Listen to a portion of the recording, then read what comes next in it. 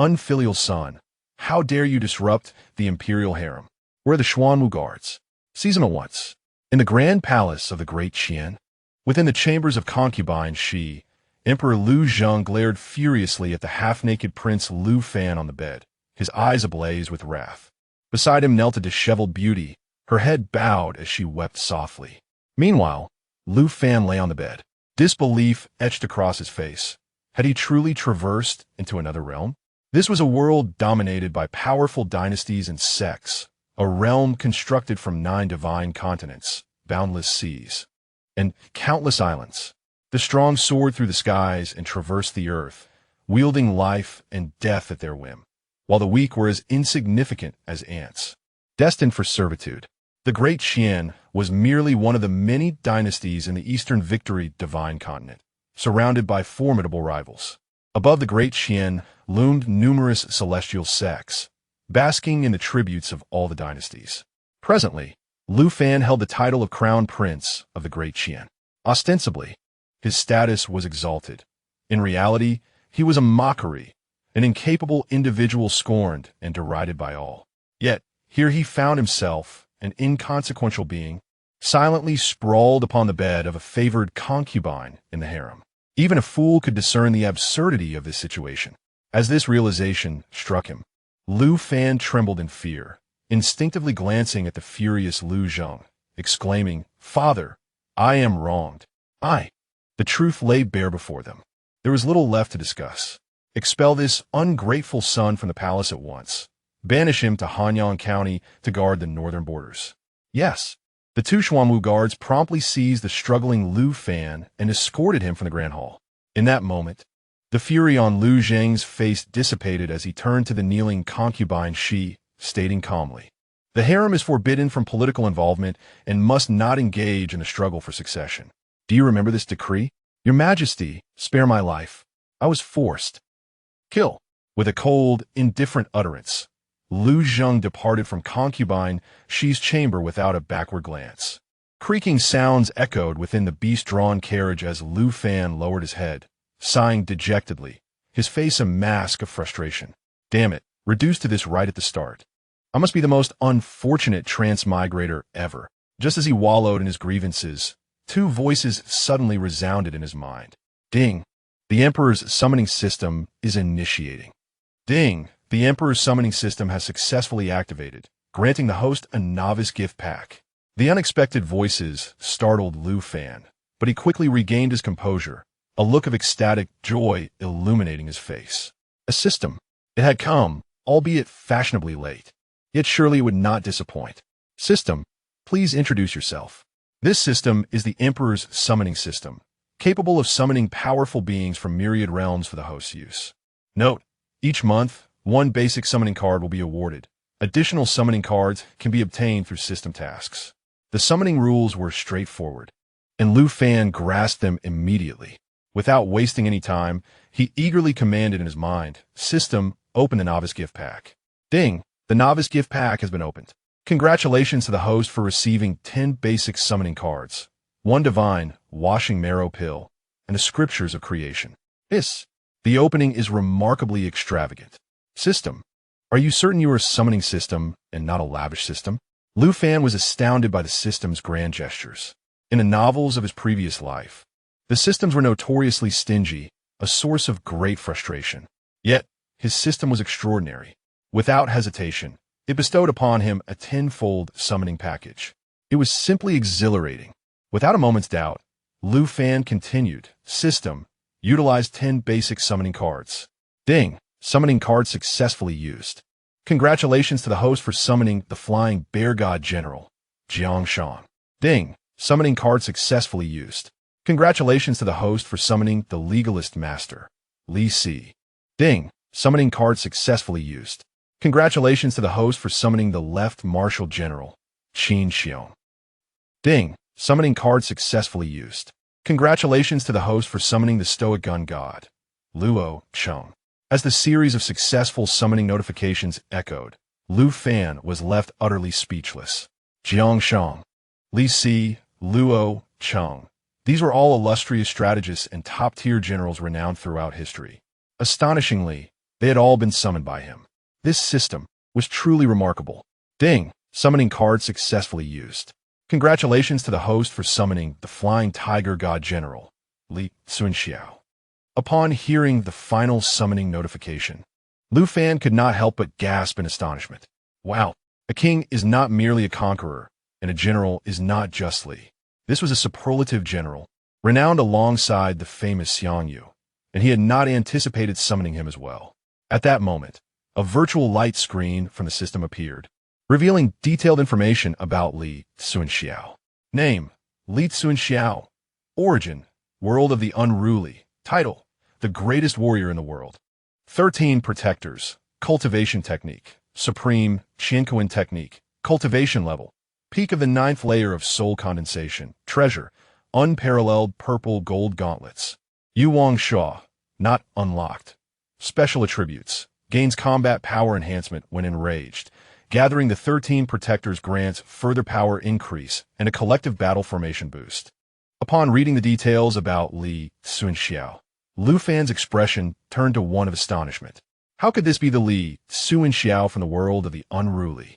Ding! The same hero prioritizes the strongest identity and will also integrate the strengths of other parallel worlds. Now makes sense? No wonder the treasure section included not only the unparalleled purple gold gauntlets, but also Yuwang Shaw.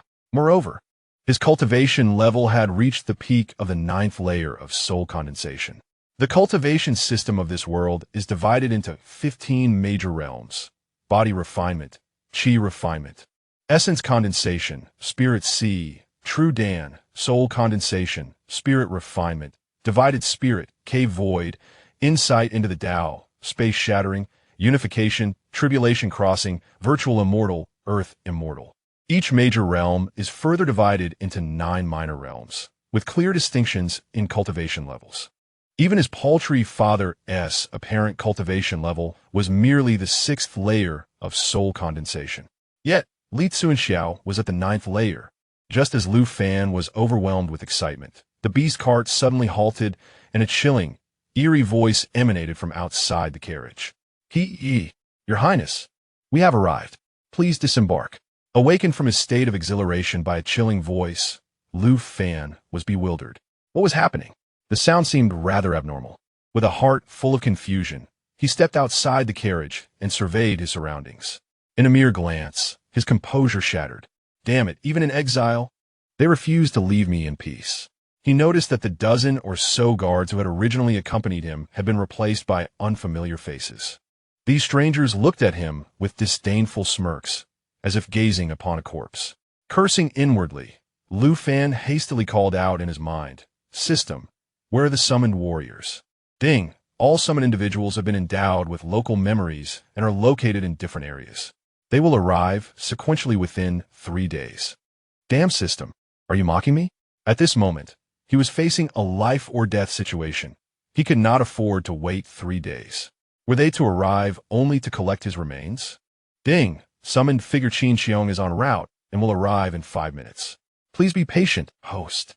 Upon receiving this response, Lu Fan let out a reluctant sigh of relief, though his expression remained grave. 5 minutes was neither long nor short. He would have to find a way to buy time. With this thought in mind, he steeled himself against the rising tide of fear and fixed his gaze on the middle-aged man leading the group of strangers. Chapter 2. The Birth of Qiong. Who are you? Hey. As for who we are merely the ones here to escort His Highness the Crown Prince on his journey. The middle-aged man wore a mocking expression, completely dismissing Lu Fan, the Crown Prince of Qian. Upon hearing this, Lu Fan could not restrain his inner fury. His suspicions had indeed been confirmed. Yet, he remained uncertain about which faction these individuals belonged to. Was it his second brother, the Ningwang, or his third brother, the Yuwang? Or perhaps it was the fourth brother, the Qiong, or the fifth brother, the Wei Wang? He chose to ignore the other 9 half-brothers and 6 half-sisters, as only these 4 officially titled brothers were qualified to partake in the struggle for succession. Lost in thought, Lu Fan suppressed his indignation and trepidation. Gazing at the dozen or so assassins, he solemnly declared, "I am the Crown Prince of Qian. Have you considered the consequences of taking my life? You are nothing but indeed, I am a good-for-nothing who cannot cultivate, yet my status as crown prince holds weight. Should you kill me, my father will undoubtedly be enraged and will investigate thoroughly. Do you think you can escape the repercussions? Before they could retort, Lu Fan scoffed and continued. Do not assume that those behind you will protect you. On the contrary, they will surely eliminate you. They cannot allow this matter to become public knowledge. Thus your demise is inevitable. Only in your deaths can there be no evidence left behind. His words rang with conviction and authority, causing the previously scornful assassins to display signs of distress. Lu Fan had struck at their vulnerabilities. They understood that he spoke the truth. Those who employed them would indeed resort to such measures. Many of their brothers had mysteriously vanished after completing unsavory tasks for that very individual. They had their suspicions, yet dared not voice them. Now, faced with their own peril, how could they not entertain such thoughts? Observing the shift in their expressions, Lu Fan felt a surge of satisfaction within. His past experiences with films, dramas, and novels had not been in vain. Seizing the moment, he pressed on. One must look after oneself. Why sacrifice your lives in a struggle between my brothers? I can assure you, if you leave now, we will consider this matter as if it never occurred. Furthermore, should you find yourselves without refuge in the future, you are welcome to seek shelter with me in Hanyang County. I will certainly secure you a respectable position, ensuring your needs are met. What say you? As his persuasive words hung in the air, the faces of the assassins revealed signs of contemplation. Seeing this, Lu Fan hastily inquired within system. How long until Qiong arrives? Ding. Qiong will arrive in 2 minutes. 2 minutes? That would suffice. Lu Fan finally breathed a sigh of relief. However, just as he believed he could sway these assassins, the middle-aged leader suddenly barked, "What a worthless fool! How dare you attempt to deceive and intimidate us? You seek death." With a sharp reprimand from the middle-aged man, the remaining assassins swiftly turned their furious gazes upon Lu Fan. The moment Lu Fan, who had just let out a sigh of relief, sensed the shift, an ominous thought crossed his mind. He hastily exclaimed, "Am I merely frightening you? Surely, you are aware of your own circumstances. Heed my advice and swiftly distance yourselves from this place of turmoil. Never return to the capital." While Lu Fan desperately attempted to dissuade the assassins, a figure cloaked in black stood concealed in the forest 100 meters away, observing the scene with an expression of perplexity. The demeanor of the crown prince at this moment starkly contrasted with his usual self. Could it be that he was merely feigning weakness? Just as the figure pondered this, a sudden gust of wind rushed towards him from behind. Sensing the anomaly, the black-clad cultivator's expression changed dramatically as he prepared to evade. However, before he could react, a sharp pain struck the back of his head, and darkness enveloped him as he collapsed to the ground, motionless. As the black-robed cultivator was rendered unconscious, a system notification echoed in Lu Fan's mind. Ding! The summoned character, Qiong, has arrived and is ready to appear at any moment. Upon hearing the notification, Lu Fan's face lit up with uncontainable joy, instinctively scanning his surroundings. Yet, he could not discern Qiong's presence. Meanwhile, the lead assassin, noticing Lu Fan's ecstatic expression, sensed the impending danger. Without further ado, he let out a sinister laugh, drew his sword, and lunged at Lu Fan. "You worthless fool! Even if you speak flowery words today, you shall perish." As the glinting blade descended upon him, panic seized Lu Fan, prompting him to shout, "Where is Qiong? Ha ha! Calling for help is futile. You shall meet your end." Just as the middle-aged assassin's derisive laughter faded, it was abruptly interrupted by a sound slicing through the air. A gleaming 4-inch golden mace shot forth from the forest, hurtling straight towards him.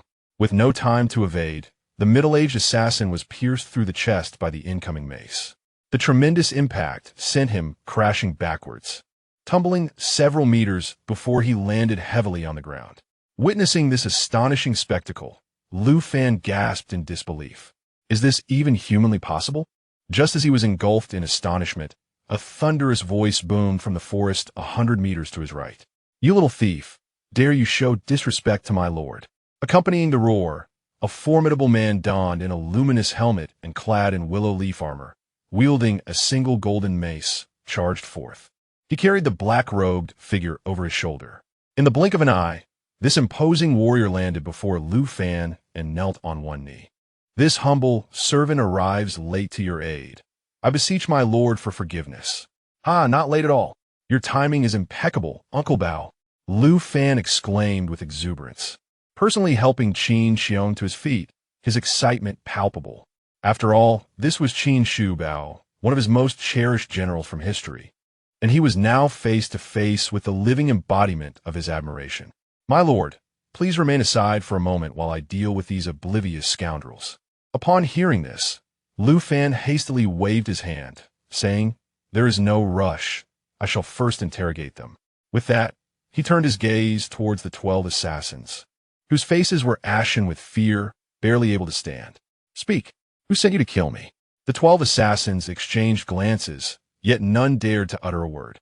Observing their silence, Lu Fan's expression turned icy. "I shall count to 3.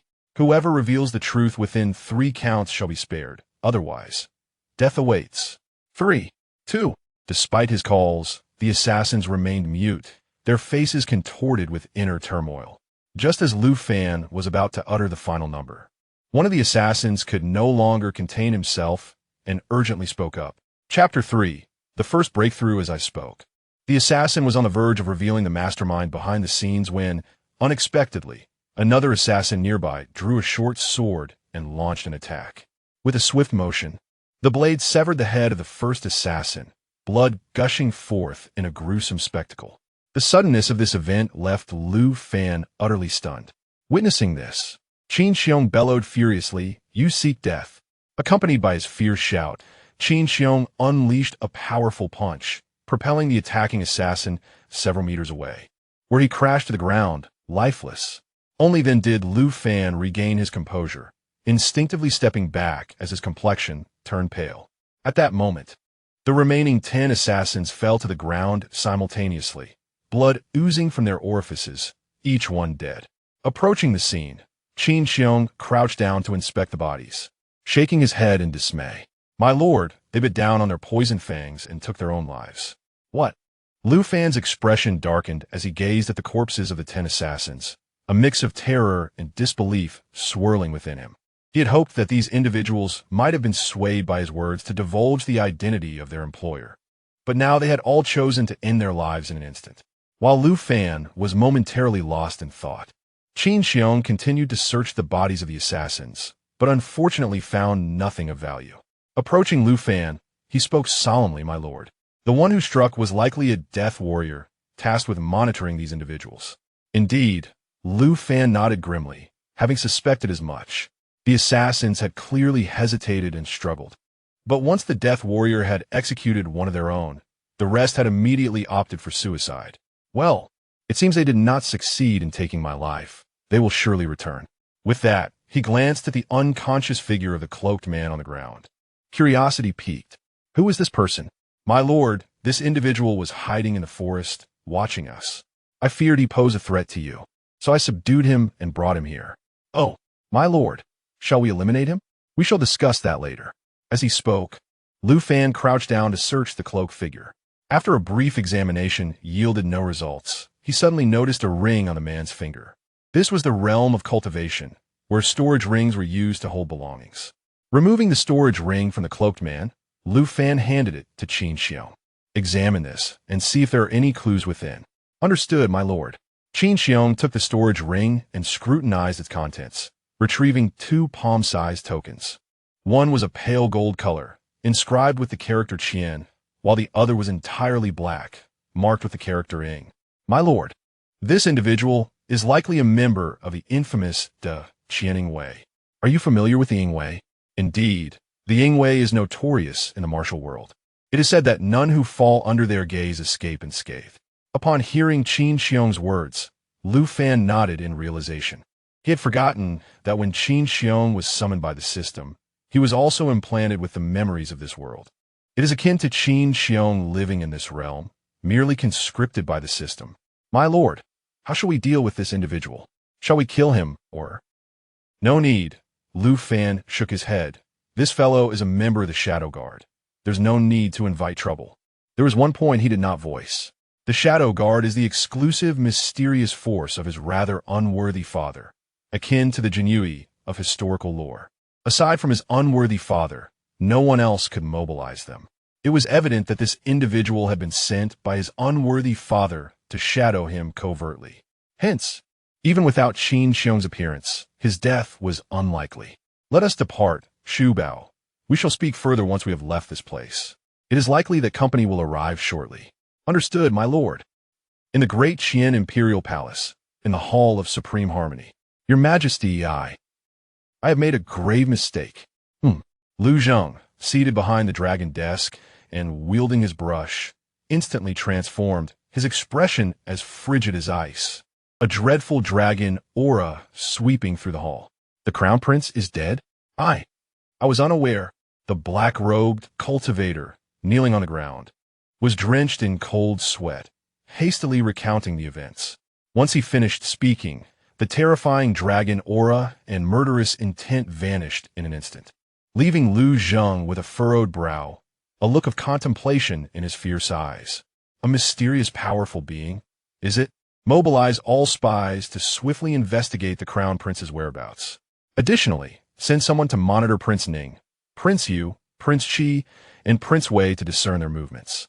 At this, Lu Zheng pondered for a moment before adding, covertly investigate that mysterious, powerful being. Remember, do not alert the snake in the grass. Yes, your majesty. You may leave, and proceed to the Hall of Punishments to receive your due. I humbly thank your majesty. The black-robed shadow guard bowed in gratitude before quietly exiting.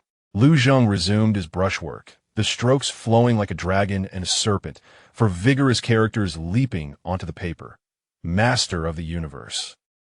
In the Ning Wang residence, the second prince, Lu Jinduan, sat in the foremost position of the main hall, his brows tightly knitted, holding a jade talisman for communication. Your Highness, news has arrived from the Crown Prince. As the voice fell, a middle-aged man clad in a white, scholarly robe entered.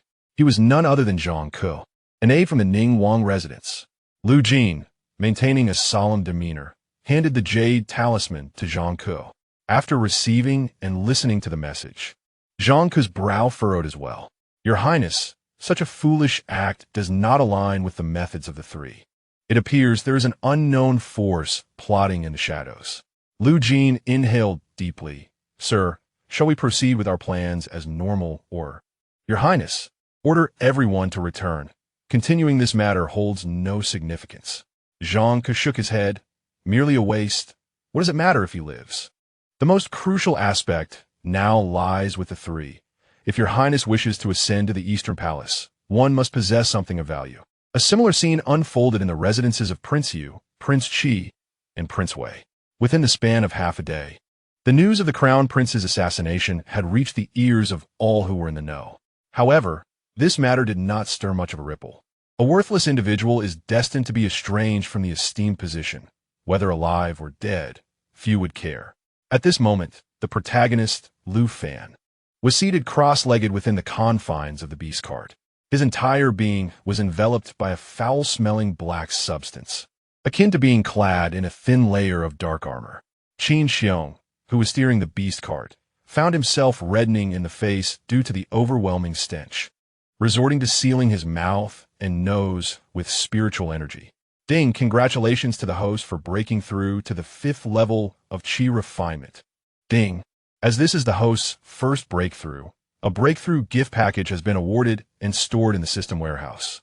The consecutive notifications jolted Lu Fan from his reverie, and as he slowly opened his eyes, an indescribable stench instantly assaulted his nostrils, causing him to succumb to nausea and vomit. Chapter 4. The Golden Fire Cavalry with a resounding splash. The crystal-clear surface of the river erupted as Lu Fan emerged from the water, bursting into hearty laughter. Aha, what a lit. Prior to cleansing his meridians, he felt as though he bore an immense weight, as if burdened by 1,000 pounds. Yet now, he felt light and unencumbered, brimming with boundless energy. System, display my information panel.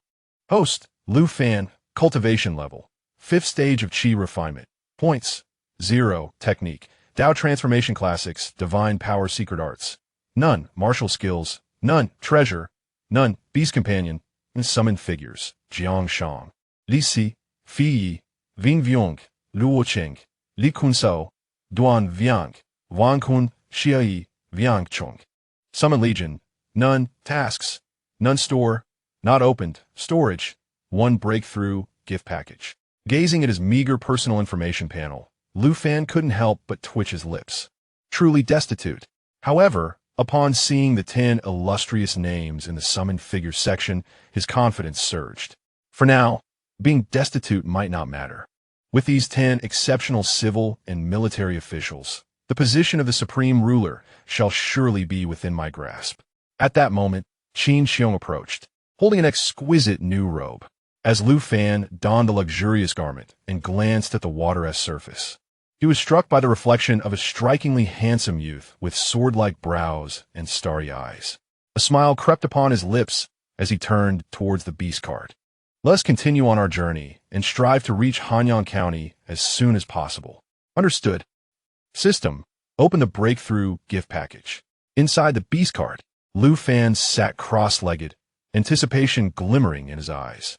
Presently, aside from the 10 summoned civil and military officials, he possessed nothing else. With the likes of Qiong and Li Cunxiao, he could establish himself in the intricacies of the northern region. However, securing the position of county magistrate, or even completely mastering the northern region, would prove challenging. At present, he had no other foundations to rely on but the system. Beep. The breakthrough gift package has been opened. Congratulations, host. You have obtained 1 primary troop summoning card, the Drunken Immortal Brew Recipe, the 7 stars Absolute Killing Array Disc, 50 Xianling Pills, 10 Lingyuan Pills, and 10,000 low-grade Spirit Stones. Primary troop summoning card, capable of randomly summoning formidable legions from myriad realms. Drunken Immortal Brew Recipe, can brew a 7th grade spirit wine, Drunken Immortal Brew. 7 stars Absolute Killing Array Disc. 6th grade array disc. Note: infusing spiritual energy activates the 7 stars absolute killing array within, fully under the host's control. Xianling pill, 3rd grade elixir. Note: suitable for cultivators at the condensation realm and below, may yield a random breakthrough. Lingyuan pill, 5th grade elixir. Note: suitable for cultivators at the True Dan realm and below, may yield a random breakthrough. As the system's prompt resonated, the information panel materialized before him. Clenching his fists, Lu Fan's face flushed with excitement. The system is remarkable. Presently, there were 3 things he desperately lacked: intelligence, military strength, and naturally wealth. To master the northern region, and even aspire to seize the imperial throne, these 3 elements are indispensable. Presently, the system has resolved 2 of his pressing concerns in one fell swoop. Ding! Would you like to use the primary troop summoning card? Yes. Ding. The primary troop summoning card has been successfully utilized. Congratulations to the host for summoning the Golden Fire Cavalry. Hiss. The Golden Fire Cavalry system. Are you certain it is indeed the Golden Fire Cavalry? This troop type is one he is exceedingly familiar with. They are renowned as the invincible elite of the Qian Dynasty in the tale of Qian's Moon. Although they have been thwarted on 2 occasions, no one can deny the prowess of the Golden Fire Cavalry. The system offered no reply, but instead displayed an informational introduction on the screen. Troop, Golden Fire Cavalry, numbers, 3,000. Note: available for purchase in the shop once it opens, with a maximum limit of 30,000. Cultivation levels, 2,700 at Body Refinement Stage, 200 at Qi Refinement Stage, 80 at Essence Formation Stage, 15 at Spirit Sea Stage, 5 at True Dance Stage. Equipment: automatic crossbow, Xian Iron Spear, Xian Iron Gold Armor, Xian Iron Red Helm. Passive attribute: Fearless Charge. Note: activates upon entering combat, enhancing the combat power of all troop members by 10%. Upon scanning the information about the Golden Fire Cavalry, Lu Fan's blood surged with excitement. System: where are these Golden Fire Cavalry now? Ding! Currently stored in system space. The host may select a deployment location at any time. Ding! Would you like to deploy here? Deploy. No, I shall refrain for now. Lu Fan stifled his excitement and chose to decline. He had yet to reach Hanyang Prefecture, and countless eyes were likely watching him along the way. Revealing the Golden Fire Cavalry at this moment would be too conspicuous. The priority remains to enhance his cultivation. As for everything else, it can be meticulously planned over time, with no need for haste. After some contemplation, Lu Fan retrieved the recently acquired Xianling pill from the system's warehouse and began to consume and refine it. In the Grand Palace of Qian, within the Hall of Supreme Harmony, Your Majesty, the Crown Prince is safe and sound. However, he is accompanied by an unfamiliar guard, whose origins have yet to be ascertained. An unfamiliar guard? Lu Zhang set aside the memorial he was reading and inquired, "What is his cultivation level?" "Unknown." Lu Zhang's brow furrowed slightly as the kneeling shadow guard hastily explained, "That guard is exceedingly vigilant. The shadow guard fear that getting too close might raise suspicion. Hence, what actions have the Prince of Ning taken?" "In response, Your Majesty, the Prince of Ning has quelled his forces and recalled all personnel. The Prince of Yu and the Prince of Qi have also fallen silent, but the Prince of Wei has had contact with the Xianyang sect." At the mention of the Xianyang sect, Lu Zhang's expression darkened instantly, his eyes glinting with coldness.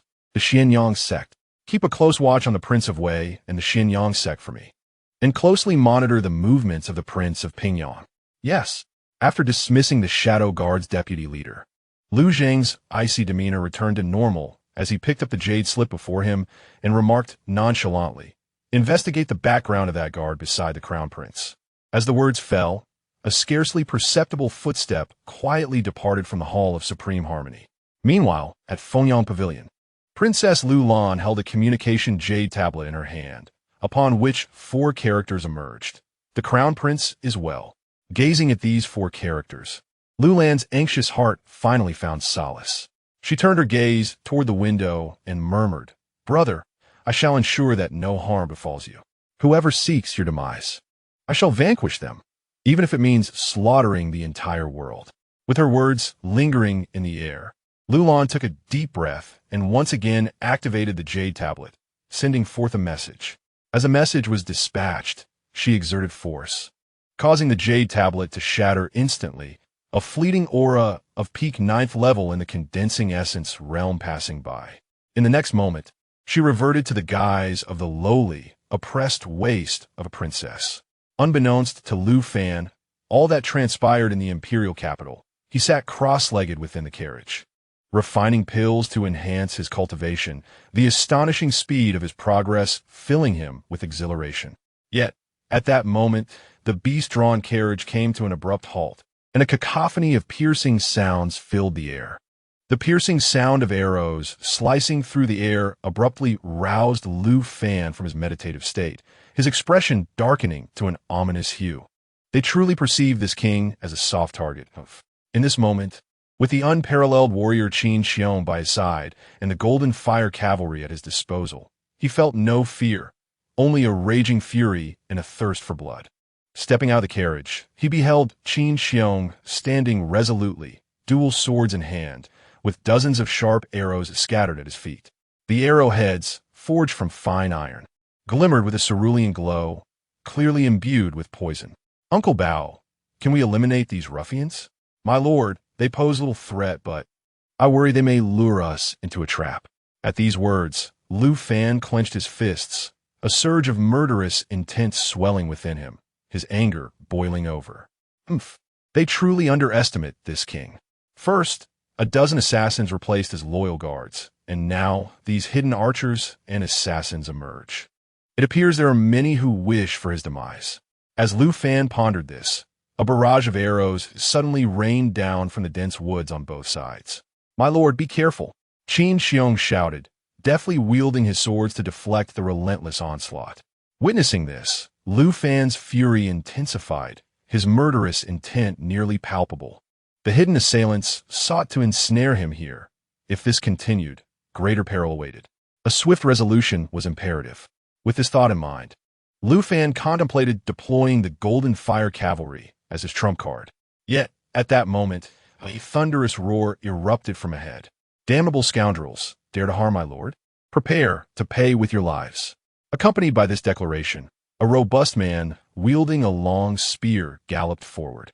His fierce shout captivated everyone's attention. Qiong stood vigilant, while Lu Fan felt exhilaration swelling within him, urgently inquiring, "System, who is this person?" "Ding, this individual is a summoned hero. Xiahou Wei. Name, Xiahou Wei. Origin, mythical Three Kingdoms world. Title, one of the four heroes of Xiahou. Cultivation technique, Xianin Ju. Cultivation level, pinnacle of true Dan realm. Ninth layer, artifact, water and fire soul, seizing spear. Special attributes, strengthened by water, fortified by fire, combat power increases by 30% in water and fire environments. Note, collecting all four heroes of Xiahou triggers additional combat enhancements. Upon scanning Xiahou Wei's information, Lu Fan's eyes sparkled with excitement. Though lesser known in the realm of the Three Kingdoms, overshadowed by figures like Guan Yu, Zhang Fei, and Elbu, this did not imply weakness. Otherwise, he would not bear the title of one of the four heroes of Xiahou. Moreover, his father, Xiahou Yuan, was no ordinary figure, one of the 8 tiger generals and Cao Cao's brother-in-law, praised by Cao Cao as a formidable force. As Lu Fan absorbed Xiahou Wei's information, the hero leaped from his steed, spear in hand, charging into the leftwood. Observing this, Lu Fan dismissed the system interface and commanded Cunxiao with a fierce resolve. "Let's act. Leave a few alive." "Understood." At this moment, Cunxiao realized that Xiahou Wei was an ally. Thus he cast aside all reservations and swiftly dashed towards the forest on the right. The chilling cries echoed from both sides of the woodland. Lu Fan's expression was as frosty as ice, devoid of any fear. For this realm operated under a primal law. The weak are prey to the strong, and power reigns supreme. Moments later, Xiahou Wei and Cunxiao emerged simultaneously from the forests, each clutching 2 black-clad assassins. With a resounding thud, they unceremoniously hurled the assassins to the ground. Xiahou Wei then knelt before Lu Fan, his face etched with remorse, and spoke, "I humbly beg for your forgiveness, my lord, for my delayed arrival."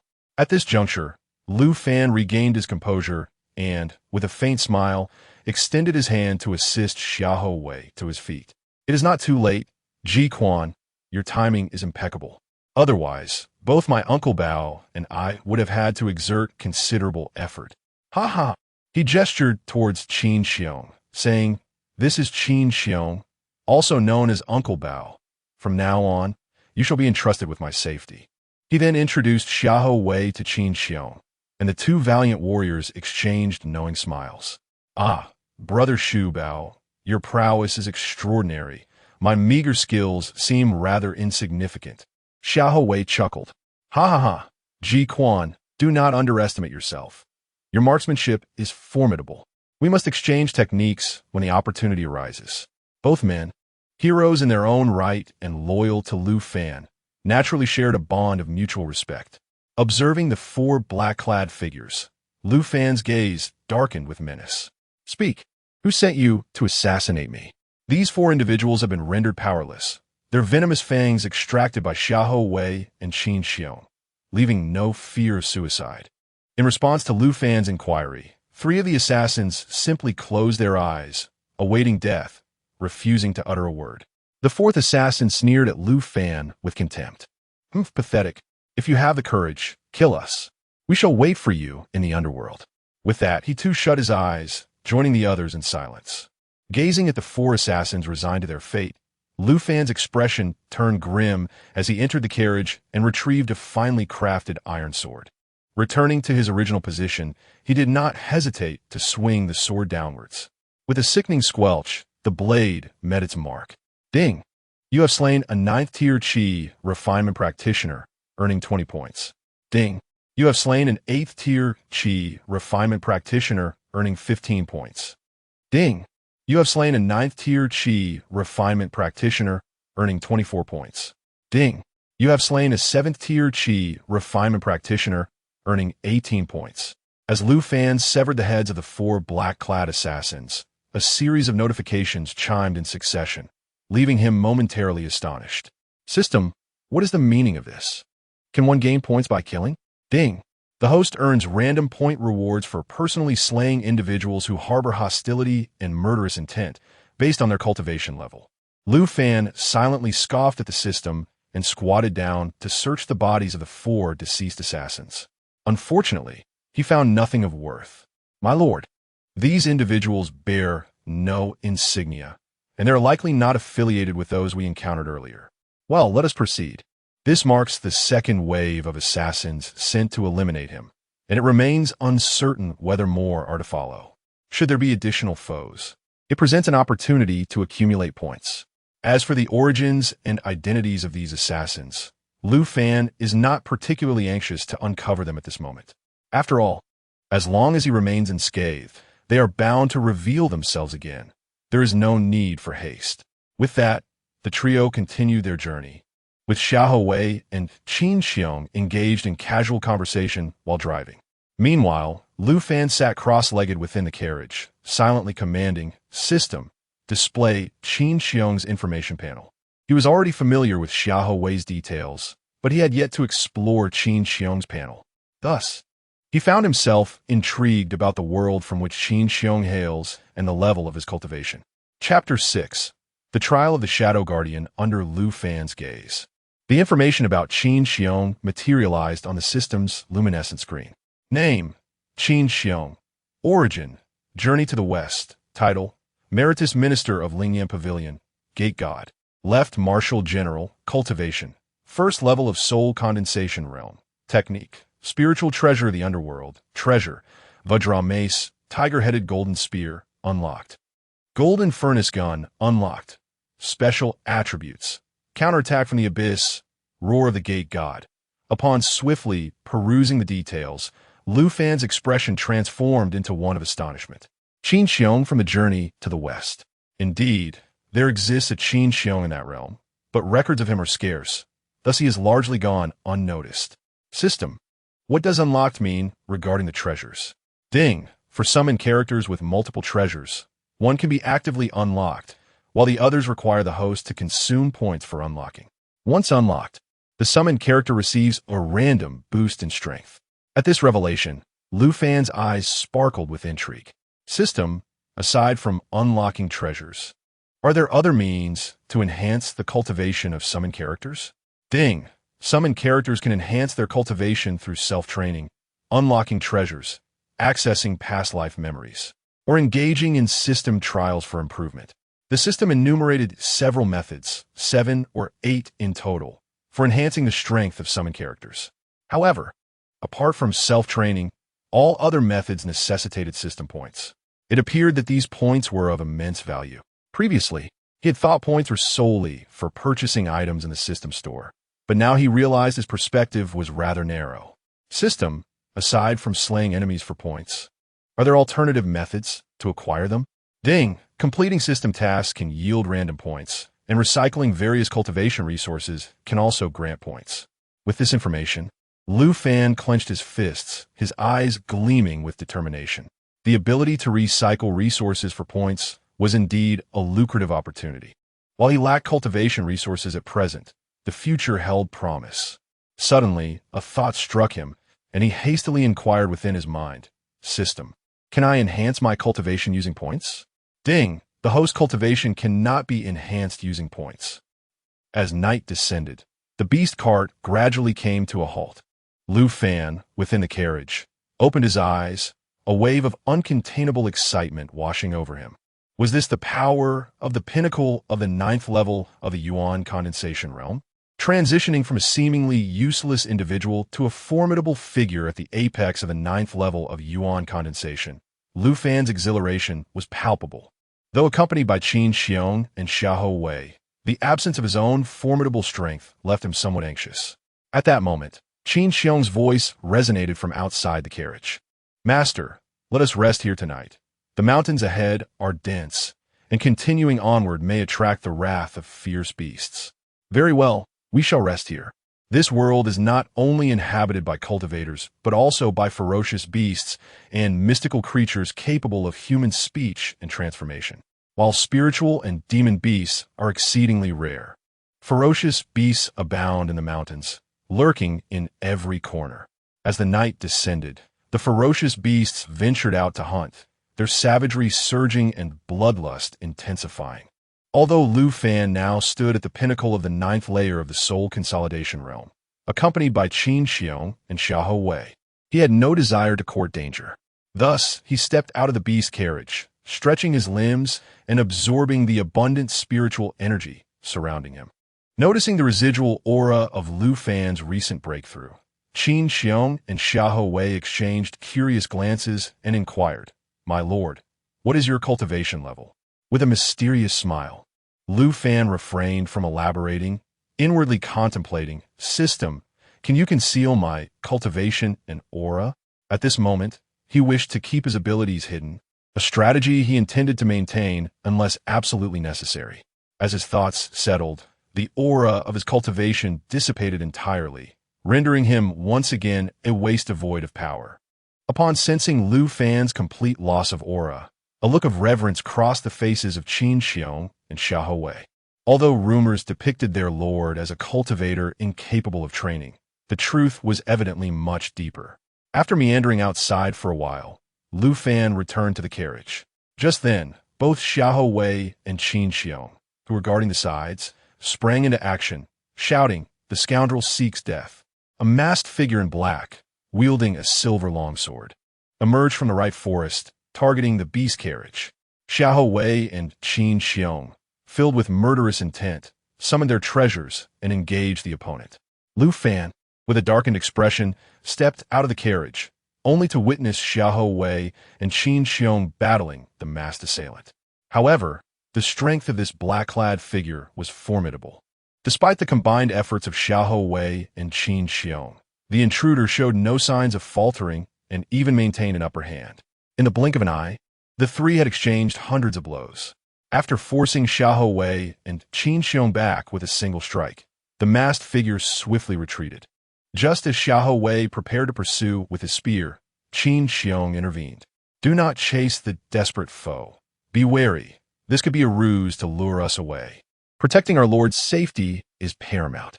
Upon hearing this, Xiahou Wei relented, and together they descended before Lu Fan. "My lord." Both displayed expressions of guilt and anger. Lu Fan took a deep breath and asked, "What cultivation level does this individual possess?" "This person has concealed his true strength, but he is at least above the fifth layer of the soul consolidation realm," Qiong replied, his expression grave and filled with apprehension. However, he showed no intent to kill, suggesting he is not here to assassinate you. Listening to Qiong's assessment, Lu Fan furrowed his brow. "No intent to kill? I had assumed he was here for my assassination, yet you assert otherwise. Could it be that his purpose was merely to disrupt me?" Realizing that a cultivator above the fifth layer of the soul consolidation realm was a rare find, he pondered, could it be? As his eyes narrowed, a vague answer began to form in his mind. He took another deep breath and declared, "Since he does not seem intent on assassinating me, we shall not pursue him." With that, Lu Fan re-entered the carriage and sat cross-legged, his mind tumultuous with thoughts. What could his father possibly mean by this? He could hardly believe that his inexpensive father, the Emperor, was oblivious to the fact that he had been wronged. Otherwise, he would not have dispatched formidable shadow guards to protect him in secret. Moreover, it was evident that the individual who had just appeared was undoubtedly sent by his inexpensive father. As for the reason, it was certainly related to Qiong. Contemplating this, Lu Fan could not help but feel a surge of trepidation. His inexpensive father was indeed formidable. Qiong had only made his appearance that very morning, and by nightfall, his father had already sent someone to probe the situation. It seemed that every move he made was being covertly monitored.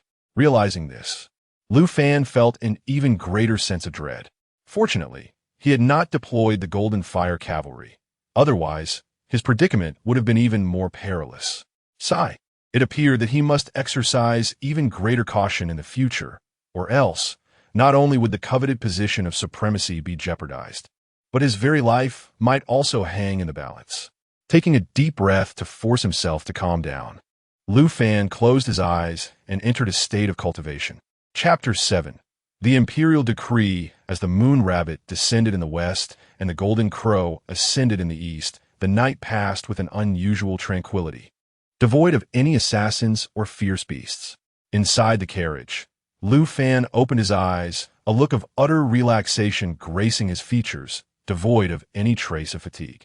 Upon exiting the carriage, he was greeted by the sight of Qiong skillfully wielding the water and fire, soul-seizing spear of Xiahou Wei, exuding an air of formidable prowess. Xiahou Wei, standing nearby, cheered him on, his face reflecting awe and admiration. Lu Fan chose not to interrupt, instead taking a seat on the carriage frame to observe, quietly reflecting on the scene before him. Truly, Qiong was unmatched. Not only was his mace technique unparalleled, but his spear skills were also of the highest caliber, truly impressive. After a brief period, Qiong concluded his practice, laughing heartily as he returned the spear to Xiahou Wei. Ha ha ha, Ziguan! This water and fire, soul-seizing spear is indeed remarkable. I happen to have a spear technique to impart to you later. Ha ha, I'll be most grateful, Uncle Bao. As they exchanged jovial banter, the two approached Lu Fan, performing a respectful salute. Your Excellency. Lu Fan gestured for them to rise, and then smiled at Qiong, saying, Uncle Bao, there is no need to envy Ji Quan. In due course, I shall certainly procure for you a spear of exceptional quality. Thank you, Your Excellency, Qiong replied, nodding with a smile. Seeing this, Lu Fan refrained from elaborating further and added, Let us continue our journey and strive to reach the Northern Territory as soon as possible. Understood. With that, the three resumed their journey, heading directly towards the direction of Hanyang County in the Northern Territory. In the Grand Palace of Tian, within the Hall of Supreme Harmony, Emperor Lu Zheng sat behind the dragon table, meticulously reviewing a memorial document. At that moment, soft footsteps echoed from behind the dragon table screen. Without lifting his gaze, Lu Zheng inquired calmly, What are the findings? Reporting to Your Majesty, the Crown Prince is accompanied by 2 guards. One is at the first stage of the soul-nurturing realm, while the other is at the 9th stage of the true Dan realm. The soul-nurturing realm. Lu Zheng set down the memorial, his brow furrowing deeply. Have you managed to uncover their backgrounds? Reporting to Your Majesty, their techniques and methods have never been encountered before, and their appearances are quite unfamiliar. They do not resemble the strong warriors within our dynasty. Most practitioners of the soul-nurturing realm within the dynasty are documented in the Shadow Guard archives, with detailed records of their affiliations and martial skills. Their likenesses are also preserved. As the leader of the Shadow Guards, I should have an impression of these practitioners. However, Qiong is an exception. As the leader of the Shadow Guards finished speaking, a cold light flickered in Lu Zheng's eyes, his voice chilling as he commanded, Conduct a thorough investigation of the Crown Prince's guards. Understood. The Shadow Guard leader departed silently, and Lu Zheng's expression returned to calm as he called out towards the inner chamber, Summon me. I am here. Convey my decree. The Crown Prince is hereby appointed as the county magistrate of Hanyang and the left vice commander of the Northern Defense Army. Granted command over 5,000 personal guards. I shall obey. As the footsteps faded into the distance, Lu Zheng narrowed his eyes, murmuring to himself, If chaos is to ensue, let be total chaos. I shall see just how many monsters and spirits emerge from the shadows. Humph. With the decree for Crown Prince Lu Fan's appointment disseminated, a storm of intrigue swept through the imperial capital. Prince Ning's mansion, the main hall. Lu Jin sat in the main seat with a sullen expression, the floor of the hall strewn with shards of porcelain and glass. His aide, Zhang Ku, entered and, upon witnessing the scene, shook his head with a faint smile, saying, Your Highness, why must you be so upset? Although His Majesty's actions carry profound implications, they pose no detriment to us. Rather, they present an opportunity. Opportunity, Lu Jin retorted. My father has confined us to the imperial capital, aside from the nominal fief. What do we, the princes, truly possess? At this, Lu Jin slammed the table, anger unmistakable on his face. And what of that incompetent? Not only has he been granted the title of prefect, but he also wields command over 5,000 personal guards. I, the second prince, received my title first, yet I have only 10 guards to my name. His greatest desire was to acquire military power. Even a mere 500 personal soldiers would suffice. However, since his elevation, he had not only failed to obtain military authority, but had not even been afforded the opportunity to approach it. Despite secretly recruiting formidable individuals and clandestinely building his own faction, these efforts remained in the shadows. To ascend to that coveted position, one must possess not only personal cultivation and the support of the strong, but, more crucially, military power. No matter how formidable a cultivator, faced with tens of thousands of soldiers and formidable weaponry, they could only meet a bitter end. Jiang Ke waited patiently for Lu Jin to vent his frustrations before smiling and saying, "As you have noted, he is merely an incompetent. What significance does a title of prefect hold for one so inept? You are well aware of the situation in Hanyang in the northern frontier. What can an incompetent achieve there?" After a brief pause, Jiang Ke continued, "As for the command of 5,000 personal guards, it is of little consequence. In this world, only the weak follow the strong. There are no precedents for the strong to follow the incompetent." Listening to Jiang Ke's analysis, Lu Jin gradually calmed down, furrowing his brow as he inquired, "What do you suggest I do next? Are you aware of His Majesty's greatest concern?" Jiang Ke asked with a smile. "Naturally. It is the Tianwu dynasty in the northern territories." Lu Jin answered without hesitation. However, Jiang Ke shook his head repeatedly. "You are mistaken, Your Highness. His Majesty's greatest concern lies not without, but within. The 10 foremost sects and 8 great families within the dynasty, along with their numerous affiliated forces. He neither decree nor command. They control abundant mineral veins, monopolizing resources such as spirit stones, spirit herbs, and elixirs. They are also actively recruiting talents and strong individuals, leading to a court devoid of capable officials and a military struggling to find fresh blood. As Jiang Ke spoke, Lu Jin's expression darkened. For this was indeed the current plight of the Great Qian. "Your Highness, if you wish to gain His Majesty's favor, the opportunity will arise in half a year." "In half a year?" Lu Jin inquired, curiosity evident on his face. "In half a year, the triennial Young Talent Competition will take place, gathering the geniuses from various factions within the dynasty at the imperial capital. In the previous 2 competitions, the royal family's talents were overshadowed by the major factions, causing His Majesty to lose face. If you can shine in this upcoming competition, His Majesty will undoubtedly be delighted, and, at that time." While Lu Jin and Jiang could deliberated on this matter in the estate, in the residences of the Duke of Yu, the Duke of Qi, and the Duke of Wei, as well as among the esteemed civil and military officials, a similar scene was unfolding. Everyone was speculating about the intentions and thoughts behind the imperial edict issued by Emperor Tian. However, the protagonist of this decree, Lu Fan, remained utterly oblivious to it all. At this moment, he, along with Qin Qiong and Xiahou Wei, was riding in a beast-drawn carriage into a bustling city. "My lord, nightfall is but a couple of hours away. Shall we rest here for the night, or press on?" inquired Qin Qiong, skillfully guiding the carriage. Lu Fan lifted the curtain and glanced at the vibrant streets before contemplatively responding, "Let us rest here for the night, and set forth again tomorrow." "Understood." With the command given, Qin Qiong continued to steer the carriage forward, his eyes scanning for an inn of respectable quality. Just then, the sound of urgent hoofbeats and raucous laughter echoed from ahead. Chapter 8. The Debauched Scoundrel. Ha ha ha. This magnificent steed was procured at great expense. How could you ever hope to catch up with me? Bang! You wretched commoners dare to obstruct my path? Amidst the thunderous hooves and raucous laughter, 4 young men clad in opulent attire galloped towards them. Each wielded a long whip, carelessly lashing at the bystanders on either side of the street.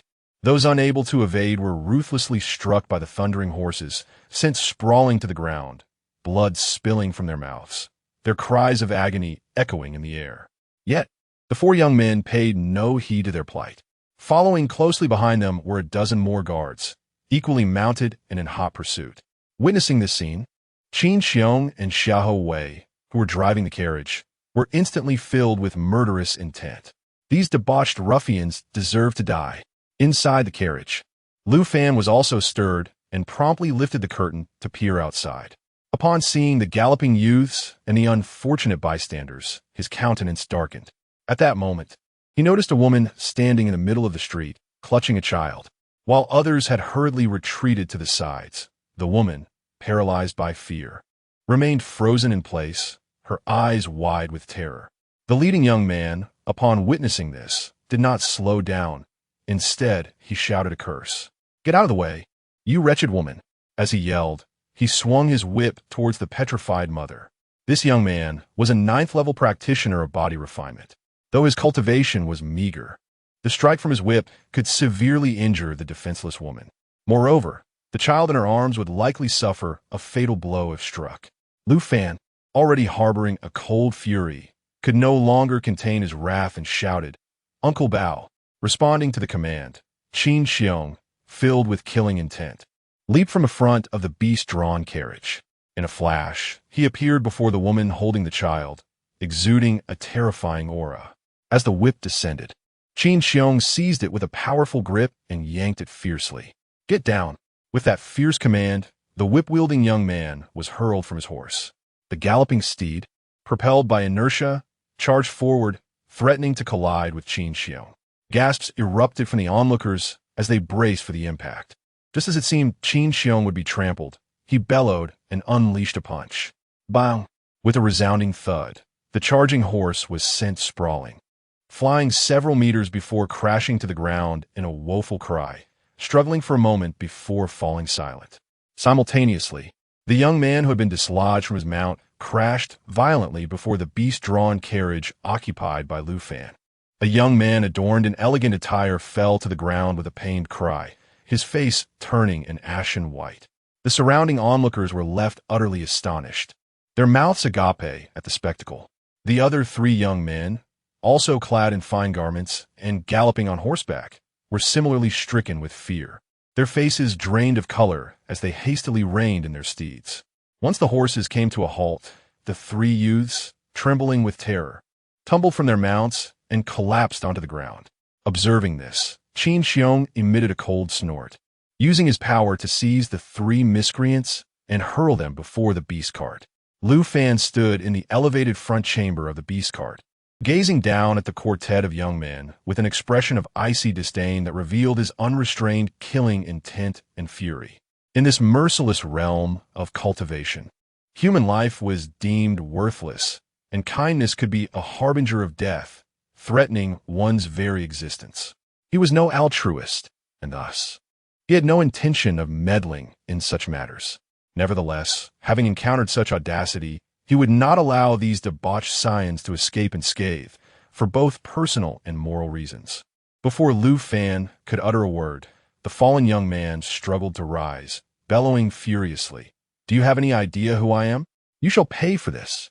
The other 3, though silent, cast venomous and resentful glances at Lu Fan, their indignation palpable. They had never endured such humiliation. At that moment, their bodyguards arrived in pursuit, dismounting in haste to encircle Lu Fan, Qiong, and Xiahou Wei.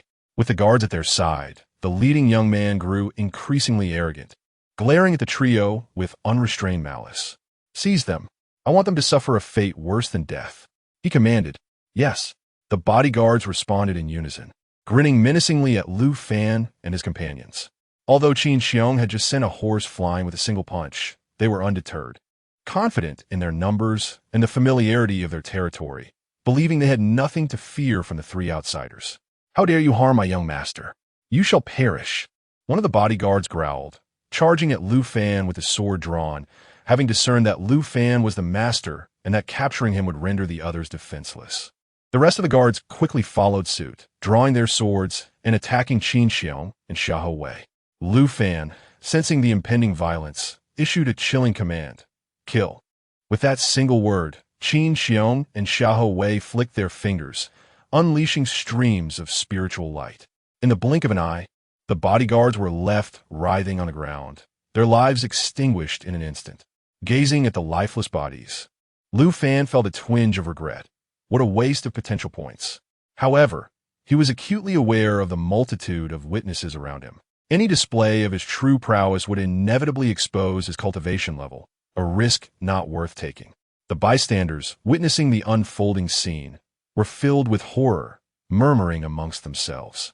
How is it possible that these 2 are at least core formation cultivators? What brings them to our humble Pingshuan city? They reflected on the fate of the 4 debauched youths, realizing they had finally encountered resistance, a fitting consequence for their misdeeds. As the crowd around them buzzed with whispers, the four young men adorned in traditional attire were left utterly pale, their bodies trembling uncontrollably. They had not anticipated that a dozen guards could be dispatched in an instant. This outcome was entirely beyond their expectations. At this moment, even the most obtuse among them realized they had stumbled upon a formidable adversary. Without a moment's hesitation, the young man who had earlier hurled threats and curses at Lu Fan found his legs weaken, causing him to kneel first on the ground. "Spare us, noble hero, spare us." The other three, witnessing his capitulation, followed suit, prostrating themselves and fervently imploring for mercy. Lu Fan descended from the beast-drawn carriage, advancing step by step until he stood before the four, who were now beseeching for clemency. Chapter 9. Establishing a persona. Brother. No, grandfather, we were wrong. We were blind to our own ignorance. We shall never dare again. Please, spare us. Faced with the imminent threat of death, the four young ruffians no longer exhibited their previous arrogance. Instead, they began to grovel like dogs, their tails between their legs. Observing their sudden shift in demeanor, a flicker of disdain flashed in Lu Fan's eyes. Without a moment's hesitation, he turned to Qiong, who promptly understood the unspoken command and summoned a guard's long sword to present it to Lu Fan. Receiving the sword, Lu Fan did not hesitate as he struck downwards towards the heads of the four rascals. With a sickening sound, blood gushed forth as the heads of the young men, clad in splendid garments, fell one after another. Ding! You have slain a 9th-level body refining practitioner, earning 9 points. Ding! You have slain an 8th-level body refining practitioner, earning 6 points. Ding! You have slain an 8th-level body refining practitioner, earning 7 points. Ding! You have slain a 6th-level body refining practitioner, earning 9 points. System, why is the point reward for slaying practitioners of the same realm different? Ding! The talents, physiques, and fortunes of the targets vary, leading to differing point rewards. Upon receiving the answer, Lu Fan refrained from further inquiries. Qiong and Xiahou Wei skillfully looted the corpses of the four ruffians and the dozen guards. At that moment, a furious and grief-stricken roar echoed from a distance. "Damn thieves! How dare you harm my son? I shall make you wish for death." A corpulent, middle-aged man rode forth, his eyes bloodshot and expression terrifyingly fierce. Behind him trailed nearly 100 armored soldiers, evidently the city guards. As the portly man galloped forward and beheld the corpse of the once arrogant young man, he trembled, slipping from his mount. "My son!"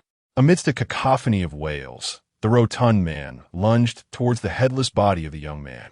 Gazing at the severed head, he spat out a mouthful of blood, and the oppressive aura of his first-level condensation realm cultivation, laced with murderous intent, erupted from him. The soldiers accompanying the rotund man immediately surrounded Lu Fan and his companions. Just then, 3 more middle-aged men stumbled forth, each cradling a headless corpse and howling in anguish. The first to arrive, the corpulent man, gently placed his son's lifeless body on the ground. Rising to his feet, his bloodshot eyes fixated on Lu Fan. He ground his teeth and uttered each word with venomous intent. "Damn you, wretched creature! You have slain my son. I will see you torn to shreds." In response to the fierce countenance of the rotund man, Lu Fan let out a cold laugh, producing a golden token from his robe and raising it high. "What a fine lord of Pingchuan City! Your son commits murder while you disgrace me publicly. You truly deserve a fate worse than death." "Uncle Bao, seize him." "Yes." Qiong responded with a sharp command, exerting pressure towards the corpulent man from distance. Crack!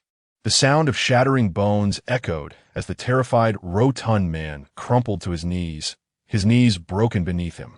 Seeing the situation unfold, Xiahou Wei bellowed directly at the nearly 100 guards surrounding the 3 individuals. "His Royal Highness the Crown Prince is present. Why do you not hasten to pay your respects? Do you dare to rebel?" Upon hearing these words, the guards exchanged glances and then, in unison, knelt on one knee. "We pay our respects to His Royal Highness the Crown Prince." The onlookers around, taken aback, also fell to their knees. "We pay our respects to His Royal Highness the Crown Prince." As they called out their reverence, Both the guards and the onlookers discreetly assessed Lu Fan.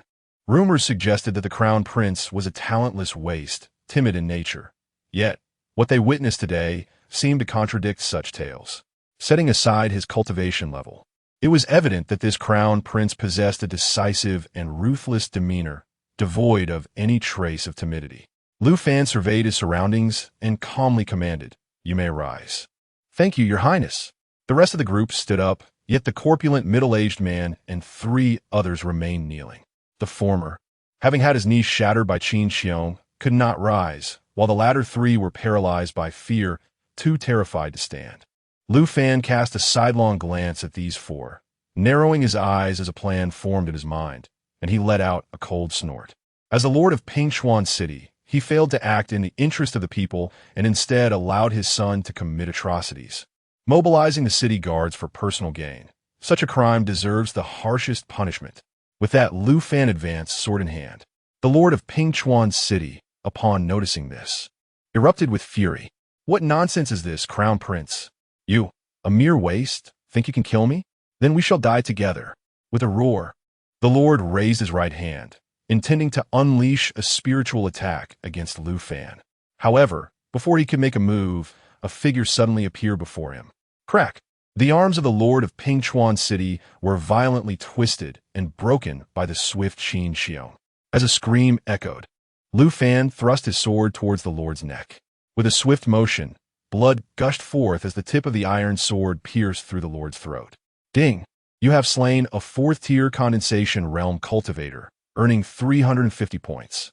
Ignoring the notification that resonated in his mind, Lu Fan raised his sword high and declared to everyone present, "A prince who breaks the law is no different from a commoner. The citizens of Qian can die for their country, for their families, and for righteousness. Yet we shall never allow ourselves to be humiliated and die at the hands of the powerful. From this day forth, should anyone dare to wield their power to oppress the citizens of Qian, I shall ensure the annihilation of their entire lineage." Lu Fan's words were powerful and resonant, reaching the ears of all around, leaving them momentarily stunned.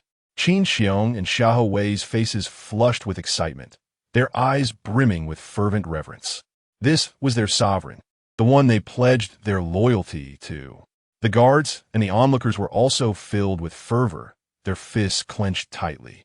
They had endured the humiliation inflicted by the 4 ruffians in Pingchuan City, but had dared not voice their anger. Now, with the crown prince having slain the villain and boldly proclaiming such impassioned words, they felt a surge of blood coursing through their veins. At that moment, a fervent shout erupted from the back of the crowd. "Long live His Royal Highness the Crown Prince." As the roar echoed, the others swiftly discovered their outlet for expression, joining together in a fervent chant. "Long live the Crown Prince! Long live the Crown Prince!" Observing the crowd fervently shouting and raising their fists, Lu Fan's previously tranquil heart surged with agitation. His earlier words were merely an attempt to construct a persona for himself, paving the way for future aspirations towards that position. Yet in this moment his heart was anything but calm, his fists clenched tightly. Water can both carry a boat and capsize it. Few in this world grasp this principle, or perhaps they do, but choose to disregard it. Their focus lies solely on the pinnacle of power, completely overlooking the foundational forces. However, Lu Fan cared. He comprehended deeply how terrifying these foundational forces could become once united. Just as Lu Fan pondered this, a cloud ship raced toward him from the distance. Chapter 10. Receiving the imperial edict, Lu Fan immediately recognized the cloud ship. A royal vessel exclusive to the Great Qian Dynasty, a privilege not granted to ordinary citizens. Under the watchful gaze of the crowd, this imperial cloud ship gracefully hovered above the rooftop of a nearby house. Subsequently, 8 guards clad in black Xuanwu armor, their faces obscured by specially crafted masks, leaped down from the vessel. In the next moment, an elderly eunuch, adorned in a brocade robe and possessing a youthful visage despite his silver hair, descended from the cloud ship with an air of authority. Upon seeing this eunuch, Lu Fan raised an eyebrow, pondering the purpose of his visit. This man was a trusted eunuch of the Qian Emperor, tasked with delivering edicts and conveying messages. As he approached Lu Fan, The elderly eunuch bowed deeply. "I pay my respects to His Highness the Crown Prince." "Your Excellency, please, no need for such formalities," Lu Fan replied courteously, unable to suppress his curiosity. "What brings you here, esteemed eunuch?" The eunuch's unique status meant he seldom left the palace, let alone the imperial capital, raising Lu Fan's suspicions. Could it be that his father, the emperor, had reconsidered and wished for him to return to the capital? "Ah, congratulations, Your Highness. I have come at the behest of His Majesty to deliver an edict." With a smile, the eunuch's expression quickly turned solemn as he retrieved a golden imperial edict, exuding a faint but palpable aura of authority.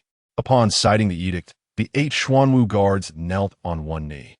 The onlookers nearby, witnessing this display, promptly followed suit, their curiosity piqued by the legendary edict clutched in the eunuch's hands. After all, Pingchuan City was merely a desolate town, and they, the common folk, had never encountered such a fabled decree. Seeing everyone kneeling, Lu Fan let out a resigned sigh and followed suit, sinking to one knee. He felt his own weakness, realizing he could not openly defy his father, the emperor. Kneeling was a small price to pay. It would not cost him dearly.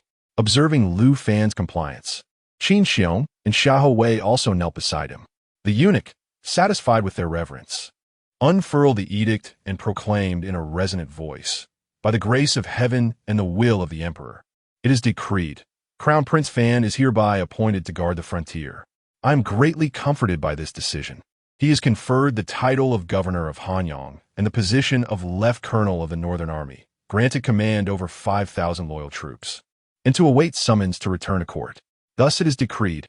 As the eunuch read the edict, the crowd erupted with excitement. This valiant and handsome youth was indeed the crown prince. Yet, as Lu Fan absorbed the content of the edict, he felt bewildered. Had he not been exiled? How had he suddenly become the one requesting to guard the frontier? And what did this conferment entail? While Lu Fan was lost in thought, the eunuch cleared his throat, snapping him back to attention.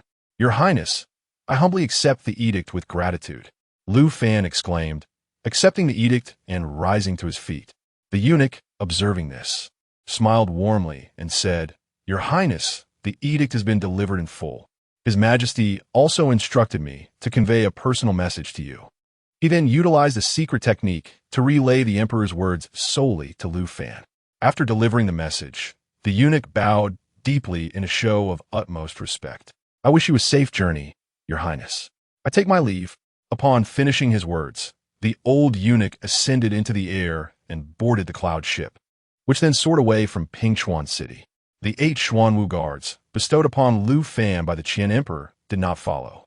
Whether they served as protectors or watchers remained a mystery. As Lu Fan watched the cloud ship vanish from sight, he exhaled deeply and cast a glance at the 8 unmoving Xuanwu guards before turning his attention to Qiong and Xiahou. Just as they were about to speak, Lu Fan silenced them with a mere look. Suppressing his restless thoughts, Lu Fan focused on the 3 middle-aged gentlemen in splendid attire still kneeling on the ground. Upon meeting Lu Fan's gaze, the pale-faced trio began to fervently bow and plead for mercy. "Your Highness, spare us, please."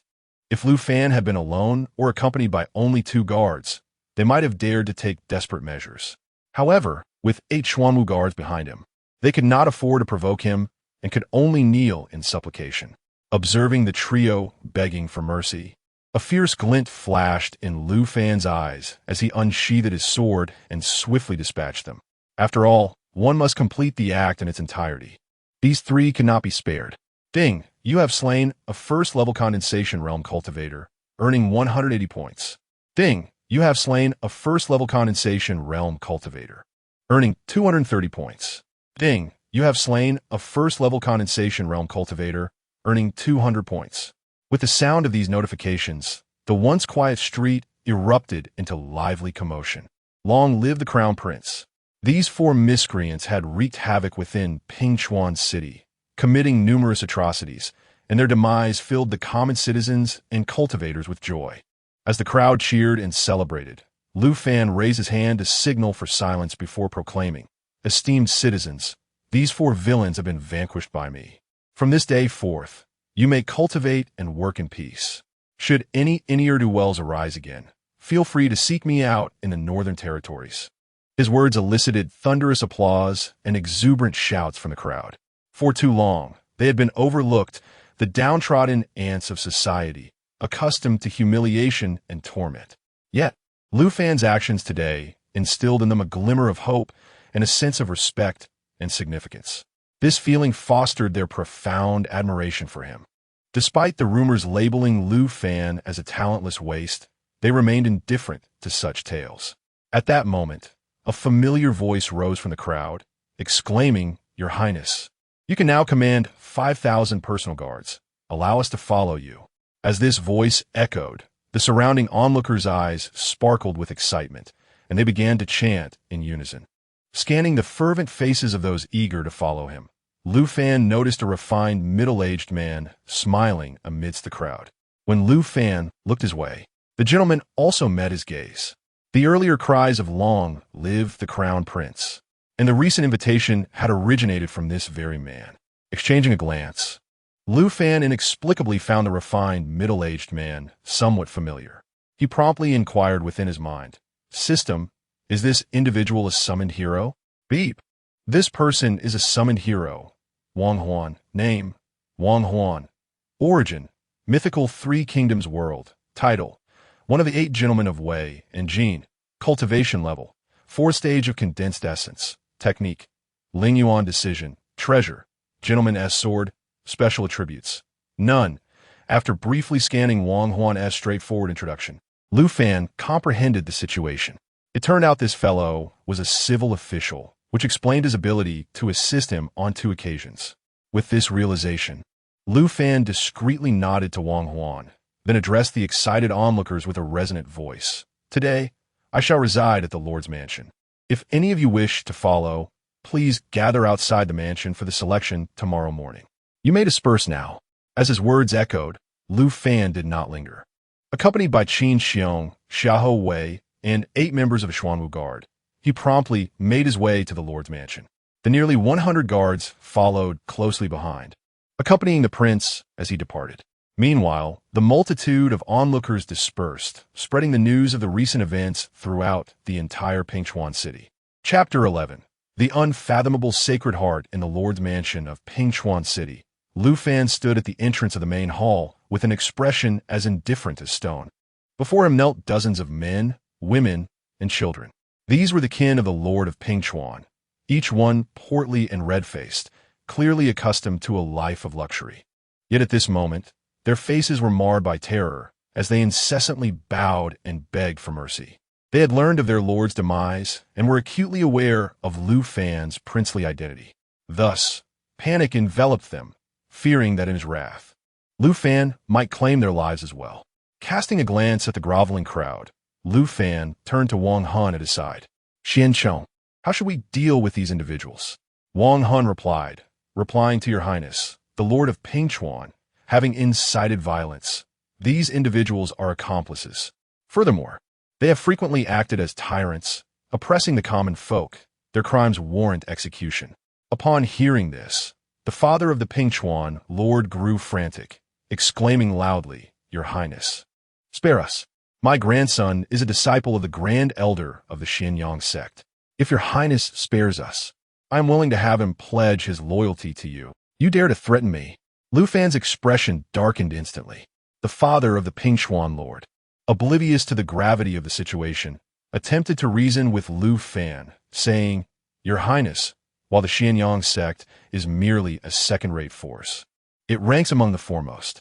As far as I am aware, you seem to lack any backing. Should you gain the support of the Qianyang sect, then?" Observing the father of the Pingchuan lord, who mistakenly believed he held leverage to bargain, Lu Fan burst into laughter. "Ha ha! Splendid indeed."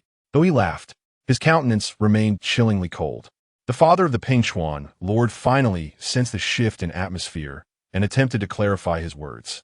However, Lu Fan did not grant him the opportunity, his voice icy as he commanded, "Execute them. Leave not a single one alive." "Understood. Your Highness, spare us." "Ah." 8 members of the Xuanwu Guard swiftly drew their swords and dispatched the entire entourage of the Pingchuan lord's family with ruthless efficiency. As Lu Fan surveyed the lifeless bodies before him, a fleeting glimmer of helplessness and reluctance crossed his gaze. Yet, this moment of compassion was ephemeral, quickly transforming into a profound resolve. Such is the cruelty of this world.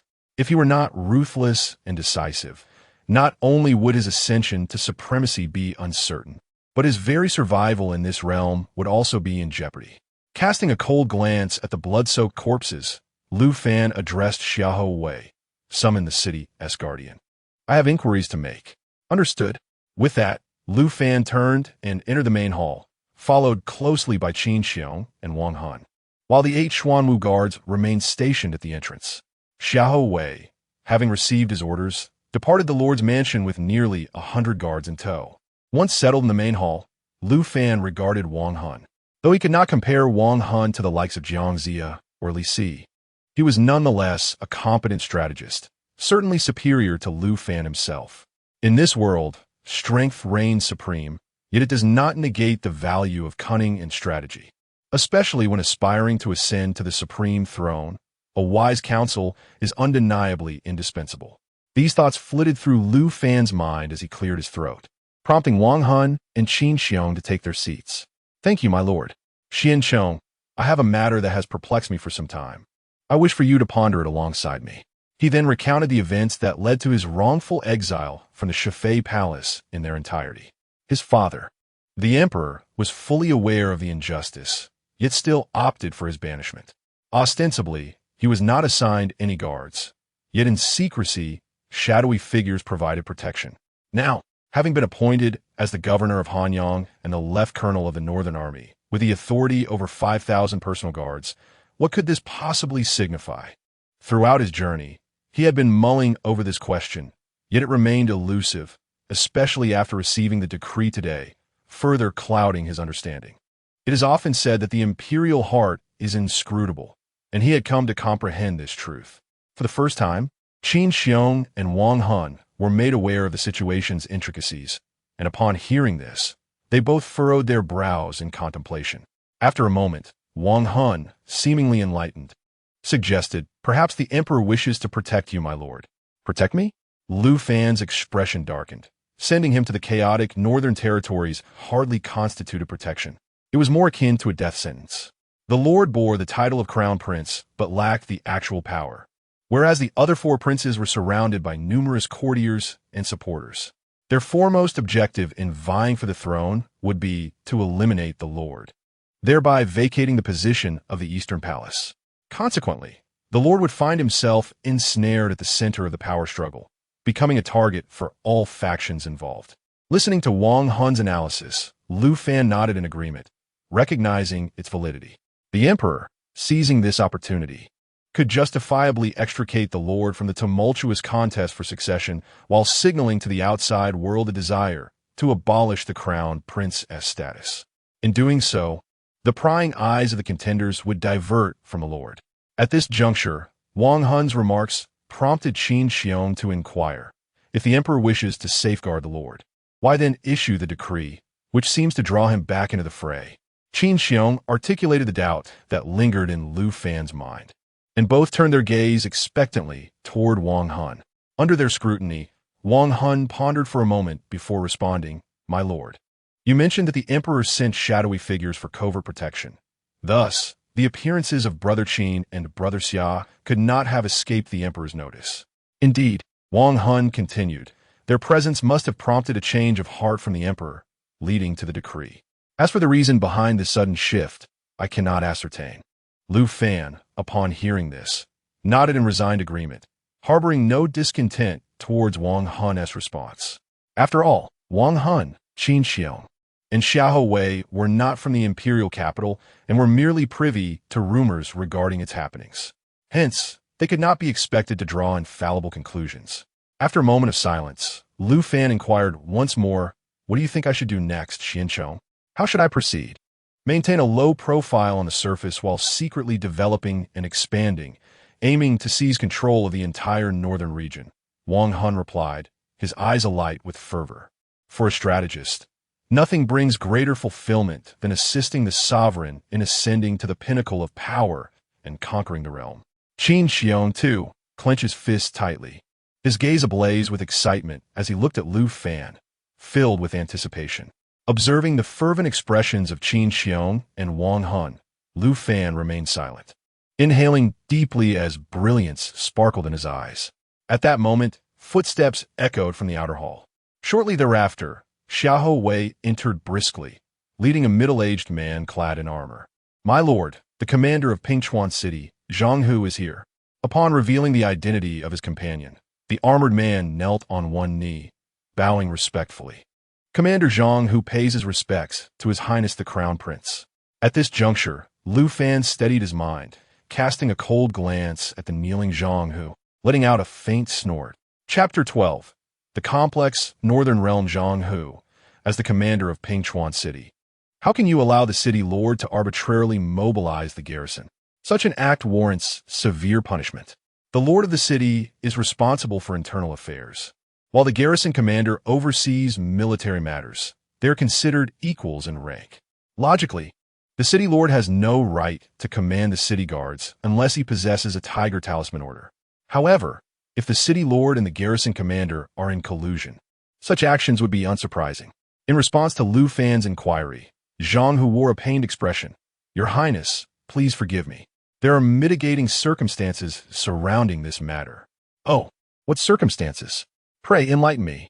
"Your Highness, while I am ostensibly the garrison commander of Pingchuan, I have long been rendered powerless." After Zhang Hu's explanation, Lu Fan began to grasp the situation. It turned out that Zhang Hu had only been appointed as the garrison commander a few years prior. Before his arrival, a centurion and several captains within the Pingchuan garrison had already pledged their allegiance to the city lord. Consequently, his commands held little weight among the guards. Furthermore, Pingchuan City was merely a small, impoverished town with scant resources. Although the garrison was nominally comprised of 1,000 men, the actual number was barely over 300, of which more than 100 were elderly, sick, or disabled, with some being mere ruffians. The only individuals who could be deemed part of the garrison were the nearly 100 men he had just mentioned. This was the first time Lu Fan had become aware of such dismal circumstances, leaving him in a state of disbelief. Was it truly the case that a 1,000-man unit had dwindled to merely 300, with fewer than 100 being combat effective? Indeed, it is true. Moreover, the garrison's pay has not been disbursed for the past 2 years. Those nearly 100 guards receive their pay from the city lord's residence, serving as the city lord's private soldiers, which is why they obey his commands. This revelation struck Lu Fan with renewed shock.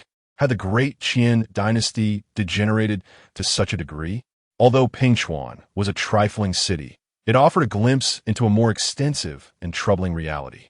The state of the Great Qian was likely far worse than he had imagined, beset by both internal and external strife.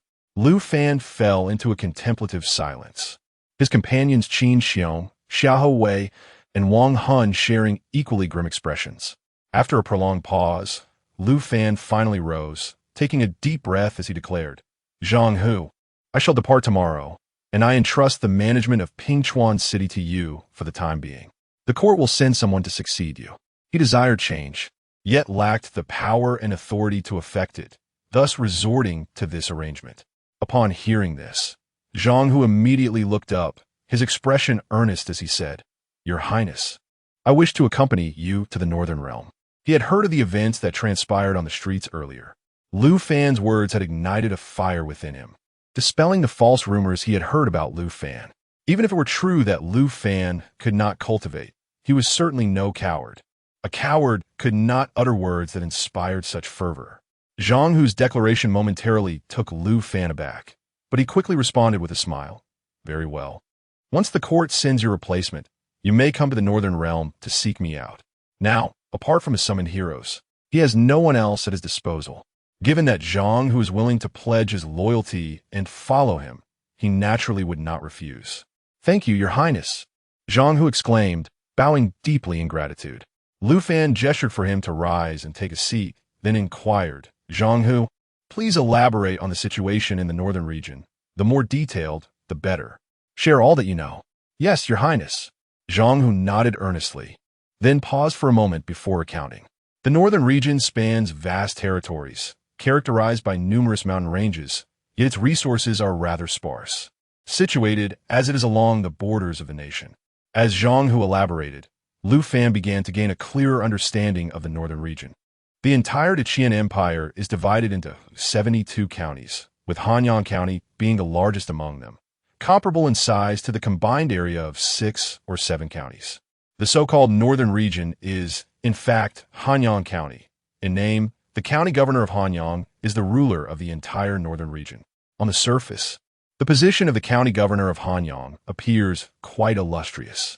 However, no one within the court is willing to take on the role of county governor there. Besides its vastness, Hanyang County possesses no advantages. Conversely, it is burdened with numerous disadvantages. The resources are meager, the spiritual energy is thin, and it lies on the border with 2 great empires, rendering it a lawless zone. Consequently, those who congregate there are primarily fugitives, bandits, and mercenaries who thrive on plunder, none of whom can be deemed virtuous. Nonetheless, the more pressing threat arises from beyond the northern region. The northern region of Qian borders the northern Tianwu Empire, whose citizens are inherently warlike, exceedingly bloodthirsty, and brutal. In contrast to the orthodox cultivation forces within Qian, the Tianwu Empire is home to a plethora of malevolent cults, such as those practicing goo cultivation, insect cultivation, and corpse cultivation. Furthermore, some of Tianwu's nefarious factions specifically hunt down cultivators, utilizing their bodies and essence for alchemical purposes. The primary source of these abductions of cultivators by the wicked forces of Tianwu is the northern region. Not only do the malevolent factions of Tianwu raid cultivators for resources in the northern region, but the garrison troops stationed along the Tianwu border also frequently invade, wreaking havoc, pillaging, and committing unspeakable atrocities in the northern region. Had it not been for the presence of the Northern Defense Army, one of Qian's elite legions, the northern region would have long been overrun by the Tianwu Empire. Listening to this information, Lu Fan's expression grew increasingly grim. The condition of the northern region was far worse than he had anticipated. At that moment, Zhang Hu seemed to recall something, his face betraying concern as he said, "Your Highness, you must exercise extreme caution on your journey to the northern region. There may be a grave danger to your life." Lu Fan's face showed confusion. Zhang Hu took a deep breath and continued, "In the past 2 years, the court has dispatched 3 county governors to Hanyang. Yet each of these governors has met with mysterious and untimely deaths within 2 or 3 months of their appointment." What? This revelation was new to Lu Fan, and his expression turned to one of shock. Have the culprits been identified? The continuous assassination of 3 county governors was an overt challenge to the authority of the court. There were no wounds on the bodies of the 3 governors, nor any signs of poisoning, and no clues had been uncovered. Subsequently, a rumor emerged in the Northern Territory, suggesting that the magistrate's residence was a cursed place plagued by malevolent spirits, which purportedly led to the mysterious deaths of 3 magistrates. Upon hearing Zhang Hu's account, Lu Fan furrowed his brow. In his previous life, he would have dismissed such tales of ghosts and monsters. However, this was a realm of cultivation, where formidable beings could soar through the skies and move mountains and seas. The existence of supernatural entities was not beyond the realm of possibility. Yet, he quickly shook his head, rejecting the rumor proclaimed by Zhang Hu. If there truly were malevolent spirits, how could the numerous inhabitants of the magistrate's residence remain unharmed while the magistrates themselves perished? 3 in succession. Only a fool would believe such a tale.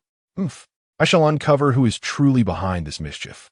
With a golden finger system at my disposal, I fear no demons or ghosts. Should they exist, I shall vanquish them and convert their essence into system points. Just as Lu Fan pondered this, a sudden roar from the Xuanwu guards erupted from outside. Chapter 13. The mysterious fragrance boldly. Accompanied by a thunderous roar, intense sounds of combat erupted from outside the front hall. "Ji Quan, protect His Highness!" Qiong bellowed, his figure instantly dashing towards the entrance, an aura of lethal intent enveloping him. At that very moment, a black arrow shot through the front door. "Be careful, Your Highness!" Qiong shouted, swinging his Vajra club to strike the arrow. Crack! The black arrow was shattered, producing a crisp sound as it fell, severed to the ground.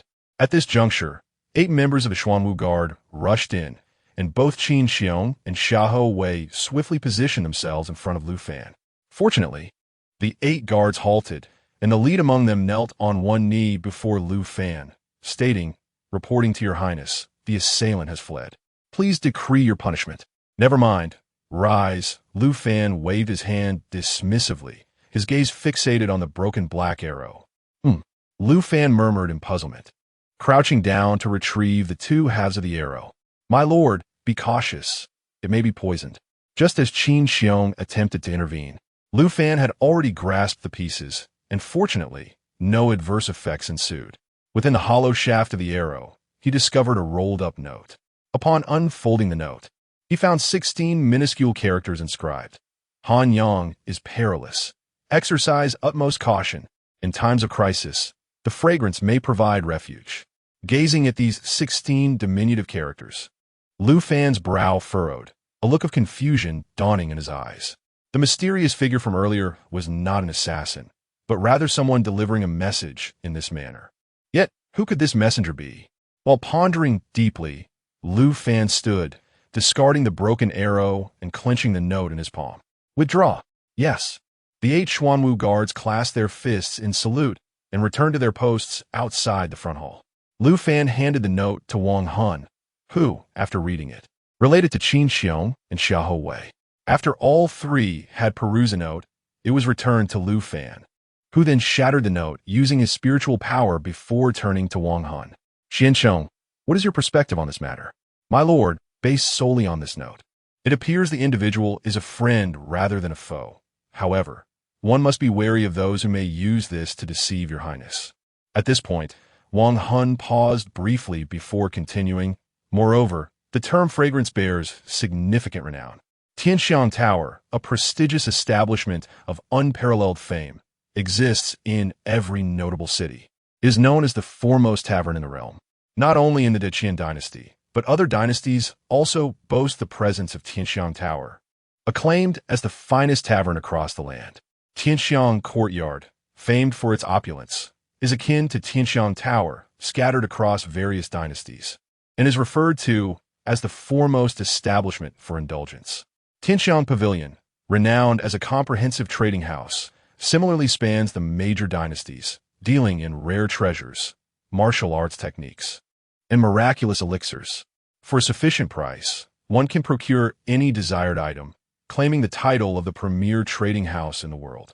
All 3 of these colossal enterprises bear the name Tianxiang, and it is rumored that they belong to the same powerful faction. Regrettably, no one can authenticate this news. All that is known is that these 3 colossal entities have amassed immense wealth. There have been individuals and forces that have coveted them, yet all of those have been silently eradicated. It is precisely for this reason that the name Tianxiang is widely recognized. Even Wang Han, hailing from a humble town, is aware of its formidable reputation. Upon Wang Han's utterance, both Qin Qiong and Xiahou Wei, with solemn expressions, nodded in agreement.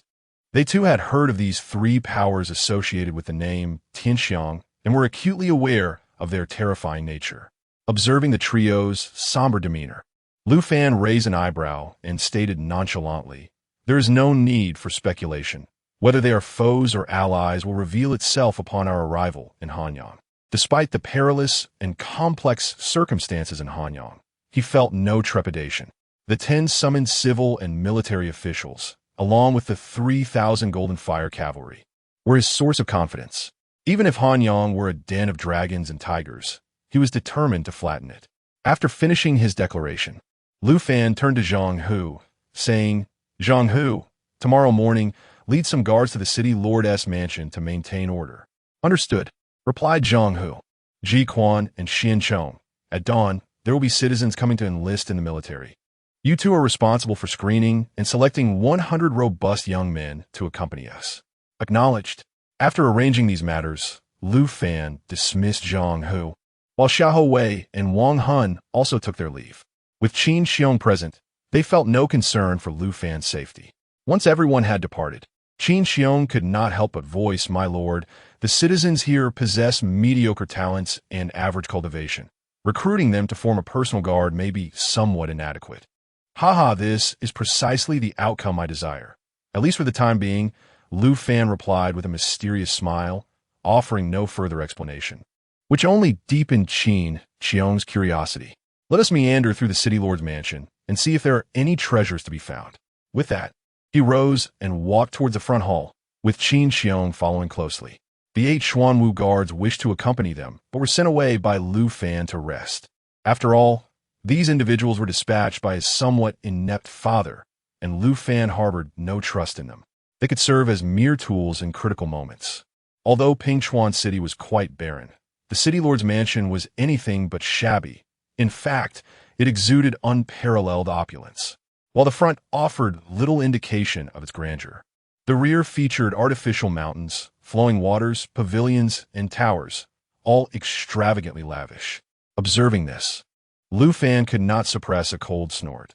This city lord lives more comfortably than I, the crown prince. Reflecting on his previous life in the palace, he felt a sense of indignation. But that was in the past. Such circumstances would not befall him again.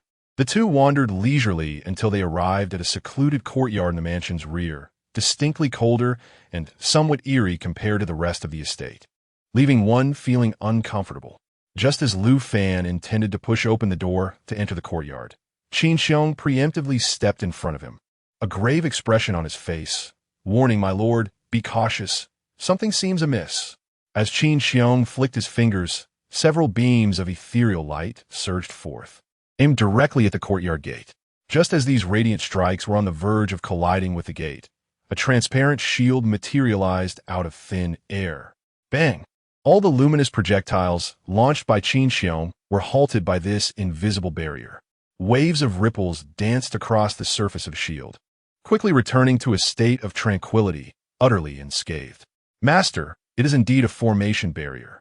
There is certainly something amiss within this courtyard. Qiong's expression turned grave, while a look of curiosity blossomed on Lu Fan's face. The formation barrier was not an uncommon phenomenon. However, its presence in the modest rear courtyard of the Pingchuan City Lord's residence was rather unusual. Uncle Bao, is it possible to breach it? Master, please step back a bit and allow me to dismantle this formation barrier. Lu Fan nodded and retreated approximately 7 or 8 meters. Qiong unsheathed 2 adamantine clubs from his back and leaped forward. Break! With a thunderous roar, the 2 clubs erupted into blinding golden radiance, striking forcefully against the formation barrier that enveloped the entire courtyard. Chapter 14. Blood Puppet with a resounding crash. The protective barrier enveloping the courtyard was suddenly riddled with a multitude of cracks, as Qiong swung his twin hammers for the second time, striking the fractured barrier. It could no longer withstand the force and shattered with a deafening roar. At the moment the barrier collapsed, a chilling howl erupted from within the courtyard. Subsequently, a blood-soaked shadow burst through the door, charging directly at Lu Fan. Seeking death, Qiong bellowed as he swiftly hurled his gleaming Vajra mace with a single hand. The blinding golden light surged forth, striking the advancing blood shadow with tremendous force. With an enraged roar, the blood shadow was sent flying by the impact of the mace, which then returned to Qiong's grasp. It was then that Lu Fan and Qiong finally beheld the true form of the specter, both displaying expressions of astonishment. Before them stood a humanoid monstrosity, possessing the semblance of a human, yet adorned with elongated fangs, its body covered in dense scales and fingers resembling lethal blades, each half a meter long. This creature was entirely crimson, as if it had just emerged from a pool of blood. Lu Fan was encountering such a creature for the first time, and a flicker of trepidation coursed through him. As they stared at the blood-colored beast, it let out a roar and charged towards Lu Fan once more. Seeing this, Qiong swiftly returned to Lu Fan's side, issuing a low growl as he again swung his twin hammers to attack. The creature's cultivation was not formidable. It had no means to retaliate against Qiong. However, it seemed impervious to pain, and despite being struck 7 or 8 times, it did not succumb. Its dense scales acted like armor, effectively blocking Qiong's mace. Yet, after enduring several blows, the creature's scales began to shatter under the relentless assault. Although its frequency of attack diminished, it remained fiercely aggressive, emitting furious roars as it fixated its gaze on Lu Fan. This behavior perplexed Lu Fan. Why was this creature so intent on him? Did it harbor some grudge against him? When it had initially burst from the courtyard, it had disregarded Qiong's attacks, and now it continued to do so. At that moment, a piercing whistle sounded from ahead. Upon hearing the whistle, the blood-colored monstrosity seemed to respond to a summons, abandoning its attack and leaping away in flight. Qiong, eager to pursue, was halted by Lu Fan's urgent call. "Uncle Bao, do not chase the retreating foe." At Lu Fan's words, Qiong reluctantly ceased his pursuit and returned to Lu Fan, his expression tinged with embarrassment. "My lord, fear not, I hold you blameless." This blood-colored creature is indeed peculiar, with formidable defenses and astonishing speed, and its lack of sensation makes its escape entirely understandable. Though he spoke reassuringly, Lu Fan was inwardly shaken. Qiong was a practitioner at the first realm of the soul consolidation stage, a testament to his strength. Yet he had failed to vanquish the blood-colored creature. This clearly underscored how formidable the creature truly was. Had it not been for Qiong's presence beside him, Lu Fan feared he would have met his demise alone. Contemplating this, an unsettling sense of dread surged within him, accompanied by an overwhelming urgency. His current cultivation level was woefully inadequate. The various trump cards and guardians he possessed paled in comparison to the strength of his own cultivation. All other forms of assistance were merely supplementary. With this thought in mind, Lu Fan took a deep breath, gathered his thoughts, and said, "Let us proceed and explore further." With that, he stepped confidently into the courtyard ahead, while Qiong, wielding his Vajra mace, followed closely behind, his gaze vigilant and scanning the surroundings. Upon entering the courtyard, an ominous chill enveloped them, accompanied by a pungent stench of blood. The ground was stained with numerous dried bloodstains, deep crimson and evidently the result of multiple gruesome events. Additionally, there were several skeletal remains scattered in the corners of the courtyard. These were not the remains of fierce beasts, but rather human corpses, most of which were grotesquely dismembered. As Lu Fan furrowed his brow, taking in the grim scene, Qiong spoke gravely, "My lord, that creature we encountered may very well be the rumored blood puppet." "Blood puppet?" Lu Fan echoed, intrigued. "Indeed, it is a blood puppet, a grotesque creation born from the brutal subjugation and torturous refinement of ordinary cultivators," Qiong elaborated. "Some exceedingly malevolent cultivators, limited by their own talents and combat abilities, resort to the creation of blood puppets. They employ methods akin to taming fierce beasts and the crafting of magical artifacts, capturing and refining cultivators with exceptional gifts. They compel these individuals to consume the flesh and blood of their fellow cultivators, forcibly enhancing their own powers. Concurrently, they utilize various materials and animal remains to temper their physical forms, treating them as though they were magical artifacts themselves. After enduring countless cycles of taming and refinement, these cultivators lose their rationality, transforming into ruthless, bloodthirsty blood puppets. Having undergone relentless torment and refinement, blood puppets become devoid of any sensations, their bodies fused with various materials, rendering them impervious to blades and poisons, making them exceedingly difficult to destroy. At this point, Qiong furrowed his brow, his tone serious. However, the methods for creating blood puppets are rarely transmitted, and the process is exceedingly arduous. Ordinary cultivators cannot replicate it. Listening to Qiong's account, Lu Fan narrowed his eyes, recalling the whistle he had heard earlier. He had not understood its significance at the time, but now it became clear to him. That whistle had been blown by the individual controlling the blood puppet, who, realizing that the blood puppet posed no threat to them, had swiftly fled. With this realization, a surge of murderous intent blossomed within Lu Fan. The presence of the blood puppet here undoubtedly indicated a connection to the Lord of Pingchuan City, and it was far too merciful for that individual to have met such a swift end. As these thoughts raced through his mind, the sound of hurried footsteps echoed from outside the courtyard, followed by the entrance of 8 members of the Xuanwu Guard. "Your Highness." Before the leading guard could finish, Lu Fan inhaled deeply, his voice resolute, Conduct a thorough search of this place. See if there are any secret passages or other anomalies. Understood. The moment his command was issued, the 8 guards dispersed, meticulously inspecting the courtyard and the 4 rooms contained within it. Within mere moments, a shout emerged from the main house. "Your Highness, there is a secret passage here." Upon hearing the cries, Lu Fan wasted no time and swiftly made his way towards the main house, with Qiong closely trailing behind. Upon entering, they were met with the unsettling sight of an open passageway in the corner, from which a nauseating, pungent scent of blood wafted forth. Lu Fan's brow furrowed as he turned his gaze towards the Xuanwu guard who had discovered the passage. "Did you open this?" he inquired. The guard shook his head, replying, "Your Highness, this passage was already open when I entered." Nodding in acknowledgement, Lu Fan commanded, "Let us descend and investigate." Following the order, the Xuanwu guard led the way into the passage, with Lu Fan and Qiong closely behind. After navigating a couple of twists and turns within the serpentine corridor, they suddenly found themselves in a vast underground chamber. The sight before them cast a shadow of icy dread across Lu Fan's face, his fists clenched tightly in response. Chapter 15 Main Quest. Beside him, Qiong's eyes blazed with fury, unable to contain his wrath as he cursed aloud. "Damnable beast!" The underground chamber was littered with an abundance of skeletal remains, all belonging to children. Among them lay a dozen or so mutilated infant corpses, partially devoured, suggesting that this gruesome act had occurred merely a day or 2 prior.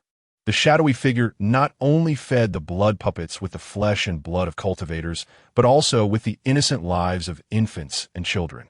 Lu Fan took a deep breath, suppressing the overwhelming urge for vengeance and fury that surged within him as he stepped into the blood-soaked underground space.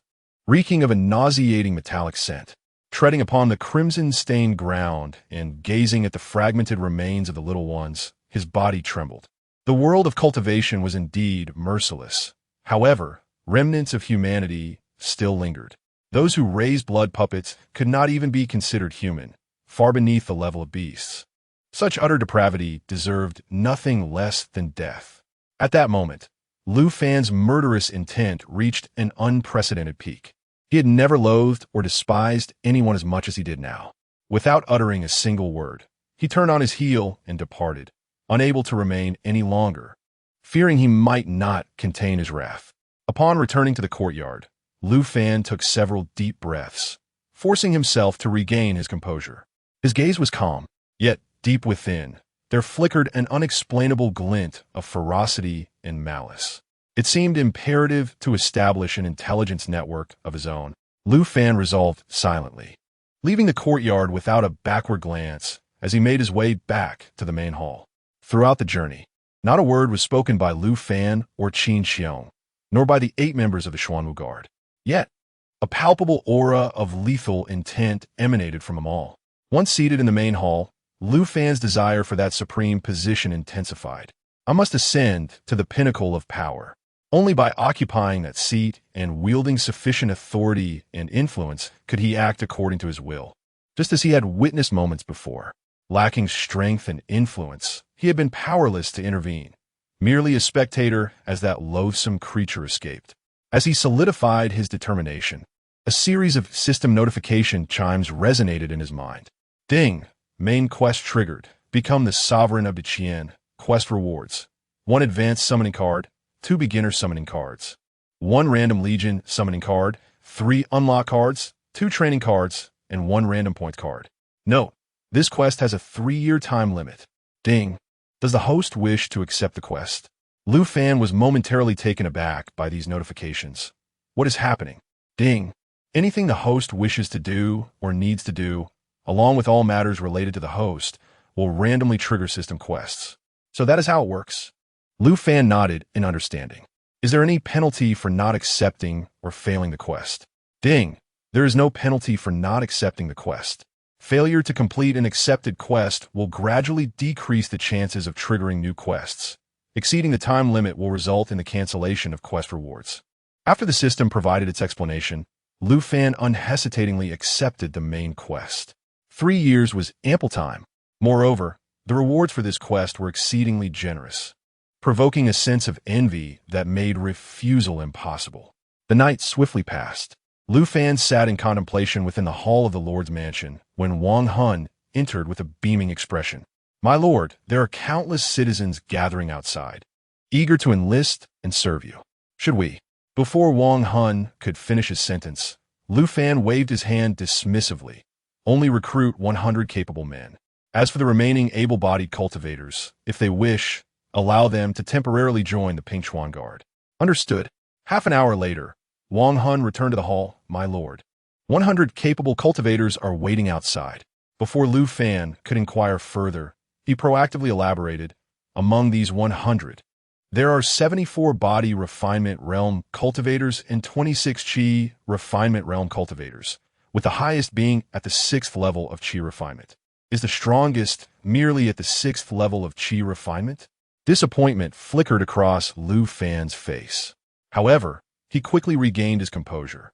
After all, Pingchuan City was a small town with a limited number of cultivators, and true powerhouses were exceedingly rare. Having 26 Qi refinement cultivators join was already quite commendable. With that thought, Lu Fan exhaled softly. "Let's go and take a look." He strode towards the hall's entrance, with Qiong and Wang Hun closely following. Upon stepping outside, they were met with the sight of 100 sturdy men standing in perfect formation, with Xiahou Wei at the forefront.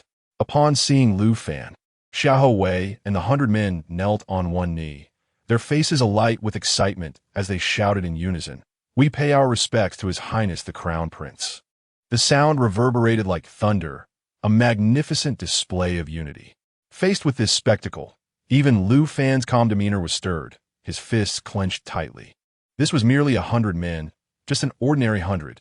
What if there were 1,000, 10,000, or even 100,000? What a breathtaking and awe-inspiring scene that would be. Taking a deep breath, Lu Fan forcibly quelled his inner turmoil and addressed the assembled crowd. "Rise." "Thank you, Your Highness." Once Xiahou Wei and the 100 men stood, the armored Zhang Hu quickly approached Lu Fan. "I pay my respects to Your Highness. Zhang Hu, I shall depart today, and I entrust Pingchuan City to you. I hope you will not disappoint me. Your command is my honor."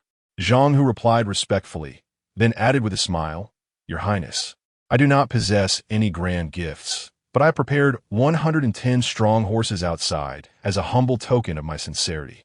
I hope you will not take offense." 110 strong horses? Lu Fan's expression turned to one of surprise as he made his way to the gates of the Lord's mansion, the others following closely behind. Upon reaching the entrance, he indeed found 100 guards leading 110 sturdy horses, which drew the attention of countless citizens and cultivators alike. As he gazed upon the array of horses, each with distinct colors, Lu Fan felt a wave of complex emotions wash over him. The barren plains of Pingchuan City made it a remarkable feat to procure such a number of magnificent steeds. This gesture was indeed significant. "Zhang Hu, your efforts are appreciated."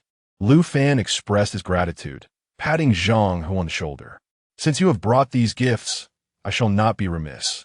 Once the court dispatches a new city lord, you shall directly proceed to the northern borders to seek me out."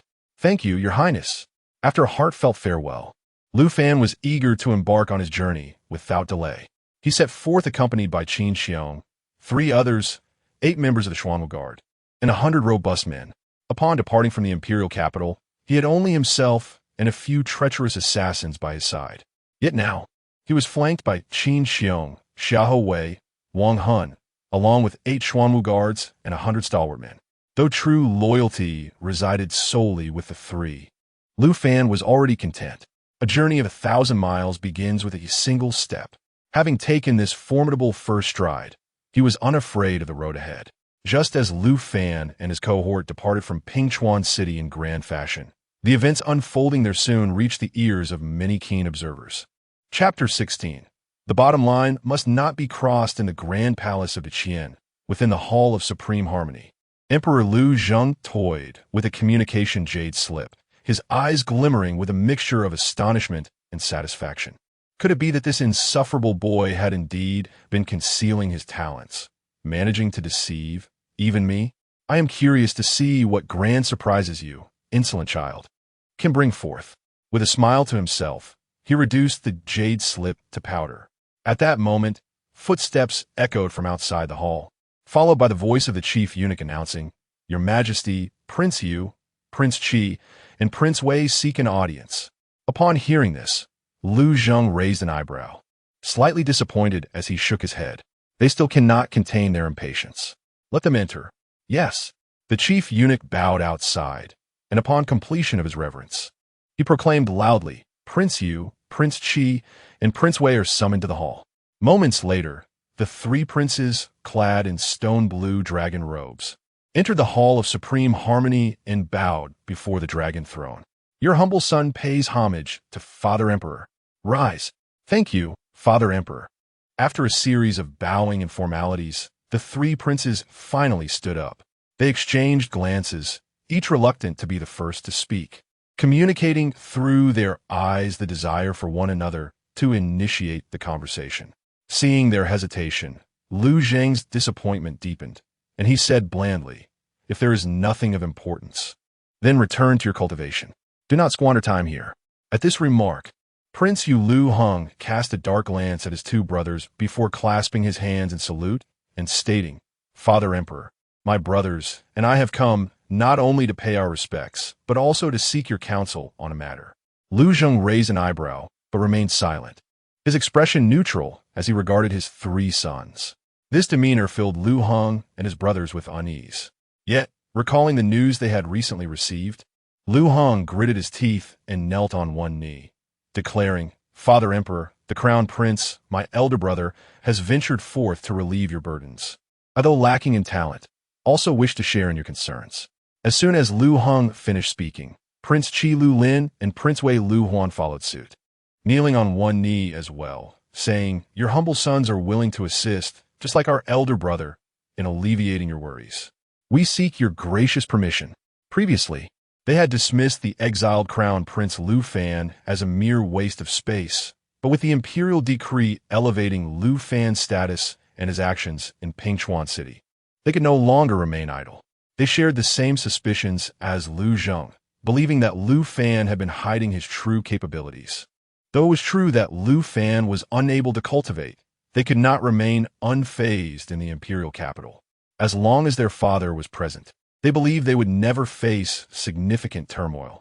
Previously, it mattered little, but now that the so-called waste of a crown prince held the position of governor with command over 5,000 loyal troops, and was winning the hearts of the people in Pingchuan City through righteous actions, they sensed a looming threat and were unwilling to sit idly by in the capital.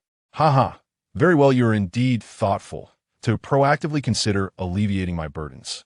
After Lu Zheng spoke these words with a smile, Lu Heng and the other two suddenly shuddered and quickly said, "Father Emperor, your son. Enough. Since you wish to venture outside, I shall grant you the opportunity." Upon hearing this, Lu Heng and the others abruptly raised their heads, their faces reflecting disbelief. "Father Emperor, I give you 6 months. After 6 months, return to the imperial capital to participate in the grand tournament of the talented. Should you shine in the tournament, I shall bestow upon you the command of troops, allowing you to govern your respective fiefs and travel freely to and from the capital." As these words echoed in the hall, Lu Heng and his companions' faces flushed with excitement, their bodies trembling uncontrollably. They had not anticipated that their father would agree, let alone offer such a promise, far exceeding their expectations. "Your son thanks you, Father Emperor." The three of them, overwhelmed with emotion, knelt and bowed to express their gratitude. "Do not rush to express your thanks. I have yet to mention the consequences of failure. If you are defeated in the grand tournament, you shall remain in the imperial capital and sever all those chaotic connections." As he spoke the last words, Lu Zheng's expression turned grave, the reprimanding tone unmistakable. Lu Heng and the others trembled, realizing their actions were under their father's scrutiny, and their elation swiftly transformed into fear. However, before they could explain, Lu Zheng waved his hand and said, "You may leave.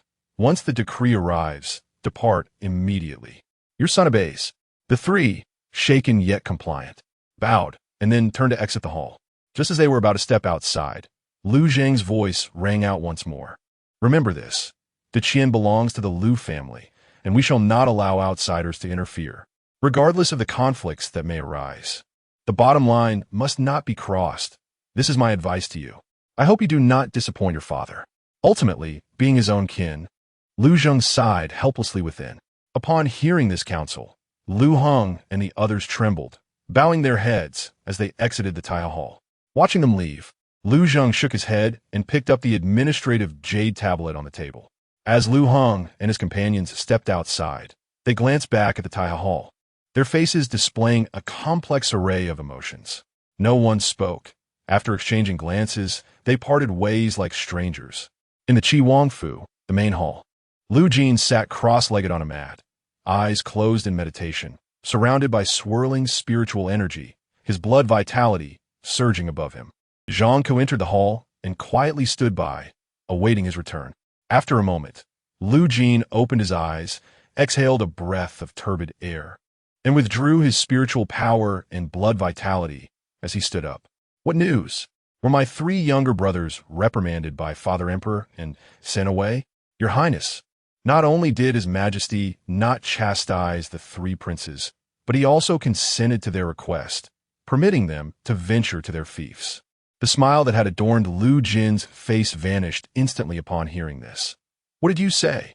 "Father Emperor," he agreed. "Indeed, Your Highness.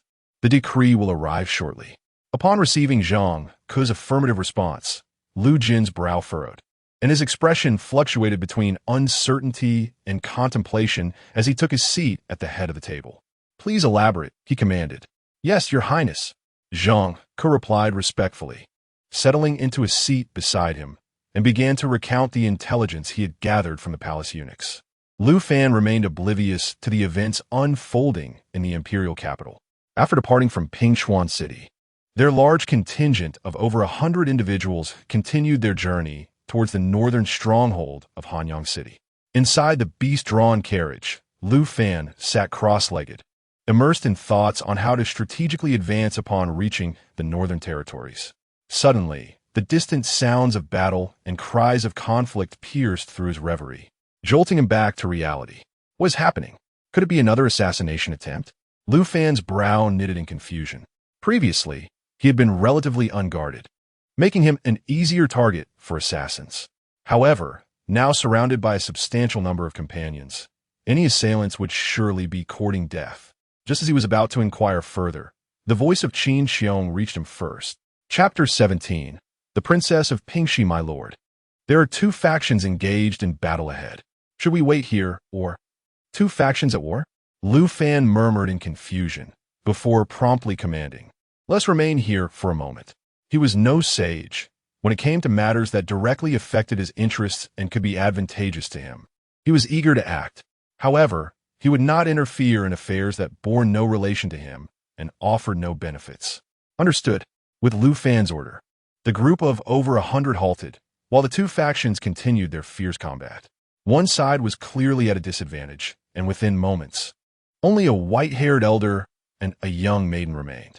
As the opposing side charged again, the elder seized the maiden by the shoulder and rushed towards Lu Fan and his entourage. At the front of the formation, Xiahou Wei bellowed, "Halt! Step forward again, and I shall show no mercy." Accompanying his fierce roar was a palpable aura of murderous intent. Upon witnessing this, the white-haired elder promptly stopped and clasped his fists, saying, "General, I am the guest elder of the Pingxi Wangfu, and this is the Princess of Pingxi. We have been ambushed by bandits. I implore you to assist us in vanquishing them." The elder deliberately raised his voice, ensuring that even Lu Fan, nestled within the beast cart, could hear him clearly. The Princess of Pingxi? Lu Fan's brow arched in surprise. Was she not his distant cousin? In the Great Qian Dynasty, apart from Emperor Lu Zheng, there were 4 princes stationed to protect the realm. Prince Lu Wanhu of Pingdong, Prince Lu Shifeng of Pingnan, Prince Lu Shuilong of Pingxi, and Prince Lu Shaoqing of Pingbei. These 4 princes, referred to as the 4 kings of the Qian, commanded the 4 major legions, fortifying the borders of the Qian. However, 20 years prior, the mysterious disappearance of the Prince of Jinbei plunged the northern territories into chaos, with numerous factions rebelling and the Tianwu tribes invading, leaving the north in dire straits. Fortunately, General Gu Taifeng of the Jinbei army managed to quell a significant number of rebels and launched a counteroffensive against the Tianwu tribes, thus restoring some semblance of order. For this reason, Lu Fan had heard of the Prince of Jinbei, Lu Shaoqing, who was his fifth uncle. However, he lacked detailed knowledge about his fourth uncle, the Prince of Pingxi, only knowing that he had a single daughter, Princess Lu Wushuang. These thoughts raced through his mind as Lu Fan lifted the curtain and stepped out. Standing atop the cart's yoke, he immediately spotted the pale-faced, stunningly beautiful maiden. Just as Lu Fan gazed upon his distant cousin, the dozen or so black-clad assassins pursuing them arrived at the forefront. Confronted by the formidable group of over 100, the assassins displayed no sign of fear. "Kill!"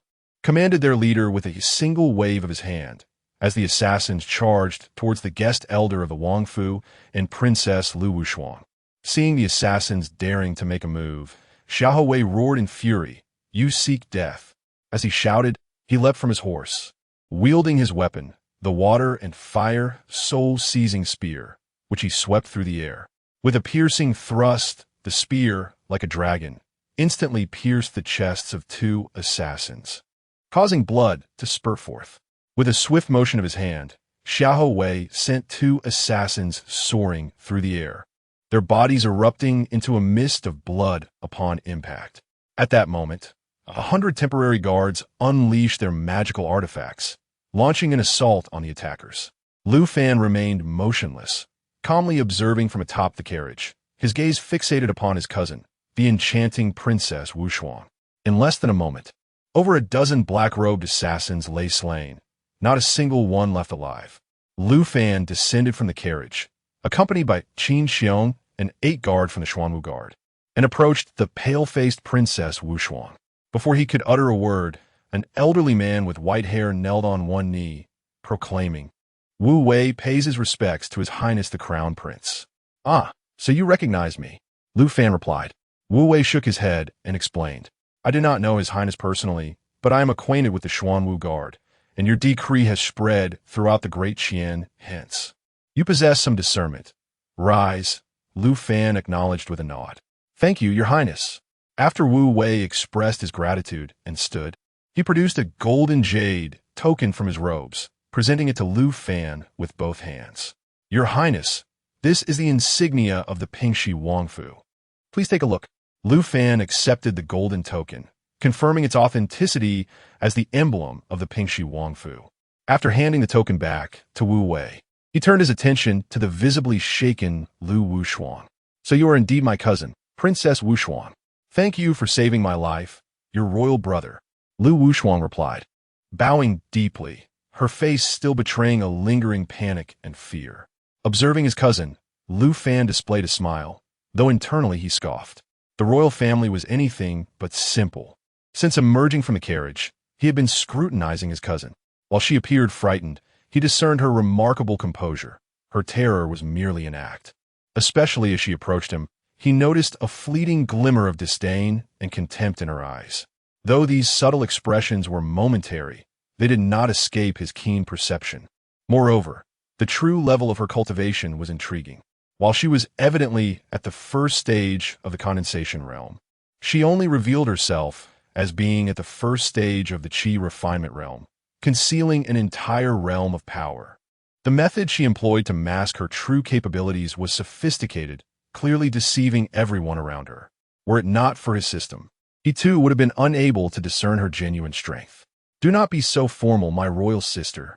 Lu Fan maintained his composed demeanor, shaking his head with a smile. "Might I inquire if you know the identity of these assassins? Furthermore, what brings you here rather than staying in the Western territories?" As he questioned, Lu Fan observed the subtle shifts in Wu Shuang's expression. "I'm unaware of who they are. We initially intended to travel to the imperial capital. However, we were ambushed by these assassins en route, forcing us to flee here. All the guards arranged by my father have been slain. Had we not encountered you here, I fear the outcome would have been dire." At this moment, tears welled up in Lu Wushuang's eyes, and she began to weep, appearing utterly pitiful. Observing this, Lu Fan could not help but marvel inwardly at her remarkable acting skills, declaring that she would undoubtedly be an award-winning actor in his previous life. Though he scoffed silently, His exterior remained composed, feigning anger as he exclaimed, "Those treacherous ministers are truly despicable. Fear not, dear sister. My royal brother has arranged for these 8 members of the Xuanwu Guard to escort you safely back to the imperial capital. With their presence, your safety is assured." As he spoke, he pretended to turn away to issue commands to the 8 guards, while discreetly observing the subtle shifts in his cousin's expression. Just as he anticipated, a flicker of bewilderment and urgency crossed her eyes at his words. In the next moment, she began to sob heart-wrenchingly, resembling a weeping pear blossom. Chapter 18. Removing all obstacles, Your Highness. I have barely escaped danger and have yet to recover. Are you truly sending me away? With tears glistening in her reddened eyes, she gazed at Lu Fan, her expression evoking deep sympathy. Had it been the previous Lu Fan, he might have softened at the sight. Alas. Sister, you jest. However, your journey to the imperial capital must be of great importance, and it cannot be delayed. The 8 members of the Xuanwu Guard were dispatched by our father to protect me. With their presence, I am assured of your safety. Therefore, you may proceed to the capital without worry. A concerned and indulgent smile adorned Lu Fan's face, rendering Lu Wushuang momentarily dazed. This seemingly inept elder brother appeared rather different from the rumors that circulated. Does a mere girl think she can outsmart me? Does she truly believe I am a fool? Suppressing a cold laugh in his heart, Lu Fan dismissed further discussion and directly addressed the 8 Xuanwu guards. Your duty is to ensure the safety of the princess. We shall depart at once.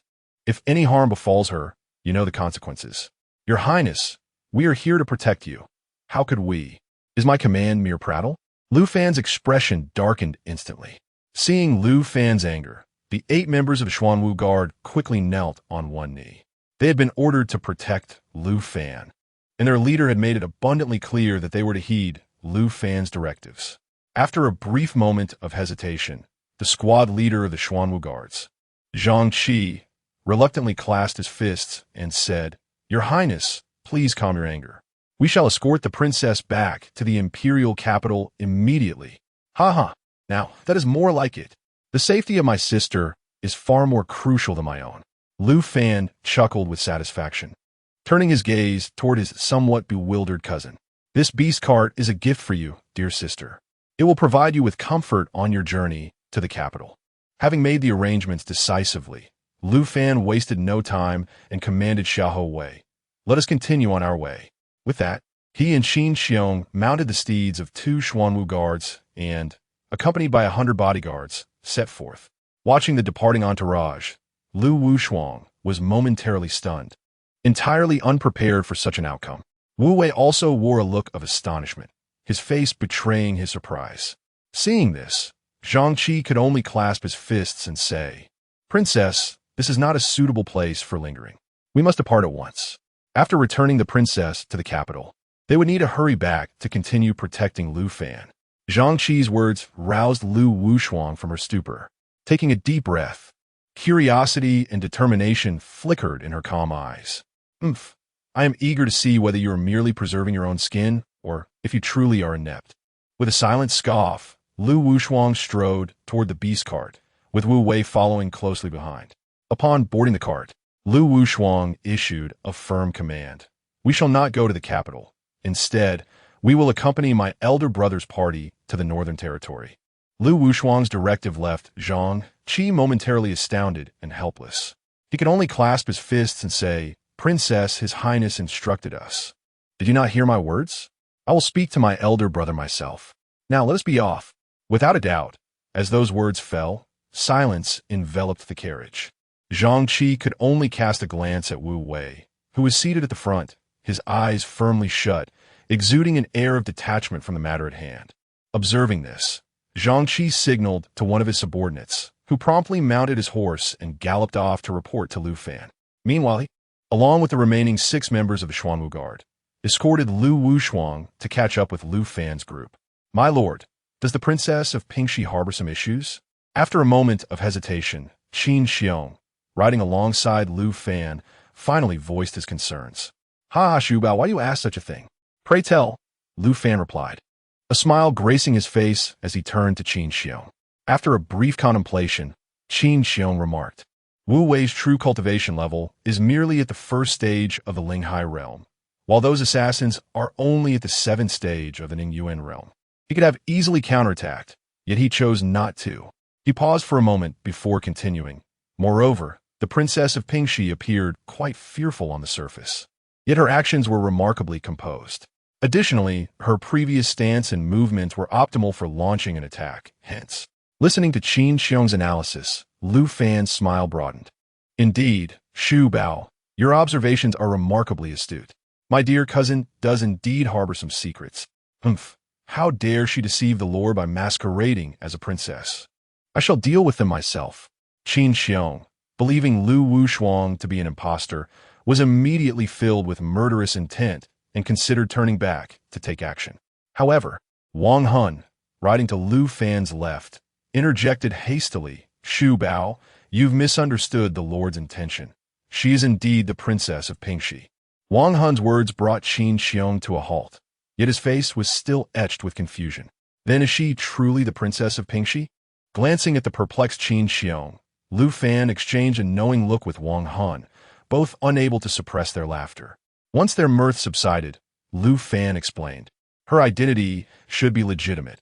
Impersonating a princess is a grave crime and easily discernible.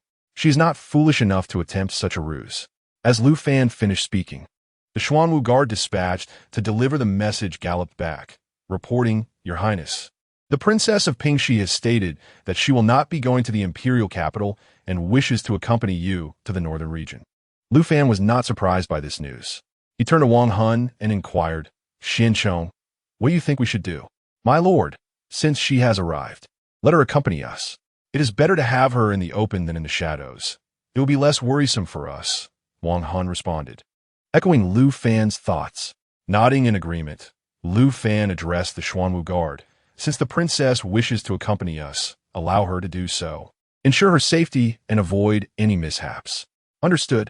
After the Xuanwu guard departed, Lu Fan exhaled deeply, his expression imbued with complexity as he sighed. We have yet to reach the northern region, yet all manner of strange beings have already emerged.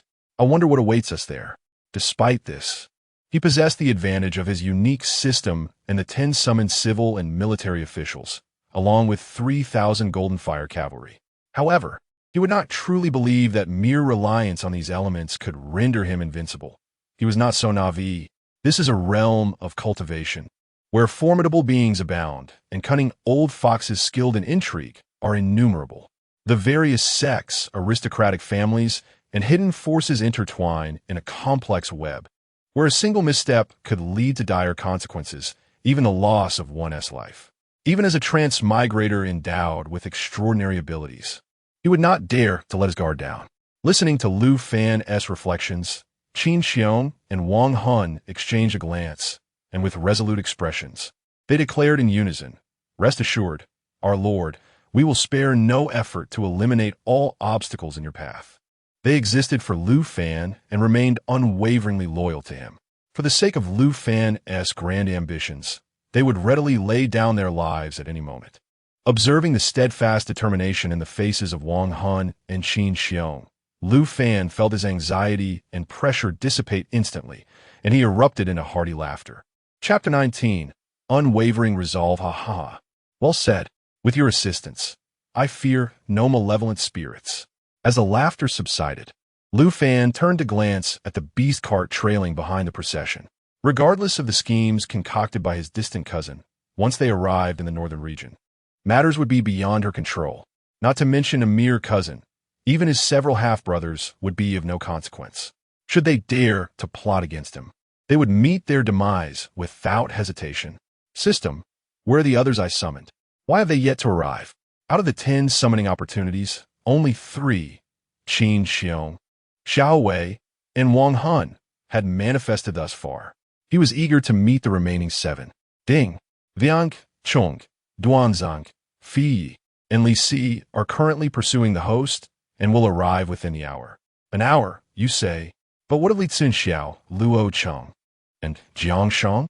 Among the 7 summoned figures yet to be seen, he yearned most to encounter Li Cunxiao and Jiang Sheng, followed closely by Luo Cheng and Li Si. After all, The renown of these four figures in history was unparalleled, and he longed to behold them in the flesh. Ding, Li Cunxiao, Luo Cheng, and Jiang have arrived at Hanyang City in the northern region, awaiting the host. Upon hearing that Li Cunxiao, Luo Cheng, and Jiang had reached Hanyang City, Lu Fan felt a significant wave of relief. He had yet to arrive in Hanyang City himself, and his knowledge of the northern region and the city was limited to hearsay and accounts from others. Now that the three had arrived, they could pave the way for him to gain insight. As Lu Fan pondered while mounted on his steed, a thunderous shout from Xiahou Wei broke his reverie. "Who goes there?" Xiahou Wei's exclamation jolted Lu Fan back to focus, and he turned his gaze forward. Two middle-aged men, each leading a horse, stood in their path. One was clad in a gray scholar's robe, while the other wore a light blue one. Both bore refined expressions, swords strapped to their backs, resembling two cultured knights. With a mere glance, Lu Fan surmised that these two were undoubtedly figures summoned by the system. Despite Xiahou Wei's fierce declaration, the two men remained unperturbed, respectfully clasping their fists and stating, "General, we have come to pledge our allegiance to His Highness the Crown Prince. We kindly ask for your introduction." Before Xiahou Wei could respond, Lu Fan, wearing a broad smile, galloped forward to meet them. He was already aware of their identities from the system. They were none other than Li Si and Fei Yi. Commoners Li Si and Fei Yi pay their respects to the sovereign, observing the two kneeling in reverence. Lu Fan dismounted with laughter and personally helped them to their feet. "Ha ha, Wen Wei and Tonggu, you have finally arrived. With your assistance, I feel all the more secure." He had already perused the information panels of these two individuals. Fi Stidit Van Yi hailed from the mythic realm of the Three Kingdoms, renowned as one of the four ministers of Shuhan, possessing a cultivation level of the fifth realm of the condensing origin. Li Si, styled Tonggu, originated from the realm of Qin Shimingyu. Although his reputation is far from stellar, his talents and strategies are beyond reproach, making him a renowned top strategist, possessing the cultivation of the sixth level of the Linghai realm. The act of Lu Fan personally assisting them, coupled with this statement, instantaneously flushed the faces of Li Si and Fei Yi with excitement. "I am willing to serve our Lord with utmost dedication." They had been implanted with memories of this world by the system, essentially making them natives of it. However, deep within their hearts lay a fixed memory, the identity of Lu Fan. Not only they, but all summoned individuals shared this sentiment. They had previously followed Lu Fan, only to have separated and concealed themselves for various reasons. Thus, they recognized Lu Fan and addressed him as their lord. When Lu Fan called out their respective names, it felt entirely natural. After patting the shoulders of the two, Lu Fan introduced Qiong, Xiahou Wei, and Wang Hun, allowing for mutual familiarity. Once everyone was acquainted, Fei Yi and Li Si joined the group, and the party of over 100 continued onward. Within the beast cart, Lu Wushuang furrowed her brow, contemplating the earlier scene. Our lord? Isn't he a mere waste? How could he have gathered so many formidable individuals without ever leaving the imperial capital? She was acutely aware that her less-than-ideal royal brother had left the capital without any guards or escorts. The 8 Xuanwu guards were granted to him later by Emperor Tian. Yet, here was Lu Fan, not only accompanied by Generals Qiong and Xiahou Wei, but also an advisor, Wang Hun. Now, with two more heroes coming to pledge their allegiance, it seemed they were already acquainted with her royal brother. This information had never reached her ears before. Could it be that her royal brother had been concealing his true capabilities all along? And now, having left the imperial capital, he felt free to reveal them. Contemplating this, she was suddenly filled with exhilaration, her eyes sparkling with intrigue. In Hanyang City, within a spacious underground chamber, 6 mysterious individuals clad in black robes and wearing masks were seated around an oval table. That waste will arrive tomorrow morning. Let's discuss how to handle him. Should we kill him outright? A deep voice emanated from the masked figure at the head of the table, his fingers lightly drumming on the surface. A mere waste. Whether to kill him or not is inconsequential. It does not affect our plans. However, if we can fully control this waste, it presents a rare opportunity for us. The others began to voice their opinions, Yet the masked figure at the end of the table remained silent. Noticing this, the others turned their gazes towards him, and the foremost figure ceased his drumming. A waste is indeed insignificant, but let us not forget about that individual from the imperial capital, with his methods. Sending a waste here cannot be as simple as it seems. Upon hearing these words, the other 5 fell into contemplative silence. After a brief pause, the figure at the end of the table rose and walked towards the exit of the chamber. You need not concern yourselves with this matter. Continue executing the original plan. This waste of a prince is now under my purview. As they watched him depart, the 4 masked individuals on either side turned their attention back to the figure at the head of the table. The masked figure seated at the forefront tapped his fingers twice upon the table before rising and making his way toward another exit. Let us heed his words and maintain a semblance of silence for now, avoiding any revealing missteps. As his voice faded into the confines of the chamber, the other 4 masked individuals departed through various exits. The night swiftly elapsed. By the time the dawn broke, Lu Fan and his entourage of over 100 had traversed the road for 2 hours. Although the relentless horseback journey left Lu Fan somewhat weary, his spirits soared with exhilaration and an inexplicable sense of anticipation. After yet another hour of travel, a magnificent citadel loomed ahead. The colossal fortress resembled a great tortoise sprawling across the ground, its gray-brown stone walls towering 100 meters high and stretching several thousand meters in length. The walls were marred with bloodstains, countless gashes from blades, and numerous pits that formed a mosaic of destruction. These were the remnants of countless battles, bearing witness to the trials and tribulations this frontier citadel had endured. As Lu Fan beheld this grand stronghold, he dismounted, his eyes radiating an unprecedented brilliance. Chapter 20. Only one master, the trio of Qin Qiong, Xiahou Wei, and Wang Hun, was overwhelmed with excitement. Li Si, brimming with enthusiasm, exclaimed, "What a magnificent city! By occupying this location, we can extend our influence across the entire northern realm. If we were to conquer Mount Beimang, it would serve as both a strategic offensive and defensive stronghold, truly an exceptional military bastion.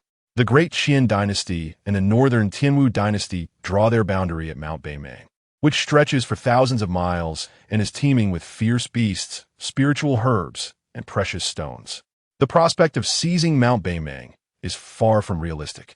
The countless ferocious beasts alone would pose a formidable challenge, not to mention the myriad formations and traps. Moreover, given the mountain's extensive range, a force of no less than several 100,000 troops would be required to fully occupy it. Such a resource drain is beyond the capabilities of both the Great Qian Dynasty and the northern Tianwu Dynasty. Thus, Mount Beimang, situated on the borders of these 2 great empires, can truly be regarded as a land without a master. As he listened to Li Si's reflections, Lu Fan inhaled deeply, resolutely declaring to himself, "This northern territory shall belong to me." Perhaps the northern realm conceals various perilous threats. However, now that he had arrived, he was determined to eradicate each danger one by one. There could only be one master of the entire northern realm, and that voice would be his own. Beep. Side quest triggered. Dominate the northern realm. Quest rewards: 1 basic summoning card, 1 random legion summoning card, 1 cultivation enhancement card, and 1 unlocking card. Additional task: control the northern garrison. Quest rewards: 1 random legion summoning card and 1 unlocking card. Note: quest duration is 6 months. Beep. Would you like to accept the quest? The sudden appearance of this quest momentarily startled Lu Fan, but he quickly broke into a smile and accepted it. Rewards that come knocking should not be turned away. He promptly disregarded the 6-month time limit. If he could not seize control of the northern realm within that period, he would indeed be woefully inadequate. Apologies to the term transmigrator. Let us proceed into the city. Lu Fan mounted his horse, and the group marched grandly towards the city gate. The citizens queuing to enter and exit the city parted in awe, whispering curiously among themselves. The guards atop the city walls, armed with crossbows, eyed Lu Fan and his entourage with heightened vigilance. These guards belonged to the northern garrison, seasoned veterans of the battlefield. Lu Fan met the fierce gazes of these seasoned soldiers and silently nodded in approval. Truly, the reputation of the northern garrison was well-deserved. As the saying goes, one can discern the whole from a glimpse of a paw. The city defenders held a slightly higher status than the firehead troops, and if the defenders were so formidable, the regular soldiers of the northern garrison would undoubtedly be even stronger. Approaching the expansive city gate, 60 soldiers clad in black armor, brandishing long spears, blocked the way. A middle-aged man in black and red armor stepped forward, commanding, "Show your credentials." Lu Fan scanned the area, recognizing the middle-aged man as the centurion responsible for guarding the city gate. At this moment, requesting a warrant was part of his duty, so he did not display any anger and instead produced his identity token, tossing it towards the soldier. The military hierarchy of the Great Qian Dynasty was quite straightforward, with different ranks of soldiers distinguished by the color of their armor. The most common soldiers donned black armor, as did the squad leaders and team leaders, although their armor bore the inscriptions for squad and team. The captains wore black and red armor, while the 1,000-man commanders donned red armor, and the 10,000-man commanders were adorned in silver armor. Above the 10,000-man commanders were the generals and the grand general of the nation, who wore golden and purple-golden armor, respectively. Between the 10,000-man commanders and the generals existed an intermediary rank known as the Xiaowei, divided into the right Xiaowei and left Xiaowei. The Xiaowei held no real authority and could not command troops directly, serving more as advisors. The generals were also categorized into right general and left general, with the latter possessing greater power than the former. As the crown prince, he was certainly aware of these fundamental details. Upon catching the identity token that Lu Fan had thrown, the city guard captain, Ma Lu, suddenly bore an expression of peculiar astonishment. He glanced up at Lu Fan and then knelt on one knee, declaring, "Captain Ma Lu of the Northtown Army pays respect to Your Highness the Crown Prince." A stir of astonishment spread through the crowd as Ma Lu revealed Lu Fan's identity. The onlookers, filled with curiosity, directed their gaze towards Lu Fan, murmuring amongst themselves. Could he be the rumored useless crown prince? He certainly did not appear as such. His sharp brows and bright eyes exuded righteousness. TSK. It is said that the crown prince is a talentless individual incapable of cultivation, yet his appearance is truly remarkable. The 60 city guards standing behind Ma Lu promptly responded, kneeling in unison. "We pay our respects to Your Highness the Crown Prince." Lu Fan observed Ma Lu's reaction and the surrounding chatter with a hint of resignation. His reputation as a waste was indeed widely recognized. However, the current circumstances were most advantageous for him. "Rise," he commanded. "Thank you, Your Highness." Ma Lu and the 60 city guards expressed their gratitude before standing up. As they rose, Ma Lu quickly scanned Lu Fan and his companions. When his gaze fell upon Qiong, Xiahou Wei, and Wang Hun, his eyes slightly narrowed in astonishment. Noticing the change in Ma Lu's demeanor, Lu Fan collected his thoughts and said, "Arrange for someone to escort me to the governor's office." Lu Fan's voice jolted Ma Lu back to attention as he hurriedly stepped forward, holding Lu Fan's identity token above his head. "Your Highness, I shall personally lead the way." "Let us proceed," Lu Fan replied, accepting the jade token and casually glancing around. Moments ago, he had distinctly sensed 7 or 8 spiritual presences passing by him, some of which carried veiled malice. It was evident that they were foes, not friends. Humph, to think they would wish to harm me, even before entering the city. Their impatience is quite remarkable. Lu Fan scoffed softly, leading his entourage into Hanyang City with great momentum. The imperial edict had long since spread throughout the entire Great Qian Dynasty, and Hanyang City was no exception. Thus, when the news of Crown Prince Lu Fan's arrival reached the city, the citizens and cultivators alike gathered along the streets in anticipation. They were intrigued by the rumored wasteful prince, their curiosity piqued by the nature of such a figure who could utter words so resounding in Pingchuan City. Had it not been for the countless confirmations of these tales, they would have found it utterly implausible that such declarations could emanate from a supposed wastrel. Under the scrutiny of numerous gazes, a grand procession entered the extraordinarily prosperous city of Hanyang. As Lu Fan beheld the vast, expansive streets, flanked by throngs of people and bustling shops, he could not help but feel a sense of astonishment.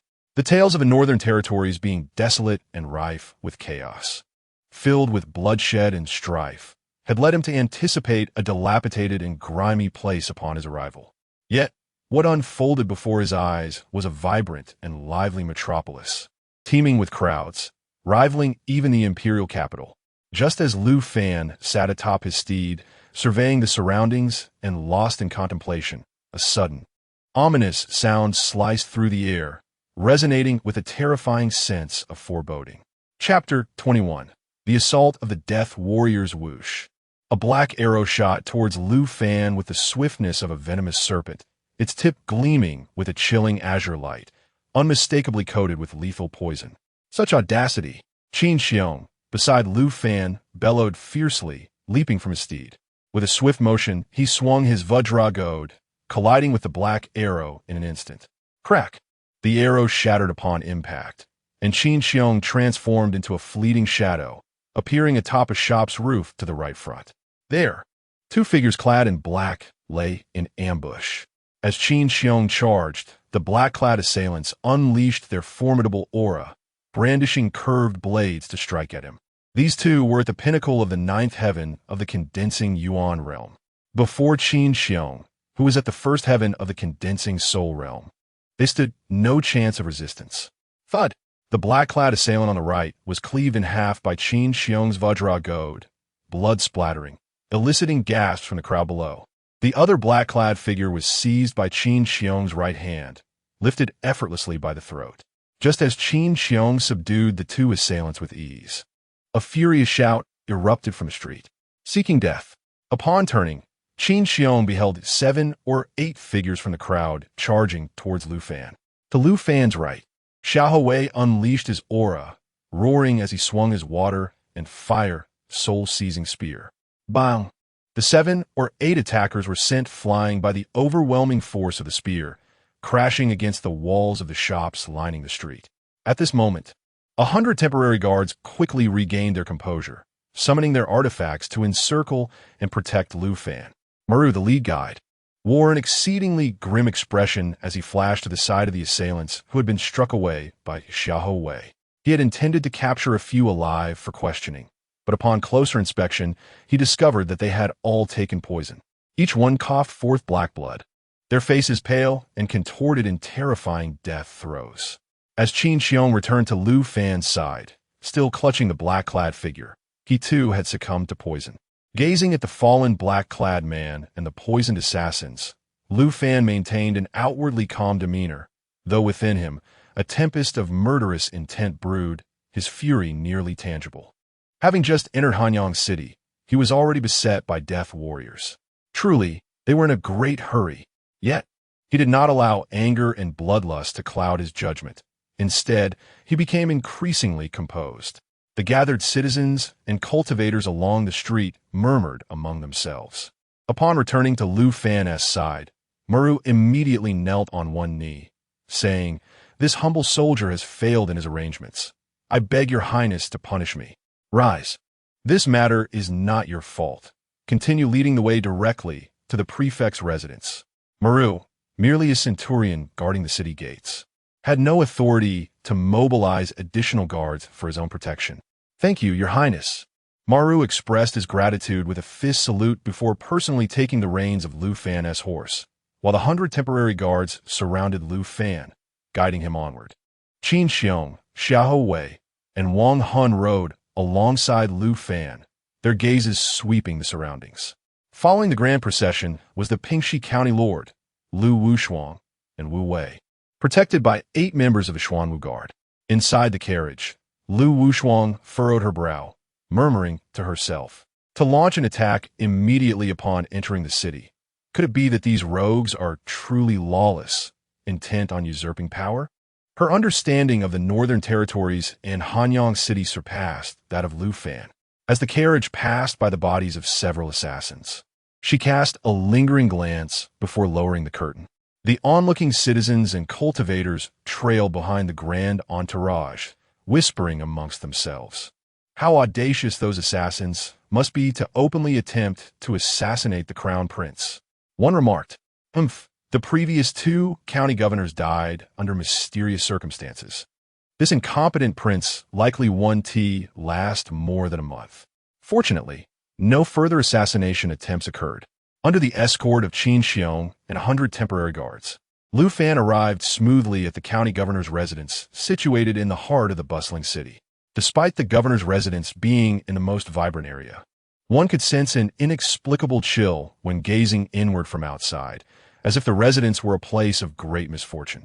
"My lord, this governor's residence seems rather unsettling. Should we find another place to settle for now?" Qiong suggested. Before he could finish, Lu Fan inhaled deeply and shook his head. There is no need for such fuss. He dismounted first, with Qiong, Xiahou Wei, and the others quickly surrounding him, vigilantly surveying their surroundings. 100 temporary guards, under the arrangements of Wang Hun and Li Si, entered the governor's residence to conduct a thorough investigation. At that moment, the 8 members of the Xuanwu Guard escorted Lu Wushuang and Wu Wei to the entrance of the governor's residence. Upon exiting the carriage, Lu Wushuang hurried towards Lu Fan. "Royal brother, were you harmed in the sudden attack by those thieves?" Seeing her earnest expression, Lu Fan couldn't help but twitch the corner of his mouth. If such acting were showcased on Earth, it would easily outshine even the most acclaimed actors. Although he inwardly scoffed, he maintained a calm demeanor, replying, "They are but insignificant insects, unable to stir much turmoil." Lu Wushuang's expression froze, transforming into one of peculiar astonishment. Glancing at her without further comment, Lu Fan proceeded into the governor's residence. Upon entering the main courtyard, over 20 maids and servants knelt in unison. "We pay our respects to His Highness the Crown Prince." As they bowed, an elderly man with white hair approached and knelt before Lu Fan. "This old servant, Dai Xiao, pays his respects to His Highness the Crown Prince." Observing the kneeling Dai Xiao and the other servants, Lu Fan raised an eyebrow and spoke coolly, "I do not favor strangers. Kindly escort them from the governor's residence." Upon hearing this, Dai Xiao and the 20 or so maids stood in stunned silence. "Your Highness, this old servant," Dai Xiao began. "What? Do you not understand what I have said?" Lu Fan's expression darkened as he directed his gaze sternly at Dai Xiao.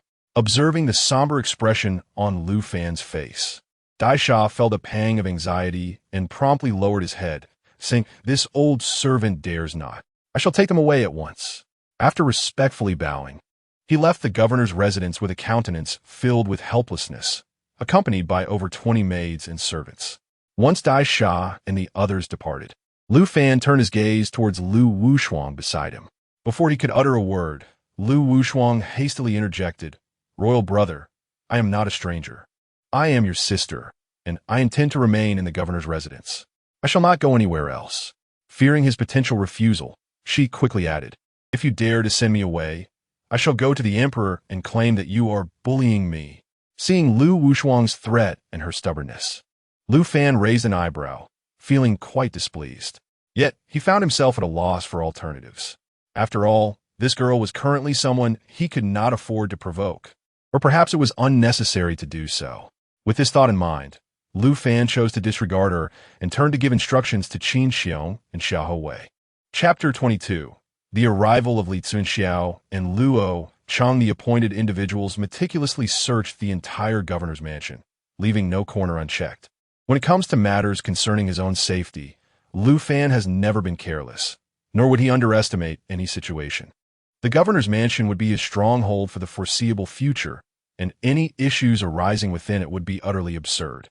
Furthermore, from this moment on, no strangers were permitted to enter or exit the governor's mansion. Should anyone wish to visit, they must register and inquire first, ensuring that there are no issues before allowing them to enter the reception area. Listening to Lu Fan's detailed and cautious arrangements, Lu Wushuang could not help but curl her lips, a flicker of disdain crossing her eyes. It was her first encounter with someone so fearful of death. At that moment, a scholar clad in robes, Li Si, approached briskly, casting a peculiar glance at Lu Fan. "My lord, there are 2 valiant men outside seeking an audience, claiming they wish to pledge their allegiance to you." "To pledge allegiance to me?" Lu Fan's face displayed confusion, but he swiftly reacted, a look of sheer joy illuminating his features. Ha ha, they have finally arrived. With a hearty laugh, Lu Fan hastened toward the entrance of the governor's mansion. Qiong, Xiahou Wei, and Wang Han, witnessing their lord's exuberance, were filled with immense curiosity and promptly followed him out. As for Lu Wushuang and Wu Wei, their eagerness was even more palpable. Upon reaching the entrance, two figures were indeed waiting, each holding a horse. One man wore a gleaming silver-white tiger helmet, donned silver armor, and draped a plain robe over it. His handsome and refined countenance suggested he was around 20 years of age, standing there like a shimmering silver lance, impossible to overlook. The other man bore a full beard, stood 6 feet 6 inches tall, with a broad physique and fists that resembled stone mortars. He loomed like an imposing iron tower, instilling awe in those who beheld him. Though Lu Fan had never seen these two men before, he instantly surmised their identities. General Li Cunxiao, the flying tiger, and the elegant Luo Cheng wielding a silver spear. As Lu Fan gazed with immense satisfaction at the two heroes he had summoned, a jubilant shout from behind interrupted him. Cousin, Luo Cheng, leading the white horse, called out joyfully upon spotting Qiong. Without delay, Luo Cheng approached Lu Fan, closely followed by Li Cunxiao. In the next moment, both men knelt on one knee in unison, exclaiming, Li Cunxiao, Luo Cheng, pays homage to our lord. Ha ha, esteemed sirs, I have long admired your renown, and you have finally arrived. Please rise, Lu Fan exclaimed with excitement, personally assisting them to their feet, while inwardly he urged System, display Luo Cheng's information panel. He had already reviewed Li Cunxiao's information, but he had yet to examine that of Luo Cheng. As his words faded, a system interface materialized before him, revealing Luo Cheng's details. Name, Luo Cheng. Origin, mythical Suitang world. Titles, Cold-Faced Cold Gun.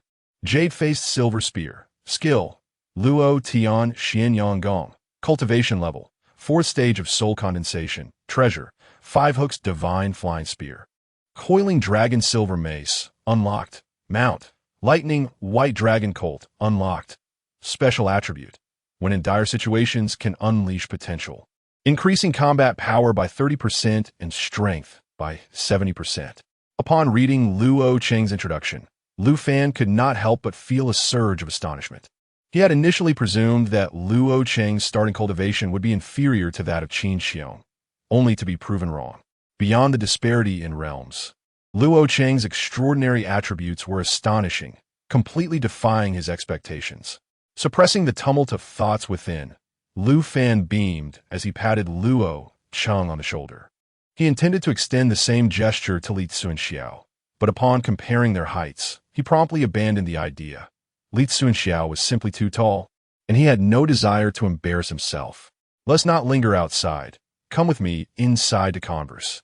In high spirits, Lu Fan disregarded the formalities of master-servant etiquette and directly ushered Luo Cheng and Li Cunxiao back into the mansion, with the others following behind, their faces adorned with smiles.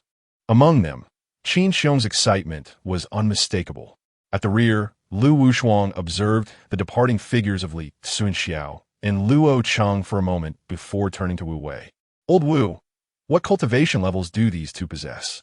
In response to her inquiry, Wu Wei shook his head gravely. I cannot discern their levels, but it would be quite simple for them to take my life. At this revelation, Lu Wushuang's eyes widened in disbelief. Old Wu, do you mean? Are they truly that formidable? Wu Wei took a deep breath and nodded emphatically. They are indeed formidable, not to be underestimated. With Wu Wei's confirmation, a tempest of emotions surged within Lu Wushuang, leaving her unsettled. How could such powerful individuals serve a mere waste? At that moment, her curiosity about her royal brother intensified. Earlier, you referred to Shu Bao as cousin.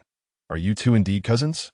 In the main hall of the governor's mansion, Lu Fan sat in the principal seat, regarding Luo Cheng with curiosity.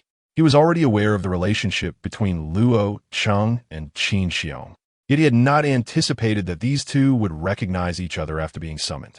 Could it be that the system had encountered a bug, allowing them to retain some memories? After Lu Fan posed this question, Xiahou Wei, Wang Han, and Li Si, among others, displayed expressions of intrigue. Under the collective gaze, Luo Cheng turned to Qiong, who chuckled softly. My lord, you may not be aware, but Luo Cheng is indeed my cousin. A few years ago, he was taken by a distinguished individual, and I never imagined that after all this time, we would serve under you together. Upon hearing Qiong's explanation, laughter erupted among the others in the hall. Ha ha ha, Shu Bao. It seems you and your cousin share a remarkable fate to encounter one another under our Lord's banner. A noble bird chooses its roost, and both Shu Bao and Gongan are valiant heroes, gathered under the banner of our Lord as if by divine will. While all present in the hall believed this to be a matter of fate, only Lu Fan understood it to be the design of the system. However, this revelation posed no detriment to him. Rather, it was a fortuitous occurrence. Reflecting on this, Lu Fan laughed heartily. Well said. A noble bird chooses its roost, and with your assistance, how could I fear the failure of my grand ambitions? As he spoke, he cast a glance at Lu Wushuang and Wu Wei, revealing no intention to conceal anything due to their presence. Upon hearing his words, Li Cunxiao, Luo Cheng, Qiong, and the others were all overwhelmed with excitement. Their faces flushed as they knelt on one knee, proclaiming, "We are willing to die for our Lord." Their eyes shimmered with fervent reverence, akin to worshipping a deity. Witnessing this scene, Lu Wushuang and Wu Wei were once again struck with disbelief, their expressions filled with incredulity. How could a mere waste command such loyalty from so many formidable warriors? Guarding the entrance were Zhang Qi and the 8 members of the Xuanwu Guard, equally astonished. Is this truly the same useless prince they once knew? Lu Fan remained undeterred by the exposure of his ambitions before Lu Wushuang and Zhang Qi. For this was the northern territory, his domain, and the future stronghold he envisioned. Once he calmed his mind and allowed Li Cunxiao and Luo Cheng to rise and take their seats, Lu Fan inquired about the situation within Hanyang City. Chapter 23. Jiang Taigong fishing respectfully. Please share what you have gathered regarding the circumstances in Hanyang City, commanded the leader. Li Cunxiao and Luo Cheng, having arrived in Hanyang City ahead of others, possessed a modicum of understanding about the situation within the city. This latest intelligence was precisely what he sought to uncover. Indeed, my lord, Li Cunxiao and Luo Cheng nodded in agreement. The former cast a glance at the latter and commenced to recount their findings. Qiong and the others listened attentively, including the esteemed Princess Lu Wushuang of Pingxi. As Li Cunxiao and Luo Cheng articulated their knowledge, Lu Fan garnered further insight into the current state of Hanyang City. Like other cities, Hanyang was divided into 5 principal regions: the East City, South City, West City, North City, and the city center. The so-called city center was the area housing the governor's mansion, which represented the Great Qian Dynasty and, in name, was the sovereign of Hanyang City. Beyond the governor's mansion, Hanyang City was also home to 5 significant factions: the Li family, the Sun family, the Wang family, the Zhao family, and the Tianxiang Chamber of Commerce. The 4 prominent families were located in the southeastern, southwestern, northwestern, and northeastern quadrants of Hanyang City. Nearly half of the shops and enterprises within these regions belonged to these 4 families. It is no exaggeration to assert that these families wielded almost complete control over the economic lifeblood of Hanyang. While other cities within the Great Qian Dynasty revered the governor's mansion, Hanyang City was instead dominated by the 4 families. The influence of these families within their respective regions far surpassed that of the governor's mansion. Many may be unaware of the new governor's identity, yet none would be oblivious to the heads of these 4 families. The Tianxiang Chamber of Commerce, one of the 5 factions, held a unique position. Amidst the constant strife and intrigue among the 4 families, competing for various interests, the Tianxiang Chamber remained aloof from their disputes and refrained from engaging in other city matters. In turn, the 4 families avoided provoking the chamber, which had its enterprises spread throughout all 4 regions, remaining untouchable. Once Li Cunxiao and Luo Cheng had completed their accounts, Lu Fan squinted slightly, a glimmer of brilliance flickering in his eyes. The Li, Sun, Wang, and Zhao families certainly created a lively atmosphere. And what of the Tianxiang Chamber? What manner of force was it? It was evident that the Tianxiang Chamber was associated with Tianxiang Tower and Tianxiang Garden, all part of this enigmatic power. During his time in Pingchuan City, he had received a message from a mysterious individual. According to the note, the Tianxiang force could offer him refuge should he find himself in peril. Nevertheless, he maintained a degree of skepticism regarding this information. As Lu Fan pondered deeply, Luo Cheng, seemingly recalling an amusing incident, chuckled and said, "By the way, my lord, a remarkable individual has recently emerged in Hanyang City, creating quite a stir." A remarkable individual? Indeed, this peculiar figure is an elderly man who appeared 2 days ago at the Golden Carp Lake in the East City, seated cross-legged by the water's edge, fishing with a straight hook rod. The old man proclaimed himself a diviner, capable of foreseeing life, death, fortune, and misfortune. Initially, few believed him. But as he accurately predicted the fates of more than a dozen individuals and discerned their origins without error, skepticism began to wane. When Luo Cheng relayed this revelation, a peculiar expression emerged on Lu Fan's face. The entrance of this Jiang Taixu was indeed extraordinary. In the annals of history, legends spoke of Jiang Taixu fishing, waiting for the willing to bite. It was unexpected for him to be conjured in such a theatrical manner. It seemed he was destined to play the role of the fish. Contemplating this, a surge of inexplicable excitement flooded his heart, as if he were partaking in a momentous scene from his past life. Rising to his feet, he jovially declared, "Let us go meet this diviner and have him cast a fortune for this prince."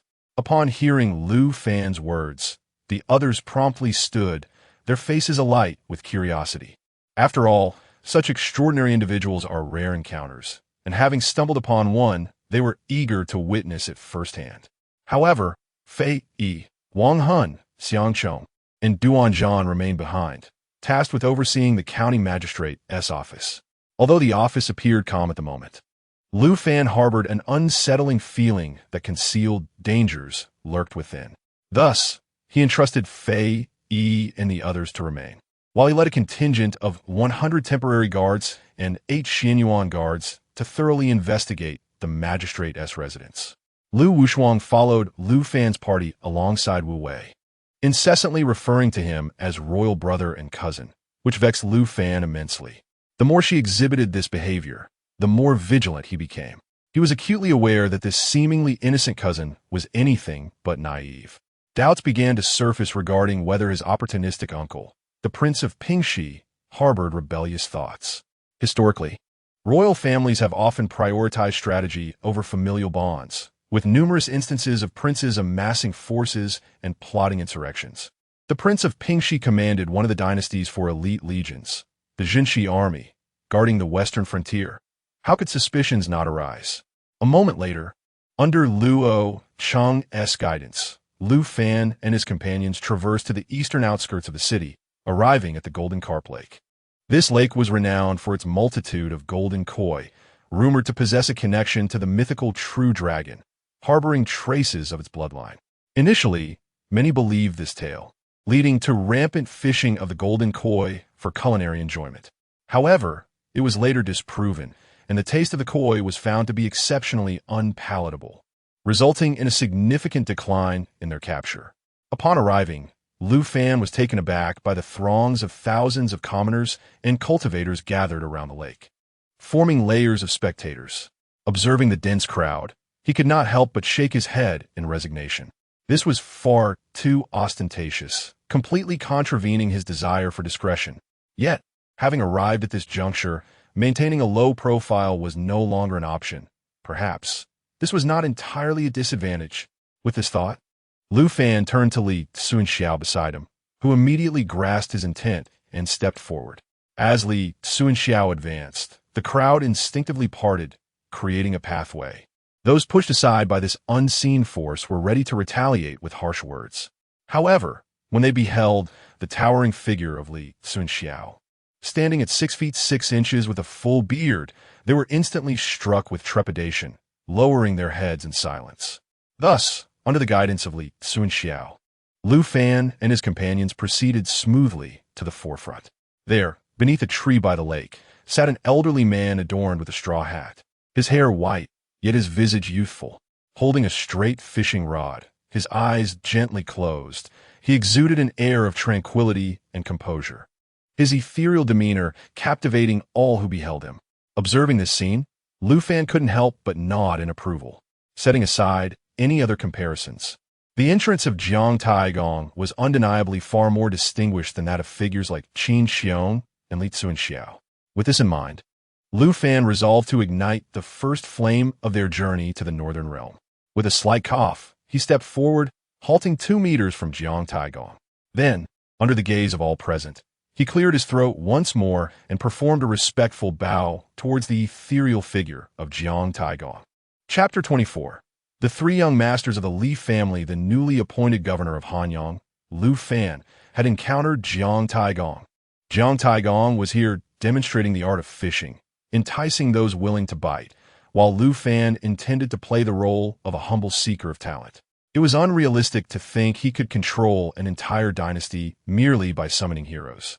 Initially, he had planned to remain inconspicuous upon arriving in Hanyang, biding his time to develop quietly. However, the manner in which Jiang Taixu presented himself compelled him to alter his original intentions.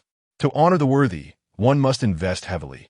And with this maneuver, Lu Fan had established his persona during his inaugural appearance in Hanyang. As Lu Fan introduced himself, the surrounding cultivators erupted in astonishment. The new governor. Was he not the rumored incapable prince, Lu Fan? Is this the so-called waste of a prince? He appears remarkably noble and valiant, hardly resembling a failure. As the onlookers murmured, Jiang Taixu, who had been meditating with his eyes closed, opened them. Upon seeing Lu Fan, a broad smile spread across his face. In the next moment, after sitting cross-legged for over 2 days, Jiang Sheng approached Lu Fan. Their eyes met, and Jiang Sheng knelt on one knee to pay his respects. Sensing his intention, Lu Fan quickly raised his hand to grasp Jiang Sheng's arm, smilingly saying, "I hope to impose upon you, Taixu, by inviting you to serve as the county minister. What are your thoughts on this?" As Lu Fan spoke, he winked at Jiang Sheng, who immediately understood. When Lu Fan released his grasp, Jiang Sheng stepped back and bowed deeply. "It is an immense honor for this old man to be personally invited by your highness. I am willing to serve you with all my strength." Truly, Jiang Taixu was exceptional in his cooperation. Lu Fan felt immensely pleased, and his smile widened. "Jiang Lao, please accompany me to the governor's office for a discussion." "Your Highness, I am at your service." Having achieved his objective, Lu Fan was eager to leave. Just as he was about to depart with Jiang Sheng and Cunxiao, a powerful force suddenly parted the crowd on the right, creating a passageway. Following this, a haughty young man clad in luxurious garments strode in, flanked by 5 guards. The commoners and cultivators who had been forcibly moved aside turned pale with fear, instinctively retreating. Observing the scene, Lu Fan raised an eyebrow, his gaze fixed on the young man. The young man, exuding arrogance, cast a disdainful glance at Lu Fan and his companions before addressing Jiang Sheng in a condescending manner. "Old man, you must be that so-called diviner. I've heard you can predict the future. Why not give me a reading?" As soon as he finished speaking, one of his guards retrieved a soft chair from a storage bag and placed it down. The young man sat down, crossing his legs and looking sideways at Jiang Sheng and Lu Fan. Witnessing the young man's brazen demeanor, Lu Fan's expression darkened instantly. Jiang Sheng was a hero he had summoned and one of his vital strategists on the path to supremacy. Such humiliation directed at Jiang Sheng was intolerable. "Shu Bao, discipline him." "Understood." In a swift motion, Qiong appeared before the young man clad in resplendent robes, his hand striking out without hesitation. A crisp slap echoed through the air as the young man was sent sprawling. Blood spurted from his mouth as he crashed onto the feet of the onlookers. At that moment, the 5 bodyguards of the young man finally reacted, hastening to assist their fallen master. "Young master, are you all right?" they inquired anxiously. As he was helped to his feet, it was evident that the right side of his face was swollen and marked by a distinct handprint. Blood streamed from the corner of his mouth, and his disheveled hair added to his pitiful appearance. Witnessing this wretched sight, Lu Fan's face hardened with murderous intent. "Should you dare to utter another word, I shall ensure your demise. Jiang Lao, let us depart." However, just as he turned to leave, the young man, now supported upright, bellowed with venomous rage, "Kill these scoundrels!" At his command, the 5 bodyguards unleashed their formidable power, charging at Lu Fan and his companions. This time, without waiting for Lu Fan's orders, Qiong's eyes ignited with fierce determination as he shouted, seeking death. With that proclamation, 5 piercing beams of spiritual light shot forth from his fingertips. The beams penetrated the foreheads of the 5 bodyguards, and with a muffled thud, their lifeless bodies collapsed to the ground, blood pooling around them, staining the earth. This horrifying spectacle sent shockwaves through the crowd of onlookers, who gasped in terror and recoiled in fear. The once venomous and wrathful young man was now reduced to a trembling heap on the ground. His trousers dampened as the unmistakable scent of urine permeated the air. He had been so frightened that he lost control. What do you intend to do? He stammered, his voice quivering. What do you mean? You wish to murder me, and yet you inquire about my intentions. Lu Fan's expression darkened, resembling the chill of eternal ice.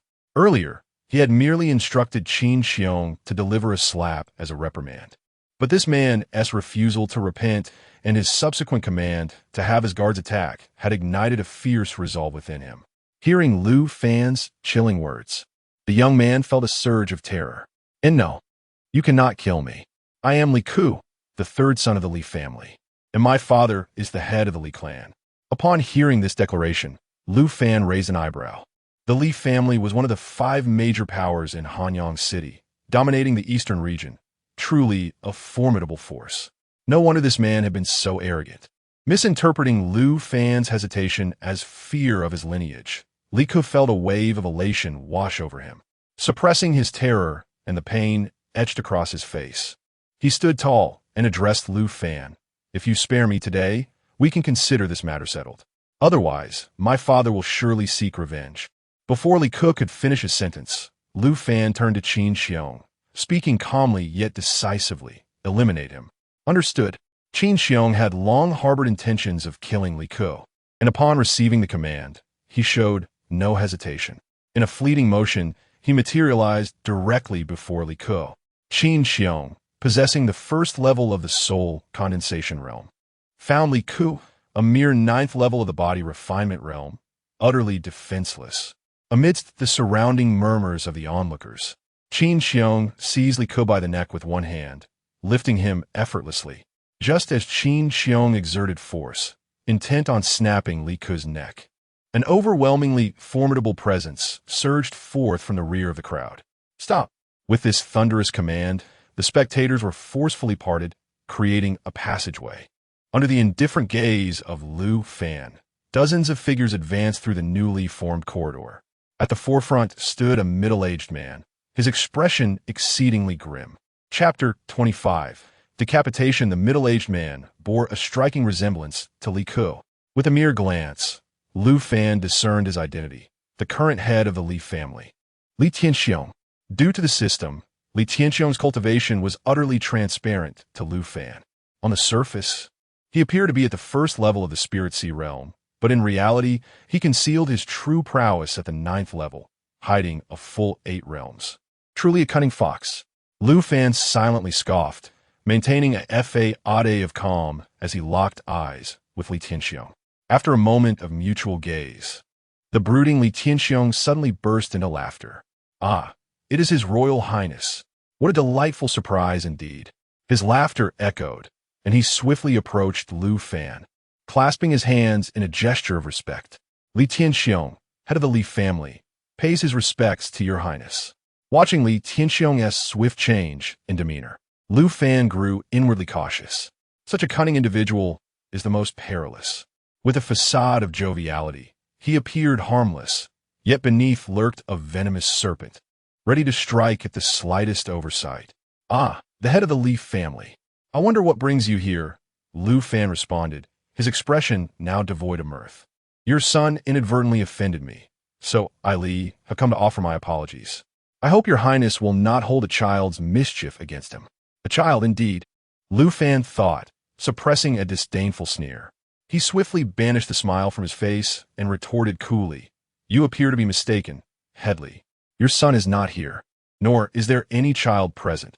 Only an assassin intent on taking my life. At these words, Li Tianxiong's smile froze instantly. Li Ke, gripped by Qiong by the neck, began to struggle violently, emitting desperate cries for help. "Father, save me. I don't want to die. Please help me." Seeing his son in such distress, Li Tianxiong suppressed his fury and murderous intent, forcing a smile toward Lu Fan. "Your Highness, while my son may be mischievous, the notion that he would attempt to assassinate you is utterly preposterous." He then produced a storage ring from his robe and offered it to Lu Fan. "This is a token of my apology, prepared for your Highness. I hope you will graciously accept it." Lu Fan raised an eyebrow at the storage ring, contemplating the implications.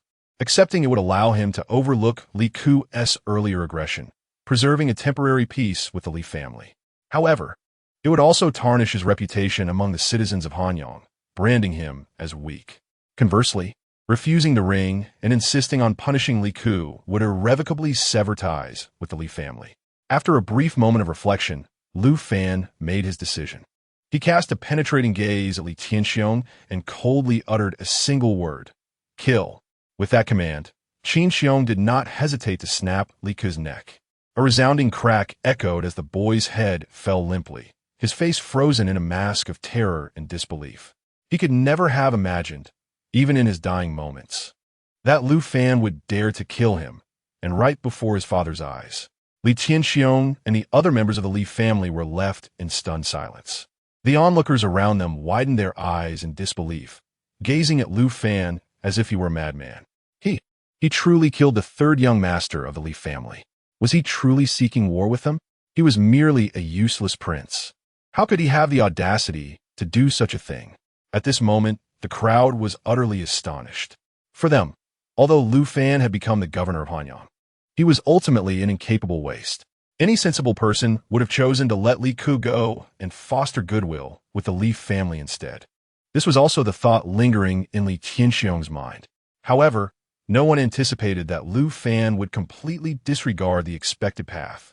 The beautiful countenance of Lu Wushuang was similarly etched with incredulity. Was he insane?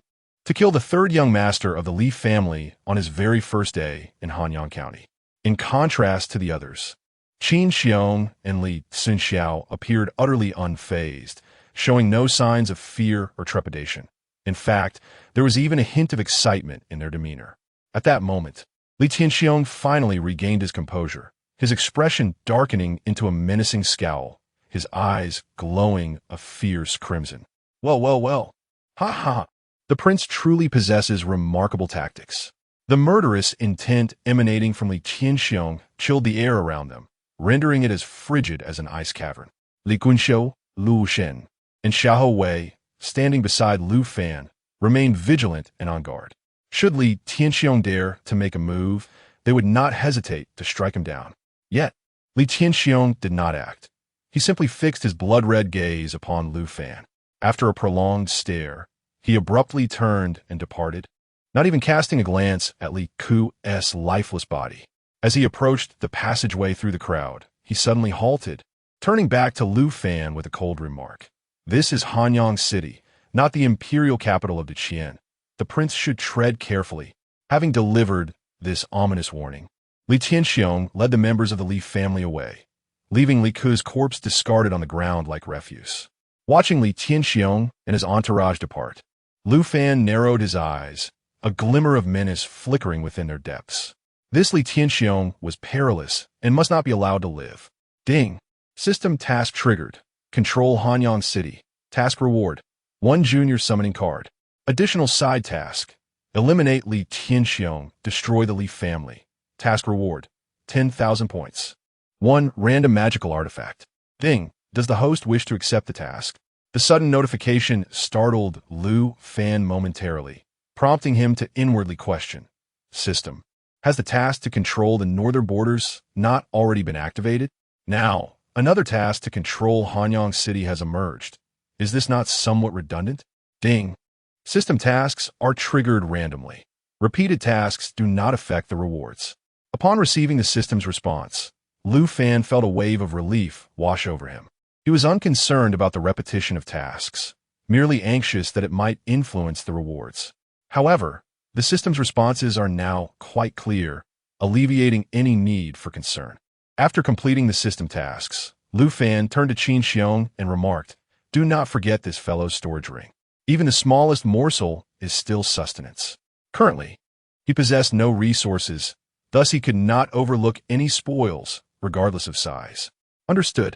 Once Qiong had stowed away Li Ke's storage ring, Lu Fan then addressed the beaming Jiang Sheng, saying, "Old Jiang, let us return to the county magistrate's residence, for I possess numerous inquiries I wish to discuss with you."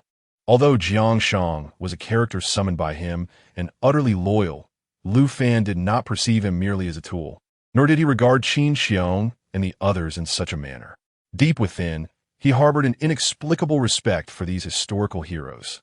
"Ah, Malasia Lorut, please do not stand on ceremony with Ziya. I implore you." Though Jiang Sheng held a semblance of pride, he was acutely aware of his position. The master is the master, and the servant is the servant. While the master may display courtesy, a servant must never fail to recognize their place. Observing Jiang Sheng gesture for him to proceed, Lu Fan chuckled lightly, ceasing his insistence, and strode forward with a commanding presence. Jiang Sheng and Li Cunxiao followed closely behind, and thus the group departed from Jinji Lake. As they witnessed Lu Fan and his entourage leave, the surrounding onlookers erupted into a flurry of excitement. Chapter 26. The enigmatic Jiang Taigong. The rumors appear to be quite misleading. How could His Highness the Crown Prince be deemed weak? He is evidently a decisive and ruthless individual. This is not mere decisiveness. Rather, it is a lack of prudence. Upon arriving in Hanyang City, he has already offended the Li family. One wonders what he was thinking. Public opinion regarding Lu Fan's act of slaying Li Ke, which antagonized Li Tianxiong and the Li family, is divided. However, it cannot be denied that Lu Fan has successfully crafted his own persona. As the thousands of citizens and cultivators dispersing from Jinli Lake, the events of the recent past swiftly spread throughout Hanyang City. In no time, every citizen and cultivator within the city was engaged in discourse about the infamous crown prince. At the Sun family estate, in the main hall, the head of the Sun family, Sun Xinghu, presides over the gathering, flanked by several elders and stewards on either side. A contemplative expression graces their faces. After a brief silence, the second elder, Sun Xingqi, furrows his brow and speaks solemnly. To kill upon entering the city is either the act of a fool unaware of his own mortality or a calculated move to establish authority. In my opinion, the latter is more plausible. As soon as Sun Xingqi finishes, the third elder, Sun Qichao, nods in agreement. Indeed, the rumors portraying this so-called wasteful prince as weak and inept now appear to be entirely unfounded. He pauses momentarily before continuing, his brow furrowing in confusion. If the rumors are false, then the claims regarding his inability to cultivate must also be suspect. Could it be a deliberate ploy by the royal family? Before Sun Qichao can complete his thought, the fourth elder, Sun Qihue, shakes his head and interjects. That is impossible. The fact that this waste cannot cultivate is a truth that has been verified countless times. It is certainly not a fabrication. All princes undergo 3 aptitude tests before reaching adulthood.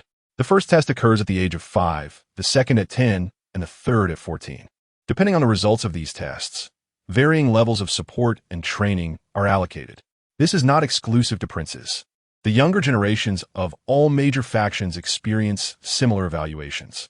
After all, resources are finite, and it is impractical to distribute them evenly among all individuals. Thus, within any faction, the capable rise while the inept fall. Geniuses receive premier treatment and have no need to worry about resources, while those deemed inept are relegated to the sidelines, often becoming the subject of ridicule. As the crown prince, Lu Fan was born under the spotlight, and his aptitude tests were of paramount interest to the entire dynasty. Everyone assumed that, as the crown prince, his talents would be extraordinary. However, the results of Lu Fan's first test at the age of 5 shocked everyone. Meridians blocked, rendering him unable to cultivate. The subsequent 2 tests yielded the same results, solidifying Lu Fan's reputation as a waste. Many speculated that the royal family might have intentionally orchestrated this to obscure Lu Fan's existence. Consequently, numerous factions dispatched individuals to covertly assess Lu Fan, but the outcomes remained consistent. Thus, the notion that the crown prince was a waste incapable of cultivation became firmly established, leading to widespread mockery. Everyone anticipated that Emperor Tian would swiftly strip Lu Fan of his title. Yet, contrary to all expectations, Emperor Tian has never even broached the subject of abolishing the crown prince's title. This has also led to numerous speculations. However, no one dared to question Emperor Tian, and thus the matter gradually faded into obscurity. It is precisely for this reason that Sun Shihui is so resolute in his belief that Lu Fan is a cultivation failure. His emphatic declaration dispelled any doubts harbored by elder Sun Qiao. Observing the futile squabbling among the crowd, Sun Xinghu, seated at the head, furrowed his brows and spoke in a deep voice. "Enough, cease your bickering. Dispatch someone to monitor the movements of that useless individual. Report any peculiarities to me immediately. Furthermore, instruct the clan members to maintain a low profile and avoid trouble. Let the Li family investigate that waste's background first." With Sun Xinghu's decisive arrangement, Sun Xingqi and the others nodded in agreement, falling silent. Meanwhile, as the Sun family deliberated over this matter, the Wang and Zhao families were also engaged in discussions. The Tianxiang Chamber of Commerce, however, remained notably quiet. Unbeknownst to Lu Fan, after departing from Jinxi Lake, he returned to the governor's mansion accompanied by Jiang Shang and Li Cunxiao. Upon arriving at the mansion entrance, Jiang Shang halted, his brow furrowing in concern.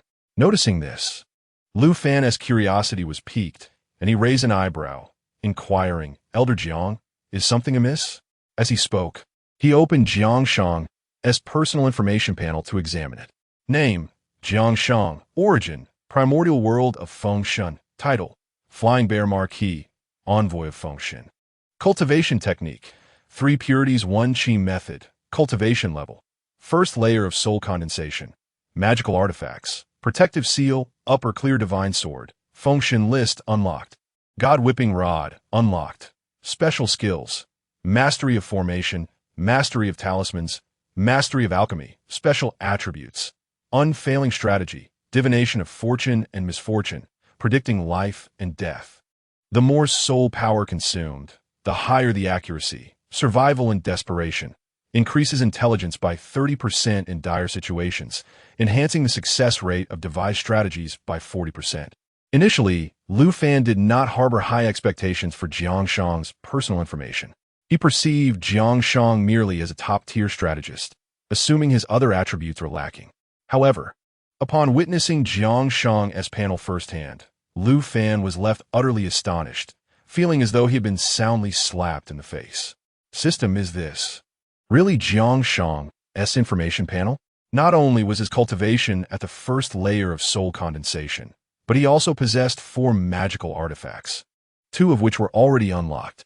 Even more astonishing was the presence of special skills in his profile. Not only did he excel in formation and talismans, but he was also proficient in alchemy, showcasing remarkable prowess. Not to mention, Jiang Shang possessed 2 extraordinary attributes, both exceedingly formidable. This panel reflects the accurate information of the summoned figure Jiang Shang. Hearing the system's affirmative response, Lu Fan could hardly contain his excitement and joy. What a remarkable figure Jiang Taigong is. He has truly surprised me. Just as he reveled in the delight of Jiang Shang's information panel, Jiang Shang spoke with a grave expression. "My lord, insidious and malevolent formations have been laid within this governor's mansion, transforming it into a place of extreme ease." As soon as those words were uttered, Lu Fan's previously joyous mood was abruptly shattered, his expression darkening. No wonder he felt an ominous aura surrounding the entire governor's mansion at first glance. "Elder Jiang, do you possess a method to break this?" Jiang Shang pondered for a moment before nodding. The solution is not particularly difficult, but it necessitates a thorough examination inside, along with some materials. With Jiang Shang's affirmative response, Lu Fan finally exhaled in relief. Since Jiang Shang had expressed such confidence, there was no need for him to harbor any concerns. "Let us proceed inside and conduct a meticulous inspection." As his words fell, Lu Fan led the group directly into the governor's mansion. Just as they crossed the threshold, A series of chilling, anguished cries echoed from the inner courtyard of the mansion. Chapter 27. The Resurrection of the Blood Puppet. The sudden, harrowing scream instantly contorted the expressions of Lu Fan and his companions as they stepped into the governor's mansion. Instinctively, Lu Fan sought to rush towards the rear courtyard. However, he abruptly remembered that he was accompanied by the outsiders, Lu Wuxuang and Wu Wei, and immediately turned to the most accomplished practitioners, Li Cunxiao and Luo Cheng. Quickly, go and ascertain the cause of this disturbance. Understood. Li Cunxiao and Luo Cheng responded promptly, taking to the air and soaring towards the rear of the governor's estate. Lu Fan, not one to linger, instructed Xiahou Wei and Qin Qiong, Uncle Bao. Ji Quan, you are to remain here and ensure no one enters or exits. Those who defy this command shall face merciless retribution. Qin Qiong, initially intent on following Lu Fan for protection, halted upon meeting Lu Fan's resolute gaze. With a fist salute, he declared, "This subordinate shall comply." Having swiftly organized his instructions, Lu Fan, accompanied by Jiang Sheng and Li Si, made his way directly to the rear courtyard, with Lu Wuxuang and Wu Wei trailing closely behind. The governor's estate was expansive. Merely the front hall and its surrounding area spanned the size of half a football field. In addition to the front hall and the main entrance, there existed a central courtyard and the rear residence. The journey from the front hall to the rear courtyard consumed no less than 7 or 8 minutes, even at a brisk pace. Upon entering the rear courtyard, Lu Fan was met with a gruesome sight. Blood and dismembered limbs littered the ground. The bodies of over a dozen temporary guards lay in ruin, each either missing limbs or entirely dismembered, their chests marked by gaping wounds, evidently where their hearts had been excised. The horrific scene filled Lu Fan with a visceral urge to vomit. It was utterly ghastly. What manner of fiend or entity could perpetrate such brutalities, daring to commit murder in the governor's own courtyard? Suppressing his nausea and fury, Lu Fan advanced with a grim countenance. The rear courtyard was divided into 2 sections, separated by intricately carved corridors, with a wooden archway in the middle. Crossing through the archway into the second courtyard, Lu Fan and his companions instinctively clenched their fists. Within this second courtyard, the carnage was even more pronounced. Over 30 dismembered bodies lay strewn about, including 3 from the Xuanwu Guard, all of whom had been deprived of their hearts. The initial arrivals, Li Cunxiao and Luo Cheng, had vanished without a trace. Only Zhang Qi and 4 other members of the Xuanwu Guard remained, their faces pale and bodies stained with blood, with several temporary guards left with only half of their arms. Witnessing this scene, Lu Fan was no longer gripped by fear or disgust. Only a profound rage and murderous intent remained. At that moment, his heart was resolute in its thirst for vengeance. Regardless of who the perpetrator may be, he vowed to rend them limb from limb, to extract their very essence. Suppressing the raging storm of wrath within, he strode towards the pale-faced Zhang Qi and the others, whose dazed expressions broke as they heard his footsteps. They immediately knelt on one knee. "Please forgive us, Your Highness. We are utterly incompetent." Zhang Qi's voice was hoarse, imbued with an unmistakable sense of fear and suppressed anger. "Stand up." Once they were on their feet, Lu Fan spoke solemnly. "What on earth transpired? Relate every detail without any concealment." "Understood." Zhang Qi steadied himself and recounted the events swiftly, while Jiang Sheng, Li Si, and the others listened with patience.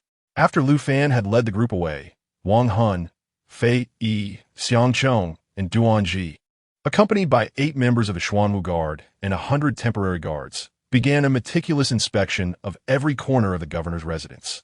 The front hall and the central courtyard revealed no issues. However, upon inspecting the first courtyard of the rear residence, several temporary guards discovered a remarkably concealed entrance to a subterranean cave. Upon opening it, a terrifying creature emerged. This creature, grotesquely blood-red in hue, was neither entirely human nor beast. Upon bursting forth from the cave, it unleashed a brutal rampage, slaughtering over 20 temporary guards in an instant. It had an insatiable appetite for hearts, consuming the hearts of its victims. Fortunately, Zhang Qi had promptly summoned Li Cunxiao and Luo Cheng for assistance. Otherwise, he and the other temporary guards might have also fallen victim to the creature. Li Cunxiao, Luo Cheng, and Wang Han had pursued the fleeing monstrosity. After Zhang Qi finished his account, Jiang Sheng, Li Si, and Lu Wushuang were left in a state of bewilderment, uncertain of the creature's nature. Yet, Lu Fan had already surmised its identity, a blood puppet.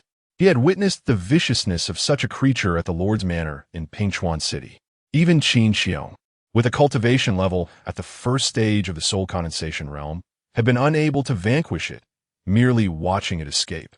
He had believed such sinister entities to be exceedingly rare. Little did he know he would encounter one again here.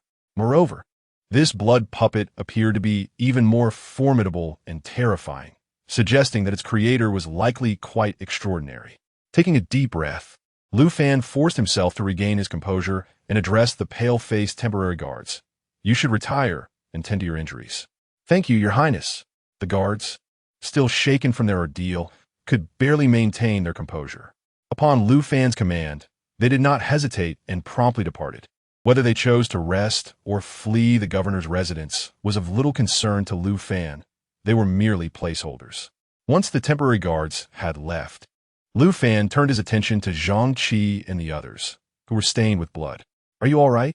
Do you need a rest?" Zhang Qi shook his head. "Thank you for your concern, Your Highness. We are fine, though it is regrettable about our 3 brothers. Rest assured, I shall not neglect their families." "Thank you, Your Highness." Lu Fan cast a glance at the numerous corpses on the ground before returning his gaze with a serious tone. "Lead me to that cave. Please follow me, Your Highness." Under Zhang Qi's guidance, Lu Fan and his companions made their way to the foam mountain within the garden of the left side of the first courtyard of the rear residence. Before them lay a gaping chasm, approximately 2 meters in diameter. A palpable grayish-white mist wafted from the abyss, sending a chill coursing through their bodies. Without waiting for Lu Fan to speak, Jiang Sheng, who stood beside him, furrowed his brow and spoke in a grave tone. "My lord, this is the very core of the absolute Yin formation. It appears that the so-called monster is nurtured within the sinister veins below." This revelation deepened the shadow upon Lu Fan's countenance. The existence of such a vicious and terrifying blood puppet contained within the residence of the county magistrate, without a whisper of its presence escaping, could only imply grave issues at hand. It was evident that the 2 previous magistrates, who had met with untimely deaths, were likely not involved in this matter. Thus, it could be deduced that the county residence had long since rotted to its core. With this thought, Lu Fan's resolve hardened, and a tempest of rage and murderous intent surged within him, his fists clenched tightly. Chapter 28. The visit from Ancient Iron. Peak. Upon sensing the ominous aura of killing intent emanating from Lu Fan, both Lu Wushuang and Wu Wei's expressions shifted subtly. Such an intense aura of malevolence. It is perplexing. How could my inept royal brother, who is incapable of cultivation, exude such terrifying killing intent? Lu Wushuang furrowed her brows, her mind racing with conjecture. Jiang Sheng, catching a glimpse of their reactions from the corner of his eye, cleared his throat and spoke. "My lord, please wait here for a moment while I investigate." His words roused Lu Fan from his reverie. He inhaled deeply, forcing himself to regain composure. "There is no need for such formality. Let us descend together." "Understood." Nodding affirmatively, Jiang Sheng leaped into the cavern below, followed by Lu Fan, who was gently lowered by Jiang Sheng's unseen force. Observing this display of prowess, Lu Wushuang and Wu Wei's eyes widened in astonishment, their faces reflecting disbelief. Previously, they had discerned no traces of cultivation or aura from Jiang Sheng, leading them to assume he was merely an ordinary elder skilled in calculation and strategy. However, the current demonstration was a stark contradiction to their assumptions. After Li Si had also jumped down, Lu Wushuang and Wu Wei quickly followed suit, with Zhang Qi being the last to descend. Meanwhile, Lu Fan, alongside Jiang Sheng and Li Si, ventured deeper along the winding passageway that descended further into the earth. The passage, circular in form, clearly led to the depths below. Every so often, luminous stones were embedded within the walls, ensuring visibility was not compromised. After approximately 3 minutes of walking, a glimmer of light appeared ahead. The group quickened their pace, and upon reaching the source of illumination, they were collectively astounded by the sight that greeted them. Before them lay an immense underground chamber, suffused with an eerie, chilling white mist. At the center of this vast space stood an altar, upon which rested a black stone coffin. Flanking the altar were 2 deep pits, each with a diameter of 9 meters. The left pit was filled with mangled corpses and severed limbs, numbering at least tens of thousands. The right pit, however, was a gruesome pool of fresh blood, exuding a nauseating stench, its surface stained crimson from countless instances. The walls and ceiling of the subterranean space were adorned with numerous luminous stones, illuminating the horrific scene before them with unsettling clarity. Confronted with such a macabre tableau, Lu Fan's thoughts drifted to the underground chamber beneath the Lord of Pingchuan's estate. The horrors contained within that space seemed trivial in comparison to this. Sheng approached the altar, casting a somber glance at both the pit of bones and the blood pool before solemnly declaring, "The architect of this abomination must be a malevolent cultivator adept in formations, utilizing the essence of corpses and blood to transform this place into an extremely mean realm for the nurturing of malevolent entities. Such a depraved individual, who exploits the flesh and hearts of both commoners and cultivators to cultivate the ferocity of these malevolent beings, is truly deserving of the gravest punishment." Sheng's demeanor remained serene, as he was seldom shaken by the atrocities of the world. In the face of such a harrowing scene, he was utterly consumed by rage and murderous intent. Lu Fan, with a somber expression, remained silent as he paced around the altar, scrutinizing the surroundings meticulously. At that moment, the fury and bloodlust swelling within him were almost palpable. He was no saint, yet in the face of such brutality, indifference was simply not an option. His conscience, the very essence of his humanity, would not allow it. Drawing a deep breath, Lu Fan turned to Sheng and spoke gravely. "Old Jiang, I leave this place to you. Should you require anything, do not hesitate to ask. I shall have someone procure it. Rest assured, my lord, Zio will handle it adeptly." Sheng replied, and Lu Fan nodded, refraining from further comment as he turned to retrace his steps. Observing this, Sheng looked to Zhang Qi and Li Si, who immediately understood and hastened to follow Lu Fan. Lu Wushuang cast a lingering glance at the altar, the pit of bones, and the pool of blood, before departing with Wu Wei. Their hearts were equally heavy with indignation. Upon returning to the sunlight above ground, Lu Fan's oppressive mood began to ease, albeit slightly. At that moment, footsteps approached from behind, and Lu Fan turned to see Li Cunxiao, Luo Cheng, and Wang Hun, along with Duanzhao.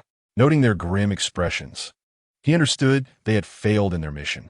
Indeed, as they drew near, Li Cunxiao and the others knelt with faces full of remorse. "I have failed, unable to capture that creature. Please punish me, my lord." This revelation darkened Lu Fan's mood further, leaving him astonished as well. It was one thing for Qiong to have failed to apprehend the blood puppet in Pingchuan City, given that he was merely at the first level of soul condensation. However, Li Cunxiao stood at the pinnacle of the 9th level, with Luo Cheng at the 4th, and the rest were not weak either. How could such a formidable group allow the blood puppet to escape? Could it be that the creature was beyond the realm of soul condensation? Perhaps even at the level of divine refinement? Rise and recount the details. How did that monstrosity evade capture? Lu Fan inquired. In response, Li Cunxiao recounted the events in detail. Upon their arrival at the second courtyard of the rear residence, the blood puppet had leapt out and fled. They pursued it all the way from the governor's mansion into the complex alleys of the western part of the city. Once the creature entered the alleys, it vanished completely. They scoured the area thoroughly, yet found no trace. Reluctantly, they had to return empty-handed. As Li Cunxiao concluded his account, Lu Fan furrowed his brow, a glint of menace flickering in his eyes. The western region of the city, could the blood puppet be linked to the Wang family? The 4 prominent families of Hanyang City each occupied distinct territories. The Li family in the east, the Sun family in the south, the Zhao family in the north, and the Wang family in the west. While Lu Fan pondered this, a member of the Xuanwu Guard approached with haste. "Your Highness, General Gu Taifeng of the Northern Town Army has come to pay his respects and is currently awaiting you in the main hall." This announcement jolted Lu Fan from his reverie, a flicker of curiosity crossing his features. Gu Taifeng? What could he possibly want? Gu Taifeng serves as the left general of the Northern Town Army and is currently its commander. Apart from the 4 lords stationed in the region, his standing in the court is surpassed only by the chancellors and the grand general of the state. Although he is a prince, he is not yet esteemed enough to warrant a visit from such a distinguished figure. Moreover, having been conferred the title of Left Lieutenant of the Northern Town Army by his conveniently favored father, Gu Taifeng is, in fact, his superior, making it appropriate for him to pay a visit instead. After a moment of contemplation, Lu Fan gathered his thoughts and, addressing Li Luo Cheng and the others with a grave tone, instructed, "Continue the investigation of the county governor's office. Leave no corner unexplored. Jing, accompany me to the front hall." Understood. Once arrangements were finalized, Lu Fan hastened towards the front hall with Li Cunxiao, while the others continued their search of the governor's office. Given the recent events, both Lu Fan and the team felt a heightened sense of unease. This time, Lu Wushuang did not follow Lu Fan, but instead returned to the underground chamber. Without Lu Wushuang by his side, Lu Fan felt as though a burden had been lifted, and his steps grew considerably lighter. Before long, he arrived at the front hall with Li Cunxiao in tow. Chapter 29. He will surely perish within 3 moves. As Lu Fan stepped into the front hall, his gaze fell upon the emaciated figure seated in the prominent position to the left, and a fleeting expression of disbelief crossed his features. Is this truly Gu Taifeng? On his way to the front hall, he had speculated about the appearance of the current commander of the northern garrison, envisioning a robust figure with a tiger's back and a bear's waist, tall and imposing, with a broad and hefty physique. Yet, upon encountering the man in person, his initial reaction was one of disappointment and skepticism. Surely, this cannot be the genuine article. After all, the very name Gu Taifeng evokes the image of a tough warrior. However, the reality presented before him was starkly different. Gray hair, a pallid complexion, a frail physique, and adorned in a somber gray scholar's robe. This was hardly the left general commanding 300,000 troops. Rather, he resembled a delicate, ailing scholar. Lu Fan suspected he could fell this man with a mere punch. As Lu Fan grappled with his astonishment, the pale Gu Taifeng approached and inclined his body slightly. The left general of the northern garrison pays his respects to his highness. He began, only to be interrupted by a fit of coughing, hastily covering his mouth with a handkerchief, his body trembling as if he might choke to death at any moment. Finally, Lu Fan regained his composure, suppressing his odd feelings and perplexities. "General Gu, you are too kind. Please have a seat." "Thank you, Your Highness." Gu Taifeng nodded in gratitude, while his gaze shifted to Li Cunxiao. "Your Highness, may I inquire how I should address this brother?" His eyes bore an unmistakable mixture of shock and excitement as they fixated on Li Cunxiao.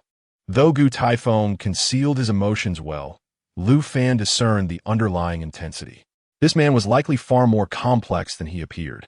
"This is my guardian, Li Cunxiao," Lu Fan introduced with a smile, while pondering the depths of Gu Tiefeng's character. "Cunxiao, have you not yet met General Gu?" "Indeed, I have met General Gu." Li Cunxiao clasped his fists together, his gaze toward Gu Taifeng brimming with palpable martial spirit. In his past life, he was a commander charging in a battle, engaged in the chaos of war. Although he lacked the memories of his former existence, this instinctive fervor was etched into his very soul. Thus, upon encountering Gu Taifeng, a surge of combativeness welled within him. Faced with Li Cunxiao's fierce aura, Gu Tiefeng's expression of admiration deepened. "What a remarkable Li Cunxiao!" he exclaimed with a smile. Before turning to return to his original seat, Lu Fan gestured for Li Cunxiao to take a position on his right, while he himself settled into the main seat. As he sat down, Lu Fan promptly activated the system to assess Gu Tiefeng's cultivation level. He had attempted to probe Gu Taifeng earlier, but had gleaned nothing. He could not believe that Gu Taifeng was an utter waste devoid of any power. After all, a useless individual could never establish themselves in the northern garrison, let alone ascend to the role of commander.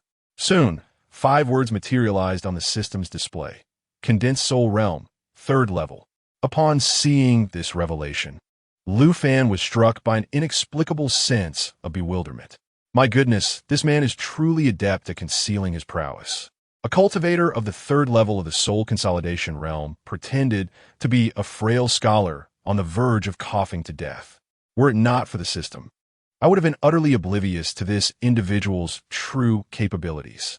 Despite the inner ridicule, Lu Fan felt a considerable sense of relief. It is not the strength of an enemy that instills fear, but the uncertainty of their true nature. Although he was still unaware of whether Gu Tiexiong was a foe, a friend, or a neutral party, it did not hinder him from preparing in advance. With this in mind, Lu Fan cleared his throat lightly and smiled at Gu Tiexiong, saying, I have just arrived in Hanyang City today and intended to visit General Gu tomorrow. I am truly humbled that you have come to see me first. Your Highness is too kind. As you are of noble stature, it is only natural for me to pay my respects without reservation, Gu Tiexiong replied courteously. Observing the polite exchange devoid of any direct intent, Lu Fan lost interest in playing riddles. General Gu, may I inquire the purpose of your visit today? If there is a matter at hand, please feel free to speak plainly. Upon Lu Fan's direct questioning, Gu Tiexiong clasped his fists and responded, I come today with 2 matters. Firstly, it is regrettable that your Highness faced an assassination attempt upon entering the city. I take full responsibility for not making adequate arrangements to ensure your safety. Secondly, His Majesty has conferred upon your Highness the title of Left Colonel of the Northern Garrison, and I have come to present you with the Colonel's attire and insignia. Furthermore, I would like to invite your Highness to visit the military at a later date to meet the soldiers, ensuring they recognize your Highness and avoid any future offenses. As Gu Tiexiong spoke these courteous words, Lu Fan could not help but ponder the underlying meaning. What was this fellow truly after?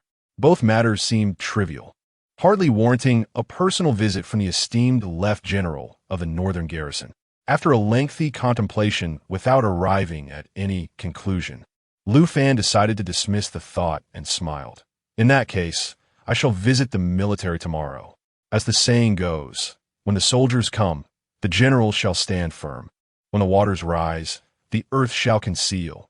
I am now aware of this individual's capabilities and need not harbor any concerns. In the face of absolute strength, all schemes and intrigues are rendered futile. Not to mention, with formidable figures like Luo Cheng and Cunxiao by my side, even the prowess of Cunxiao alone suffices to maintain order. Unless Gu Tiexiong leads the 30,000 troops of the northern garrison in rebellion, I have little to fear. Moreover, I still possess 3,000 Golden Fire cavalry yet to be deployed, which serves as a significant trump card. Then I shall arrange for someone to escort your Highness tomorrow. Additionally, the Colonel's attire and insignia are within the storage ring. Please remember to collect them. Gu Tiexiong remarked as he rose, placing a storage ring on the table, and then bowed in farewell. I shall take my leave now. Your Highness need not see me off. With a swift and decisive farewell, Gu Tiexiong proceeded towards the front hall. Observing this, Lu Fan rose to retrieve the storage ring from the table and followed him to the entrance. After watching Gu Tiexiong vanish from sight, Lu Fan turned to Cunxiao beside him.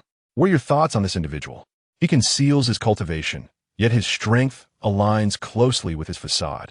If I were to engage him, I could claim his head within 3 moves. 3 moves? The general has never crossed swords with him and is unaware of his true capabilities. However, he will undoubtedly perish within 3 moves. Ha ha! Truly, he shall meet his demise within 3 moves. Cunxiao's response greatly pleased Lu Fan, who erupted into hearty laughter. Were it anyone else, they might perceive Cunxiao's words as mere bravado. Yet, Lu Fan understood that Cunxiao spoke nothing but the truth, devoid of any embellishment. For this was precisely the demeanor and prowess expected of Cunxiao. As his joyous laughter subsided, Lu Fan strode purposefully toward the grand entrance of the mansion. Gulme, Jingxi, accompany me on a leisurely stroll through the city. At your command. Earlier, during their excursion to Golden Carp Lake, there had been no opportunity to explore. With nothing pressing at hand, remaining within the governor's mansion felt tedious. A walk through the city would be far more enjoyable. With Li Cunxiao by his side, Lu Fan felt no concern for his safety. Upon leaving the governor's residence, the two meandered leisurely along the bustling streets, their path unmistakably leading toward the western district dominated by the Wang family. Chapter 30. Those who defy the sovereign shall perish at first. Li Cunxiao did not pay much attention. However, upon entering the western part of the city with Lu Fan, an unusual expression suddenly appeared on his face. "My lord, are we investigating the Wang family?" Do you believe there is a connection between the Wang family and that blood puppet?" "This, I cannot be certain, but there is one thing I know." As Li Cunxiao's face revealed a murderous intent, Lu Fan became intrigued. "What is it? Pray enlighten me." "Those who submit to the sovereign shall live. Those who defy him shall die. If the four great families obstruct the sovereign's path, I am willing to eliminate them on his behalf." Li Cunxiao's chilling declaration made Lu Fan erupt in hearty laughter. "Ha ha! What a noble sentiment! In the face of absolute power, all schemes and machinations are in vain. I firmly believe this." Li Cunxiao's assertion was indeed not without merit. Yet, Lu Fan understood another truth. A ruler who is solely bloodthirsty does not embody the way of a king. If his future goal were to be a languid monarch or a commanding general, he could easily instill fear through bloodshed, making all tremble before him. However, his ambition did not lie in becoming a languid king, nor a general. Instead, he aspired to ascend to the most exalted position. To occupy that throne, one must master not only the art of war, but also the skill of governance. After all, one cannot slay all the people in the world, nor can the heroes summoned by oneself replace everyone. To firmly establish oneself in that position, to expand territories, and to realize one's innermost ambitions, it is indispensable to subdue and command the powerful of this world. If he were to annihilate the Li, Wang, Sun, and Zhao families today, tomorrow would see the emergence of the Zhang, Hu, and Yi families. He comprehended this principle, yet Li Cunxiao remained oblivious to it. Their differing positions, their varying heights, naturally led to divergent perspectives on the matter. However, he would not voice such thoughts. "Gome, Jinggusi. Let us see how deeply the Wang family has entrenched itself in the western region of the city." "Yes." With that, the two continued their exploration of the western area, Lu Fan's gaze sweeping around as he silently nodded in approval. One cannot deny that the four great families possessed some capability. In the rumors circulating throughout other regions of the dynasty, the northern city of Hanyang had long been synonymous with desolation and chaos. Prior to arriving here, Lu Fan's impression of the place was indeed one of filth and disorder. Yet upon his arrival, he discovered the rumors to be erroneous. Hanyang City was not only devoid of desolation and chaos, but was, in fact, exceedingly prosperous and vibrant. The territories held by the four great families, northeast, southeast, northwest, and southwest, had been developed remarkably well, and instances of violence and plunder were rarely witnessed. Lu Fan found no surprise in this. After all, from the perspective of the four great families, the regions they occupied were their own domains. Naturally, they would strive to cultivate their territories diligently. The thriving and bustling scenes were precisely what Lu Fan wished to see, what he aspired for. Yet, there was one condition. Hanyang City must be under his control. The entirety of it, not merely a small governor's office. As Lu Fan strolled along the bustling streets, lost in contemplation, he soon found himself in the heart of the western part of the city. Suddenly, a piercing scream jolted him back to reality. Upon looking ahead, he was confronted with a shocking sight. Two gray-clad servants were mercilessly beating an elderly man with white hair.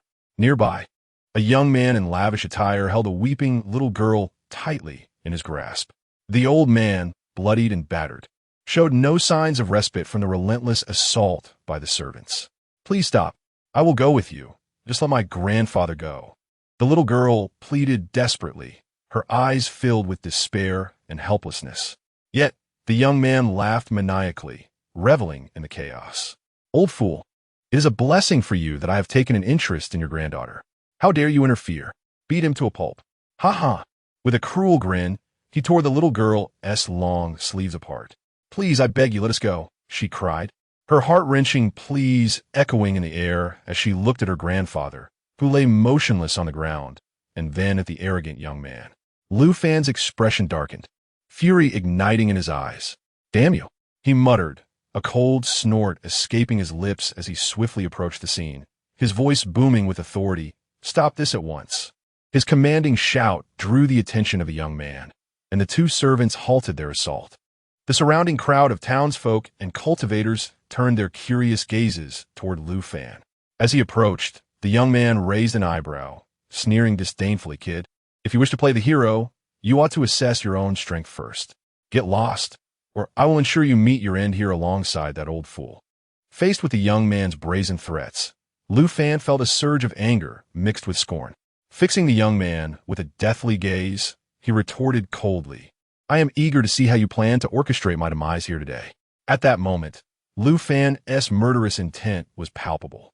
Regardless of the young man's background, he was determined that today would lead only to death. Having already slain a scion of the Li family, he had no qualms about eliminating another from the Wang family. The young man, hearing Lu Fan refer to himself as this king, did not ponder the implications, but instead laughed viciously. "Since you seek death, then die. Attack, and kill this little wretch." With his command, the two gray-clad servants lunged at Lu Fan with ferocious expressions. "You little brat, daring to meddle in my master's affairs? You must have a death wish." One servant taunted, "Kid, next time, be smarter and avoid provoking those beyond your means." Though merely at the body refinement stage, the two men regarded Lu Fan with utter disdain, charging at him as if they could already envision his demise at their hands. However, Lu Fan remained utterly still, not even blinking as he faced the oncoming threat. With a gaze reminiscent of one who gazes upon the dead, he regarded the two individuals.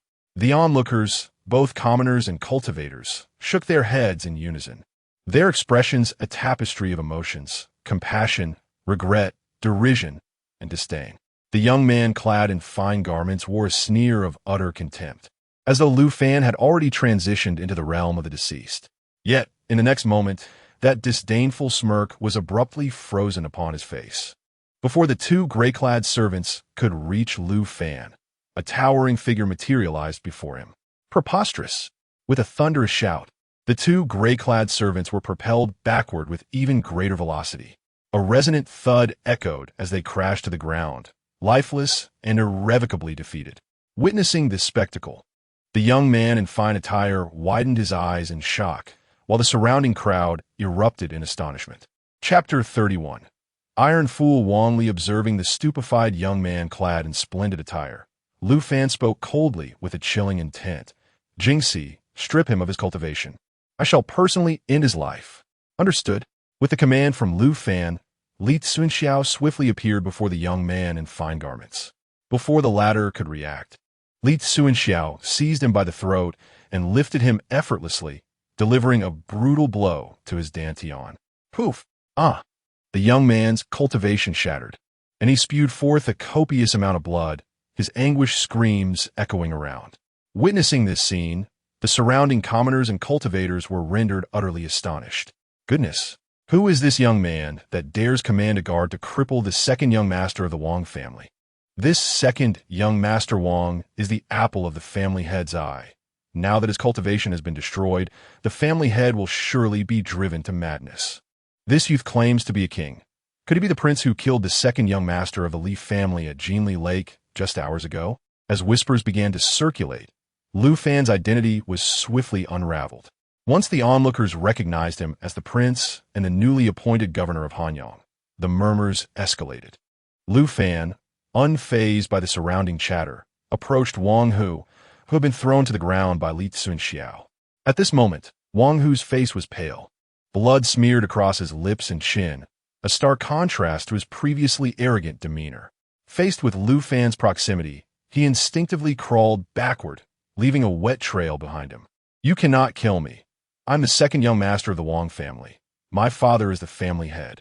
Wang Hu, trembling and desperate, attempted to invoke his lineage to instill fear, reminiscent of the second young master of the Li family. Lu Fan, incensed, bellowed, oppressing the common people and preying upon the townsfolk. Do not think that your status as the Wang family's second young master grants you immunity. Even if you were a prince, I would not hesitate to strike. Jingxi, bring me a sword. At Lu Fan's thunderous command, Li Cunxiao presented the meticulously crafted iron sword. With a resonant sound of metal against metal, the long sword, forged from fine iron, was drawn from its sheath by Lu Fan. In a flash, he swung the gleaming sword towards Wang Hu's neck. At that moment, a terrifying pressure surged forth from a distance. Impudent! Who dares to harm my son? A middle-aged man clad in a purple-blue robe soared through the air, his eyes ablaze with fury. This man was none other than Wang Li, the head of the Wang family. His eyes were crimson, exuding an overwhelming aura of dread and murderous intent, aiming to thwart Lu Fan's strike with sheer force. However, Li Cunxiao's dismissive snort effortlessly countered the oncoming pressure and menace. Before the eyes of the gathered crowd and Wang Li himself, the cold gleam of the iron sword sliced cleanly across Wang Hu's throat. Splurt! Blood gushed forth as Wang Hu's wide-eyed head rolled onto the ground. Notification. You have slain a first-tier Qi refinement cultivator. You have gained 7 points. Listening to the prompt echoing in his mind, Lu Fan felt a tinge of disappointment. The rate of point acquisition was far too sluggish. As he pondered and expressed his grievances, Wang Li, with his eyes ablaze, unleashed a roar filled with profound wrath. Dare to slay my son? I shall rend your body asunder. Although he had 3 sons, Wang Hu was his most cherished. This favoritism stemmed from Wang Hu's character, which mirrored his own in youth, and the fact that Wang Hu's mother had perished in her attempt to save him. Thus, his affection for Wang Hu was boundless, leading to the latter's arrogance and hubris. Yet, Wang Li remained indifferent, for within the city of Hanyang, no one dared to harm his son in the slightest. However now, before his very eyes, his beloved son had had his head severed by Lu Fan. How could he not be enraged? In his furious state, a singular thought consumed him, to avenge his son by slaying Lu Fan. The onlookers, both commoners and cultivators, were rendered speechless in shock as they witnessed Wang Li's intention to execute Lu Fan in public. Goodness! Is the head of the Wang family truly so audacious as to attempt the assassination of the crown prince before our eyes? They murmured. Surely you have heard the rumors? The crown prince, though officially bestowed with titles, is in truth exiled. Even if he is banished here, he is not a target for the likes of Wang Li. He is being recklessly bold. The crowd was in disbelief, unable to fathom that Wang Li would take such drastic action. Lu Fan, equally astonished, thought to himself, surely this man cannot be so foolish. He had not anticipated that, after slaying Wang Hu, the head of the Wang family would dare to confront him directly. He had assumed Wang Li would, like Li Qiong, swallow his pride and endure the humiliation. But unexpectedly, after a brief moment of shock, excitement and exhilaration surged within Lu Fan. Initially, he had contemplated that dealing with the 4 great families would be a tedious task, planning to seek out opportunities gradually. Yet, he never imagined this fool would present him with such a golden opportunity. It was as if he had just awoken from slumber to find a pillow waiting for him. Jingxi, do not kill him. Merely cripple his cultivation, Lu Fan quickly instructed. Understood. Li Cunxiao, already aware of Wang Li's cultivation level, recognized it as merely the 8th stage of the true Dan realm. Had he not advised Li Cunxiao to hold back, Wang Li would likely have met his demise in an instant. Such an opportunity must not be squandered. At Lu Fan's command, Li Cunxiao let out a cold shout, foregoing any magical artifacts, and swiftly charged toward Wang Li. As Wang Li's mighty fist bore down upon him, Li Cunxiao did not flinch or evade. He raised his hand to seize it. The watching crowd was filled with curiosity and whispered discussions. What cultivation level does the Crown Prince's guard possess to be so audacious? They speculated. Surely, he cannot be weaker than the head of the Wang family. Otherwise, he would not dare to act so brazenly. Under the scrutinizing gaze of the multitude, Wang Li's fist, propelled with great force, collided with Li Cunxiao's palm. Contrary to the expectations of many who envisioned Li Cunxiao being sent flying from the impact, he remained steadfast. Not a tremor passed through his figure or arm. His hand clamped down upon Wang Li's fist like an iron vice, unyielding and resolute. The latter, with a fierce countenance, attempted to withdraw his fist, yet no matter how he struggled and exerted himself, he could not budge Li Cunxiao's iron grip. In this moment of rage, Wang Li finally regained his senses, his face turning ashen. Having just witnessed the brutal murder of his most beloved son, he had momentarily lost all reason. However, as rationality returned, he became acutely aware of the folly of his actions. Instinctively, he glanced at Lu Fan and hurriedly opened his mouth to exclaim, too. But before he could utter another syllable, Li Cunxiao clenched his palm with tremendous force. A chilling sound of bones shattering echoed as Wang Li emitted a heart-wrenching scream. His fist was crushed by the terrifying strength of Li Cunxiao. At the same moment, while Wang Li was howling in agony, Li Cunxiao delivered a swift kick to Wang Li's dantian.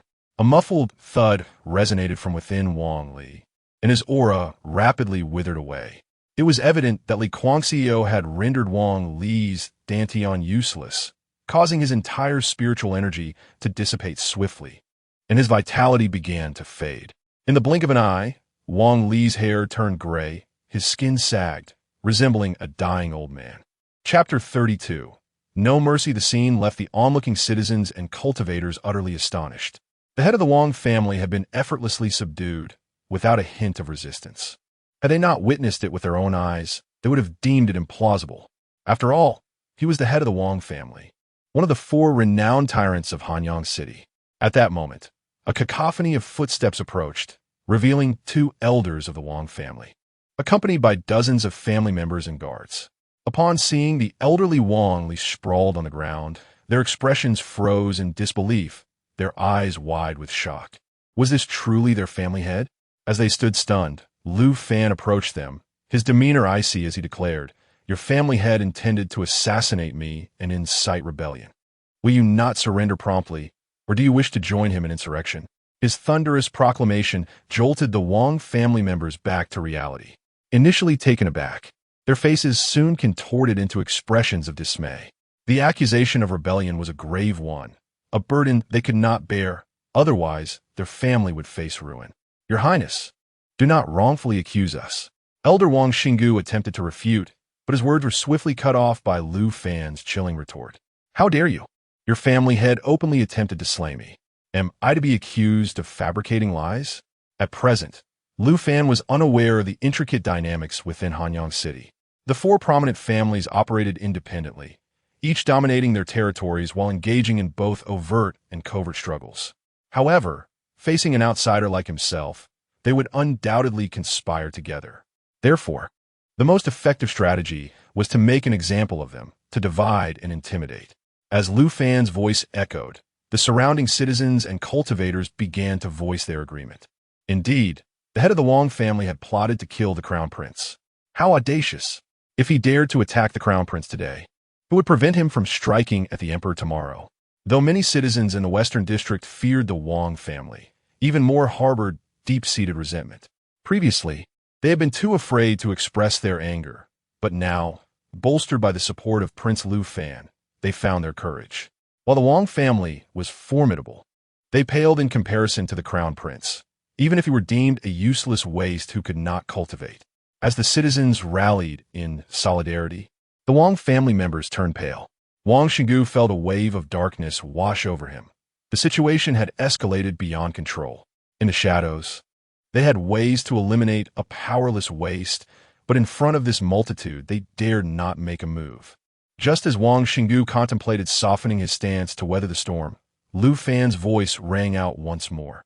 "The Wang family's assassination attempt against me, with the intent to incite rebellion, shall be met with the decree of the dynasty, the extermination of your 3 clans." Upon the utterance of those words, Wang Xinggu and the other members of the Wang family were immediately stricken with terror, their hearts surging with boundless rage. Yet, before they could voice their thoughts, Lu Fan bellowed at Li Cunxiao, "Respectfully consider, all belonging to the Wang family shall be executed without mercy." "I shall obey." Li Cunxiao responded with a bow, his eyes suddenly ablaze with ferocity, and he swiftly charged towards the Wang family members. Reacting swiftly, Wang Xinggu and the other members of the Wang family unleashed their formidable auras in a desperate attempt to resist. However, before Li Cunxiao, who stood at the pinnacle of the 9th level of the soul condensation realm, they were as insignificant as ants. Bang! With the sounds of muffled impacts and piercing screams echoing through the air, the members of the Wang family fell one after another, lifeless.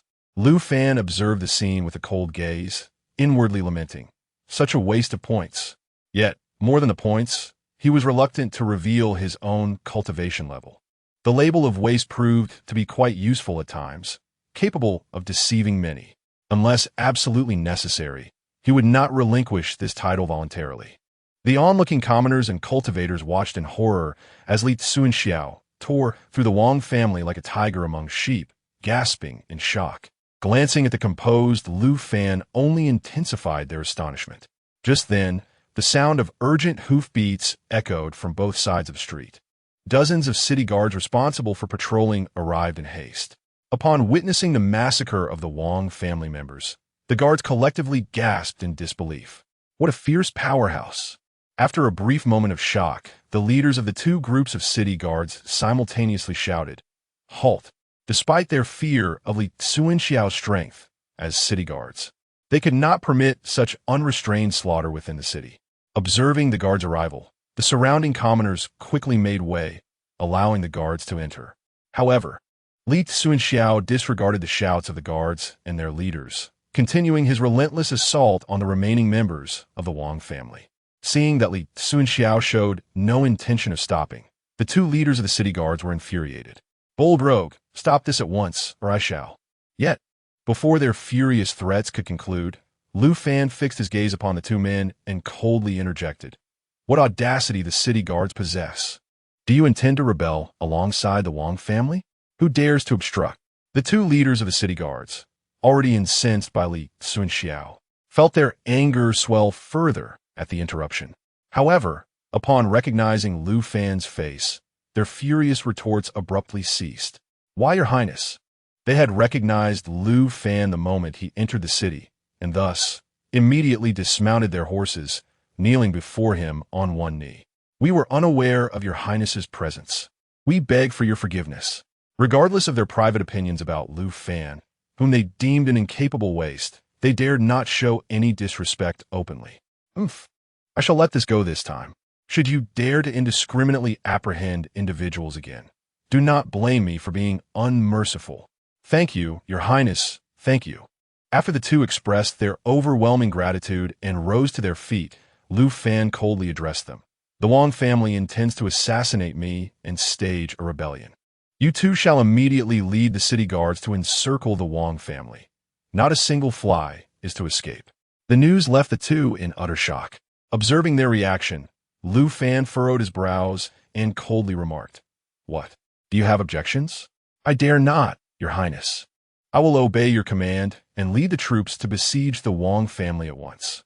Though they found it hard to believe the information, they dared not disregard Lu Fan's words. After all, he was not only the crown prince, but also the current governor of Hanyang and their superior in the Northern Town Army. A mere word from him could seal their fate. Upon receiving the order, the two promptly set off with dozens of city guards to the Wang family. Simultaneously, they dispatched word to the city guard commander, Miao Huai, and the Northern Town Army leader, Gu Qiong.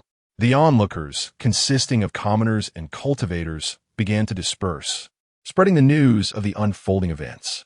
In an instant, the previously tumultuous Hanyang city was once again engulfed in turmoil. As the news spread, commoners, cultivators, and spies from various factions all hurried toward the Wang family in the west of the city. Chapter 33. The Defender of Hanyang, Miao Huai, my lord. The Wang family, consisting of 32 members, has been completely eradicated. In the western district of the city, Li Cunxiao, having fulfilled his mission, approached Lu Fan and clasped his fists in salute.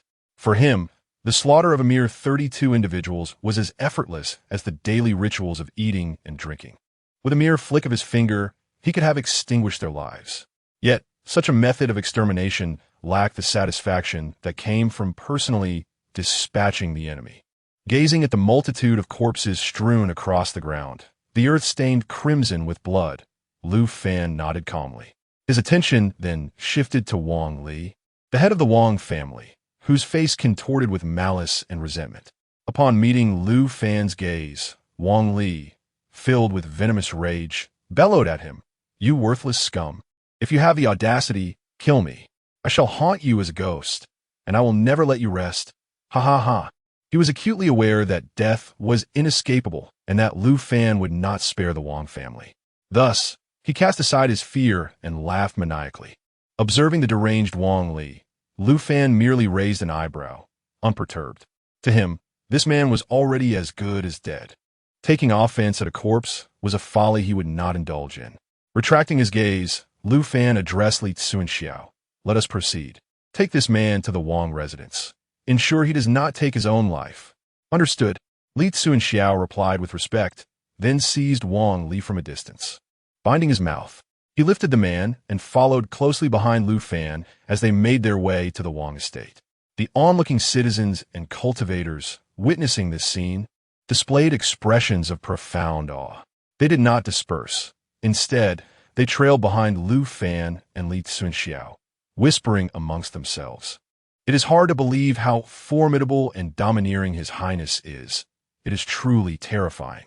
Although His Highness cannot cultivate, his decisiveness and ruthless actions indicate that his future accomplishments shall be considerable." Lu Fan did not instruct Li Cunxiao to disperse the gathered citizens and cultivators. In fact, he secretly hoped that more would gather. Today, he sought to use this opportunity to set an example, asserting his authority while simultaneously shaping his public persona.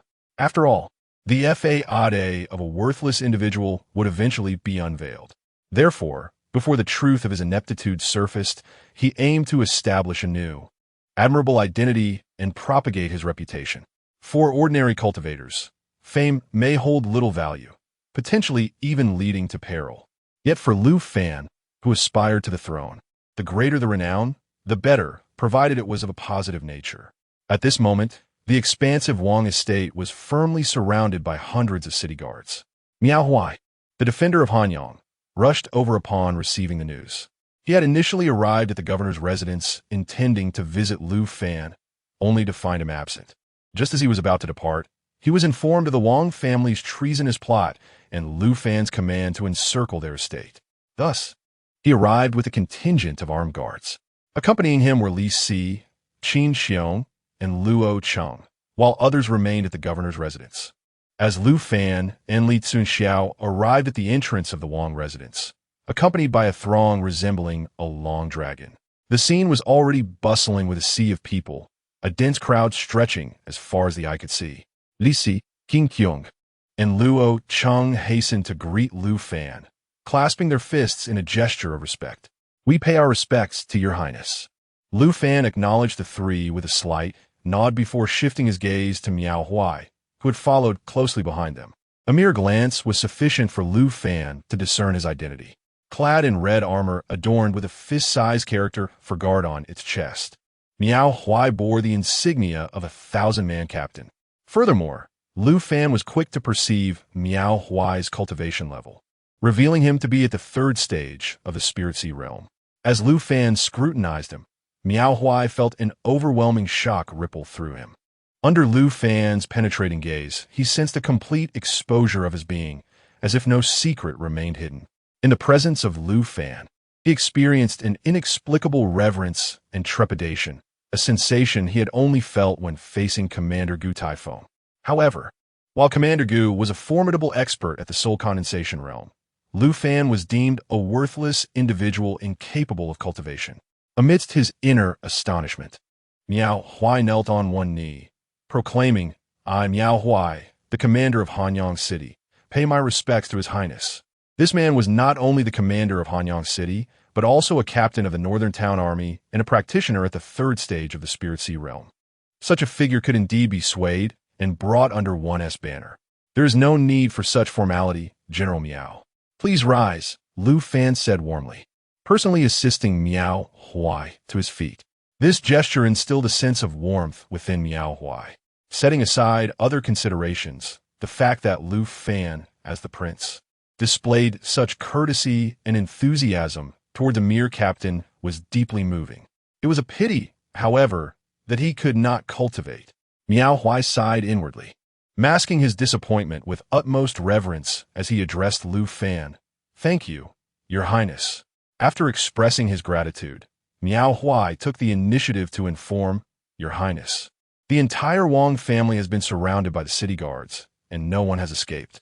Additionally, I have stationed personnel to monitor all the Wang family's properties within the city, ready to strike down any traitors at a moment's notice." He was well aware that the Wang family could not possibly rebel.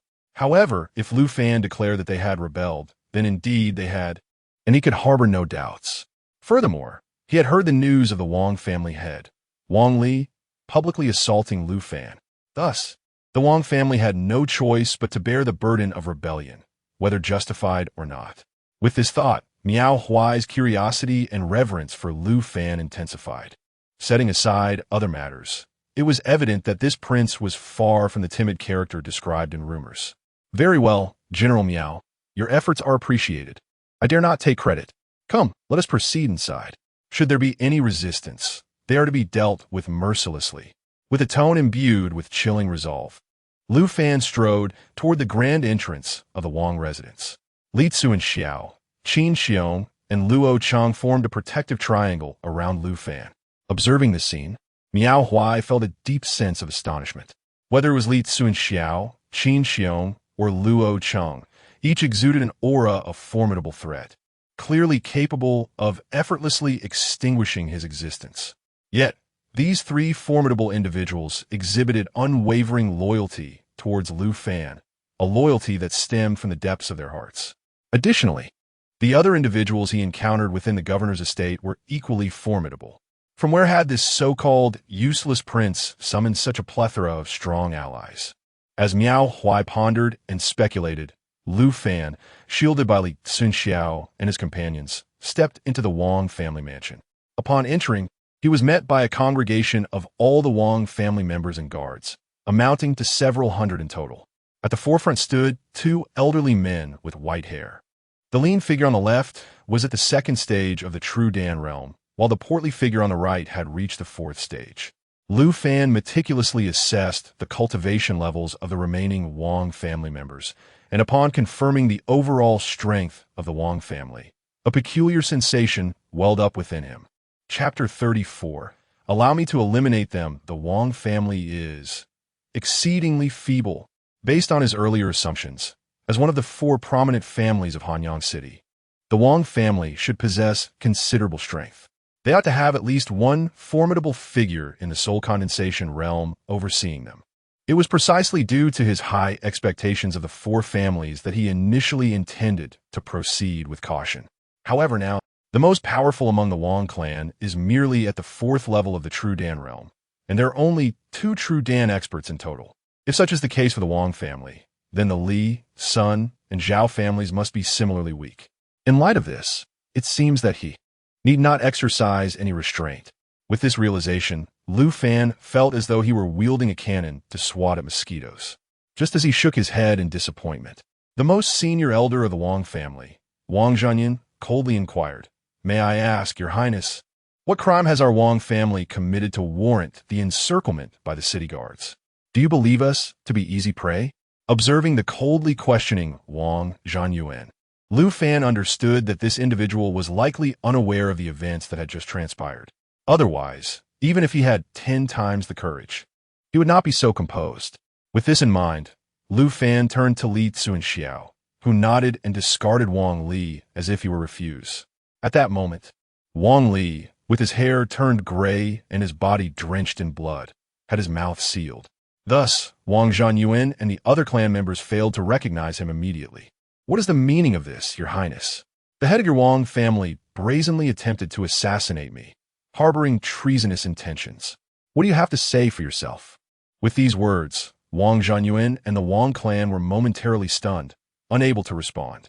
During their moment of bewilderment, Lu Fan gestured for Li Cunxiao to unseal Wang Li's mouth. As the seal was lifted, Wang Li immediately cried out in anguish and urgency to his clan members, "Flee! This scoundrel seeks to annihilate our Wang family. We must seek vengeance." Wang Li's desperate cries jolted the elder and the clan members awake. It was then that they recognized the bloodied figure before them was indeed their head, Wang Li.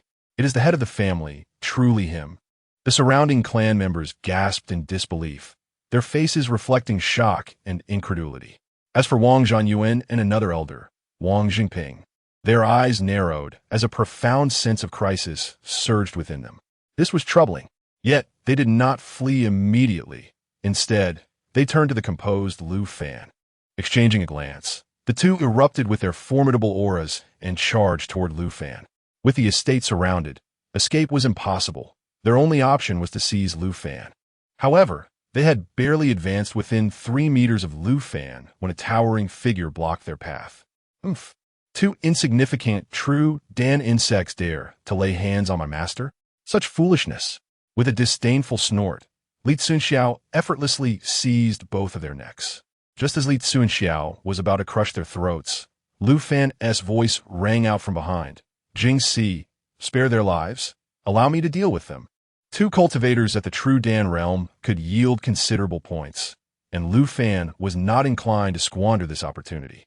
Upon hearing the commotion, Li Cunxiao nodded and promptly incapacitated Wang Zhanyuan and Wang Zhengping, discarding them onto the ground.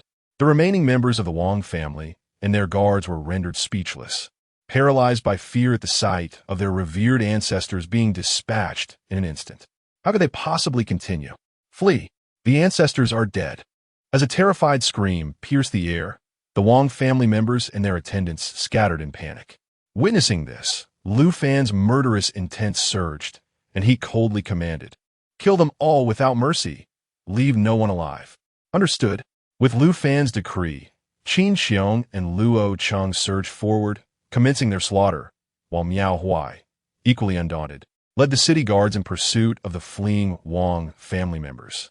Li Cunxiao refrained from further action, opting instead to stand by Lu Fan's side. The lesser beings were unworthy of his efforts, and protecting his master was of paramount importance. Casting a glance at the carnage inflicted upon the Wang family, Lu Fan turned his attention to the 2 pale, despairing Wang ancestors. Under their gaze filled with dread, Lu Fan casually picked up a finely crafted iron sword and approached them step by step. "Why, Your Highness, we—" Before Wang Zhanyuan could finish, Lu Fan's sword had already descended. With a sickening thud, 2 heads rolled to the ground, and 2 notifications resonated in Lu Fan's mind. "Ding! You have slain a true Dan realm 4th level cultivator, earning 5,000 points. Ding! You have slain a true Dan realm 2nd level cultivator, earning 2,500 points." Upon hearing the points accrued from eliminating these 2 foes, Lu Fan's brow furrowed in discontent. "System, why are the points for slaying true Dan cultivators so meager? Logically, it should be in the tens of thousands, yet the highest I received was merely 5,000. Ding! Points earned from slaying through the power of others are diminished." Receiving this answer, Lu Fan couldn't help but twitch his lips, abandoning any further arguments. If he were to personally slay a true Dan cultivator, it would be akin to a dog biting a meat bun, an endeavor with no return. Once he collected his thoughts, Lu Fan fixed his gaze on the storage rings worn by the 2 individuals. Li Cunxiao raised his hand to retrieve both rings and presented them to Lu Fan. As Lu Fan probed into the rings, a broad smile illuminated his face. Indeed, these 2 were bountiful sheep. The rings brimmed with an abundance of spirit stones, elixirs, and other cultivation resources. Upon withdrawing his consciousness from the rings, Lu Fan turned to the astonished Wang Li, who was filled with disbelief. You are not a waste. You can cultivate." At that moment, Wang Li's gaze towards Lu Fan was rife with shock and incredulity, tinged with a hint of fear. Rumors had circulated that Lu Fan was an incapable cultivator. However, he had just sensed Lu Fan's possession of spiritual awareness and his ability to inspect the storage rings, an accomplishment far beyond that of an inept cultivator. As he gazed at the astonished and incredulous Wang Li, Lu Fan raised an eyebrow and remarked nonchalantly, "Congratulations, you have answered correctly. So rest assured as you embark on your journey." With a swift motion, his sword descended, blood gushing forth. and Wang Li's wide-eyed head rolled to rest at Lu Fan's feet. Notification: slain an 8th-tier cultivator of the spiritual sea realm, earning 1,000 points. Disregarding the notification echoing in his mind, Lu Fan crouched down to remove Wang Li's storage ring. The two ancestral figures of the Wang family were immensely wealthy, and as the steward of the Wang clan, Wang Li would undoubtedly possess even greater riches. Indeed, when Lu Fan probed the storage ring with his spiritual sense, he discovered the vast space brimming with an array of resources. This revelation prompted a subtle smile to spread across his face as he nodded in quiet approval. It was evident that without the nightshade, a horse would not thrive. Similarly, without unexpected fortune, a person would not prosper. The act of seizing wealth and annihilating clans was undeniably addictive. No wonder many emperors indulged in confiscating family fortunes. The speed at which wealth could be acquired was overwhelmingly swift. With a sense of satisfaction, Lu Fan pocketed 3 storage rings and, accompanied by Li Cunxiao, proceeded deeper into the Wang family estate. Chapter 35. The royal family's treasure vault. The crown prince is indeed ruthless, having utterly annihilated the Wang family. Well, the Wang family has long engaged in nefarious deeds. This time, they have met their match, and their downfall is well-deserved. At the entrance of the Wang residence, a throng of commoners and cultivators gathered, murmuring in hushed tones. Their expressions, a tapestry of emotions.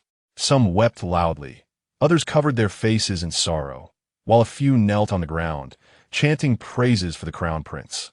Yet, there was not a single soul lamenting the demise of the Wang family, nor anyone expressing regret.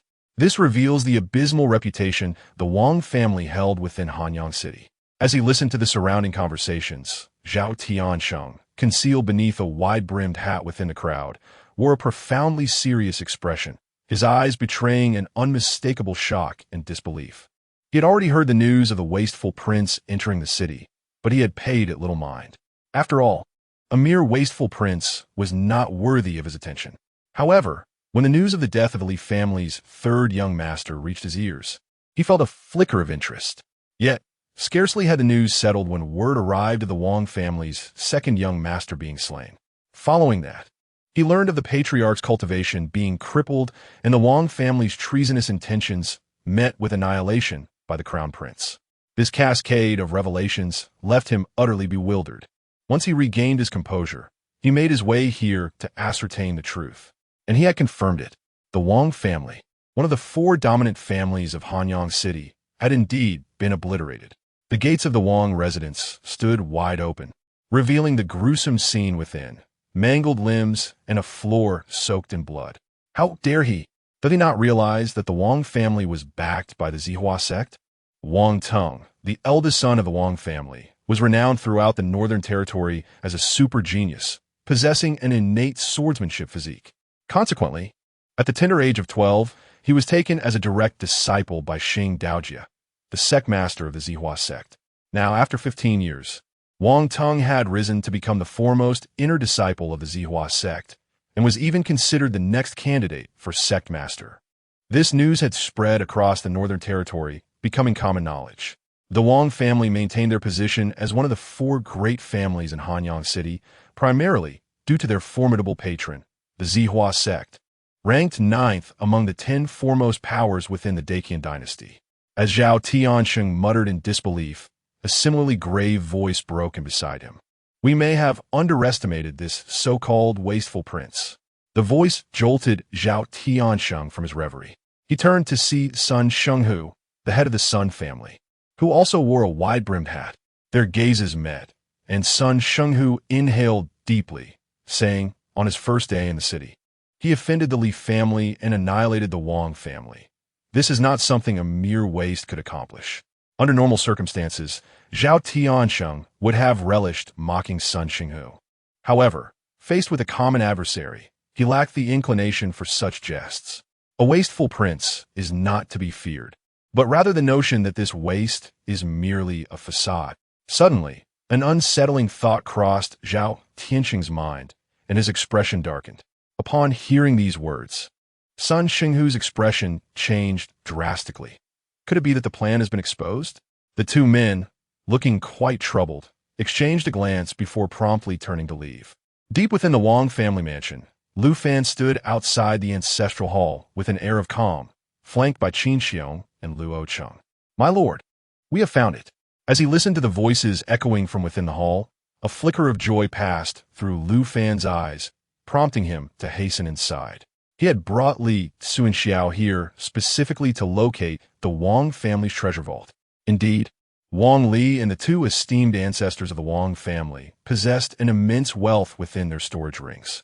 However, having monopolized the commercial activities in the western part of Hanyang for such an extended period, the resources accumulated by the Wang family were undoubtedly far more than what was contained within those rings. Soon, Lu Fan, accompanied by Qiong and Luo Cheng, entered the ancestral hall. After maneuvering around the enormous engraved screen at the entrance, they were met with an altar where spirit tablets were displayed. Li Cunxiao stood behind the altar, and as Lu Fan and the others circled to the back, they unexpectedly discovered a concealed door. "My lord, this hidden door was originally obscured by a formation. I have broken through to examine it, and there is no apparent danger." Upon hearing this, Lu Fan nodded with a smile and said, "Let us proceed and see what treasures lie within." With that, Lu Fan stepped forth into the concealed passage, followed closely by Li Cunxiao and the others. Beyond the hidden door lay a downward spiral passage, not particularly long, measuring only a few hundred meters. At the end of the passage stood a heavy stone door, which also exhibited signs of a formation. Observing this, Li Cunxiao approached and turned to Lu Fan, saying, "My lord, please step back a bit while I break through this stone door." Lu Fan nodded and retreated with Qiong and Luo Cheng to a safe distance. Once they had moved back, Li Cunxiao summoned the unparalleled purple gold gauntlets onto his hands. "Ha!" With a fierce shout, Li Cunxiao lunged forward like a raging bull, striking the stone door with his fists. Witnessing this, Lu Fan could not help but secretly nod in approval. Truly, Li Cunxiao lived up to his reputation. As he marveled, another formidable figure came to mind, one who was Li Cunxiao's equal, Wang Bugua, the overlord of the West. With Li Cunxiao now present, he wondered when he might summon the legendary overlord of the West. He pondered which of these mythical figures would be the more powerful, the overlord of the West or Li Cunxiao. Bang! Lu Fan was jolted from his thoughts by a deafening crash. The ground trembled violently in response to the sound, reminiscent of an earthquake. Looking ahead, he saw that the heavy stone door, imbued with the formation's energy, had been shattered by Li Cunxiao's fists.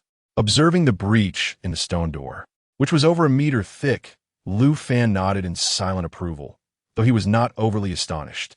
Given that Li Cunxiao was at the peak of the 9th layer of the soul condensation realm. "My lord, we may enter." Lu Fan nodded and quickly advanced. Behind the stone door lay another passage, albeit a very short one, measuring only 7 or 8 meters, at the end of which a blinding light radiated. To err on the side of caution, Li Cunxiao entered first, followed closely by Lu Fan and the others. Upon the arrival of the 4 individuals at the terminus, they were utterly astounded by the spectacle that unfolded before them. Before their eyes lay an immense subterranean expanse, its ceiling and the surrounding walls adorned with a plethora of luminous night pearls, illuminating the space as brightly as day. This vast chamber was meticulously divided into several distinct zones. Towering stacks of enormous chests filled to the brim with gold and silver coins were prominent, their quantity beyond reckoning. Additionally, there were rows of meticulously arranged spirit wood shelves, upon which rested an abundance of jade boxes and bottles, containing various elixirs, medicinal herbs, and an array of cultivation techniques, as well as ancient martial arts tomes. Furthermore, there were unidentified materials for forging, alongside a diverse assortment of magical artifacts and weaponry. After exploring the grand treasure trove, Lu Fan could not help but exhale a deep sigh of wonder. Chapter 36. The calamity of aristocratic clans. A mere royal family has amassed such an abundance of resources, rendering the wealth of the affluent clans beyond imagination. The Great Qian Dynasty bears striking resemblance to the dynasties of historical precedent. In the annals of history, aristocratic families monopolized political power, possessing over 80% of the land and more than 90% of the wealth. Within the Qian Dynasty, although these noble houses do not control the government, their progeny are ubiquitous within both the court and the military. Furthermore, these clans wield formidable and terrifying power.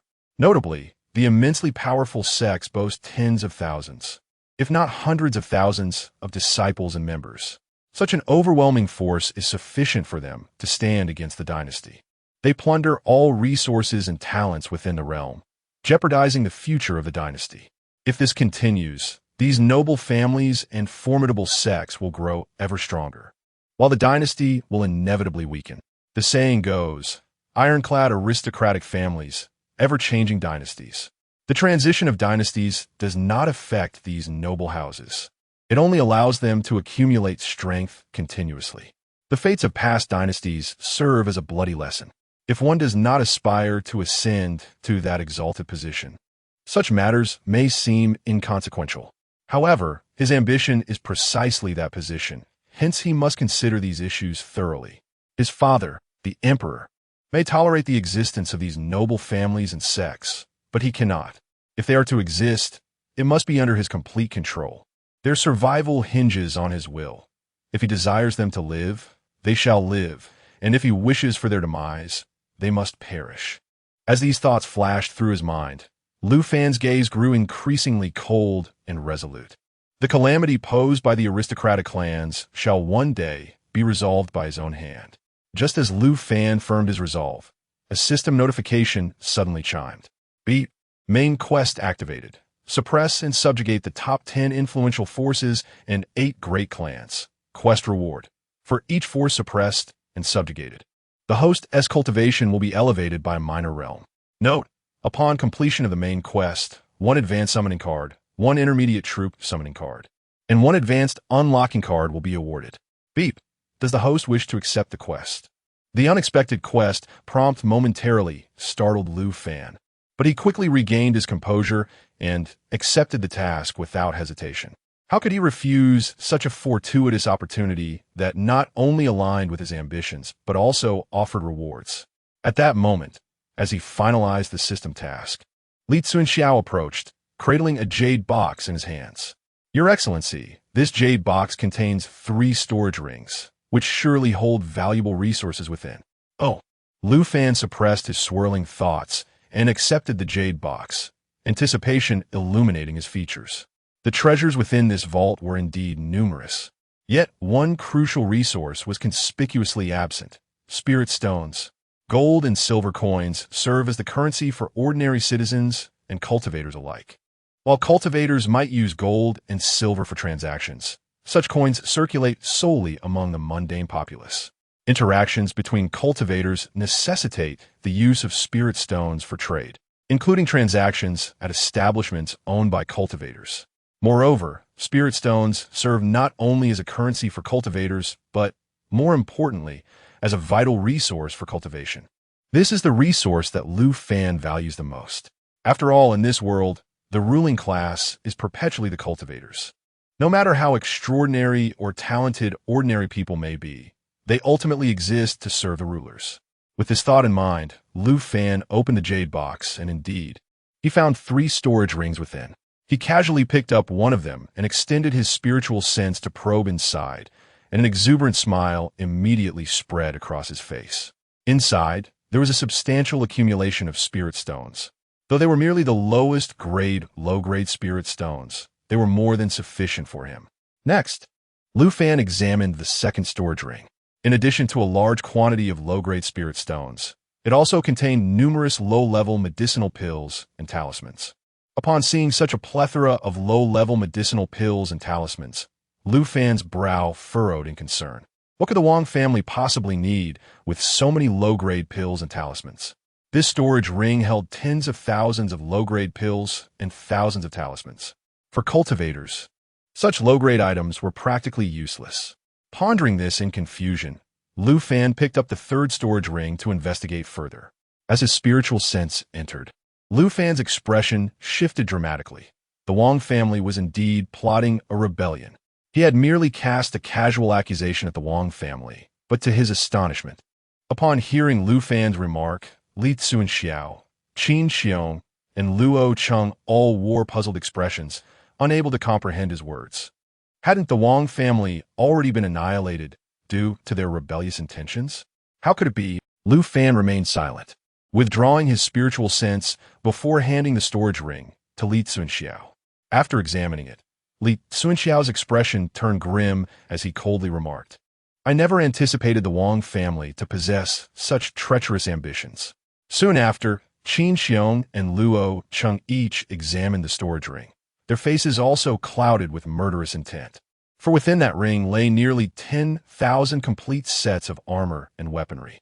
With these armaments, it would be effortless to muster an army of nearly 10,000 capable soldiers. After a brief silence, Lu Fan exhaled softly, stating, "Although the Wang family was preparing for rebellion, their inadvertent downfall at our hands is indeed a fortuitous turn of events." Initially, he had intended to merely label the Wang family as rebellious to set an example. But to his surprise, his words had proven prophetic, yielding an unexpected boon.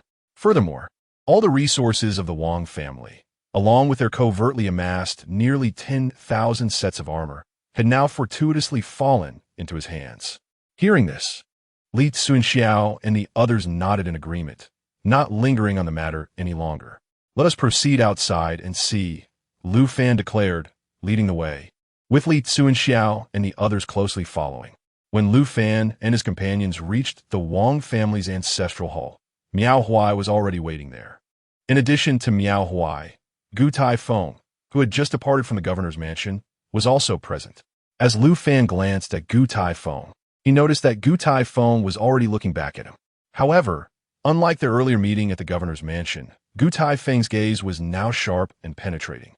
Lu Fan gazed unflinchingly into Gu Tiefeng's eyes, though his mind was racing with thoughts. What brought this fellow here? Could it be that he has a hand in the Wang family's treasonous plot? However, this notion was swiftly dismissed. If Gu Taifeng intended to rebel, he would not require the assistance of such insignificant players as the Wang family. After all, Gu Taifeng currently commanded the northern town army of 300,000, equipped with the finest weaponry. As Lu Fan contemplated these matters while maintaining his stare at Gu Taifeng, the latter spoke first in a grave tone.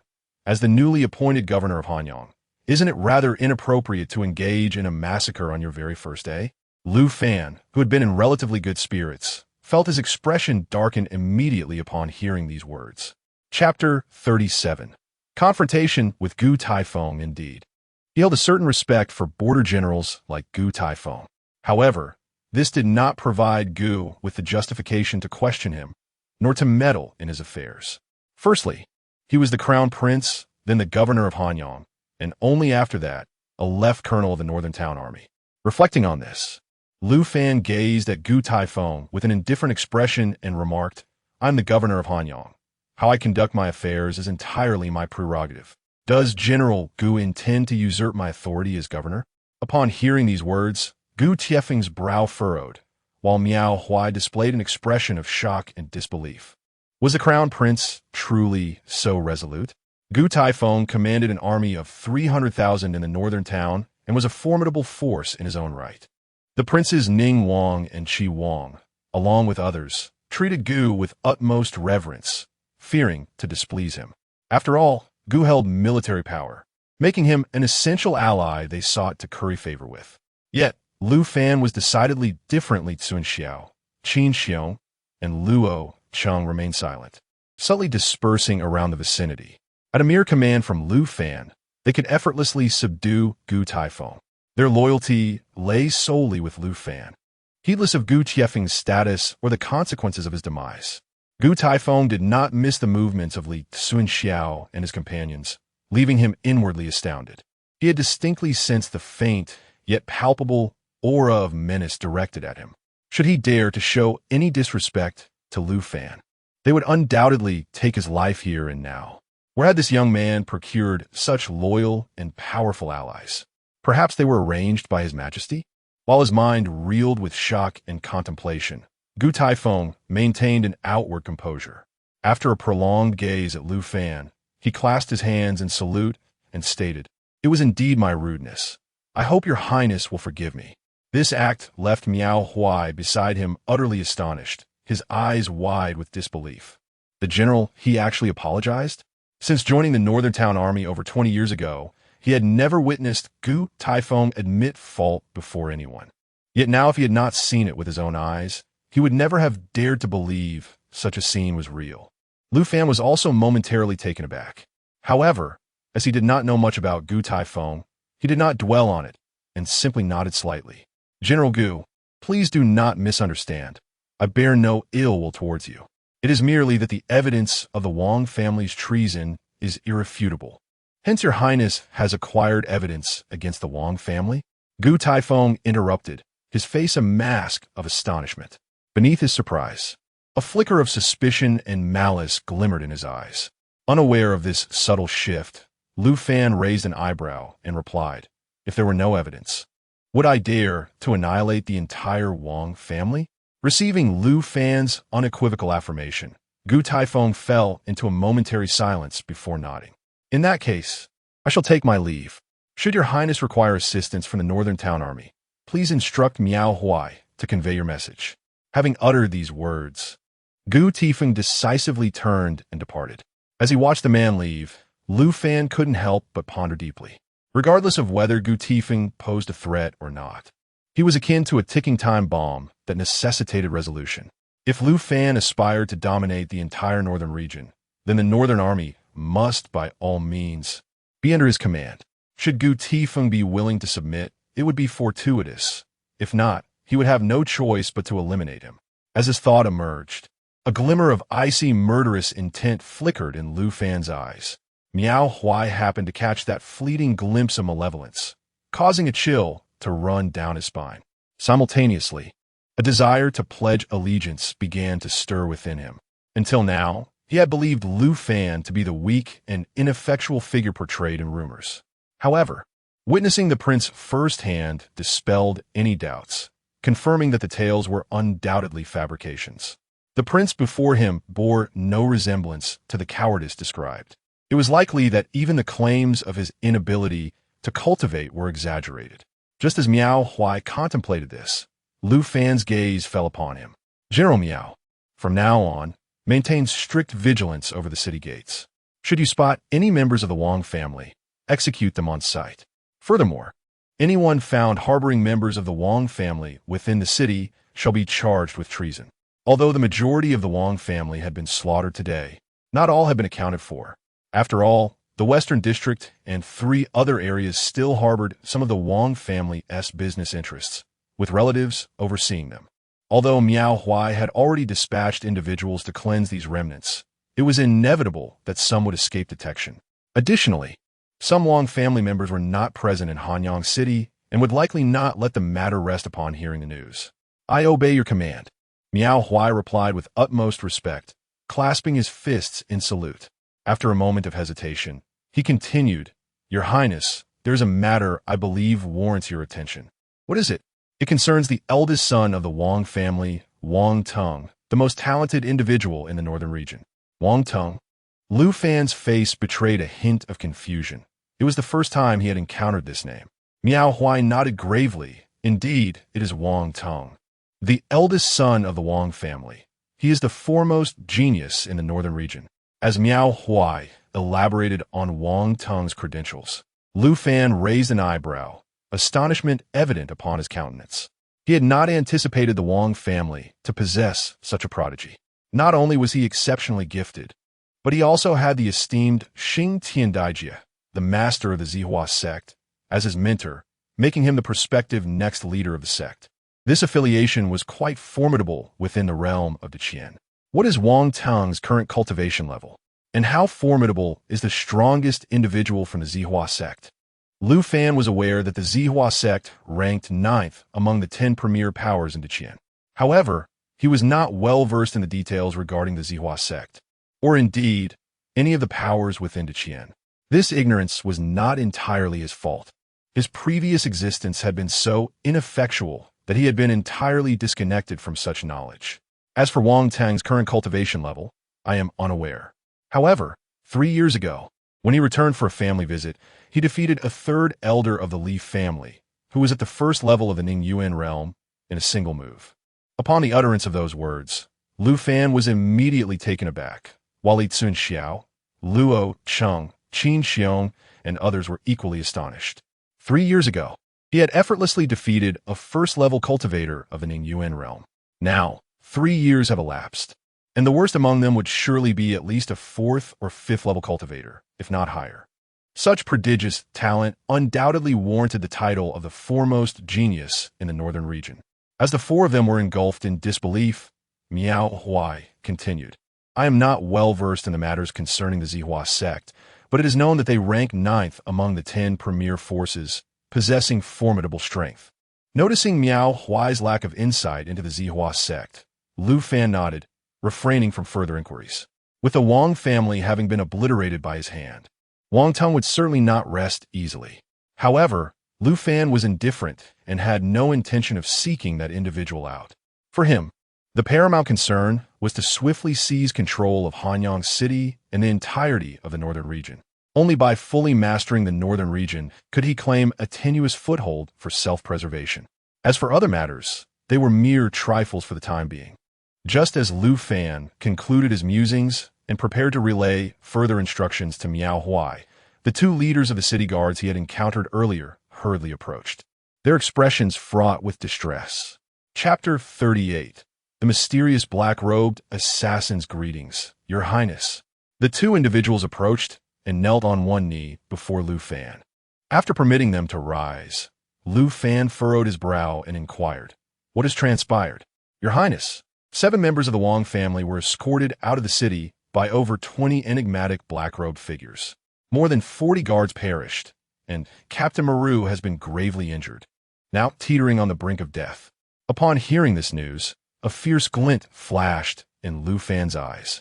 How did those black-robed figures appear? Were any captured alive? My subordinate has already dispatched individuals to investigate. We did manage to capture one alive, but he bit through his poisoned tooth and took his own life. He was likely a specially trained assassin. This sudden revelation extinguished Lu Fan's previously buoyant mood. He had only recently instructed Miao Huai to eliminate the remaining remnants of the Wang family, and now members of the Wang family were being escorted out of Hanyang City. What faction do those black-robed figures belong to? Are they connected to the other 3 prominent families within the city, or perhaps to the recently departed Gutai Feng? Lu Fan narrowed his eyes, contemplating numerous possibilities as an unmistakable aura of murderous intent began to radiate from him. Miao Huai and the 2 commanders of the city guard dared not even breathe in his presence, feeling an indescribable pressure emanating from Lu Fan. After a long pause, Lu Fan took a deep breath, forcibly suppressing the surging anger and murderous intent within him. He coldly declared, Spare no effort in investigating the whereabouts of those black-robed cultivators, and announce a bounty across the entire northern region. For every Wang family member killed, 100 low-grade spirit stones shall be awarded. For any effective information regarding that group of black-robed individuals, 1,000 low-grade spirit stones shall be granted, since they sought to rescue the Wang family members. Lu Fan would ensure their efforts were thwarted. He intended to utilize the resources amassed by the Wang family to place a bounty on their own kin, eager to see how those individuals would conceal themselves. He did not believe that the black-robed figures had appeared out of thin air. As long as they manifested within the city, there would surely be traces to uncover. Understood. After relaying his orders, Lu Fan sent Miao Huai and the 2 city guard commanders on their way. Watching the trio depart, Lu Fan let out a resigned sigh within himself. He wondered when he might summon intelligence operatives akin to the eastern and western factories or the Jinyui. At present, what he lacked was not merely formidable guards or top-tier strategists, but rather a powerful intelligence organization. The significance of an intelligence network cannot be overstated. It serves as the eyes and ears of a person.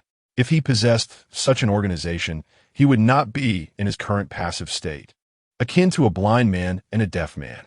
At this moment, he was entirely oblivious to the intricacies of even a small city like Hanyang, let alone the wider realm of Qian. Before summoning those intelligence experts, he must first establish a foundational team.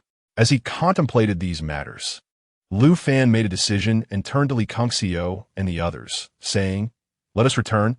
I have tasks to assign to you." Understood. In the dimly lit underground chamber, 5 mysterious cultivators clad in black robes and masked faces reconvened. The atmosphere within the chamber was unbearably oppressive. After several minutes of silence, no one dared to break the stillness. This heavy silence lingered for a full 5 minutes until the figure clad in black at the head of the table finally spoke in a hoarse voice. "The Wang family has been annihilated, and that batch of equipment has fallen into the hands of that imbecile. Let us discuss our next course of action." Upon hearing this, the figure seated to his right responded in a low tone. "The remaining members of the Wang family have been safely evacuated. The plan can still be set in motion." He paused momentarily before continuing. "However, the plan is not yet fully prepared. If we act hastily, we may encounter numerous unforeseen complications." As soon as he finished speaking, the figure on the left scoffed, "By the time we are fully prepared, it may be too late. The Wang family has been destroyed. Do you truly believe that imbecile will simply relent?" At this remark, the other two nodded in agreement. Indeed, it seemed that time was not on their side. That fool was undoubtedly formidable, and one could not rule out the possibility of external influences at play. The current situation demanded urgent decisions. Seeing the consensus among the three, the figure on the left shook his head and fell silent. The other three turned their gazes toward the figure at the head of the table. Under their scrutiny, the leader took a moment to contemplate before rasping, "The plan can commence, albeit only partially." Meanwhile, as the 5 enigmatic figures in black deliberated their strategy, Lu Fan returned to the front hall of the governor's mansion with Li Cunxiao and 2 others. Just as they settled into their seats, Xiahou Wei entered, accompanied by Xiang Chong, Duan Zhang, and Zhang Qi. The group bowed respectfully before standing to the side. Xiahou Wei looked at Lu Fan and spoke, "My lord, the governor's mansion has been thoroughly inspected. Aside from the underground palace, there are no other anomalies. Furthermore, we have meticulously searched the underground palace, and there are no alternate entrances." "What of Elder Jiang?" Lu Fan inquired. "Reporting to my lord, Elder Jiang has gone out with Li Si to procure material for the formation and should return shortly." This response left Lu Fan feeling somewhat embarrassed. He had previously instructed Jiang Sheng to focus solely on planning while he would arrange for the materials. Now, Jiang Sheng had taken the initiative to go himself, which was indeed quite awkward. However, this fleeting embarrassment quickly dissipated, and Lu Fan chose not to dwell on it. After all, Jiang Sheng and Li Cunxiao were individuals he had summoned, utterly loyal to him. Such trivial matters held little significance. When he ascended to greatness, they would undoubtedly follow by his side. Whether it be in glory or fortune, he would not be stingy with his rewards. As these thoughts crossed his mind, Lu Fan suddenly remembered his dear cousin and promptly asked, "Where is Princess Wu Shuang?" "Reporting to my lord, the princess has gone out with Wu Wei, saying she wanted to stroll about and purchase some daily necessities."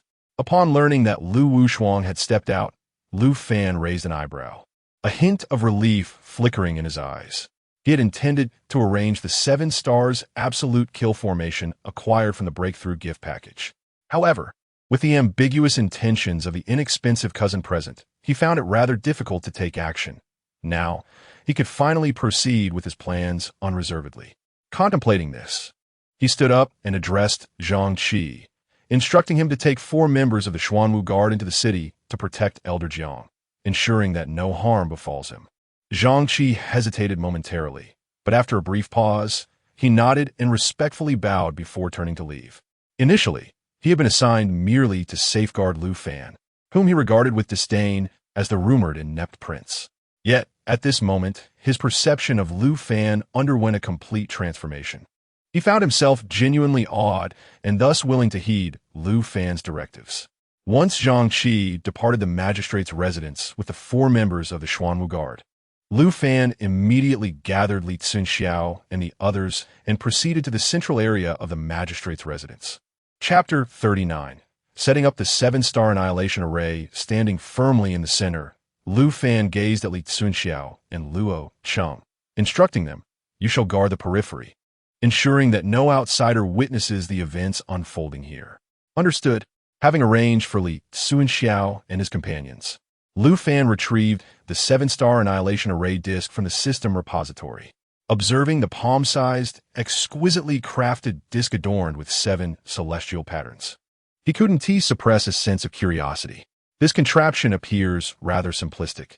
Could its power truly be as formidable as claimed? According to the system's description, the 7-star Annihilation Array disc is classified as a 6th-tier array, containing the formidable 6th-tier 7-star Annihilation Array. The categorization of formations, talismans, and elixirs follows a similar hierarchy, ranging from the 1st to the 9th tier. Thus, a 6th-tier formation cannot be deemed weak. Given that the items produced by the system are typically reliable, it was prudent to proceed with the setup.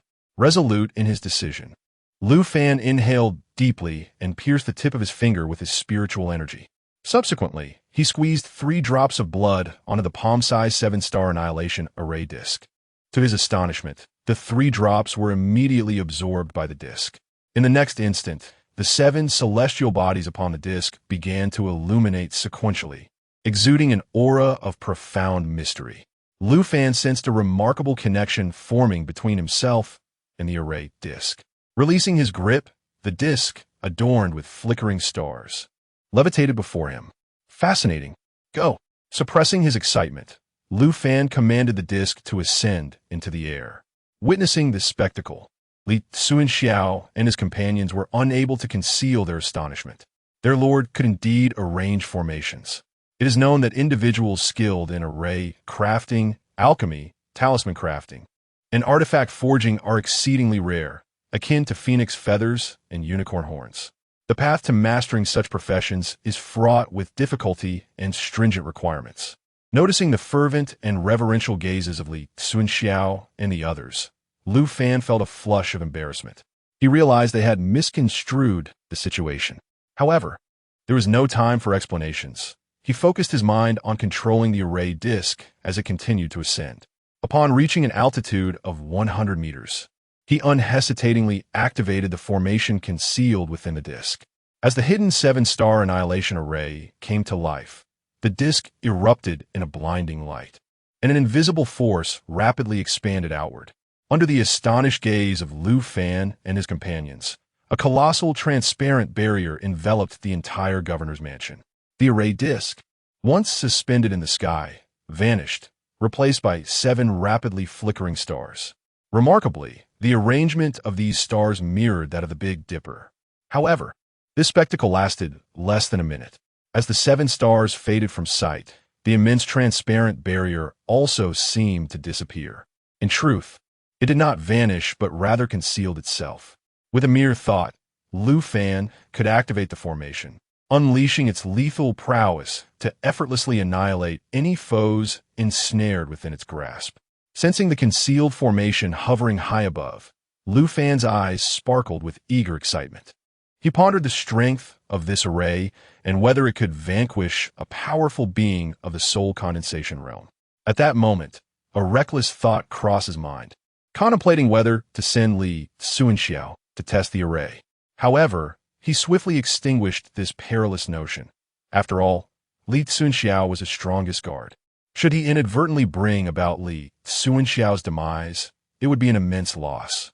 The thought of failing to achieve his objectives while suffering such a setback was truly disheartening. At this juncture, Cunxiao and his companions approached, their faces alight with curiosity, inquiring eagerly, "My lord, do you also set up formations? What kind of formation is this? It seems remarkably potent, sending shivers down my spine." Observing the excitement and curiosity etched on their faces, Lu Fan smiled and replied, "This formation is known as the 7-star Annihilation Array. With this array to protect us, the governor's mansion shall henceforth remain secure." His words were not mere bravado. The 7-star Annihilation Array not only served to slay enemies, but also functioned as a means of surveillance. He could discern any individual entering or exiting the governor's mansion, as well as any occurrences within its confines. Not even an ant could traverse the threshold without his awareness. This was the formidable and extraordinary nature of the 7-star Annihilation Array. Although he remained uncertain about the specific, terrifying powers it possessed, he was confident in its capacity for self-preservation. The already exhilarated Cunxiao and his companions became even more animated upon hearing this. Ha ha ha! With this array safeguarding us, those with nefarious intentions who dare to infiltrate will simply await their doom. The immensely powerful blood puppet had once escaped after wreaking havoc in the governor's mansion, a source of great shame that lingered in their minds, invoking feelings of frustration and anger. With this new formation in place, such humiliations would no longer recur. Meanwhile, Jiang Shang and Li Si, escorted by Zhang Qi and his 5 companions, arrive at the entrance of the governor's mansion. Before they could ascend the steps, Jiang Shang abruptly halted, his expression one of shock and disbelief. How could this be? Li Si, noticing Jiang Shang's reaction, instinctively grew vigilant. What is it? Elder Jiang? Is something amiss? In just a few short hours, he had been thoroughly impressed by Jiang Shang. Previously, he had prided himself on his unparalleled strategies and unmatched talents. Yet, after engaging in casual conversation with Jiang Shang, he realized that there were always individuals more capable than oneself. In comparison to Jiang Shang, he felt inadequate. At that moment, he finally comprehended why the Lord had personally gone to greet Jiang Shang. The feelings of disappointment and resentment that had weighed on him had dissipated, leaving only respect and admiration. It's nothing, huh? Let us proceed. The Lord should have returned by now. Jiang Shang said nothing further, chuckling softly as he ascended the steps and entered the mansion. Although Li Si harbored doubts, his lack of understanding regarding formations prevented him from sensing anything amiss. He could only suppress his concerns and follow closely behind Jiang Shang and the 5 companions into the mansion. Upon their arrival in the main hall, the scene unfolded further. Sensing their presence, Lu Fan had already returned here ahead of Li Cunxiao and others. Your Excellency, Jiang Shang and Li Si bowed respectfully, and Lu Fan smiled, gesturing for them to take their seats. As soon as Jiang Shang settled down, he turned his gaze towards Lu Fan, curiosity and inquiry evident in his eyes. However, he refrained from posing any questions at that moment and simply remarked, Your Excellency, the materials for enhancing the formation have been prepared and can be completed within a day. Excellent. I appreciate your efforts, Elder Jiang. Not at all. It is merely my duty as Zia. Please do not refer to me as Elder Jiang. Observing Jiang Shang insist on being addressed as Zia, Lu Fan nodded with a smile, a cascade of thoughts stirring within him. Although the summoned individuals were entirely loyal to him, they nonetheless possessed their own personalities and subtle inclinations, not merely functioning as thoughtless automatons. He had recognized this previously, yet it became increasingly evident in his interaction with Jiang Shang at that moment. As these reflections swiftly traversed his mind, Lu Fan continued to address Jiang Shang. Chapter 40. Jiang Shang's Counsel Zia. Today, the Wang family has been annihilated by my decree for treason, and within their treasury, nearly 10,000 sets of military equipment have been discovered. Lu Fan succinctly recounted the events that transpired after he and Li Cunxiao ventured to the western part of the city. Jiang Shang and the others, being his most loyal summons, warranted no concealment from Lu Fan. As for Zhang Qi, Lu Fan paid him little mind, for he understood that Zhang Qi was not only sent by his adoptive father to protect him, but also to surveil his every move. He chose not to dismiss Zhang Qi, intending for him to relay this information back to his adoptive father. After all, commencing his tenure with the massacre of the Wang family would undoubtedly present a lingering threat. Upon concluding his narrative, he inquired, What do you believe the origins of those mysterious figures in black robes are? What course of action should we take next? Lu Fan understood that ignorance was not worthy of pretense. Expertise lies in recognizing one's limitations. To neglect consulting a top strategist and instead struggle in solitude for solutions would be folly. A true leader embraces the virtue of inquiry without shame. In response to Lu Fan's question, Jiang Shang pondered deeply, and Lu Fan patiently awaited his insights.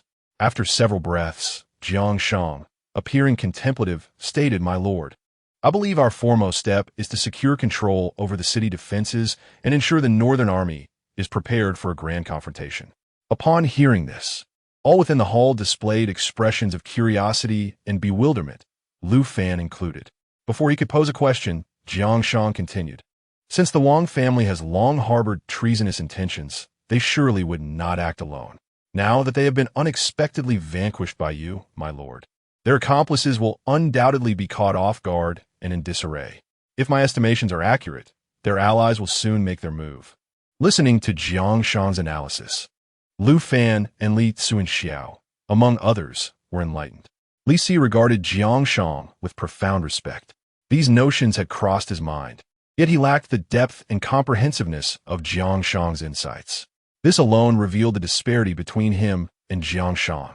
Lu Fan nodded in realization and remarked, "Are you suggesting that the Wang family and their associates will ally with the Northern Territories?" Jiang affirmed, "Indeed, if I were in the Wang family's position, aside from uniting internal factions, I would seek powerful external support. In the Northern realms, none are better suited for such an alliance than the Northern Heavenly Martial Dynasty." After articulating this with unwavering certainty, Jiang cast a glance at Li Cunxiao, Qiong, and Luo Cheng, among others. He then chuckled lightly and said, "My lord commands numerous great generals. To keep them all here would be a waste of their talents. Why not seize this opportunity?" At this juncture, Jiang paused, yet Lu Fan grasped his implication. Li Cunxiao and Qiong, too, discerned his meaning. In an instant, all their eyes turned toward Lu Fan, filled with fervent anticipation. Achieving glory in battle is an irresistible temptation for every spirited warrior. As martial generals, they naturally yearn to fight for Lu Fan and establish immortal merits. Under the watchful gaze of the crowd, Lu Fan rose and smiled, saying, "In that case, let this matter be arranged by Zia. As for General Gu, I shall speak to him personally." "Thank you, my lord." Lu Fan's agreement instantly ignited excitement among Li Cunxiao and the others, who knelt on one knee, their faces alight with enthusiasm. After a brief moment of exhilaration, Li Cunxiao appeared to ponder something and clasped his fists, saying, "My lord, let brothers Qin and Luo handle this. I shall remain here to ensure." "No need," Lu Fan interjected. "With Zhangqi and the 5 of them to protect me, that will suffice. You all should follow Zia's arrangements." Li Cunxiao opened his mouth to protest, but upon seeing Lu Fan's unwavering expression, he could only nod in acquiescence. Jiang seemed to have guessed the situation and refrained from offering further comfort to Lu Fan. Subsequently, Lu Fan inquired about other matters, to which Jiang and Li Si provided thorough explanations. Through this dialogue, Lu Fan began to formulate plans for the tasks ahead. Moments later, Jiang departed with Li Cunxiao and the others, leaving only Zhangqi and his 4 companions in the main hall. Lu Fan regarded them for a long while before raising an eyebrow and softly asking, "Zhangqi, how long have you been a member of the Xuanwu Guard? And what position do you hold?" "Your Highness," Zhangqi replied, "I joined the Xuanwu Guard at the age of 5, and it has been 29 years since. I currently serve as a squad leader." "A squad leader, you say? Tell me about the Xuanwu Guard, the number of personnel, and their specific cultivation levels." Upon hearing Lu Fan's inquiry, a look of distress crossed Zhangqi's face. I beg your pardon, Your Highness, but this information is confidential to the Xuanwu Guard, and I cannot disclose it." "Very well." Lu Fan's expression darkened instantly. "I shall grant you one more opportunity. Either you answer, or you shall die." However, in the face of Lu Fan's deadly threat, Zhangqi remained silent, kneeling on one knee. The other 4 members of the Xuanwu Guard wished to plead for him, but a single glance from Zhangqi silenced them. Lu Fan observed this scene and, with a resigned sigh, waved his hand. "You may leave. Should I require anything, I shall summon you." Zhangqi, taken aback, quickly regained his composure and respectfully clasped his fists in salute. "Thank you for your mercy, Your Highness." Lu Fan waved his hand dismissively, and Zhangqi, along with the 4 members of the Xuanwu Guard, turned to exit the hall. After watching them leave, Lu Fan took a deep breath and muttered to himself, "The Xuanwu Guard. It seems I must swiftly establish my own secret force." He was not well acquainted with his stepfather, but was acutely aware of one truth. Beyond the overt power of the Xuanwu Guard, there existed a hidden mysterious force under his stepfather's command. Moreover, his stepfather's cultivation level was likely far more complex than he had imagined. The depths of Qian are profound. After pondering for a while, Lu Fan shook his head and took a deep breath, his gaze returning to a resolute brilliance. The waters of Daqian are too deep for me to navigate. The north and other regions of Hanyang are still shrouded in uncertainty, making it unwise to tread carelessly. However, I can certainly begin to cleanse the waters of Hanyang City. Upon contemplating this, Lu Fan made a resolute decision and called out to the courtyard, "Come here." As his voice echoed, Zhang Qi swiftly entered, inquiring, "Your Highness, what is your command?" He had not departed with the 4 members of the Xuanwu Guard, but had instead been waiting outside the hall. "Go and summon Fei, Yi, and Wang Hun, informing them that I urgently require their presence." "Understood." Zhang Qi acknowledged and promptly exited, while Lu Fan furrowed his brow, continuing to ponder. In a short while, Zhang Qi returned, accompanied by Fei, Yi, and Wang Hun. "We pay our respects to the sovereign." Their voices roused Lu Fan from his contemplation, and he nodded, permitting them to rise. After a moment of reflection, he turned his gaze toward Fei, Yi, and Wang Hun, addressing them. Chapter 41. The Probing of Lu Wushuang Wenwei, Qiong. "You two shall take Xiangcheng and Duantang, and separately deliver invitations to the Li family in the east of the city, the Sun family in the south, and the Zhao family in the north.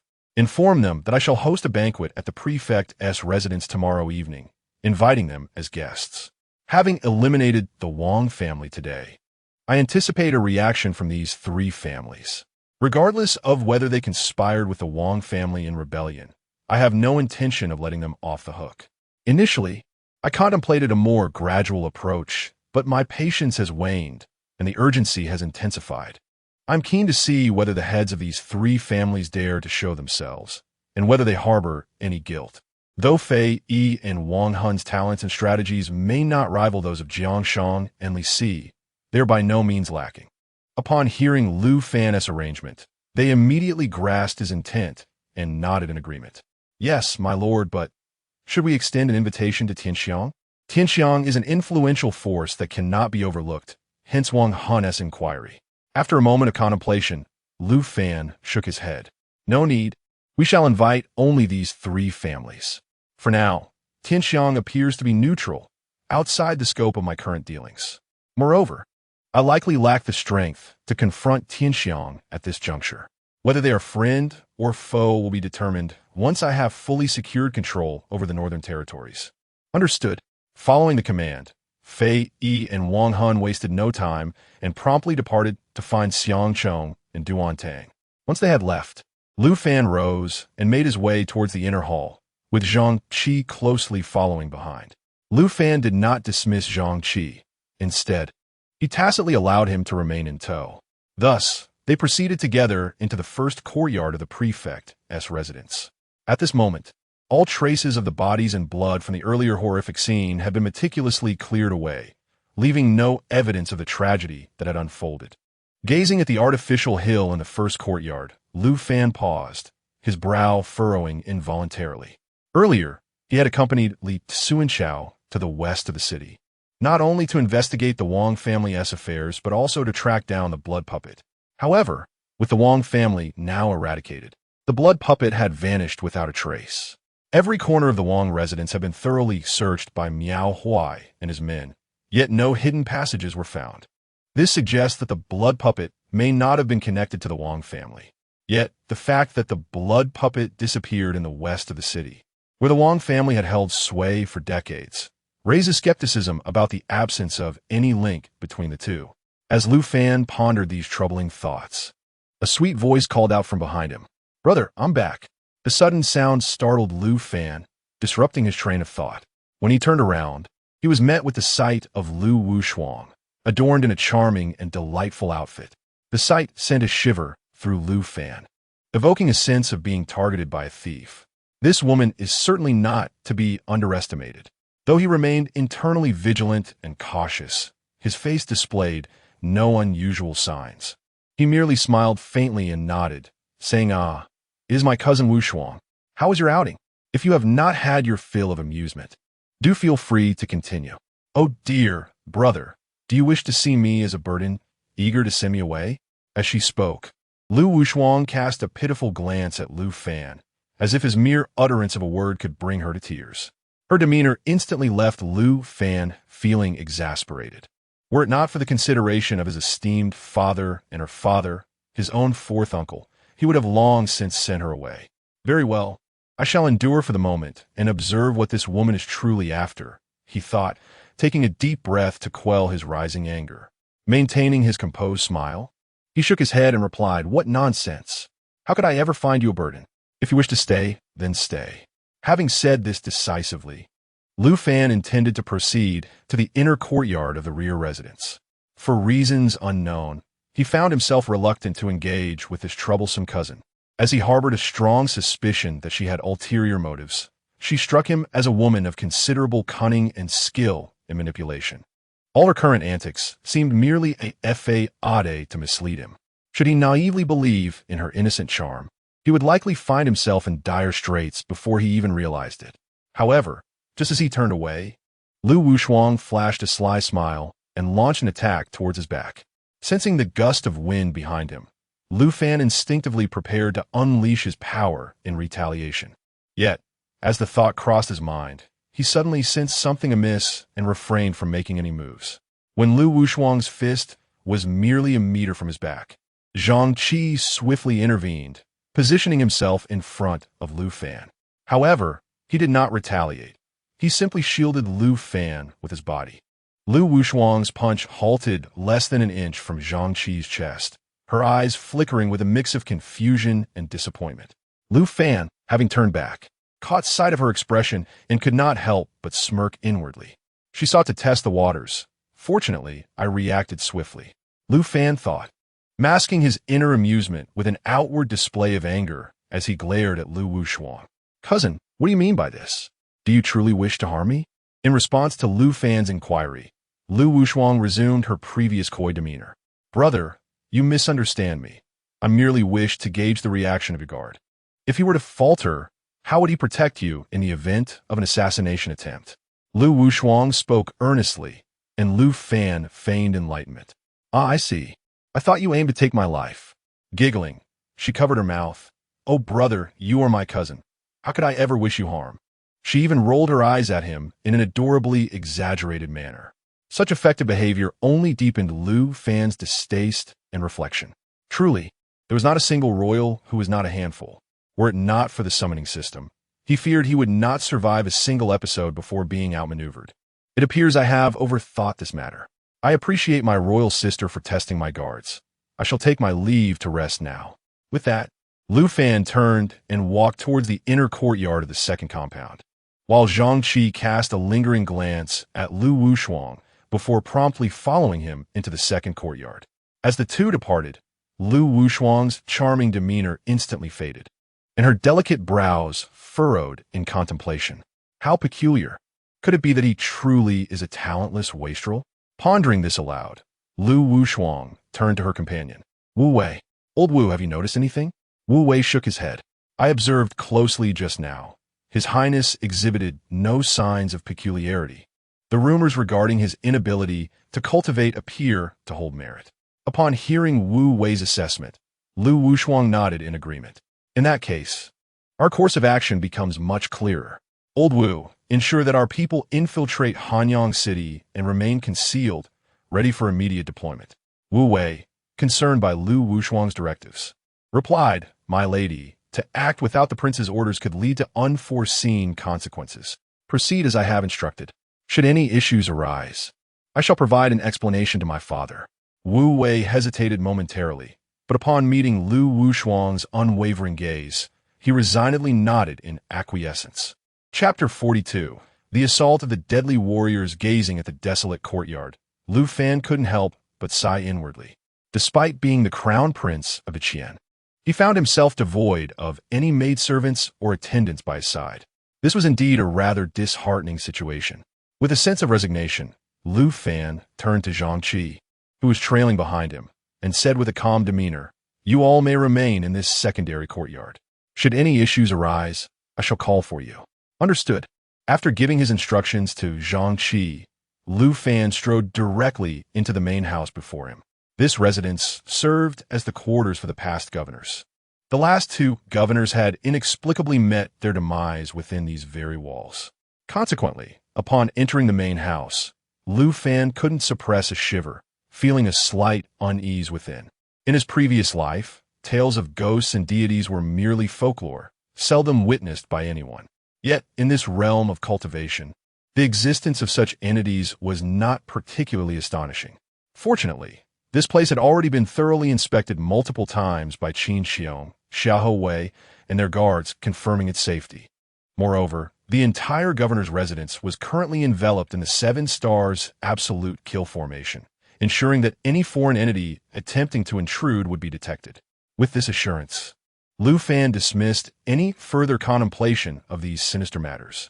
Sitting in a chair within the side hall of the main house, he pondered for a moment before sending his consciousness into the system space. Before him lay a vast expanse filled to the brim with an array of resources, precisely the entirety of the Wang family's treasury. Observing the mountain of resources, Lu Fan felt a surge of curiosity and inquired, "System, can everything be recycled?" Ding! Any item containing energy can be recycled. The recycling price is determined according to the item's value. Receiving the system's affirmative response, Lu Fan found himself momentarily hesitant. He indeed wished to convert all these resources into points. However, the system marketplace was currently closed, rendering point redemption seemingly futile. After some consideration, Lu Fan opted not to redeem anything for the time being. System, display my personal information panel. These resources would remain safely stored within the system space, impervious to theft, allowing for redemption at any moment. Furthermore, the ambition of controlling the entirety of Hanyang City and the northern region would necessitate a substantial influx of resources. His decision to refrain from summoning the 3,000 Golden Fire Cavalry was influenced by this very consideration. After all, the daily consumption of such a military force was no trifling matter. Though he had acquired all the resources from the Wang family treasury, they were still insufficient to sustain an army. As Lu Fan contemplated these matters, the system's interface materialized before his eyes, detailing his information. Host, Lu Fan, cultivation level, peak of the 9th layer of the condensing yuan realm. Points, 9,575, cultivation method, creation sutra, divine power secret techniques, none, martial skills, none, treasure, none, beast companions, summonable figures, Jiang Shang, Li Si, Fi Yi, Ving Vyong, Luo Cheng, Li Cunxiao, Duan Viang, Wang Kun, Xiaohu Yi, Viang Chong. Summoning Legion, Golden Fire Cavalry, 3,000, quests, 1. Become the sovereign of the Great Qian. Rewards, 1 advanced summoning card, 2 beginner summoning cards, 1 random Legion summoning card, 3 unlocking cards, 2 training cards, and 1 random point card. Note, this quest has a time limit of 3 years. 2. Dominate the northern region. Rewards, 1 beginner summoning card, 1 random Legion summoning card, 1 cultivation enhancement card, and 1 unlocking card. Additional quest, control the northern army. Rewards, 1 random Legion summoning card and 1 unlocking card. Note, the time limit for this quest is 6 months. 3. Conquer Hanyang City. Reward, 1 beginner summoning card. Additional side quest, eliminate Li Qian and obliterate the Leaf family. Rewards, 10,000 points and 1 random magical artifact. 4. Suppress and subjugate the top 10 elite factions and the 8 prominent families. Rewards, for each faction subdued. The host cultivation level will increase by 1 minor realm. Note, upon completion of the main quest, the host will receive 1 advanced summoning card, 1 intermediate Legion summoning card, and 1 advanced unlocking card. Marketplace, not open warehouse. Drunken Immortal Brew Recipe, 10,000 low-grade spirit stones. Gazing swiftly over the information inscribed on the luminous screen, Lu Fan's eyes flickered with a hint of helplessness. Truly destitute, it seems imperative to expedite the completion of the quest to obtain the rewards. The bounties of these 4 quests are increasingly enticing, leaving the impoverished Lu Fan utterly covetous. Among these endeavors, the third appears to be the least formidable. In contrast to dominating the northern region and the entirety of Great Qian, conquering Hanyang City seems trivial. With the Wang family nearly eradicated, the remaining stragglers pose little threat. Only the final 3 prominent families remain.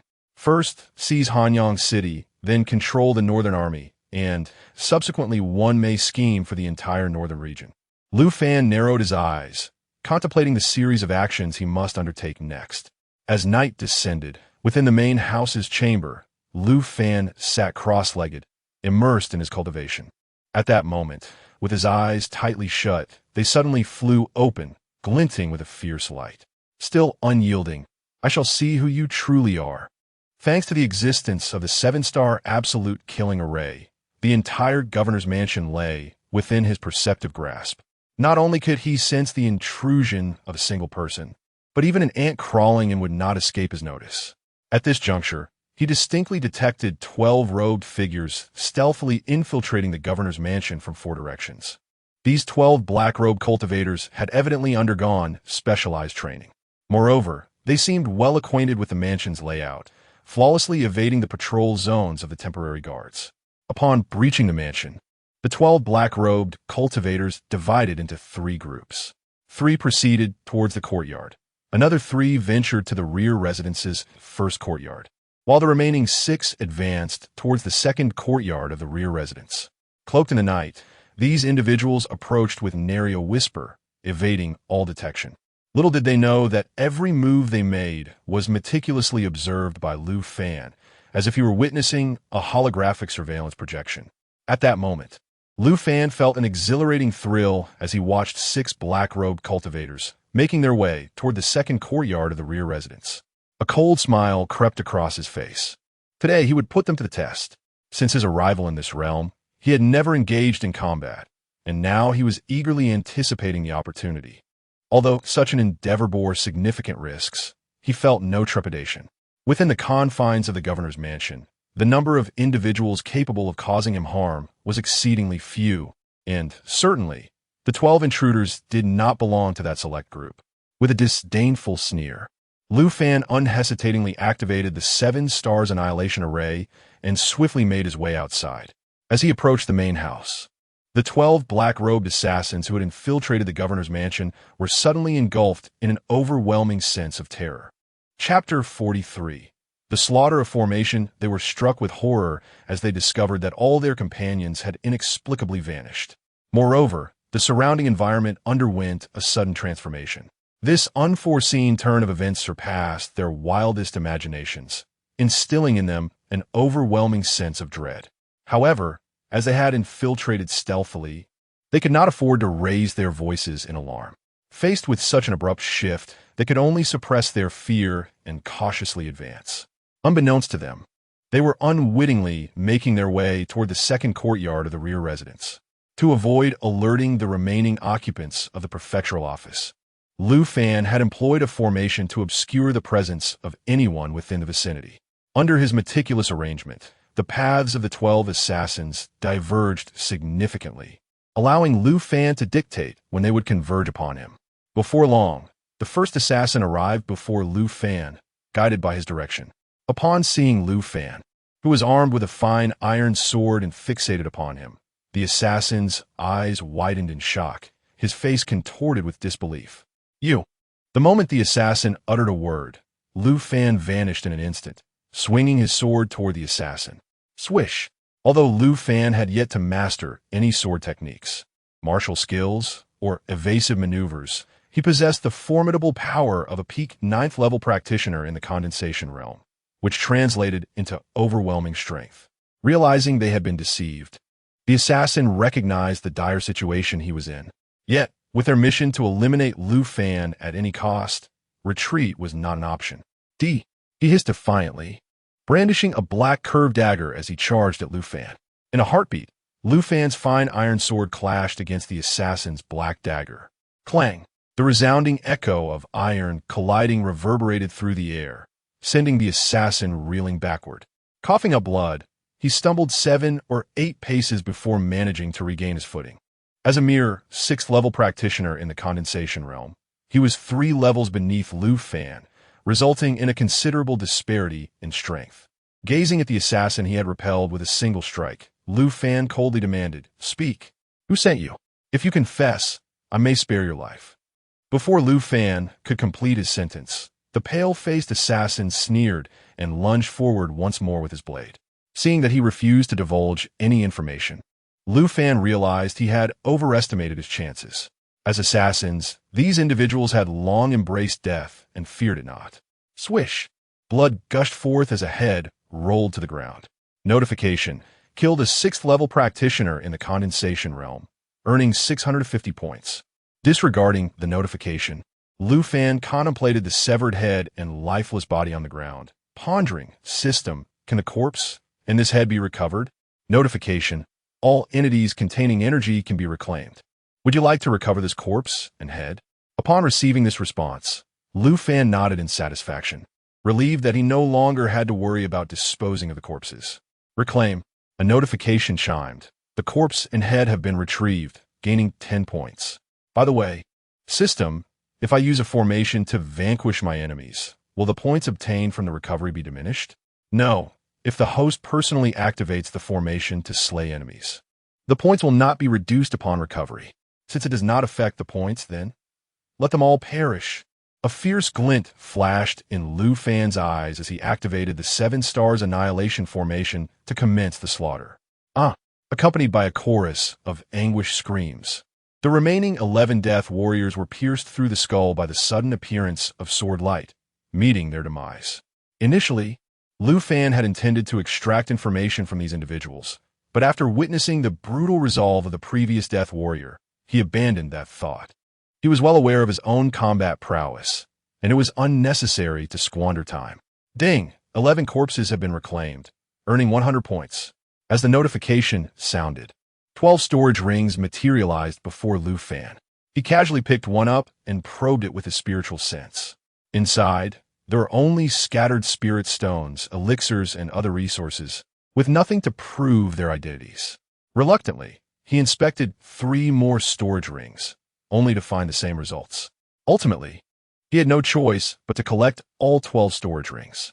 After using the formation to cleanse the bloodstains from the ground, Lu Fan concealed the formation and returned to the side hall of the main residence. The Li family, the Sun family, the Zhao family. Cunxiao Pavilion.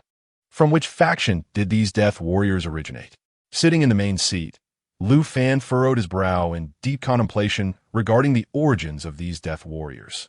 It was evident that these death warriors were part of the same group that had assaulted him upon his arrival in the city. Altogether, there were at least a dozen of them, all at the Qi condensation realm. A force capable of such a display of power was undoubtedly formidable. The Sun, Li, and Zhao families were all powerful, yet Lu Fan harbored doubts about whether these death warriors belonged to one of them. If not from these 3 families, then which faction could it be? Could it truly be Tianxiang Pavilion? While stroking his chin, Lu Fan murmured to himself. However, this notion was swiftly dismissed. No, that cannot be right. Tianxiang Pavilion has always maintained neutrality. Even if they were to intervene, it would be foolish to act in such a manner. Their strength is unquestionable, and they could easily cultivate such death warriors.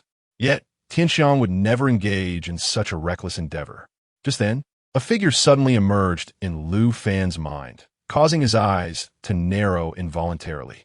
Gu Taifeng, as the left general of the northern garrison, he commanded 300,000 troops, safeguarding the northern borders of the Qian for 20 years.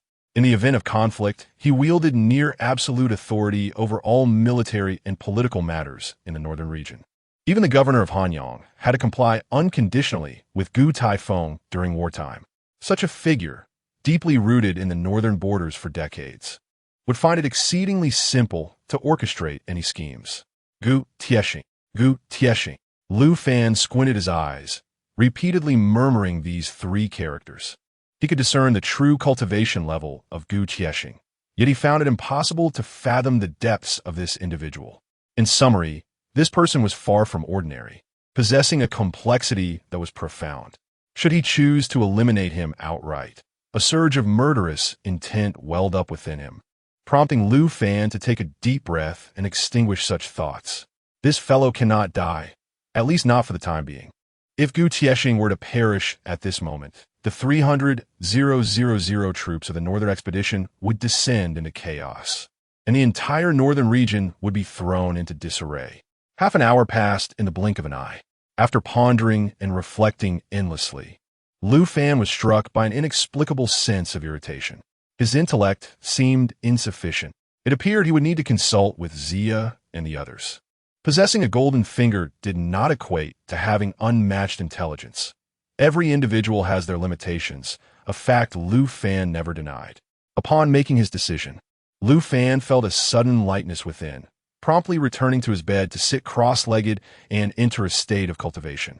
Meanwhile, in a subterranean chamber elsewhere, 4 black-clad cultivators awaited news with palpable urgency. Chapter 44.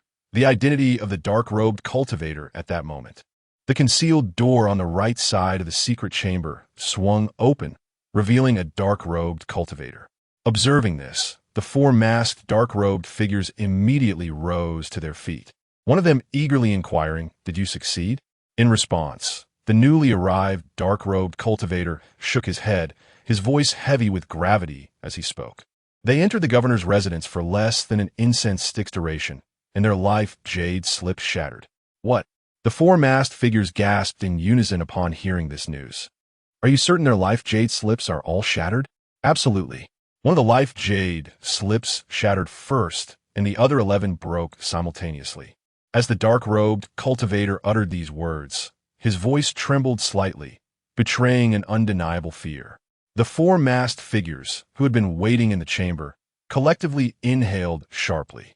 How could this be possible? Just as their astonishment reached its peak, the dark-robed cultivator delivered another unsettling piece of news. Moreover, there is something exceedingly strange.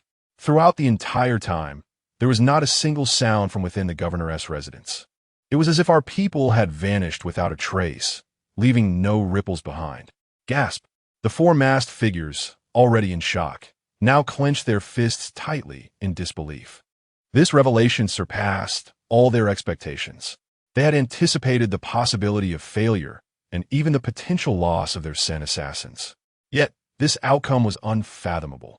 At that moment, the 5 dark-robed cultivators in the secret chamber were engulfed in a shroud of oppression and dread.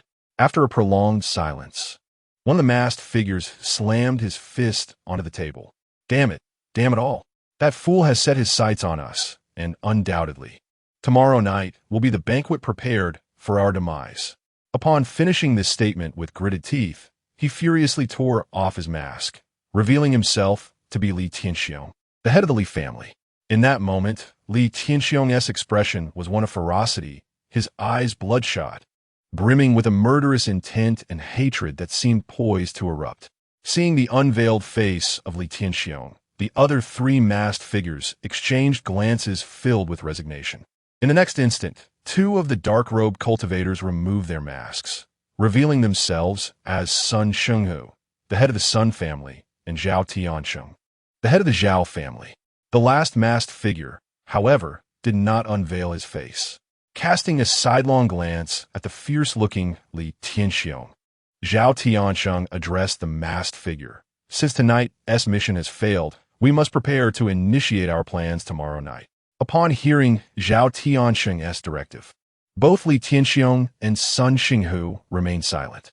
Once Zhao Tiansheng had concluded, the masked dark-robed cultivator took a deep breath and nodded in agreement. Silently, he exited through the shadowy side door, followed closely by the black-robed practitioner who had just entered.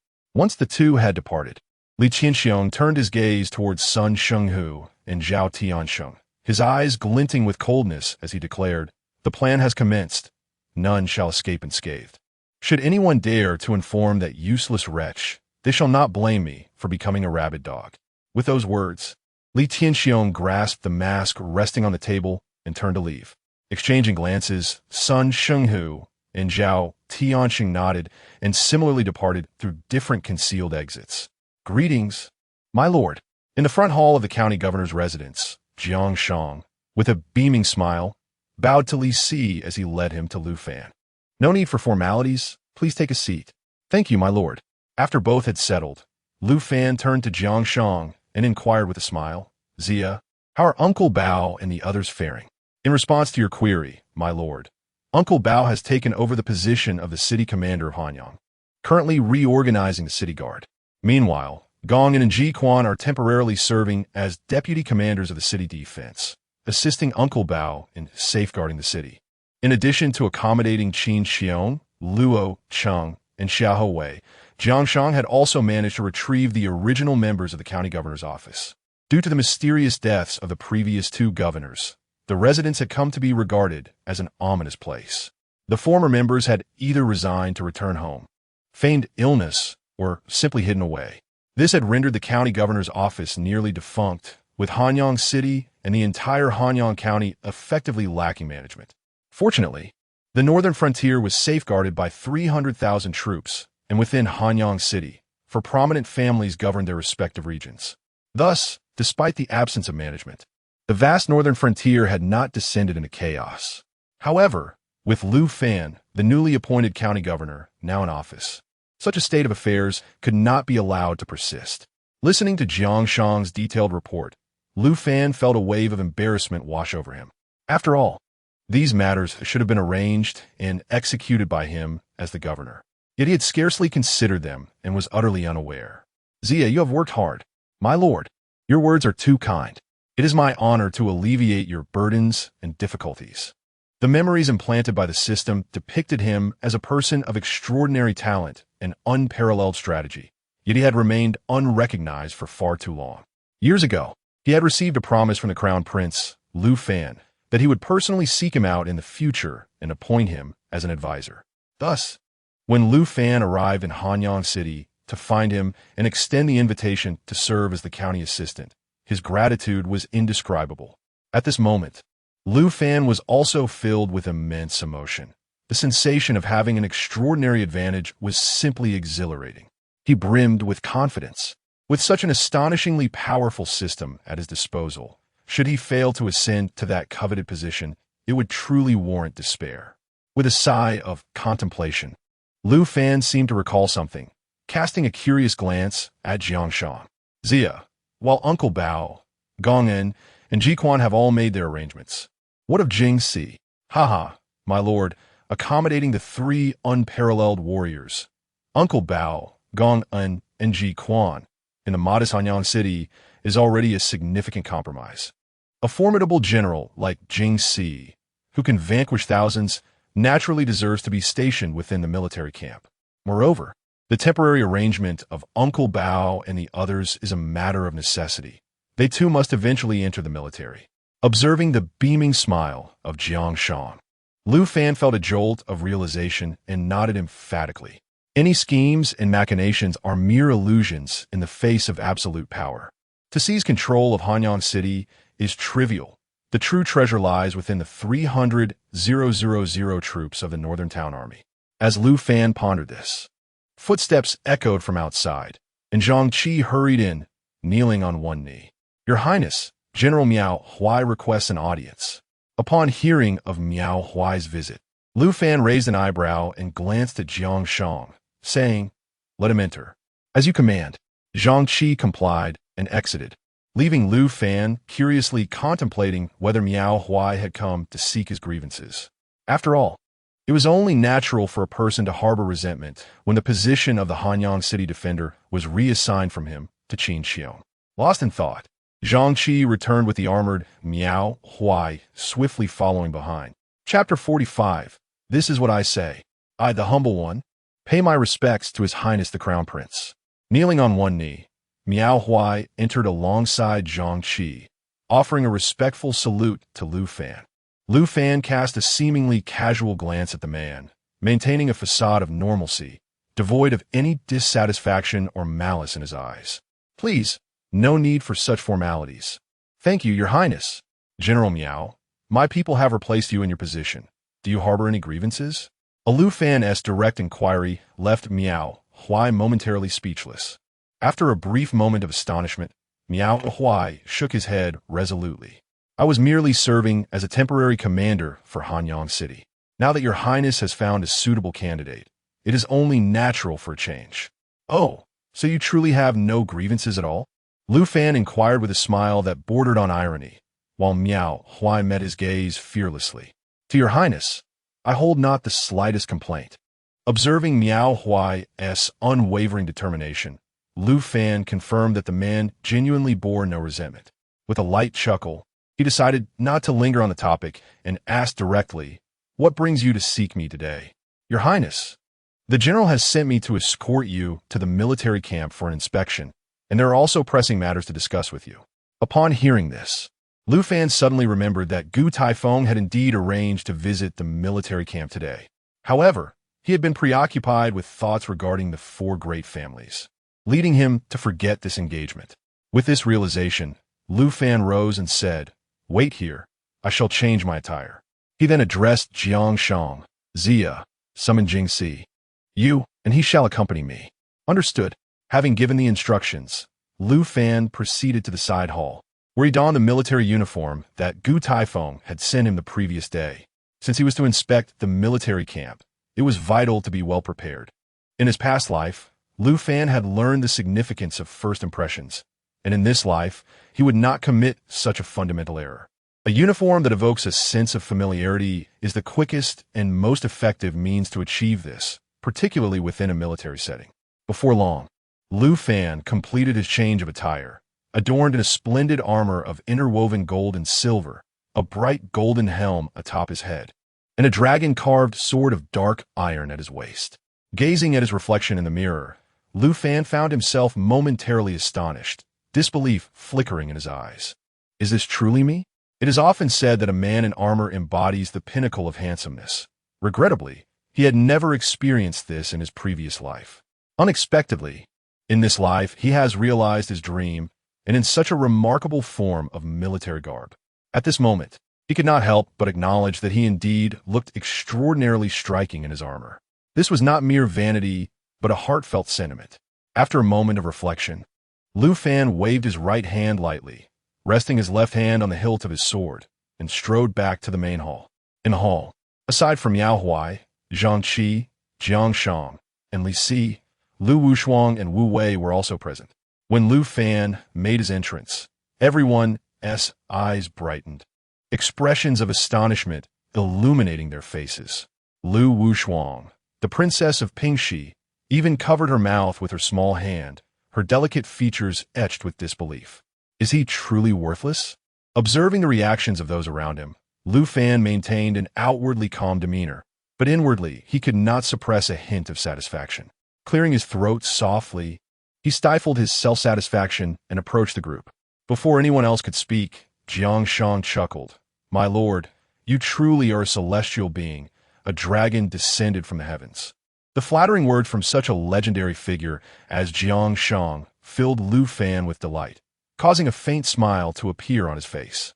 The art of flattery relies heavily on the character of the flatterer, and receiving praise from someone like Jiang Shang made Lu Fan feel somewhat elated. "Ziang Lao speak YC." Li Si chimed in, his face adorned with a look of reverence. Soon, Zhang Qi and Miao Huai also joined in with their compliments. Previously, Lu Fan had donned casual attire, which had not particularly distinguished him. However, clad now in armor, he instantly left them in awe. As the saying goes, clothes make the man. The transformation brought about by the armor imbued Lu Fan with a striking presence, contrasting starkly with his previous appearance. At that moment, Lu Wushuang also took notice and quickly approached Lu Fan, circling around him as she scrutinized him. As she examined him, Lu Fan felt a twinge of discomfort. Just as he was about to speak, Lu Wushuang halted in front of him, her eyes gleaming with mischief as she remarked, "Brother, you look incredibly handsome in armor. You should never wear casual clothes again. Just stick to your armor. He. Rolling his eyes at the grinning Lu Wushuang, Lu Fan chose to ignore her. This girl was far too cunning for his liking. He found her inscrutable. With individuals like her, he had three options: to subdue, to eliminate, or to distance himself. In the case of his mischievous cousin, he opted for the latter. "Let's go weed apart." With that, Lu Fan sidestepped Lu Wushuang and strode towards the entrance. Upon reaching the doorway, he was abruptly halted by Lu Wushuang, who had raced up from behind with arms outstretched. "Wait!" she exclaimed. "What now?" Lu Fan replied, his expression betraying his annoyance. "I want to go to the military camp too," Lu Wushuang insisted, her demeanor boldly defiant, as if prepared to throw a tantrum should her wishes be ignored. Lu Fan was rendered speechless at her audacity.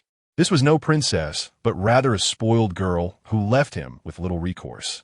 You may come, but you must obey me. If you disobey, I will send you back to the governor's mansion immediately. Do you understand?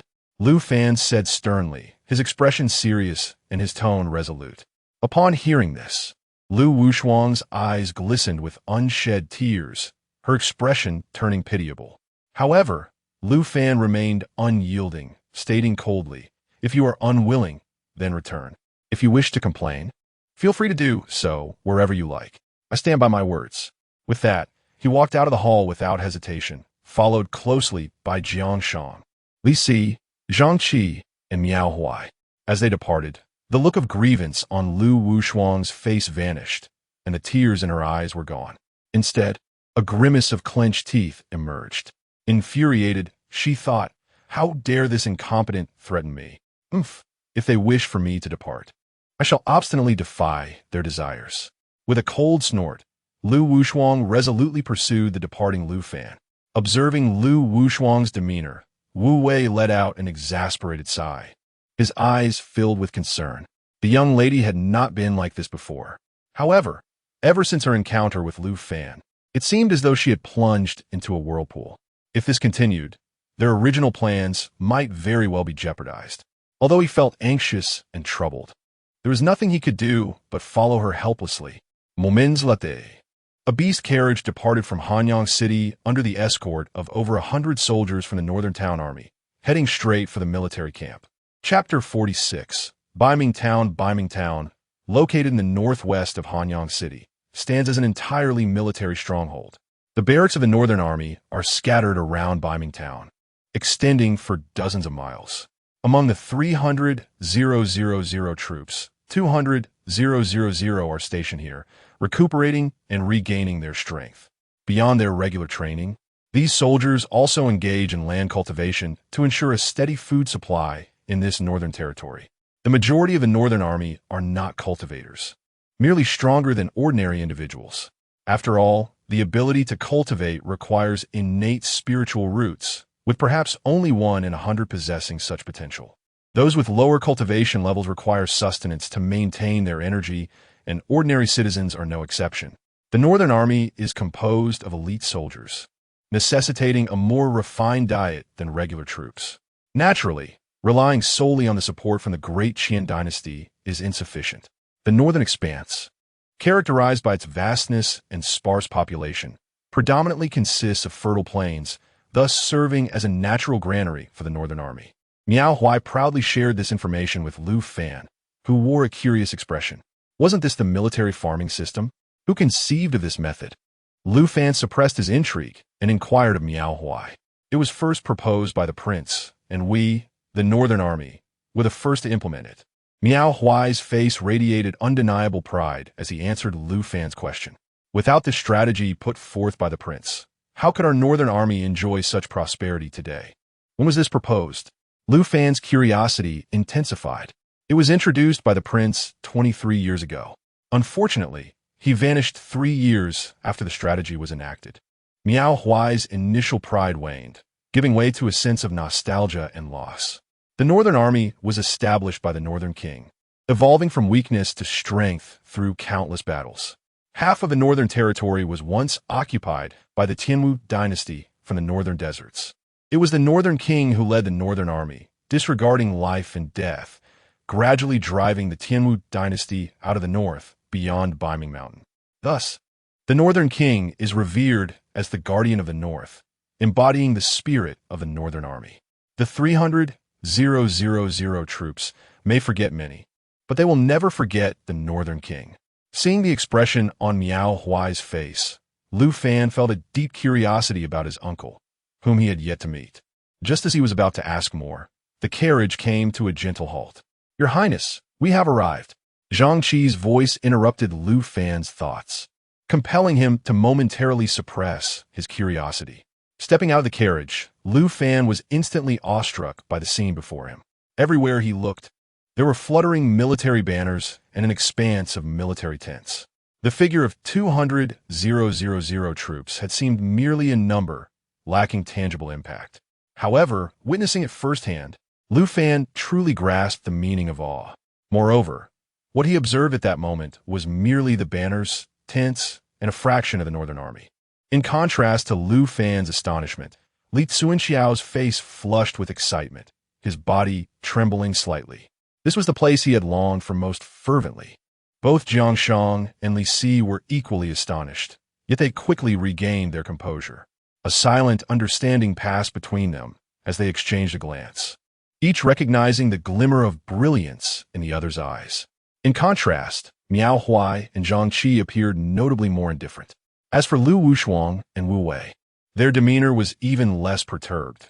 The Jinshi army was certainly not inferior to the Jinbei army, and such a scene was insufficient to incite their excitement. After a brief moment, Lu Fan took a deep breath, suppressing the shock within him. However, his heart remained far from tranquil. Such an elite battalion must ultimately be under his command. His ambitions extended beyond merely becoming the ruler of the Great Qian. Relying solely on martial prowess was inadequate to achieve his aspirations. With myriad thoughts cast aside, Lu Fan strode forward with a commanding presence towards the entrance of Baiming Town.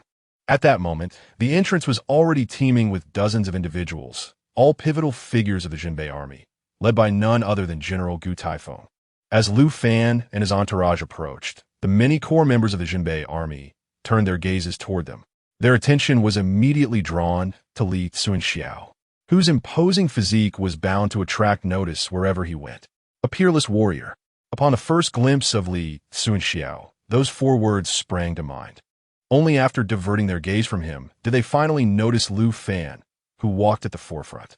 A collective intake of breath echoed among the core members of the Jinbei army, their expressions betraying disbelief. Was this truly the rumored, untrained, timid prince? At that moment, it was not only the core members of the Jinbei army who were taken aback. Gu Tiefeng's face also flickered with an unmistakable look of astonishment. He had met Lu Fan twice before and engaged in conversation with him.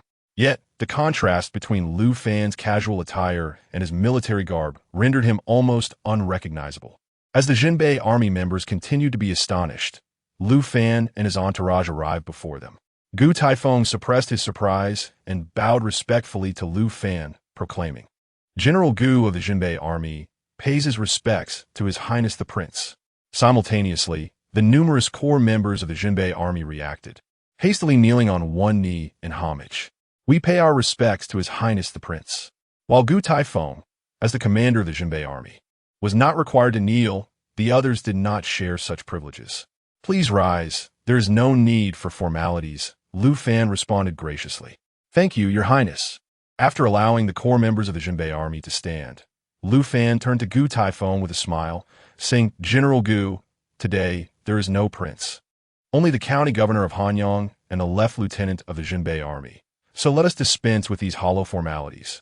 "Then, as you wish, Your Highness," Gu Taifeng replied. "After you, Your Highness." With mutual invitations exchanged, they walked side by side into Baiming Town, followed closely by the others. Meanwhile, Lu Wushuang and Wu Wei, trailing behind Lu Fan, were overlooked. Gu Taifeng was unaware that Lu Wushuang was the princess of Pingxi, and Lu Fan was disinclined to make introductions, thus leaving Lu Wushuang unnoticed. Following closely behind, Lu Wushuang observed Lu Fan engaging in lively conversation with Gu Taifeng, her teeth gritting in frustration. However, she found herself powerless in a moment. After all, Lu Fan had made his intentions clear at the governor's residence, and she dared not defy him. Until she achieved the purpose of this journey, she could not afford to be dismissed, thus she had no choice but to endure in silence. Meanwhile, Lu Fan was entirely indifferent to the sentiments of his cousin. He would prefer if Lu Wushuang left in a huff. Passing through the grand archway marking the entrance to Baiming Town, they officially entered the town. Earlier, during their journey, Lu Fan had gleaned some information about Baiming Town from Miao Huai. At this moment, Gu Taifeng resumed sharing insights with Lu Fan, who listened attentively, occasionally interjecting with questions. The group thus continued their walk, making their way directly to the general's residence situated at the heart of Baiming Town. Chapter 47. A general cannot be without command for a single day in the town of Baiming. There were no commoners or cultivators. Only the stationed soldiers of the North Town Army. The so-called general's mansion was merely a modest residence. Observing the sparsely furnished abode, Lu Fan couldn't help but nod silently in approval. It seemed that Gu Taifeng was not one to indulge in luxury. As the commander of the North Town Army, Gu Taifeng wielded considerable power, akin to a sovereign of the Northern Realm. Logically, one would expect him to reside in a lavish mansion, surrounded by beauty and riches. After all, many nobles within the Great Qian Empire lived in opulence. A mere residence of a powerful official in the imperial capital would far surpass this general's mansion in extravagance. Though surprised internally, Lu Fan maintained an impassive demeanor as he and his entourage proceeded directly to the main hall. Lu Fan feigned an intention to sit on the left side. Yet Gu Taifeng insisted that he occupy the central position. Thus, Lu Fan acquiesced and took his seat at the head of the table. His earlier pretensions were merely a test of Gu Taifeng.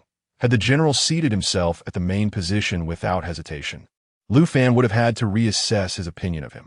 As his thoughts raced, Lu Fan smiled at Gu Taifeng and said, "General Gu, since His Majesty has appointed me as the Left Colonel of the North Town Army, it is only fitting that I gain insight into the Army's affairs. I hope you can provide a detailed account of the North Town Army. Since time immemorial, it has been understood that military power is essential for political stability. This truth holds across all worlds and eras, an immutable principle. Even in this realm of cultivation, it remains unchanged. If Lu Fan wishes to command the Northern Territories, mastering the North Town Army is paramount. Indeed, Your Highness, as the Left Colonel appointed by His Majesty, you are entitled to this knowledge," Gu Taifeng replied with a smile. Then turned to the middle-aged man, seated at his right. "This is Sun Wukong, our right colonel of the North Town Army. He will provide you with the necessary introduction." Upon Gu Taifeng's introduction, Sun Wukong rose and cupped his fists in salute. "I pay my respects to His Highness the Crown Prince." As Sun Wukong performed the gesture, Lu Fan's gaze fell upon him as well. The man was at the 9th level of the Spirit Sea realm. As he discerned Sun Wukong's true cultivation, Lu Fan couldn't help but scoff inwardly. The North Town Army was indeed intriguing. Each member seemed to conceal their true strength. Were they wary of him? Before the system, Lu Fan could see through the cultivation of all high-ranking members of the North Town Army, not to mention others. Sun Wukong's actual power was at the 9th level of the Spirit Sea realm, while the level he projected was merely the 3rd, hiding 6 entire realms. With a flurry of thoughts racing through his mind, Lu Fan maintained his cheerful facade and said, "Then I shall rely on you, Colonel Sunday. You are too kind." "Your Highness," Sun Wukong replied with another salute, before clearing his throat and continuing. "The North Town Army currently has a standing force of 350,000 soldiers, of which 300,000 are combat-ready and 50,000 are reserves. All military corps within the Great Qian are equipped with 2 colonels each. Although the commandant possesses no actual power, his significance is by no means diminished. In fact, it is exceedingly vital. The right commandant oversees all military affairs and logistics, managing the supply officers and the infantry. Conversely, the left commandant is responsible for organizing military intelligence, advising on strategies, and maintaining morale among the troops. In other words, the right commandant handles various tasks, while the left commandant provides essential support. Both roles are indispensable. However, the left commandant is relatively more crucial, as he is privy to classified military information and participates in strategic discussions, gathering intelligence on warfare. The Northern Defense Army was originally equipped with a left commandant, but this position became vacant a few years ago when the previous officer perished in a disastrous event. The court has yet to appoint a successor or issue orders to fill this vacancy. Consequently, Sun Wukong, the right commandant, has temporarily assumed the responsibilities of the left commandant, thus managing the duties of both roles. Therefore, Sun Wukong is arguably the most knowledgeable person about the Northern Defense Army after Gu Tiesheng. With Sun Wenquan's thorough introduction, Lu Fan has gained an exceptionally detailed understanding of the Northern Defense Army. The entire force comprises 300,000 regular members and 50,000 reserves, including 35 captains, of whom those present are a part, the weakest among them being at the 3rd level of the Spiritual Sea realm. Half an hour later, upon the conclusion of Sun Wenquan's introduction, Lu Fan nodded in satisfaction and remarked, "Thank you for your efforts, Commandant Sun. Your Highness is too kind." Sun Wenquan replied respectfully before resuming his seat. Lu Fan then turned his gaze toward Gu Tiesheng with a smile. "General Gu, Commandant Sun has provided a detailed overview of the Northern Defense Army. However, it seems one individual was not mentioned. Your Highness must be referring to General Zhang." Gu Tiesheng replied, "The Northern Defense Army has a left general and a right general, with the left general being Gu Tiesheng and the right general being Zhang Yu. However, General Zhang is not widely known, and little news about him circulates outside. Indeed, where is General Zhang? Why is he not present?" On the journey here, Miao Huai had shared much information about the Northern Defense Army, yet he had also omitted mention of Zhang Yu, which piqued Lu Fan's curiosity. Moreover, since Zhang Yu is not included in Sun Wenquan's introduction, Lu Fan's intrigue deepened. "Your Highness may be unaware, but 3 years ago, General Zhang encountered a fortuitous opportunity and entered seclusion to undergo a breakthrough, and he has yet to emerge," Gu Tiesheng explained. 3 years and still in seclusion? Lu Fan's brow furrowed, expressing dissatisfaction with this answer, even questioning its veracity. For practitioners, entering seclusion is commonplace. However, 3 years is an unusually protracted duration, especially for Zhang Yu, the right general of the Northern Defense Army. As the right general, he bears significant responsibilities and must be prepared to confront incursions from the Northern Celestial Martial Dynasty.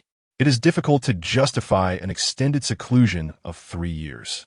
Your Highness need not worry. General Zhang made arrangements before entering seclusion, ensuring that it would not adversely affect the Northern Defense Army.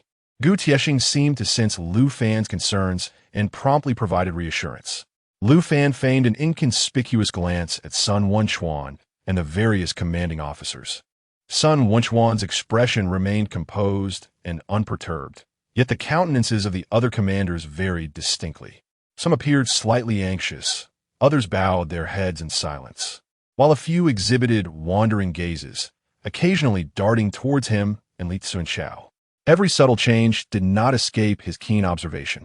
It seemed the matter regarding Zhang Yu's seclusion was far from straightforward. Undoubtedly, there were complications at play. Nevertheless, this presented an opportunity. As thoughts swiftly traversed his mind, Lu Fan promptly devised a plan and turned to General Gu Tiesheng with a smile, saying, "General, as the saying goes, a nation cannot be without a sovereign for even a day, nor can an army be without a commander. Given that General Zhang remains uncertain about when he may emerge from seclusion, it is indeed too burdensome for you to shoulder the entire army alone. Thus, I wish to recommend an individual to temporarily assume the position of right general to alleviate your concerns. What are your thoughts on this, General Gu?" Upon hearing these words, the previously jovial expression on Gu Tiesheng's face shifted dramatically, while Sun Wenquan and the other commanders displayed astonishment. Chapter 48. Usurpation, what's the matter, General Gu? Are you in disagreement? Lu Fan maintained a smile, yet his tone had grown more somber.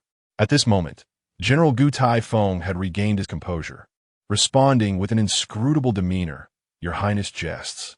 The arrangement and mobilization of commanders and above require the Emperor's decree. As merely the left general, how could I possess such authority?" General Gu's implication was clear. With the Emperor's decree, one could temporarily assume the position of right general. Is that correct? Lu Fan pressed on with a smile, causing a palpable tension in the hall. This was an attempt at usurpation. Jiang Sheng and Li Si exchanged discreet glances, both reflecting a hint of confusion. Lu Fan had never disclosed such matters to them. Sun Wenquan and the other commanders wore expressions of bewilderment. Glancing towards the esteemed left general, Gu Taifeng, Lu Wushuang was particularly taken aback. His audacity was astonishing, brazenly attempting to seize power. Did he possess some form of leverage? Among all present, Gu Taifeng's thoughts were the most intricate. Lu Fan's maneuver caught him off guard. After their 2 previous encounters, he had suspected Lu Fan might have designs on the northern garrison, yet he never anticipated such swift action.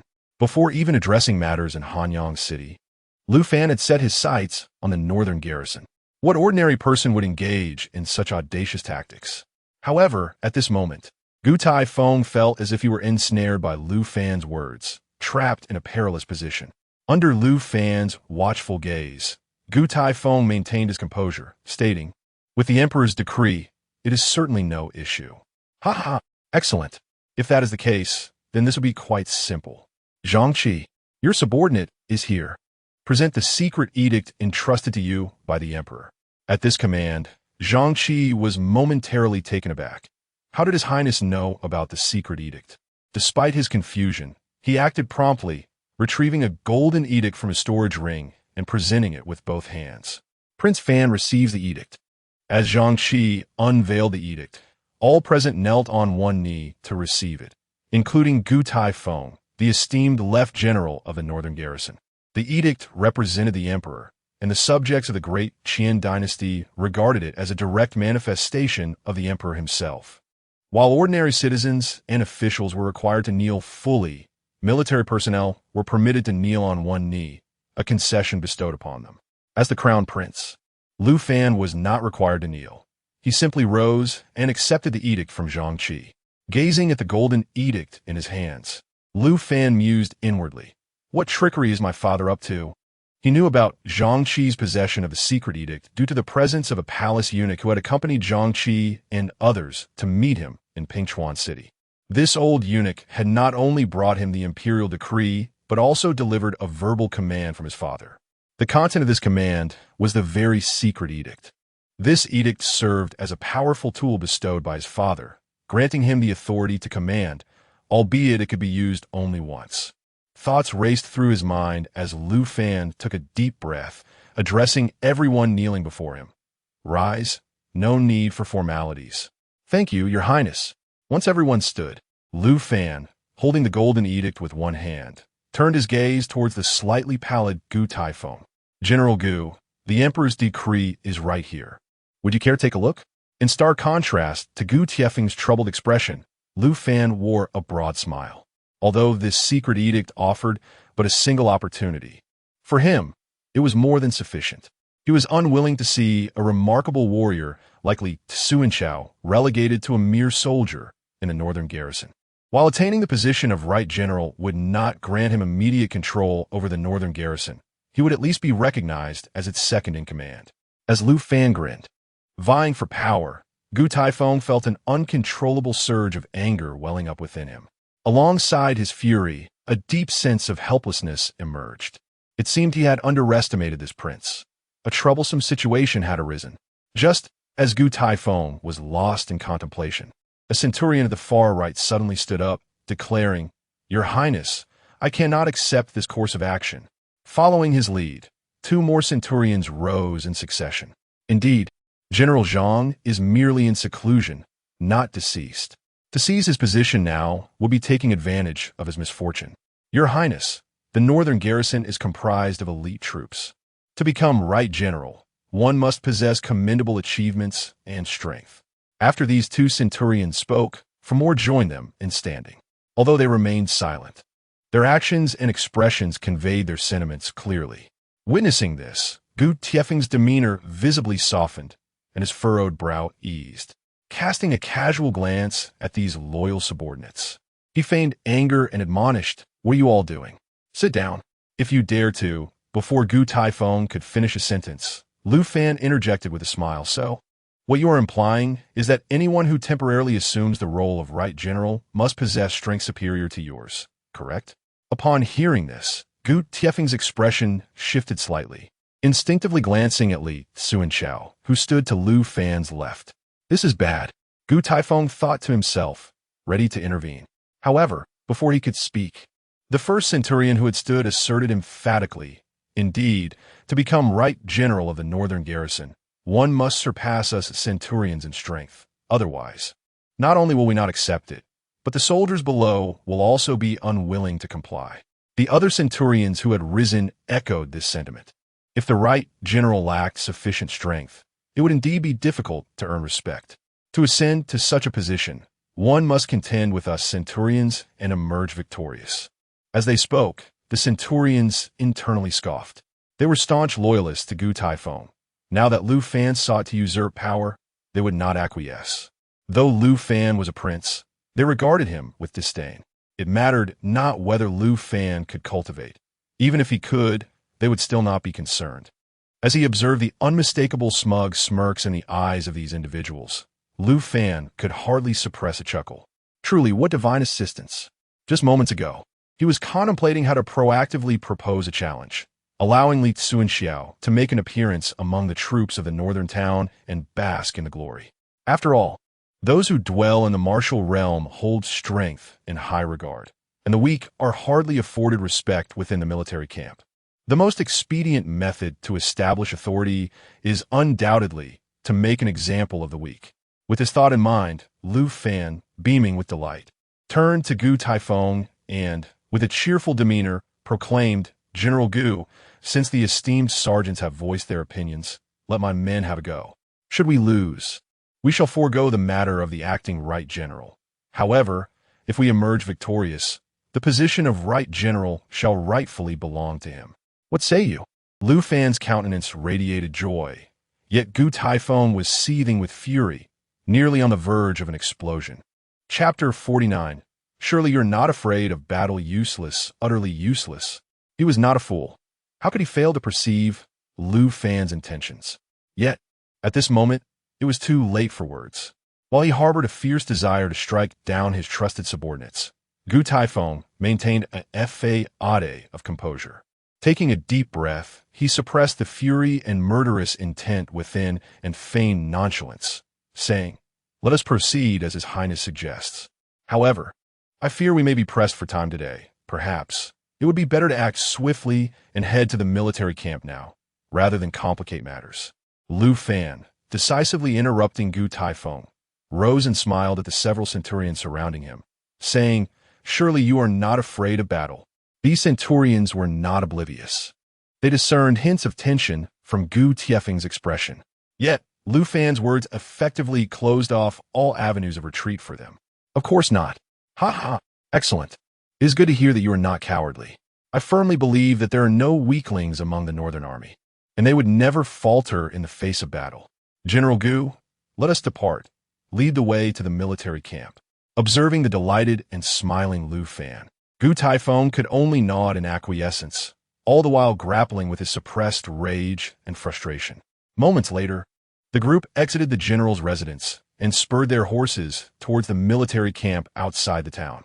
Lu Fan and Gu Taifeng rode at the forefront, followed by the others, with Lu Wushuang and Wu Wei bringing up the rear.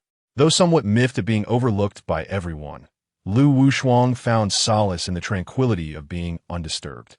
This also afforded her a more intimate opportunity to observe Lu Fan, gazing at her cousin, who rode ahead on horseback, engaging in light-hearted banter with Gu Taifeng. Lu Wushuang was unable to quell her astonishment and disbelief. Just moments ago, this seemingly unassuming cousin had seized the position of right general of the Northern Army with effortless charm. While the duel had yet to occur, Lu Wushuang was certain that he would emerge victorious. As for who Lu Fan had alluded to as the candidate for right general, she had her suspicions. With that thought, her gaze shifted towards Li Cunxiao, who rode beside Lu Fan. Towering like an iron tower, Li Cunxiao commanded a formidable presence. Truly, he was an unparalleled warrior. How splendid it would be if he could join our Western Army. Nearby, Wu Wei nodded in agreement at her remark. Indeed, he was a remarkable general. Within the realm of Tian, only the king of the south, known as the Overlord, could rival him. The four princes of Qian were all illustrious figures, yet their temperaments and methods were vastly different. The king of the north was known as the Scholar King, possessing unmatched talent, extraordinary strategy, and proficiency in various musical instruments.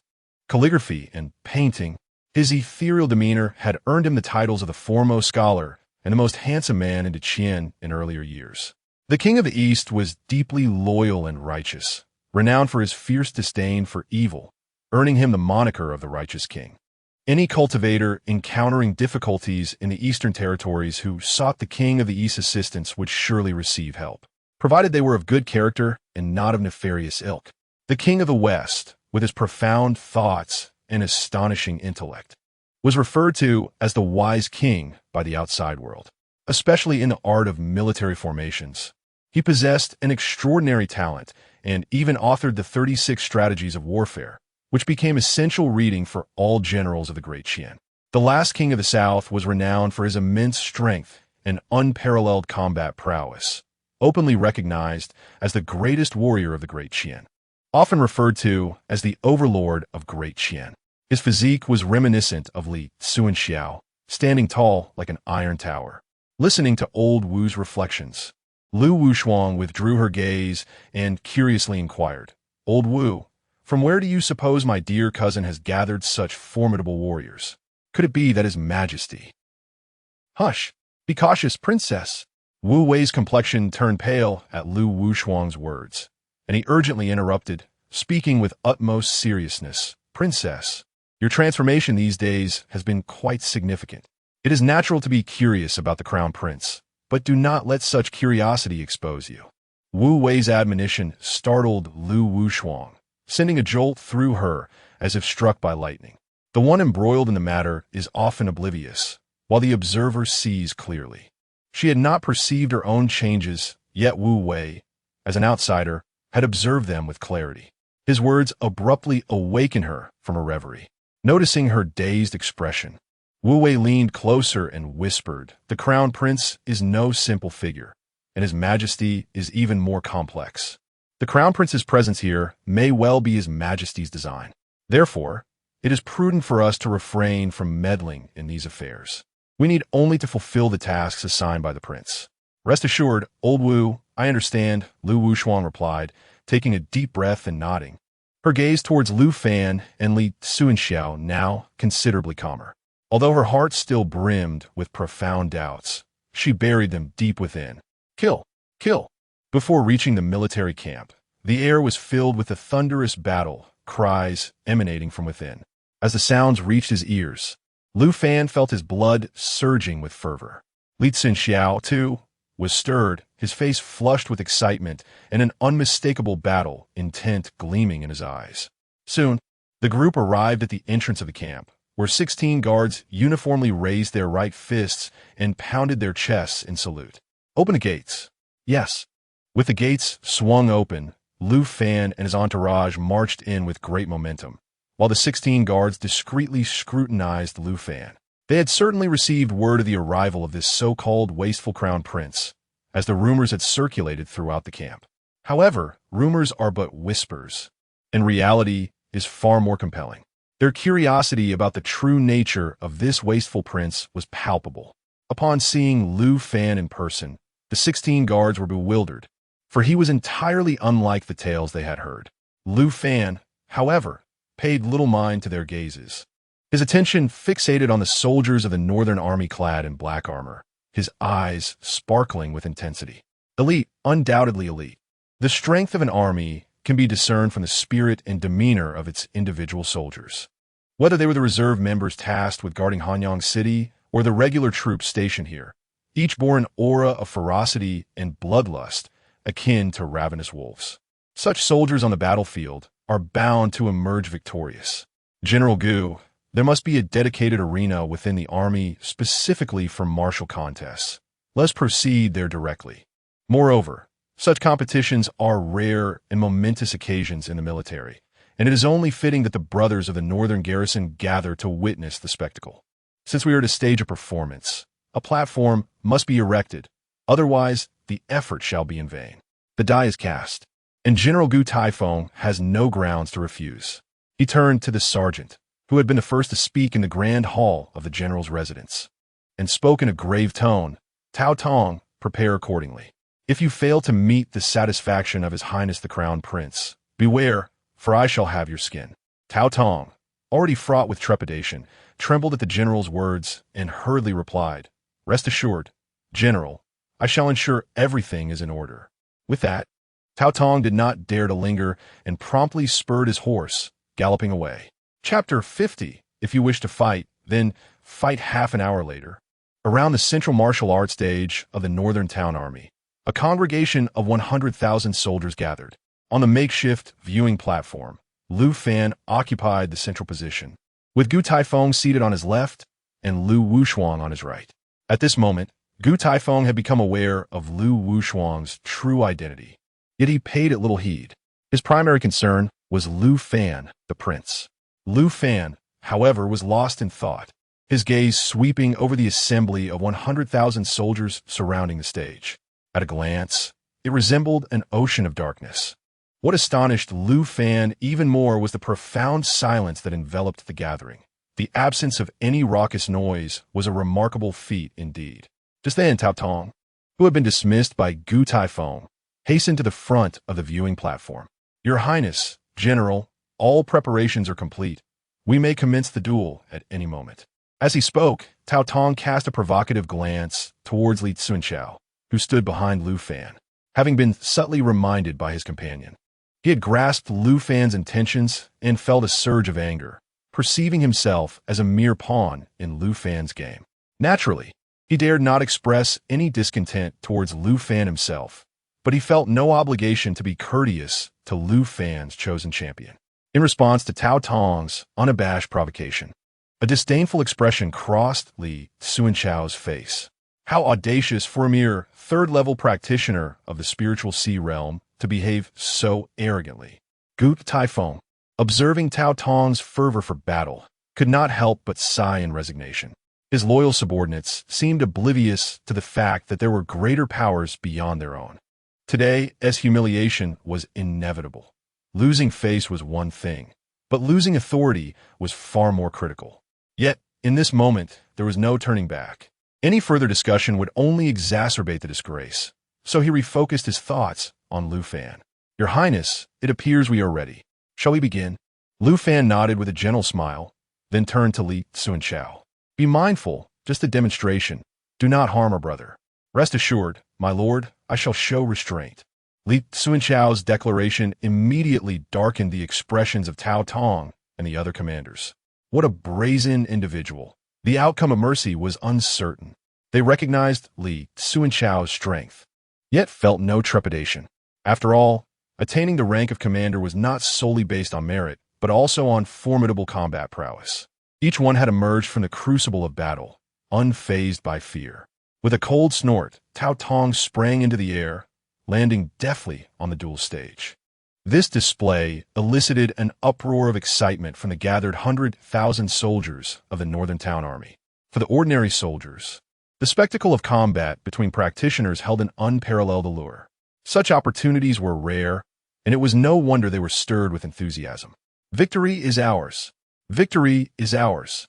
The soldiers under Tao Tong's command erupted in a fervent chorus, their voices resonating like thunder.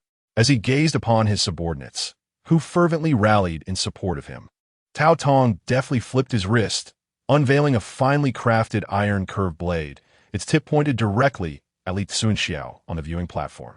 If he aspired to ascend to the position of right general, he ought to first inquire whether the blade in Tao Tong's grasp would consent. "Let us battle." The moment he uttered those words, an overwhelming fervor for combat erupted from within him. This astonishing battle spirit invigorated the ranks of the 100,000 troops of the Northern Town Army, who erupted into an electrifying chant. "Fight! Fight! Fight!" The very utterance resonated through the heavens, shattering the clouds above, causing birds in flight to plummet to the ground.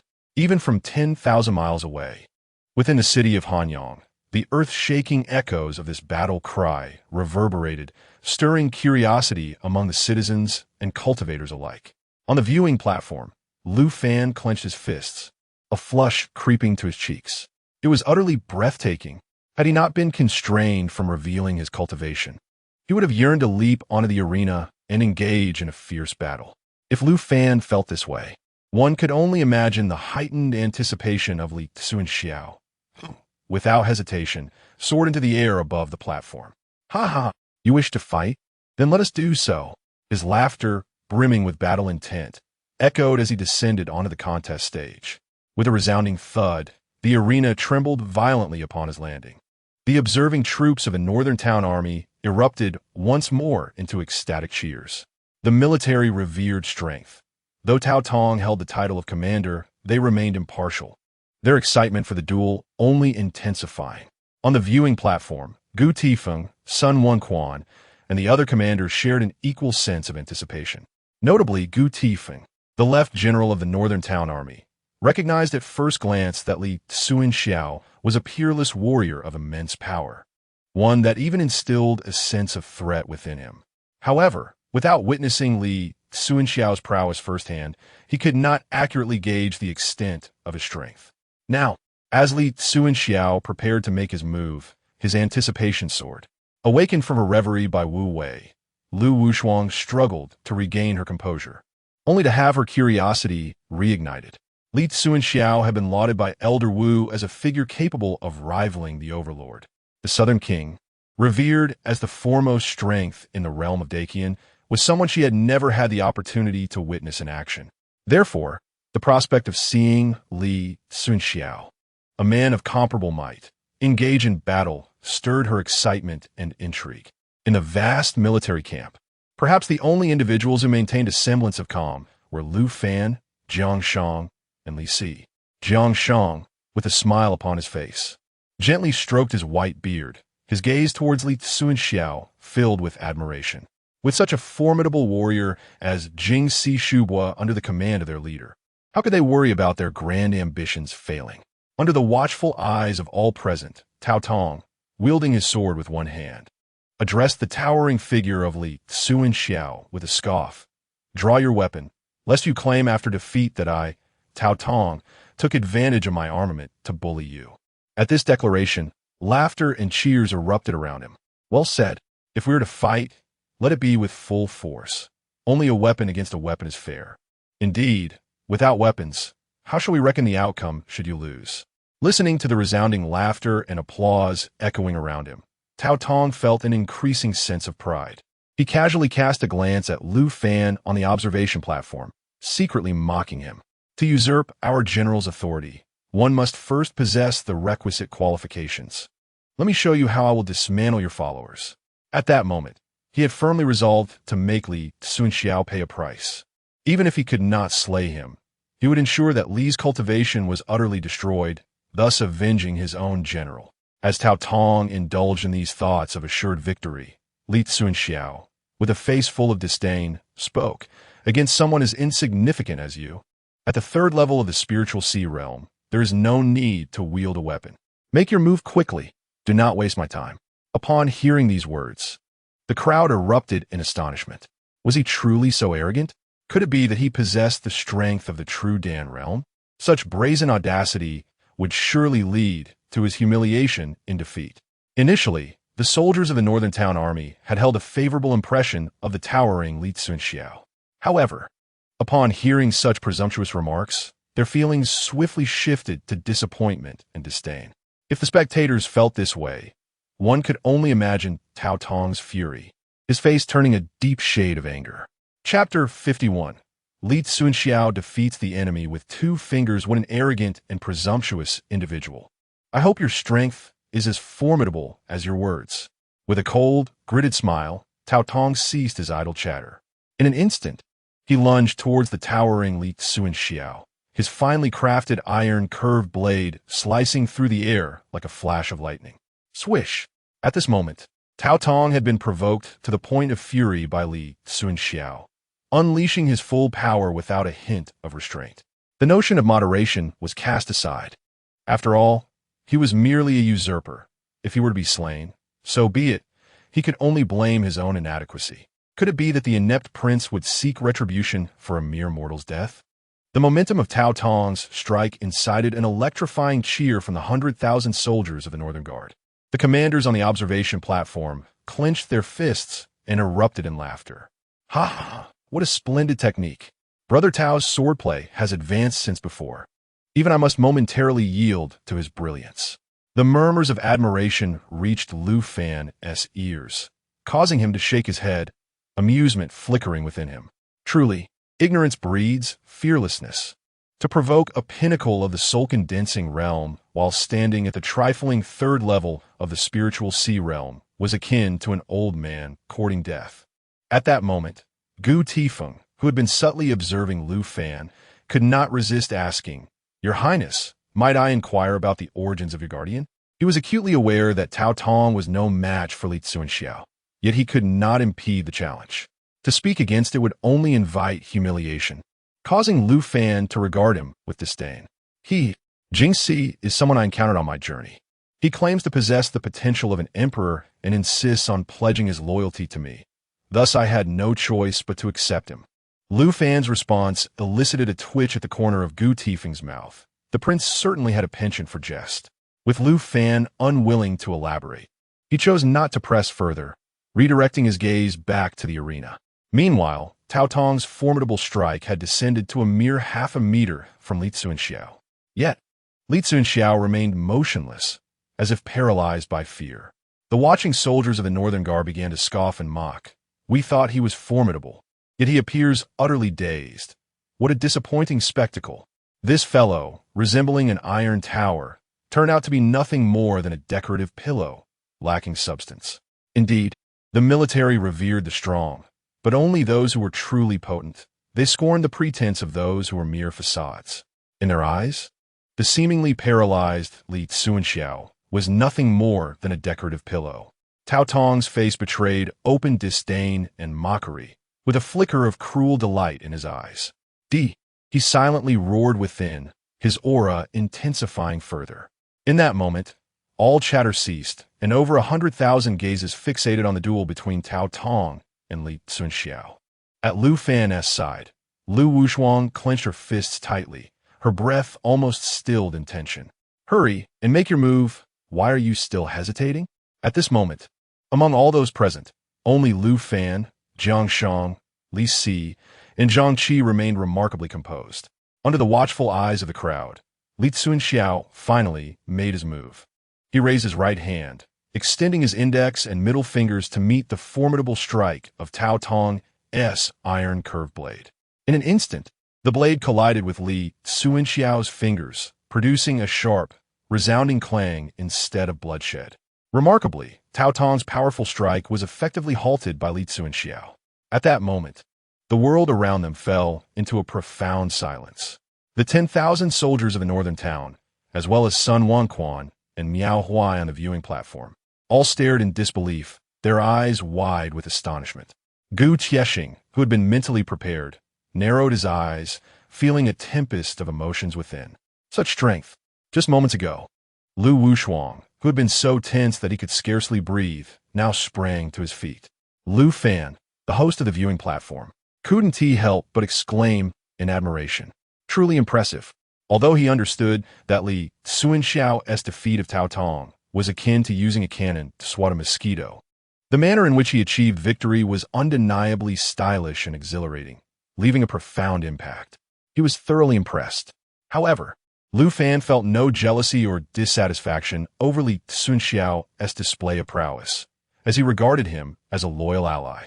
The suffocating silence lingered for what felt like an eternity, only to be shattered by gasps of astonishment. How could he have blocked it with just 2 fingers? This is incredible. He is not merely arrogant. He genuinely possesses such strength.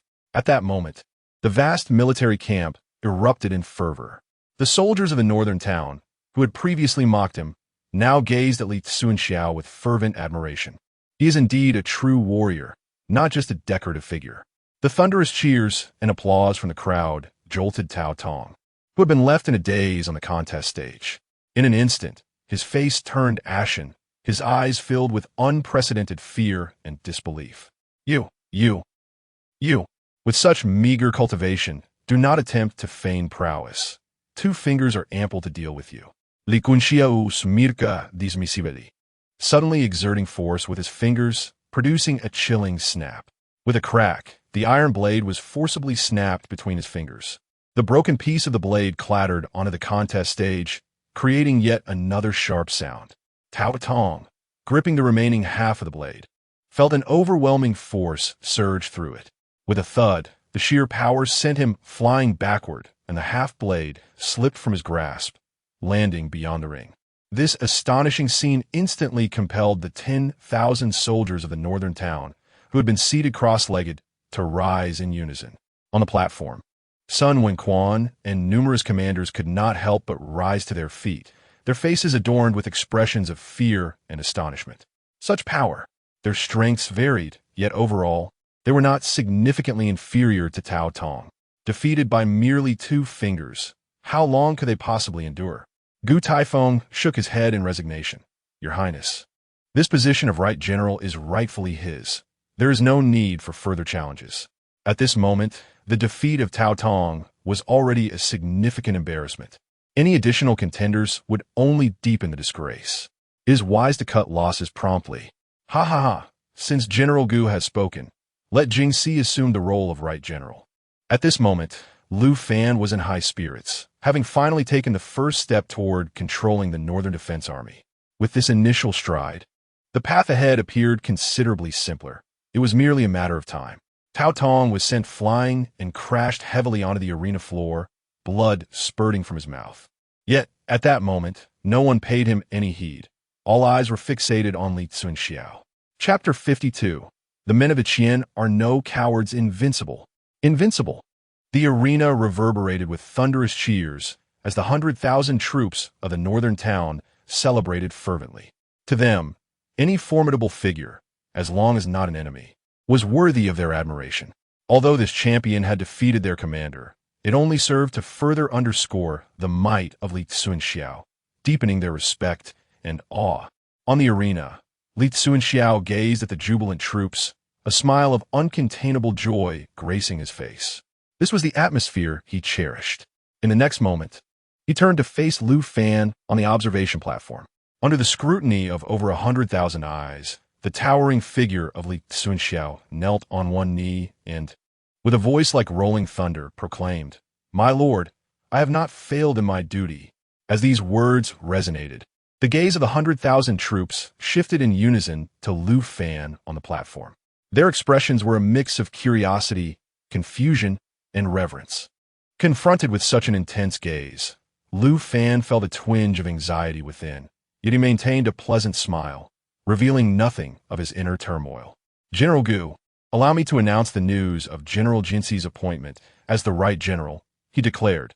Ordinarily, such news would be the prerogative of Gu Taifeng, the left general. However, Lu Fan seized the moment, eager to personally convey this significant message. "My lord, this may not be appropriate." Gu Taifeng, sensing a shift, attempted to dissuade him with a light-hearted smile. Yet, Lu Fan rose with determination, saying, "General Gu, I have long remained within the palace. Grant me this opportunity to shine. Do not contest with me." With a smile, he descended from the observation platform and approached the contest stage. Gu Taifeng opened his mouth in protest, but ultimately sighed in resignation. He wished to intervene, yet felt powerless. "Let it be. I can only hope this does not spiral out of control. My lord, where are you? If you do not return soon, chaos will reign." Behind him, Sun Wenquan and the various commanders exchanged glances upon witnessing Gu Tiefeng's helpless expression. Especially the close aides of Gu Taifeng felt a sense of frustration and powerlessness. Yet, what could they do when they were outmatched? Their reactions did not go unnoticed by Jiang Sheng and Li Si, who exchanged subtle glances and stifled smiles. Their lord was indeed quite tenacious. However, a sliver of doubt lingered in their minds, for the process of their lord's power acquisition seemed too seamless. Gu Taifeng, the left general of the Northern Town Army, appeared not to have exerted himself to thwart the transition. While Lu Fan remained oblivious to this nuance as strategists, they could not afford to overlook it. It was no exaggeration to assert that Gu Taifeng held absolute control over the Northern Town Army, having dominated it for 2 decades. Such a lengthy period of consolidation could not be easily undermined by their lord's sudden rise to power. After some contemplation, the smiles on Jiang Sheng and Li Si's faces diminished slightly. However, this was not the moment for such discussions. Jiang Sheng feigned nonchalance as he cast a glance at Gu Tieshong before redirecting his attention to Lu Fan, who had ascended the dueling platform. "Jingxi, splendid work." On the platform, Lu Fan beamed as he assisted Li Cunxiao to his feet. "My lord, Ha! No need for superfluous words. Just don't let me down in the future." "Understood." As the master and servant conversed, the atmosphere around them grew quiet once more, with over 100,000 pairs of eyes fixed intently on Lu Fan. Moments ago, while on the observation platform, Lu Fan had felt a flicker of trepidation. Yet, Standing on the dueling stage now, he experienced an unprecedented sense of calm. Clearing his throat, Lu Fan surveyed the densely packed ranks of the Jinbei army and, with a light chuckle, began to speak. Before stepping onto this platform, I was indeed apprehensive, for I was to face 100,000 soldiers of the Jinbei army. I feared my legs would buckle from fright. Laughter erupted among the ranks, the perception of Lu Fan shifting positively in an instant. However, upon truly stepping onto this dueling stage, I find myself remarkably at ease. This declaration piqued the curiosity of all present. Lu Wushuang in the observation area pondered silently. What is this fellow up to? Wasn't he supposed to announce the candidate for the right general? Why is he chatting instead? Only Jiang Sheng and Li Si comprehended their lord's intentions and instinctively glanced at Gu Tiexiong, who was also gazing at Lu Fan with a complex expression, lost in thought. From Lu Fan's lips, a calm, yet powerful voice resonated. For I do not face merely 100,000 soldiers of the Jinbei army.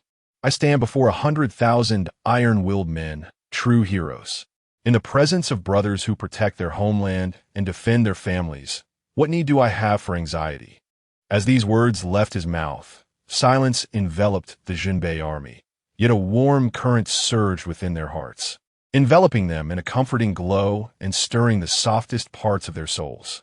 This rumored wasteful prince seemed rather exceptional. Observing the hushed soldiers, Lu Fan inhaled deeply and resolutely declared, "Perhaps you have all heard rumors about me and harbored various misunderstandings.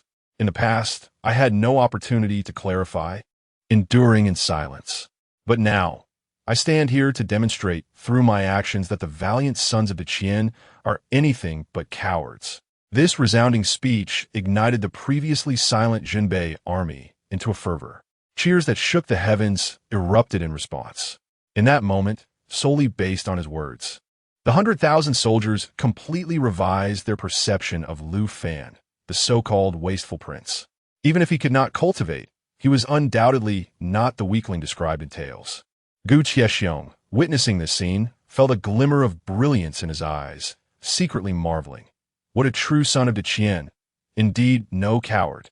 With but this single utterance, Lu Fan had wholly earned his recognition, as well as that of the entire Northern Town army. Upon the observation platform, Lu Wushuang wore an expression of profound complexity. Is this truly the prince? The thought of the various rumors made her chuckle. How could a prince capable of uttering such words possibly be a cowardly or inept individual? It seems he had indeed been concealing his talents all along. As all present marveled at Lu Fan's declaration, he raised his hand and pressed downward through the air. The enthusiastic cheers of the 100,000 Northern Town soldiers fell into an immediate hush. This gesture further astonished Gu Taifeng, Sun Wukong, and numerous commanders. To garner the approval of 100,000 soldiers with merely a few words was truly remarkable. At this moment, Lu Fan's heart surged with excitement. He had not anticipated that his spur-of-the-moment decision would yield such a significant impact. What a delightful surprise! Yet, he did not lose sight of the matter at hand, and with a beaming countenance, he proclaimed, "Although this prince cannot personally take to the battlefield, my presence here necessitates a contribution to our Northern Town army. This unparalleled warrior, known as Li Cunxiao, is my personal bodyguard. Henceforth, he shall serve as the new right general of our Northern Town army. He will stand in my stead to vanquish foes and shed blood for our Great Qian. What say you all?" This announcement immediately sent ripples of astonishment through the ranks of the 100,000 Northern Town soldiers. Chapter 53. Think twice before acting. They never anticipated that this unparalleled warrior, who had vanquished the formidable General Tao Tong with merely 2 fingers, would ascend to the position of right general.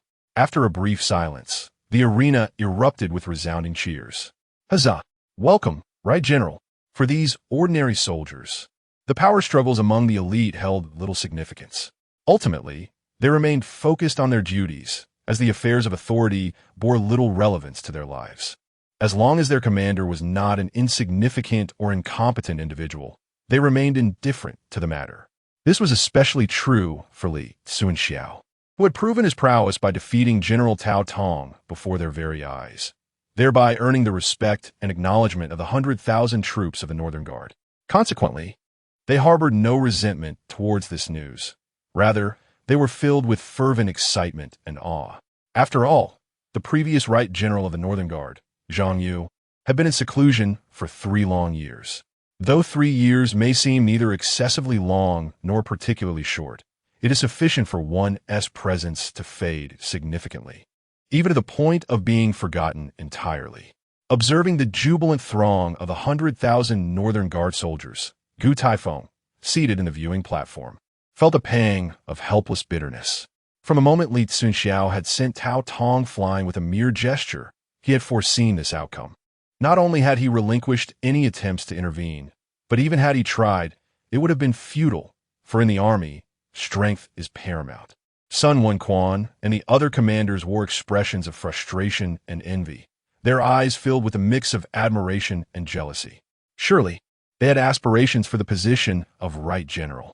Alas, they were all too aware of their own limitations and knew they had yet to earn the right to ascend to such heights. While they accepted their unworthiness, the fact that the position had been claimed by another still gnawed at their hearts. Had the one who seized the title been weaker than they would have devised a way to contest it. However, the individual who had claimed the title was not only stronger, but significantly so. Faced with such a predicament, their discontent was rendered meaningless.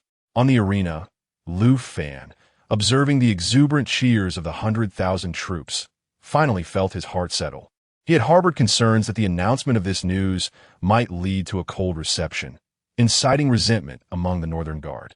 Yet, the reality proved otherwise. Absolute strength was enough to validate everything. This truth holds universally. Suppressing his own excitement, Lu Fan turned his gaze towards Li Cunxiao, who was even more exhilarated. The stage was now his to command. Li Cunxiao, filled with reverence, cast a glance at Lu Fan before stepping forward to the edge of the arena. The jubilant cheers of the 100,000 soldiers gradually subsided, their collective attention now fixed upon their newly appointed Right General. Under the intense scrutiny of 100,000 eager eyes, Li Cunxiao clenched his right fist and raised it high. Without any superfluous words, he summoned his inner strength and shouted, "Victory for the Northern Guard." As his voice echoed, the previously quiet 100,000 soldiers erupted once more into a fervor, joining in unison to chant, "Victory for the Northern Guard! Victory for the Northern Guard!" Observing the scene, Lu Fan returned to the viewing platform with a sense of satisfaction. Casting a glance at the somewhat complex expression on Gu Taifeng's face as he remarked, "General Gu, the responsibility of Jingxi is now entrusted to you. Should he falter in any way, I implore you to offer your guidance without hesitation. Your Highness is jesting. General Li is an unparalleled warrior.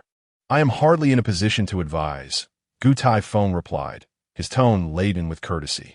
With a light chuckle, Lu Fan responded, "Now that the position of Right General has been established, the Northern Army shall be under your and Jingxi's command. Though I hold the title of Left Colonel, my primary duty remains as the governor of Hanyang. Thus, if there is nothing pressing, I shall refrain from frequent visits. Should you require anything, do not hesitate to send someone to summon me." Gu Taifeng nodded with a smile. "As the governor of Hanyang, your Highness must prioritize the affairs within the prefecture. I assure you, there will be no disturbances from the Northern Army." "Then I shall take my leave," Lu Fan declared, having exceeded the purpose of his visit. Remaining would serve little purpose, especially since more significant matters awaited him that evening. "General Gu shall not detain you any further."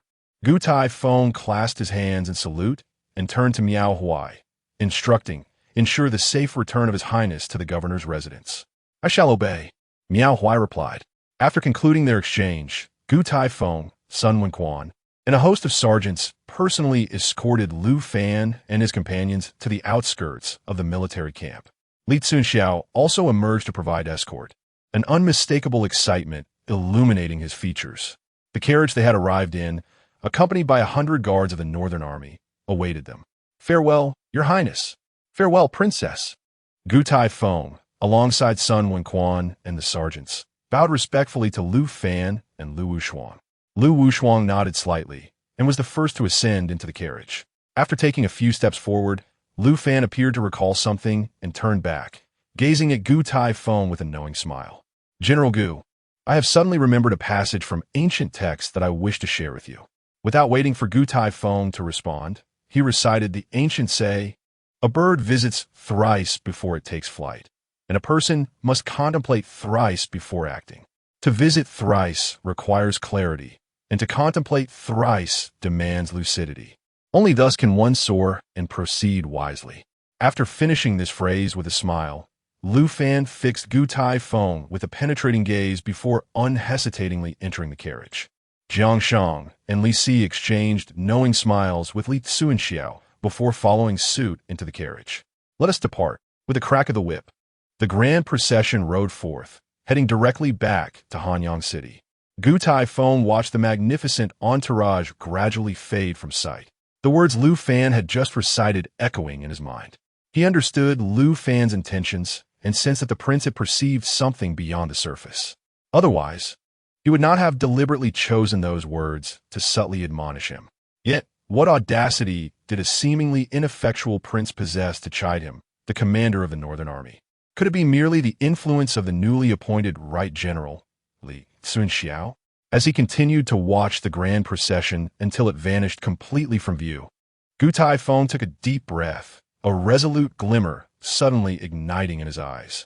It seems that avoiding a decision is no longer an option. Since you are so confident, I shall take a gamble and see for myself. Muttering to himself, Gu Taifeng abruptly turned around and, regarding Sun Wenchuan with a serious tone, commanded, "Go, summon all the centurions to the command tent for a meeting, and inform them that I have important matters to arrange. Let them also have the opportunity to meet General Li." "Understood." Sun Wenchuan responded promptly before departing swiftly. Gu Taifeng then turned his gaze towards the nearby Li Cunxiao with a smile. "General Li, it is imperative that the two of us shoulder the responsibilities of the northern garrison from this point forward. Should you require any information, do not hesitate to inquire of me." Li Cunxiao, not a fool without wit, discerned that Gu Taifeng was extending goodwill, and thus he responded with a hearty laugh. "As I am new here, I hope General Gu will offer me much guidance. Should I err in any way, I trust you will be understanding. Ha! We are all family here. No need for formality. Come, let us converse in the command tent." With a hearty laugh, Gu Taifeng personally led Li Cunxiao towards the command tent. Observing the two, who appeared as longtime friends, the many centurions exchanged puzzled glances, their faces betraying an expression of bewilderment. They simply could not comprehend. Meanwhile, within the confines of the carriage, Lu Wushuang occasionally cast curious glances at Lu Fan, her strange gaze causing him considerable displeasure. Chapter 54. The recruitment of Miao Huai, however, he was well aware of Lu Wushuang's character. Should he engage with her at this moment, she would undoubtedly seize the opportunity to test him further. It was better to avoid unnecessary complications. He sighed softly, closing his eyes and pretending not to see her. Upon noticing that Lu Fan had ignored her, Lu Wushuang's heart surged with irritation. This fellow was indeed difficult to deal with. No wonder even someone like Gu Taifeng had fallen victim to his schemes. Nevertheless, what did it matter?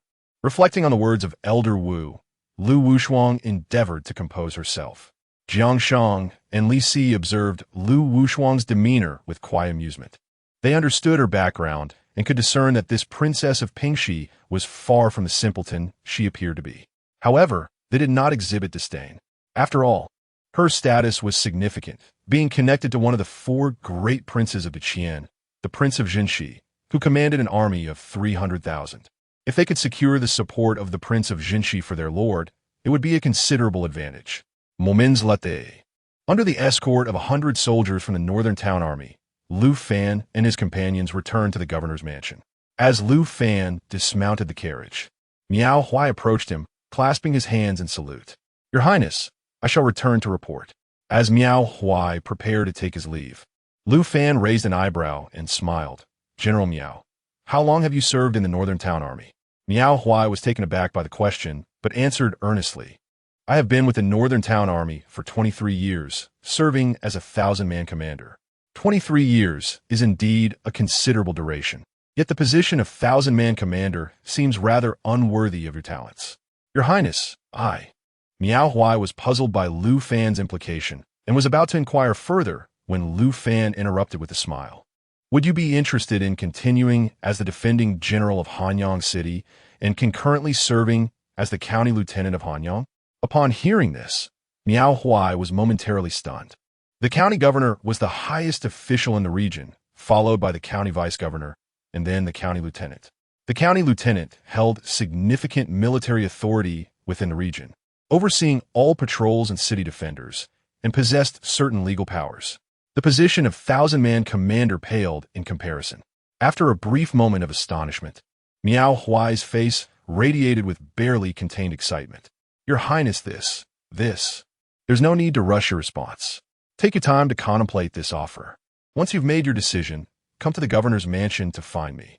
Remember, I shall grant you 3 days. With that, Lu Fan gave Miao Huai's shoulder a meaningful pat before turning to enter the governor's mansion, with Zhang Qi following closely behind. Jiang Shang and Li Si did not hurry to follow. Jiang Shang exchanged a glance with Li Si, who subtly nodded, then approached Miao Huai with a smile, saying, in both life and work, choice is more crucial than mere effort. One must not judge solely by appearances.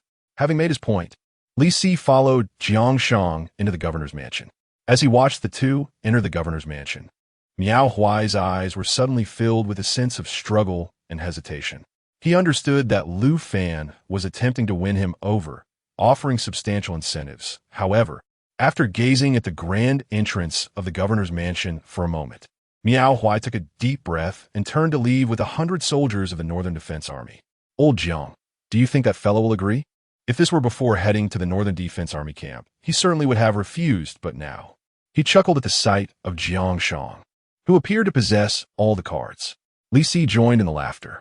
At that moment, Jiang Shang suddenly halted his steps, casting a meaningful glance at Li Si as he remarked, Tonggu, your talents and strategies are on par with mine.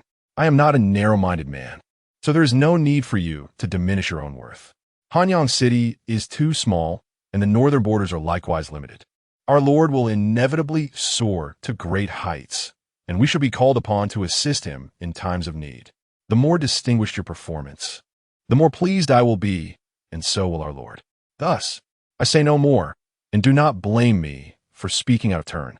This statement left Li Si blushing with shame, and he retreated a couple of steps to bow deeply to Jiang Shang.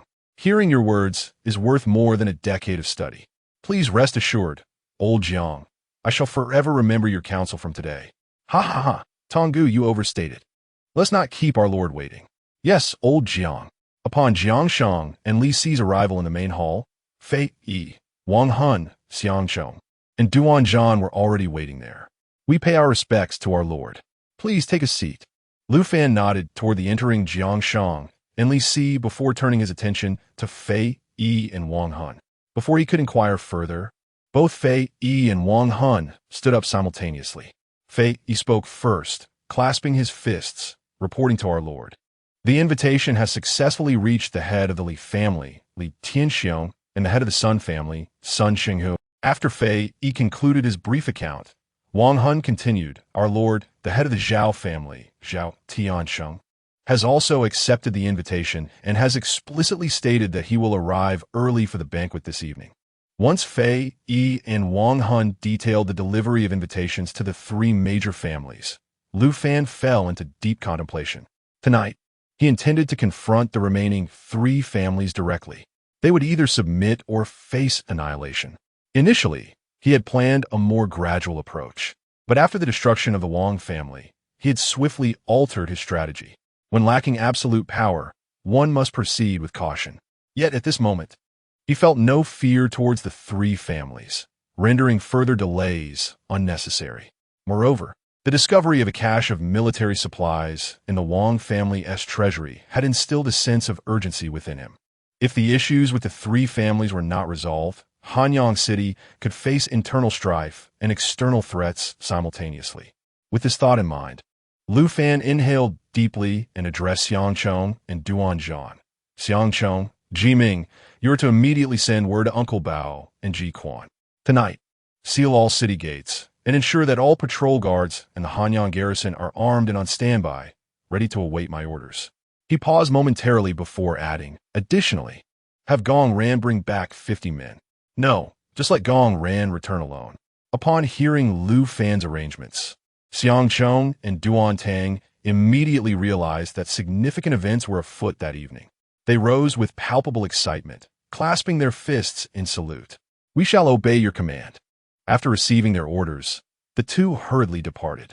Lu Fan then turned to Zhang Qi and continued, Zhang Qi, the task for you and your 5 companions tonight is to vigilantly guard the princess of Pingxi, ensuring she and Wu Wei do not step outside her quarters, citing it as a royal decree. Do you understand? I shall comply, replied Zhang Qi. Li Si, Fei, Yi Wang Han. You 3 will each take a contingent to monitor the Li, Sun, and Zhao families. If there are any unusual activities, report immediately without delay. Understood. With a limited pool of trusted subordinates, Lu Fan had no choice but to enlist the 3 strategists for this undertaking. Fortunately, each possessed considerable abilities, making them suitable for the task of surveillance. After swiftly organizing the arrangements, only Lu Fan and Zhang Shang remained in the main hall. Chapter 55, They have arrived. Ziya. What do you think of my arrangements? Have I overlooked anything? Despite the numerous preparations made, Lu Fan felt an unsettling sense that something was amiss, though he could not pinpoint what it was. My lord, Zhang Shang began, your arrangements are indeed sound, but... He paused momentarily before continuing.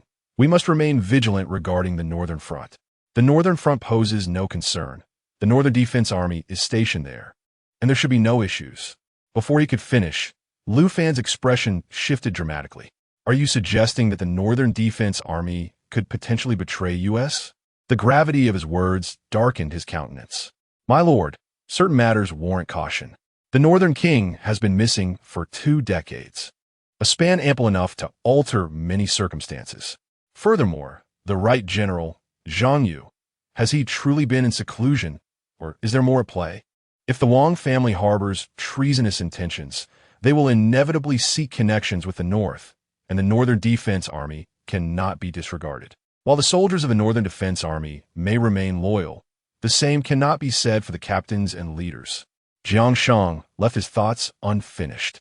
Yet Lu Fan's expression grew increasingly grave. At that moment, Jiang Shang exhaled deeply and continued, My lord, you have taken precautions against the 3 prominent families. But we must also be wary of Tian. Lu Fan nodded silently, filled with a sense of quiet frustration. His intellect seemed insufficient. He had overlooked numerous issues, perhaps due to a lack of comprehensive consideration, focusing only on the overt while neglecting the hidden nuances. Yet, even with this knowledge, he found himself overwhelmed, lacking reliable personnel and intelligence sources. The dearth of trustworthy allies at critical moments exposed a myriad of challenges. Alas, his foundations were still too shallow. It was imperative to expedite the completion of the system tasks to obtain summoning cards. Recruiting local strongmen was an option, yet time was of the essence, and their loyalty could not be guaranteed in the short term.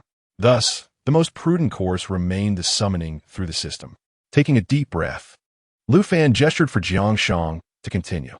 After a moment of contemplation, Jiang Shang stated, My lord, there's another crucial point. We currently possess no effective military forces at our disposal. Although Xu Bao and Ji Chuan temporarily command the inspection guards and the Hanyang Defense Army, this force is rather feeble, and their loyalty is questionable, should any issues arise. In response to Jiang Shang's concerns, a faint smile appeared on Lu Fan's face. Ziya, who says I lack usable power? My lord, you. Rest assured, when the moment is critical, the forces under my command will make their presence known. There shall be no upheaval within the city. He was referring to the long-hidden 3,000 Golden Fire Cavalry, which represented his greatest trump card. Though their numbers were few, these 3,000 were all cultivators, and, as cavalry, they excelled in equipment, combat coordination, and various other facets, making them unparalleled. 3,000 Golden Fire Cavalry could rival 100,000 of the Northern Defense Army. Observing Lu Fan's confident demeanor, Jiang Shang could not help but feel a surge of curiosity. However, knowing Lu Fan would not divulge further, he refrained from pressing the matter. With the Lord having made arrangements, there was little to be concerned about. After this thought, Jiang respectfully addressed Lu Fan. My lord, His Majesty has granted you the authority to command 5,000 troops, and as the Crown Prince, you are entitled to 500 Imperial Guards. Might we consider recruiting these 5,500 personal guards in advance? Lu Fan mused, stroking his chin thoughtfully. Let us address this matter after we resolve the affairs of the three prominent families tonight. This issue had lingered in his mind. However, he had chosen not to voice it until now. After all, the city of Hanyang was in disarray, and the governor's office was practically non-existent. Even if a recruitment order were issued, it would likely attract few capable individuals. He sought elite soldiers, those who could take on 10 or even 100 foes single-handedly, not a throng of inept recruits. Ideally, he envisioned an army composed entirely of skilled practitioners. Upon hearing Lu Fan's words, Jiang nodded in agreement without further comment. After a brief moment of contemplation, Lu Fan suddenly recalled Jiang's unique skills. Zia, I'm aware of your expertise in formations, talismans, and alchemy. Once we have dealt with the three families, I need you to find a way to recruit individuals dedicated to studying formations, talismans, and alchemy. Jiang pondered for a moment before grasping Lu Fan's intent. My lord, recruiting personnel is certainly feasible, but mastering formations, talismans, and alchemy is not an endeavor that can be accomplished overnight. It may take time. This matter is not urgent. Take your time to recruit and nurture talent. Better to have one genius than 1,000 wastrels. This is a long-term endeavor, and I shall provide you with whatever resources you require. At Lu Fan's declaration, Jiang's expression shifted to one of astonishment. His lord harbored grand ambitions. After a brief moment of surprise, Jiang felt a fervor ignite within him. He was not afraid of Lu Fan's ambition. Rather, he feared it was not ambitious enough. Realizing this, Jiang rose solemnly and bowed deeply to Lu Fan. Rest assured, my lord, I shall do everything in my power to cultivate a cadre of talents in formations, talismans, and alchemy. Indeed, Lu Fan nodded in satisfaction, smiling as he rose to exit, with Jiang following closely behind. Once outside, under the blazing sun, Lu Fan murmured with a complex expression, I hope everything goes smoothly tonight. The three prominent families are like fish in a barrel. My lord need not worry. Yes, they are but fish in a barrel. If they are wise, they will spare their lives. If not, construction is arduous, but destruction is not so difficult, is it? For those who are disloyal and do not ally with me, there is no need to spare them. With this thought, a fierce light flashed in Lu Fan's eyes, and an instinctive aura of murder emanated from him. Jiang, witnessing Lu Fan radiating such intensity, felt a sense of pride swell within him. Such a lord was truly deserving of his utmost support. As night fell, the governor's office was ablaze with lights, and armored temporary guards carried an array of dishes to and fro in the main hall. The long table at the center of the hall was adorned with an array of exquisite dishes and fine liquors, carefully prepared by chefs from the taverns in Hanyang City. Courtesy of Fei, Yi, and Wang Han, the food was of exceptional quality, and the wine was superb. However, the only drawback was the absence of any serving maids. All duties were attended to by the temporary guards. Observing these makeshift attendants entering and exiting the hall, Jiang, seated at the leftmost position, hesitated momentarily before addressing Lu Fan, who occupied the central seat to the north. My lord, should we not recruit some serving maids and other domestic staff, including cooks? The current reliance on temporary guards alone is rather insufficient and, in the long run, may tarnish your reputation. Previously, the governor's estate had employed a steward and various maidservants, but Lu Fan had dismissed them all upon his arrival. As the crown prince of the Qian, his lifestyle need not be overly extravagant. It should not be so stark and monotonous either. In truth, Lu Fan shared this sentiment. Nodding in agreement with Jiang's remarks, he replied, You may handle the arrangements for this matter. He harbored no concerns regarding those he had summoned. He merely needed to instruct them as necessary. Understood, my lord. Jiang nodded, poised to respond further when Lu Fan raised an eyebrow, calmly gazing at the entrance of the hall, declaring, They have arrived. Just as Jiang pondered this, a temporary guard swiftly entered the hall and knelt upon one knee. Chapter 56. A direct confrontation, Your Highness. The heads of the three prominent families have arrived. Upon hearing the words of the temporary guard, a look of astonishment appeared on Jiang Shang's face. The lord had remained in the front hall without stepping out, yet somehow knew of the arrival of the family heads before anyone else. Could it be that the lord possessed some extraordinary means of perception? The surprise evident on Jiang Shang's countenance brought a sense of satisfaction to Lu Fan. For Jiang Shang was no ordinary individual. To evoke such a reaction from a super strategist of historical renown was indeed a source of amusement. However, Lu Fan concealed his delight, and with a calm demeanor, he addressed the reporting guard. "Bring them in." "Understood." With that, the temporary guard departed swiftly and returned shortly with a group of individuals in tow.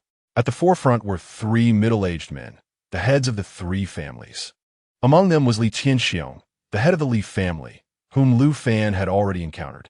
Each of these men was accompanied by two formidable guards, their prowess unmistakable. Before the temporary guard could announce their presence, Lu Fan spoke with an air of indifference. "Since you have come, please enter." He made no effort to greet them, his tone devoid of warmth or enthusiasm.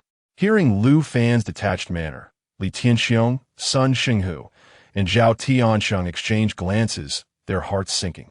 It was indeed a banquet of intrigue. Yet, having arrived at this juncture, they had no choice but to proceed, now faced with the prospect of a confrontation. Fortunately, they had prepared adequately, so there was little cause for concern.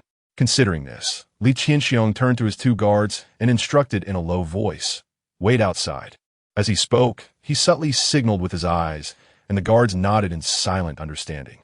With his orders complete, Li Tianxiong stepped forward into the front hall. Sun Xinghu and Zhao Tiansheng followed suit, casting a glance at their own guards before entering as well. Upon entering, the three men surveyed the front hall, a space they had frequented countless times before, yet in this moment, it felt strangely unfamiliar. They were inwardly astonished. What was this fool's intention? Did he truly lack any hidden forces? After a swift appraisal, the trio clasped their fists in salute, with Li Tianxiong, Sun Xinghu, and Zhao Tiansheng simultaneously declaring, "Greetings, Your Highness. Please take a seat." "Thank you, Your Highness." Before the confrontation could escalate, the necessary courtesies were observed. Such was the custom that none could breach. As they settled into their seats, their expressions fluctuated, the unspoken exchanges between them noted by Lu Fan. Yet, he paid little heed to their subtle movements. Now that these three had graced his presence, they were compelled to make a choice. With this thought in mind, Lu Fan resolutely activated the 7 stars absolute kill array that enveloped the entire governor's mansion. Of course, he did not allow the formation to become visible. However, from this moment forth, the entire mansion was firmly under his control. No one could enter or exit. Not even the communication jade tokens could be employed, save for Lu Fan himself. Having completed all of this, Lu Fan lightly cleared his throat and regarded Li Tianxiong with a semblance of a smile, saying, "Master Li, your presence here is somewhat unexpected. After all, I personally ended your son's life, and you should harbor an immeasurable hatred for me." Upon hearing these words, Li Tianxiong's fists clenched tightly, producing a cracking sound. "Your Highness speaks too harshly. My son was a wrongdoer, and his demise at your hands was well-deserved. That wretched fool. Once the city falls, I will ensure your body is torn asunder, subjected to 1,000 cuts, and quartered by horses." Despite the seething rage and murderous intent that surged within him at that moment, he gritted his teeth and held back. He needed to buy sufficient time for his allies outside. Sun Xinghu and Zhao Tiansheng, witnessing Li Tianxiong on the brink of explosion, broke into a cold sweat. What is happening? How dare this fool? They had initially thought that Lu Fan had summoned them to court their favor, to test the waters and gauge their responses. Even if a confrontation were to ensue, there would be a process. However, they could never have anticipated that Lu Fan would forego all pretense and directly expose Li Tianxiong's wounds. This was a blatant provocation and humiliation. This was entirely different from their expectations, and it instilled a sense of inexplicable unease within them. Ah, if your son was indeed deserving of his fate, then what of you, Master Li? A father's failure to educate his son is a grave fault. Your son's attempt to assassinate me and rebel. Were you not the one inciting him? With that last statement, Lu Fan rose abruptly from his seat, his gaze icy as it bore down on Li Tianxiong. Slaying Li Tianxiong was a task mandated by the system. Hence, this man had never appeared on his list of potential allies. He must die. Upon hearing Lu Fan's declaration, Li Tianxiong instantly understood that Lu Fan was resolute in his intent to kill him. The Wang family had already been branded as traitors, and their annihilation was inevitable. Now, with Lu Fan attributing treason to both him and his son, how could the Li family possibly endure? Realizing this, Li Tianxiong erupted into laughter. Well, what a useless prince. Truly, one can fabricate a charge without need for justification. My Li family has been loyal to the Qian, yet you, a mere wretch, have slain my son and sullied my family's name with accusations of treason. If you cannot tolerate me, Li Tianxiong, nor my family, then I shall rebel. What of it, ha ha ha? With his boisterous laughter echoing, Li Tianxiong seized a wine cup from the table and smashed it violently against the ground. The sound of shattering glass signaled the onset of chaos. The two guards he had brought rushed into the hall. Sun Xinghu and Zhao Tiansheng's guards followed suit, igniting a stir among the temporary guard stationed outside, who quickly rushed in as well. Boldly, what do you intend to do?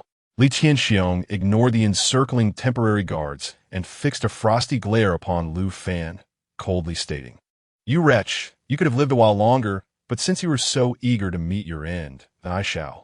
Before Li Tianxiong could finish his ominous words, Lu Fan raised his hand to interrupt him. He then disregarded Li Tianxiong entirely, turning his gaze towards the Sun Shenghu and Zhao Tiansheng, who remained seated. Master Sun, Master Zhao, do you intend to rebel alongside Li Tianxiong? Or do you wish to submit to me and atone for your past misdeeds? Lu Fan's calm demeanor immediately heightened the unease within Sun Shenghu and Zhao Tiansheng to an extreme degree. His tranquility was disconcerting, even as Li Tianxiong openly challenged him. The crown prince maintained his composure, even going so far as to nonchalantly inquire about their intentions, leaving them in a state of disarray. The moment their gazes met, an inexplicable dread enveloped them. Li Tianxiong, sensing the shift in atmosphere, glared at Sun Shenghu and Zhao Tiansheng, commanding, What are you two dawdling for? Quickly capture this fool and do not delay our plans. Yet, scarcely had Li Tianxiong's words left his lips when Lu Fan erupted into a mocking smile. Chapter 57. The Holy Sect Before Taking Action. Present your communication jade, tokens, and attempt to contact the outside world. As Lu Fan's words echoed in the air, Li Tianxiong scufa de recite. You are but a fool, attempting to intimidate us. You lack the stature. I shan't hesitate to inform you that after tonight, Hanyang City shall rival the grandeur of the Qian. As for you, worthless wretch, I will publicly enact 1,000 tortures upon you to avenge my son.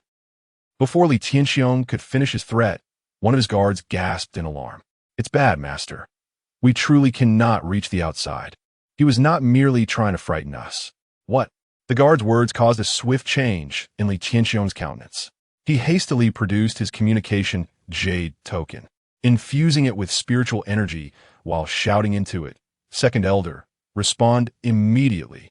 Yet, despite his fervent calls, silence reigned within the token, and panic gripped Li Tianxiong. Impossible. Absolutely impossible. With a furious crash, he smashed the jade token to the ground, then snatched the token from his guard's grasp, continuing to shout, Respond at once, respond. But still, there was no reply. Witnessing this, Sun Xinghu and Zhao Tiansheng swiftly retrieved their own jade tokens to attempt communication. Yet, like Li Tianxiong's, their tokens remained unresponsive. After a brief moment of realization, Sun Shenghu and Zhao Tiansheng exchanged glances, dread filling their eyes. An inexplicable unease had plagued them since their arrival. Upon encountering Lu Fan at the magistrate's residence, that unease intensified into palpable terror. They were compelled to make a choice. With urgency, Zhao Tiansheng sprang to his feet, addressing Lu Fan with fervor. Your Highness, damnable wretch, even if we cannot communicate with the outside, Hanyang City will surely fall today. Before that, I shall slay you to avenge my son. At this moment, Li Tianxiong could no longer maintain his previous calm demeanor, cutting off Zhao Tianxing's words with a furious roar. In conjunction with a shout, Li Tianxiong unleashed his full power, directing a strike at Lu Fan. With rage fueling his strike, Li Tianxiong poured all his strength into the attack. The temporary guards rushing into the main hall were immediately incensed, drawing their swords and shouting in alarm. "Your Highness, be careful." However, these temporary guards were woefully weak, swiftly intercepted by Li Tianxiong's two formidable guards. Jiang Sheng remained seated, his fists clenched tightly. It was not that he lacked the will to intervene. Rather, Lu Fan had instructed him explicitly to refrain from action regardless of the circumstances, assuring him he would handle the matter personally. Thus, he restrained himself, prepared to act at a moment's notice should the situation demand it, ready to secure an opportunity for his lord's escape. Yet, Lu Fan, facing Li Tianxiong's onslaught, remained unfazed, his gaze drifting towards Sun Shenghu and Zhao Tiansheng. At this moment, Sun Shenghu and Zhao Tiansheng found themselves in a profound quandary. They had initially intended to concede, but to their astonishment, Li Tianxiong launched an attack on Lu Fan, shattering their plans. They were left with two choices: either join forces with Li Tianxiong or turn against him. Amidst their internal struggle, they caught a glimpse of Lu Fan's serene gaze and the unmoving figure of Jiang Sheng seated in the first position on the left. In that instant, they felt as though struck by lightning and swiftly made their decision. "Li Tianxiong, how audacious of you to lay hands on His Highness!" Zhao Tiansheng roared, pointing a finger at Li Tianxiong from a distance, with Sun Shenghu swiftly following suit, striking towards Li Tianxiong's back. Li Tianxiong's attack was a mere half-meter from Lu Fan's face, and he envisioned a scene where Lu Fan's skull would be shattered by his palm. However, the furious shouts and two chilling gusts of wind from behind him caused his expression to change drastically. Faced with the oncoming assault, he abandoned his strike on Lu Fan and abruptly darted to the right. Stabilizing his form after retreating, Li Tianxiong glared menacingly at Sun Shenghu and Zhao Tiansheng, who stood protectively before Lu Fan. "Sun Shenghu, Zhao Tiansheng, do you two wish to betray the holy sect? Do not forget the consequences of treachery." The moment these words left his mouth, Sun Shenghu and Zhao Tiansheng visibly trembled, fear flickering in their eyes. Lu Fan, observing this scene, felt a surge of curiosity. What manner of organization was this holy sect? Seeing Sun Shenghu and Zhao Tiansheng's pallor, Li Tianxiong suppressed his overwhelming murderous intent and fury, coldly stating, "Do not forget our plan. Today, Hanyang's city shall fall. When the northern army descends, chaos will ensue in the north. Do you wish for your families to be annihilated?" This threat instilled even greater terror in Sun Shenghu and Zhao Tiansheng. Though they were merely peripheral members of the holy sect with limited knowledge of it, they were all too aware of the sect's methods for dealing with traitors, having witnessed them firsthand. In that moment, Sun Shenghu and Zhao Tiansheng clenched their fists, their resolve wavering. Meanwhile, Lu Fan recognized that he could no longer remain a mere spectator. Their hesitation had been tested, and prolonging the situation would only yield adverse effects. With this thought in mind, Lu Fan pushed aside the faltering Sun Shenghu and Zhao Tiansheng, stepping forward. A bunch of cowardly rats daring to scheme for domination. How utterly foolish and laughable. Since you wish to kill me, I shall see how you intend to succeed. With a derisive sneer, Lu Fan advanced, closing the gap to just 2 meters from Li Tianxiong. The sight of Lu Fan willingly approaching him, seemingly courting death, filled Li Tianxiong with delight. Without a moment's hesitation, he raised his fist and hurled it toward Lu Fan with great speed. Sun Shenghu and Zhao Tiansheng gasped in unison. "Your Highness, be careful." Just as they feared that Lu Fan would be struck down by Li Tianxiong's fist, a piercing scream suddenly pierced the air. Accompanied by the cry, Li Tianxiong, who had yet to reach Lu Fan, inexplicably flew backward. With a sudden burst, Li Tianxiong was sent flying, spewing forth a copious amount of blood as he crashed violently against the wall of the hall. The immense force of his impact left deep fissures in the wall. This unexpected spectacle rendered everyone in the hall utterly speechless. How could this be possible? What on earth was happening? Could it be that a hidden powerhouse had intervened? In a state of profound shock, Sun Xinghu and Zhao Tiansheng quickly scanned their surroundings, seeking the identity of the assailant.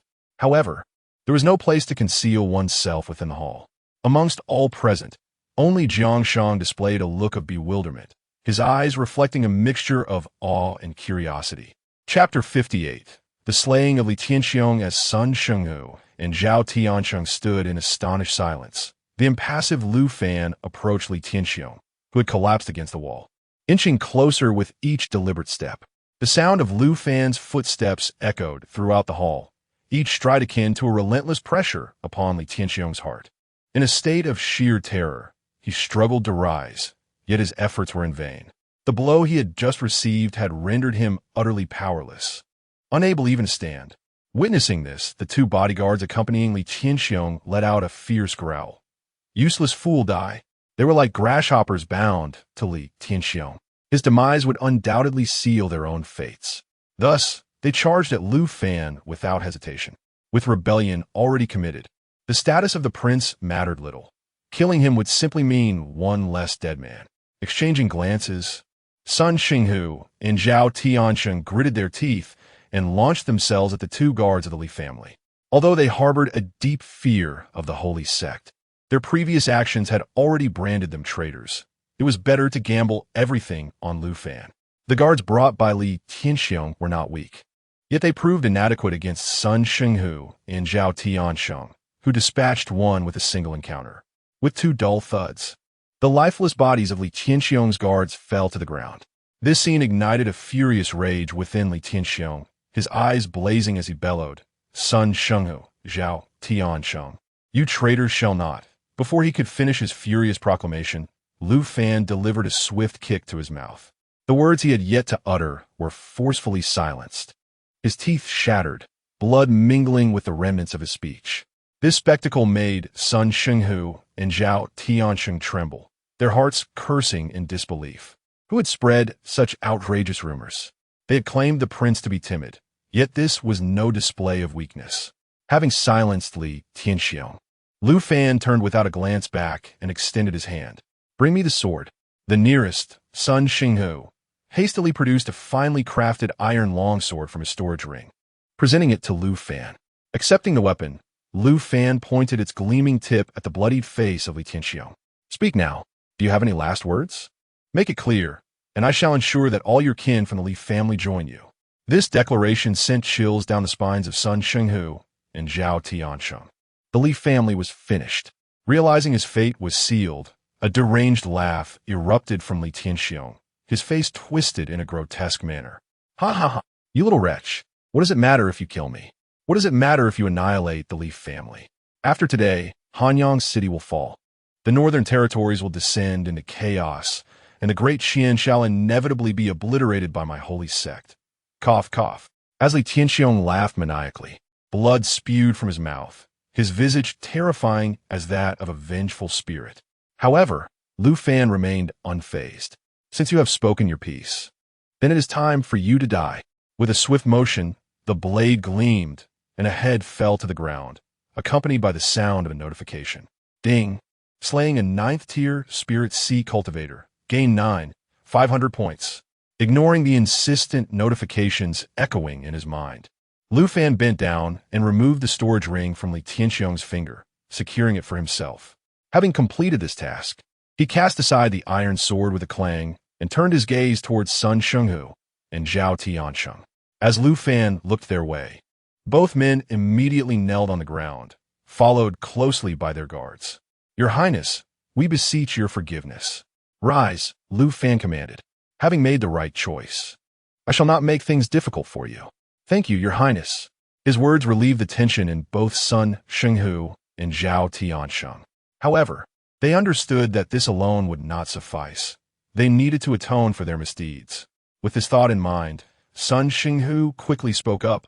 Your Highness, at the hour of the rat tonight, 15,000 rebels will assault the North City Gate, and there will be ambushers within the city to assist in opening the gates.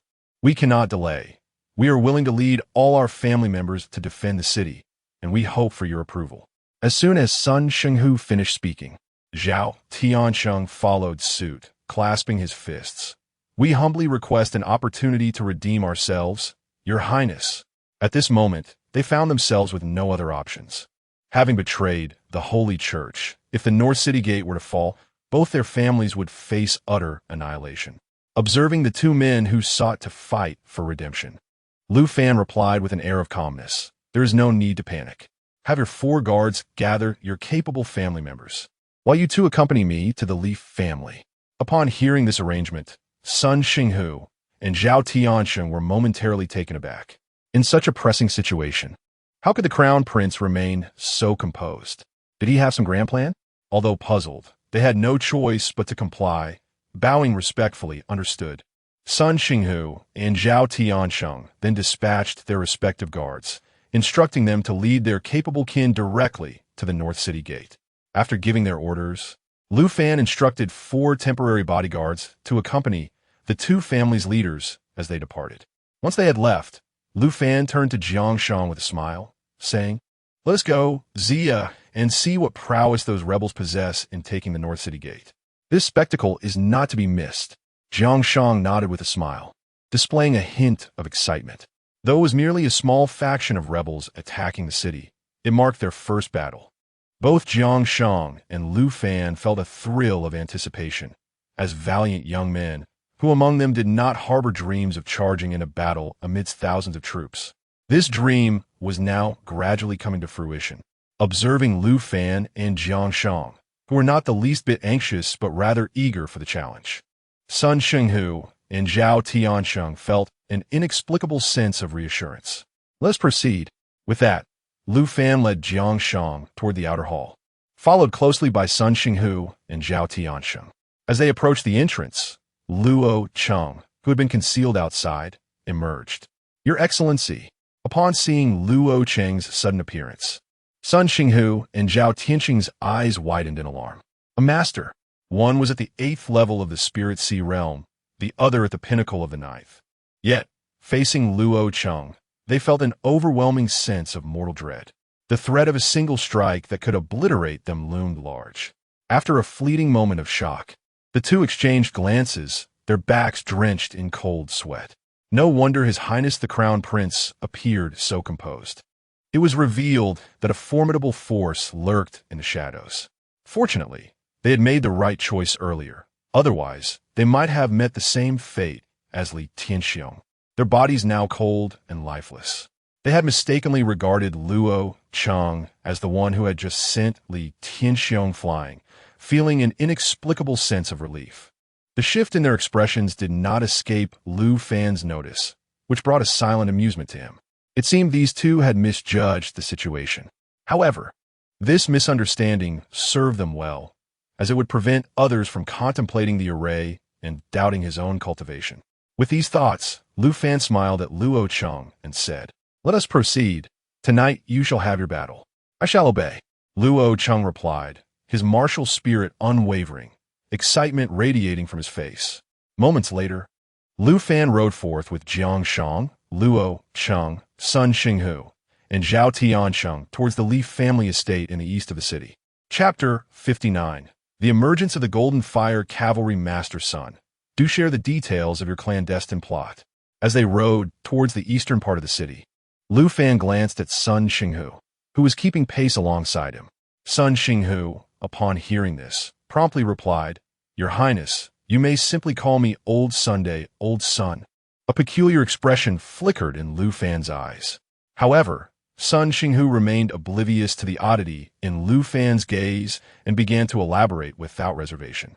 At this moment, they had no choice but to confide in Lu Fan, for having betrayed the holy sect. They were now entirely isolated and vulnerable, awaiting their inevitable demise. As Sun Xinghu recounted the details, Lu Fan gradually grasped the overarching narrative. Initially, the 4 prominent families harbored no intentions of rebellion. After all, they were deeply entrenched in Hanyang City, each governing a district and living in relative comfort. Whenever a new district magistrate was appointed, they would routinely pay visits to the 4 families, seeking to cultivate amicable relations. Given such a tranquil and comfortable existence, it would be foolish to contemplate insurrection. However, 3 years prior, a mysterious individual approached each of the family heads. This enigmatic figure claimed to hail from the holy sect and exuded an overwhelming aura that subdued them instantly. Yet, rather than executing them, the envoy bestowed upon them elixirs to enhance their cultivation. The singular aim of this individual was to gather intelligence regarding the northern territories and the Great Qian.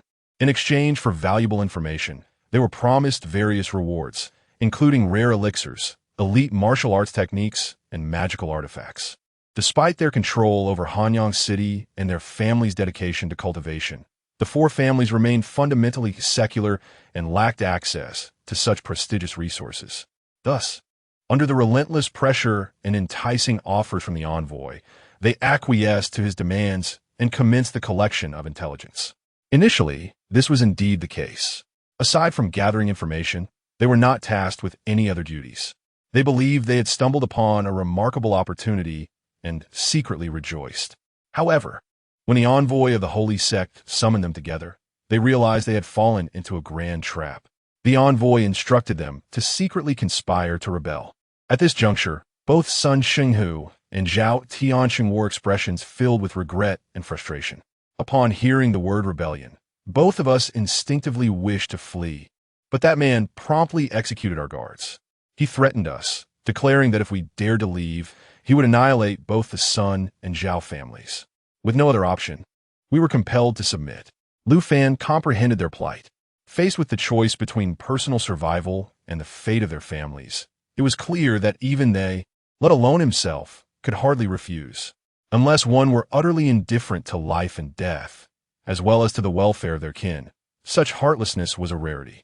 Yet, even those devoid of concern for their familial bonds would inevitably regard their own lives with utmost importance. It appears that your four prominent families alone are unlikely to instigate a rebellion. Is there any involvement from the Northern Army? As he inquired, a murderous intent and fierce glimmer surged in Lu Fan's eyes. The envoy of the Holy Church had the capability to coerce and entice Sun Shenghu and Zhao Tianxing. So it stands to reason that he could manage others within the Northern Army as well. If they wished to rebel, the Northern Army was an insurmountable obstacle. After all, the 300,000 strong Northern Army was not to be trifled with. The meager numbers of the four families could hardly stir the waters. Observing the murderous intent emanating from Lu Fan, Sun Shenghu turned to Zhao Tianxing. With a wry smile, Zhao Tianxing replied, "Your Highness, your suspicions are indeed correct. We had posed the same question to that envoy, who promptly brought forth an individual." An individual? Lu Fan arched an eyebrow, inquiring, "Who is it?" Just as Zhao Tianxing was about to reveal the name, a sudden flurry of piercing sounds erupted from both sides of the street. Whoosh! A barrage of arrows, dense and swift, shot forth, their tips glimmering with a sinister blue light, evidently laced with potent poison. "Your Highness, be careful," Luo Cheng bellowed, leaping from his steed in an instant. The five hooks divine spear whirled around Lu Fan like a flash of lightning, intercepting all the arrows that were aimed at him. Cling! Cling! Jiang Shang, Sun Shenghu, and Zhao Tianxing each summoned their magical artifacts and spiritual barriers to fend off the relentless hail of arrows. Just as they braced against the onslaught, the doors of the shops on either side burst open with a resounding crash. Kill! With a voice steeped in murderous intent, hundreds of night-clad assassins wielding iron swords surged forth from the shops. This unexpected ambush darkened Lu Fan's expression, rendering it as cold as eternal ice. Cursed traitors! To set a trap here, he had never anticipated that an ambush lay in wait. Could it be that a traitor among his ranks had betrayed him? However, at that moment, he had no time to ponder such matters. Assassins rained arrows from the rooftops, while hundreds more charged forth from the shops. They were far too few to withstand this onslaught. System: deploy the Golden Fire Cavalry at a distance of 100 meters. Initially, he had intended to summon the Golden Fire Cavalry when the rebels laid siege to the city, but he was now compelled to act prematurely. Ding! Golden Fire Cavalry deployment initiated. With the system's notification echoing, the street 100 meters away was suddenly enveloped in a blinding white light. This unexpected phenomenon drew the attention of all present, as they turned in unison to gaze at the illuminated street. What is happening? Under the cover of night, the dazzling white light stood out remarkably, illuminating the sky. Yet, this spectacle lasted for less than 30 seconds before the blinding light gradually dissipated. As the brilliance faded, a chorus of gasps filled the air. Hiss! Upon the street, now revealed, stood an orderly formation of cavalry, clad entirely in dark, iron-golden armor. Wielding a long spear of the same material, adorned with a helmet that glimmers with a fiery hue, and donning a golden filigree mask, the figure stands resplendent. Even a magnificent steed beneath him is clad in golden armor, resembling a majestic golden warhorse. The Golden Fire Cavalry has emerged. In the presence of such an unprecedented sight, all were rendered utterly speechless, whether it be Jiang Sheng, Luo Cheng, or Sun Shenghu and Zhao Tiansheng, as well as the black-clad assassins who sought to ambush Lu Fan. All were momentarily paralyzed, forgetting their murderous intent in the face of the Golden Fire Cavalry's arrival. In stark contrast to the astonishment surrounding him, Lu Fan's heart brimmed with exhilaration and uncontained joy. The Golden Fire Cavalry. This is indeed the cavalry of gold that belongs to me. Ha ha! The Golden Fire Cavalry displayed on the system's luminous interface and the one before his very eyes were two entirely different entities. Accompanied by a raucous, unrestrained laughter, Lu Fan unsheathed the finely wrought iron sword from his waist. Chapter 60. The Crown Prince's resolve. The sharp sound of sword being unsheathed echoed through the night, startling the astonished onlookers. In the next moment, Lu Fan's commanding voice resonated through the streets. Golden Fire Cavalry, heed my command. Annihilate the traitors. Leave none alive. Attack! The thunderous battle cry reverberated as 5 Golden Fire cavalrymen charged forth. While ordinary cavalry could only engage in open plains, they were ineffective in the narrow confines of the streets. However, the Golden Fire Cavalry were no ordinary troops. With 3,000 elite warriors, they were fierce fighters capable of slaying enemies on horseback and capturing commanders on foot. Urban combat posed no challenge for them. As the foremost 5 cavalrymen charged with their spears, another 95 leaped from their mounts, transforming their weapons into swords as they descended upon the encircled Lu Fan and his companions. These 95 Golden Fire cavalrymen split into 3 groups. One segment darted to the rooftops on either side, while the remaining force engaged the black-clad assassins directly. This 100-member contingent comprised the most skilled warriors within the 3,000, embodying the core of the Golden Fire Cavalry. Faced with this elite force, the black-clad assassins stood no chance of resistance. The streets echoed with the sounds of their anguished cries as one after another fell into pools of blood. The rooftops bore witness to the same gruesome spectacle, witnessing the relentless slaughter by these 100 Golden Fire cavalrymen. Lu Fan clenched his left fist tightly while gripping the hilt of his iron sword with his right. His heart surged with fervor, his blood boiling with excitement. This was the might of the Golden Fire Cavalry. Jiang Shang also clenched his fists, his eyes ablaze as he gazed at the remaining 2,900 cavalrymen who had yet to engage. It was no wonder the Lord remained so composed. With such divine troops at hand, Hanyang City was as steadfast as a mountain. As a strategist, Jiang Shang could hardly contain his exhilaration, and for the warrior Luo Cheng, words were unnecessary. His eyes sparkled with intensity, his body trembling with thrill. To lead such an elite force in a battle would render his life complete. The most astonished and electrified were undoubtedly Sun Shenghu and Zhao Tiansheng, who had defected from the shadows. This was the true trump card of the Crown Prince. How fortunate they were to have made the right choice. Yet, just as they basked in their relief, Luo Cheng suddenly bellowed, "Beware, my lord." At that moment, the ground between Sun Shenghu and Zhao Tiansheng erupted violently. As the earth shattered, a black-clad figure soared upward, wielding twin short swords. Sun Shenghu and Zhao Tiansheng had no time to react. 2 flashes of light severed their necks. With a sickening sound, blood gushed forth as their heads tumbled to the ground. After the cloaked figure ruthlessly dispatched Sun Shenghu and Zhao Tiansheng, he swiftly took to the air, intent on escaping. The initially exhilarated Lu Fan was instantly engulfed by fury upon witnessing this. "Seize him!" Luo Cheng, believing the dark-clad individual was targeting their lord, promptly shielded Lu Fan. However, he was utterly unprepared for the revelation that this assailant had set his sights on Sun Shenghu and Zhao Tiansheng. Consequently, the demise of these two crucial figures unfolded. As Lu Fan's enraged roar echoed, the furious Luo Cheng leapt into action, intercepting the cloaked man. With a powerful strike from the Five Hooks divine gun, he struck the assailant squarely in the chest. The sound of blood splattering filled the air as the figure was forcefully brought crashing down. Thud!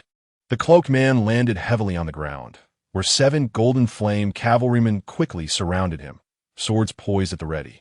Yet, he remained motionless. Luo Cheng, who had descended alongside him, crouched down and touched the man's nose, confirming the absence of breath. He was undeniably lifeless.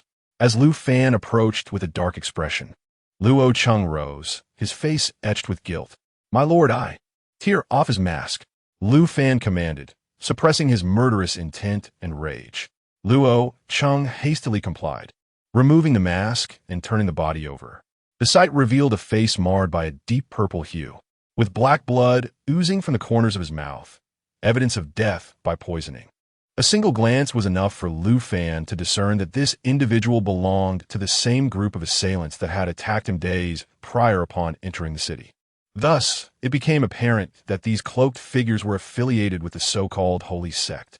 Moreover, it seemed that today's assault was not aimed at him, but rather at Sun Shenghu and Zhao Tiansheng. Reflecting on this, Lu Fan felt a pang of regret. Had he known, he would have sought clarity on the matters related to the holy sect and their rebellion during his time at the governor's mansion, particularly concerning the so-called envoy of the holy sect who brought someone from the northern garrison. Who was that individual? Just moments ago, Sun Shenghu was about to reveal that person's identity when the cloaked figures initiated their attack. It was evident that they sought to keep this knowledge from him. But how did they ascertain that Sun Shenghu and Zhao Tiansheng had not disclosed that information to him while at the governor's mansion? With such thoughts swirling in his mind, Lu Fan inhaled deeply and surveyed the surrounding crowd. The only ones who had accompanied him out of the governor's mansion were Jiang Sheng, Luo Cheng, and the two deceased, Sun Shenghu and Zhao Tiansheng. Jiang Sheng and Luo Cheng posed no issues.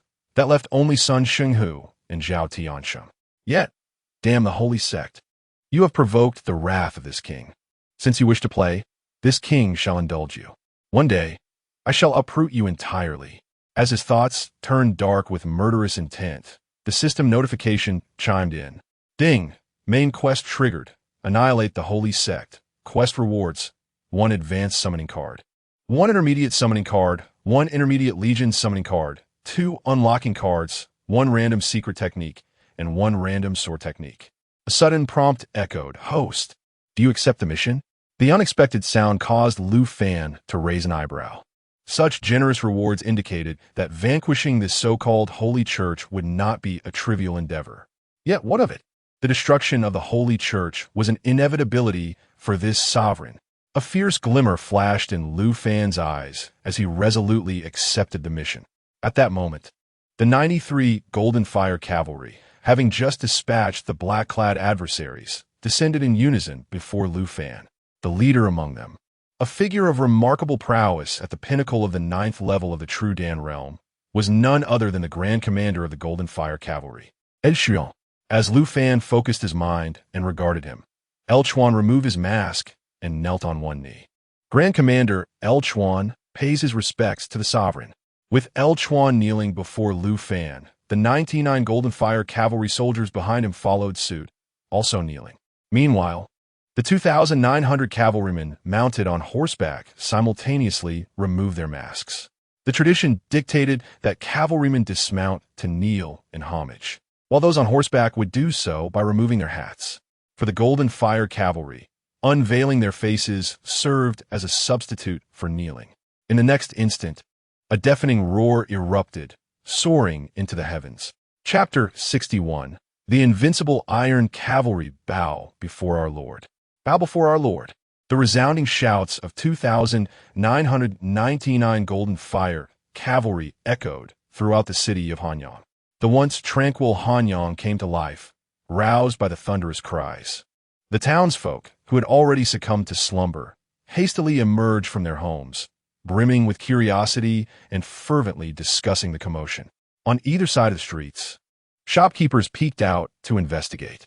Some bolder souls ventured forth, utterly astonished by the sight of the 3,000 golden fire cavalry. Which legion is this? The northern garrison does not appear to be equipped this way, and there have been no recent reports of new troops being stationed in the city. As more and more curious citizens and cultivators gathered, Lu Fan, unwilling to waste any time, commanded in a deep voice, "Golden fire cavalry, heed my orders, all units advance, in obedience to our Lord's decree." The thunderous cries subsided as Chuan and the remaining 99 core members of the Golden Fire Cavalry returned to their mounts. Lu Fan, accompanied by Jiang Sheng and Luo Cheng, rode forward. As the three of them galloped ahead, the formation of the cavalry shifted from 6 abreast to 4, leaving a 2-meter gap in the center. Throughout this transition, not a single disturbance occurred. Silence enveloped both the 3,000 Golden Fire Cavalry and their steeds. Lu Fan led Jiang Sheng and Luo Cheng along the newly formed path, with Chuan and the 99 core members following closely behind, while the 2,900 Golden Fire Cavalry marched in perfect formation at the rear. The grand procession of 3,000 riders advanced along the street, the only sound being the soft thuds of hooves. Witnessing such an imposing cavalry, the gathered townsfolk and cultivators began to murmur among themselves. Goodness! When did our Great Qian possess such an extraordinary cavalry? That figure earlier seemed to be His Highness the Crown Prince. Could these cavalry belong to him? Great Qian is renowned for its invincible infantry, while the Eternal Dynasty of the northern deserts is celebrated for its cavalry. Although Great Qian has also formed cavalry units, they pale in comparison to the formidable warriors of Tianwu, particularly their heavy cavalry, which is deemed an unstoppable force on the battlefield. Were it not for the natural barrier of the Biming Mountains, the northern frontiers of Great Qian would likely have been swept away by the heavy cavalry of Tianwu long ago. Due to the vast plains in the northern territories, the northern garrison also established its cavalry, known as the Northern Iron Cavalry. Many citizens of Hanyang have encountered the Northern Iron Cavalry before. While they may not rival the elite cavalry of Tianwu, they are still commendable in their own right. However, upon witnessing the Golden Fire Cavalry, the Northern Iron Cavalry is rendered utterly insignificant by comparison.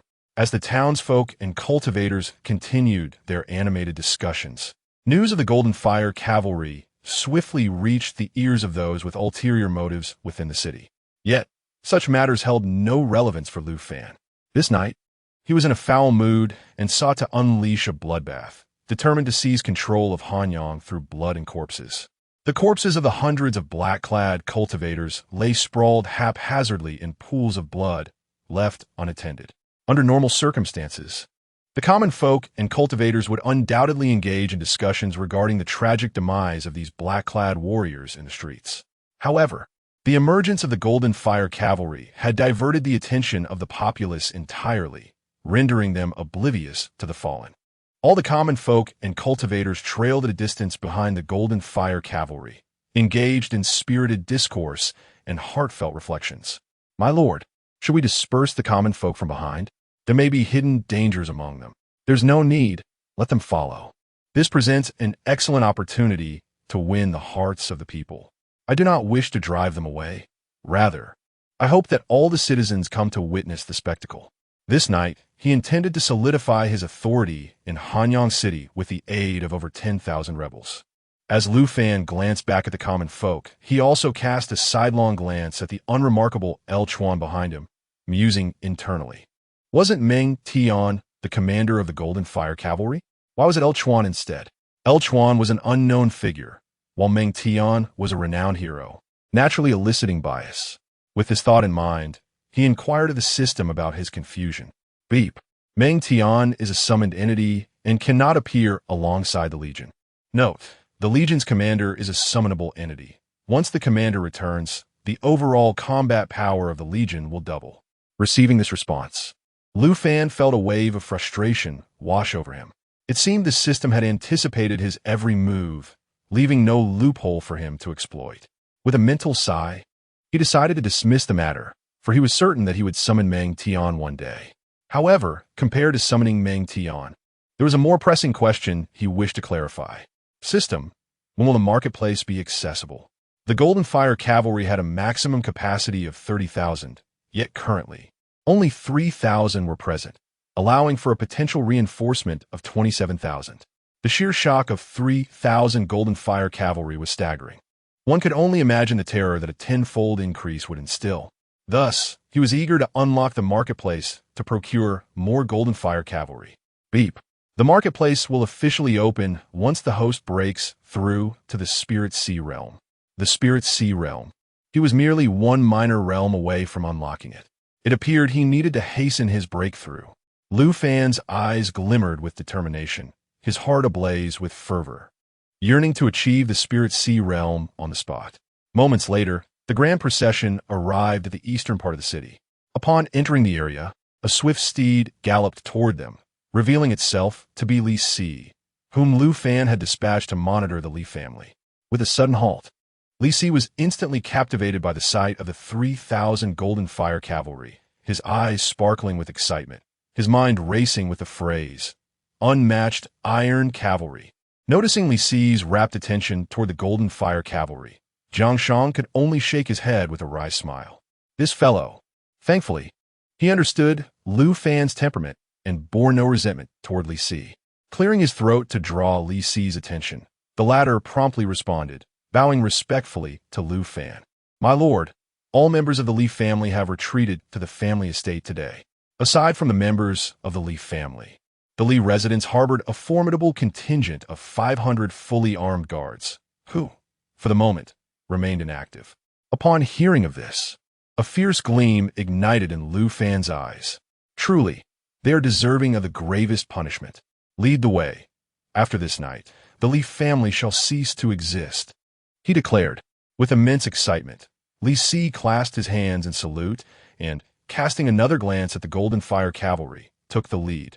This magnificent procession immediately captured the attention of all the citizens and cultivators in the eastern part of the city, who flocked to the streets to observe. In an instant, the populace buzzed with speculation.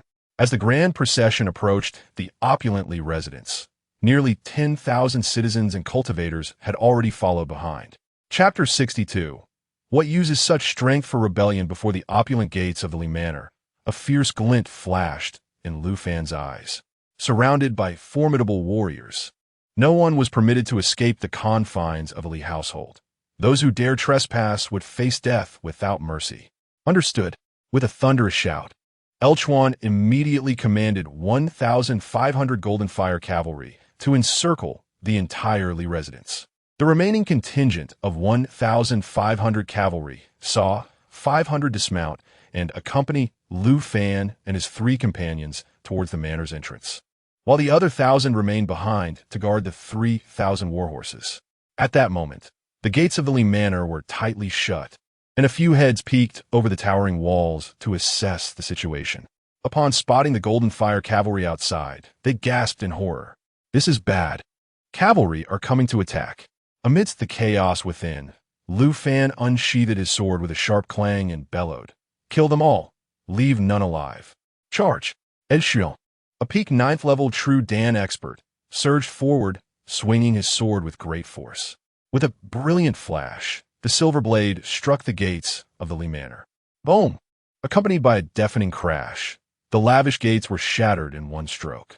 The guards who had sought refuge behind the gates were brutally impaled by the flying debris, their bodies riddled like a beehive. A chorus of anguished screams erupted from within as Elchuan led the 500 Golden Fire Cavalry into the manor.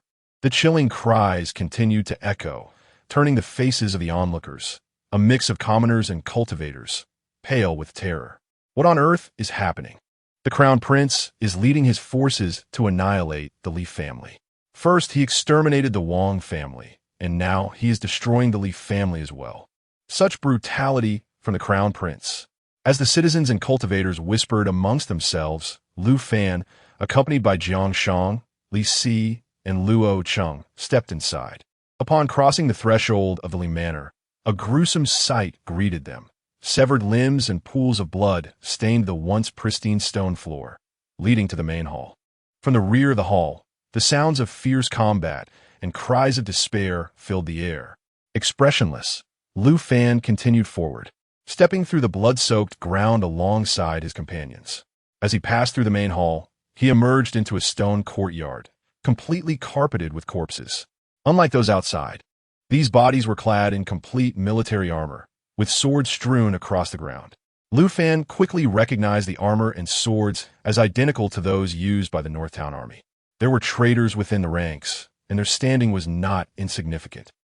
While Lu Fan coldly surveyed the mass of bodies, Chuan approached, escorting dozens of men, women, and children. Reporting to the master, 500 rebels and resisting members of the Li family have been dealt with. Only these survivors remain. As Chuan concluded his report, the elderly leader among the captured individuals pointed at Lu Fan with a face full of malice, cursing him vehemently. "The damned wretch! You have slaughtered the entire Li family. Even as a ghost, I shall not let you escape." This old man is Li Chonglong, the ancestral patriarch of the Li family, possessing the cultivation of the first realm of true Dan, not considered weak in Hanyang City. Unfortunately, he encountered Chuan, who stand at the pinnacle of the 9th realm of true Dan, and was easily subdued, his powers sealed. In stark contrast to Li Chonglong's venomous curses, the remaining dozens of Li family members were pale-faced and trembling in fear. Lu Fan remained unfazed by Li Chonglong's vitriol, calmly retrieving a blood-stained iron sword from the ground. He approached Li Chonglong, brandishing the crimson blade, and said with a detached demeanor, "I welcome you to seek vengeance in the afterlife." At that instant, the iron sword cleaved down towards Li Chonglong's head. With a splatter of blood, the sealed Li Chonglong was cleaved in two. "Ding! You have slain a first-realm true Dan expert, earning 4,500 points." Ignoring the notification echoing in his mind, Lu Fan casually discarded the bloodied sword onto the ground. "Eliminate them all. Spare none. Please, Your Highness, spare us. Your Highness, have mercy," they pleaded. "You bastards, even as a ghost. I will haunt you. I curse you to a wretched demise." In an instant, all the men, women, and children of the Li family were annihilated. The Grand Li estate was strewn with corpses and blood, as both family members and servants alike met their end. To eradicate the roots of evil is to prevent the resurgence of its growth. Whether deemed cruel or malicious, Lu Fan cared not. This was not the civilized world of his past life. If one refrains from slaying others, they shall be slain in turn. Mercy towards others will inevitably become a dagger aimed at oneself. Gazing at the blood staining his attire, Lu Fan turned to Li Si. "Tonggu, this matter is entrusted to you. Ensure that the military provisions and various resources are transported to the governor's mansion. The rest is up to you." "Understood," Li Si replied with a respectful bow. Lu Fan, accompanied by Jiang Shang and Luo Cheng, made his way towards the estate's exit. The assembled 500 Golden Fire cavalry followed closely behind under Chuan's command. All 500 warriors bore the marks of bloodshed, some even adorned with remnants of flesh. However, these were solely of the enemy, and they remained unscathed. As Lu Fan strode towards the estate's exit, he glanced at the blood-soaked ground and the multitude of corpses, shaking his head in disbelief. With such feeble strength, how dare they incite rebellion? When Lu Fan emerged from the Li estate, flanked by the bloodied Golden Fire cavalry clad in golden armor, the gathered throngs of commoners and cultivators could not suppress their gasps of shock, especially upon witnessing Lu Fan. His countenance eerily calm, yet stained with blood, all felt an overwhelming chill of dread, fearing to meet his gaze. Rumors of the prince's cowardice and incompetence. Utter nonsense. In just a few days since his arrival, he had ruthlessly exterminated over 1,000 individuals from 2 prominent families. Is this what they call cowardice? In that moment, all the commoners and cultivators reassessed their perception of this so-called useless prince. Brutal, ruthless, terrifying. As Lu Fan felt the multitude of eyes that dared not meet his gaze, he understood their fear. Yet, this was not the outcome he desired. Thus, under the scrutiny of those who were gripped by dread, Lu Fan spoke calmly. I am aware that you are presently whispering and cursing my name, labeling me as cruel and vicious. However, your sentiments are not entirely unfounded. After all, I have just assumed my position and have already annihilated 2 prominent families, resulting in the slaughter of nearly 1,000 lives. It is only natural for you to perceive me as barbaric. Initially, the common folk and cultivators indeed harbored such thoughts about Lu Fan. However, upon hearing his words spoken openly before them, they could not help but chuckle. Simultaneously, their curiosity intensified regarding Lu Fan's motives for eradicating the Li family and his audacity to proclaim such sentiments in public. Was he not courting humiliation? Just as the crowd's intrigue peaked, a middle-aged man among the onlookers mustered his courage to pose a question aloud. Chapter 63.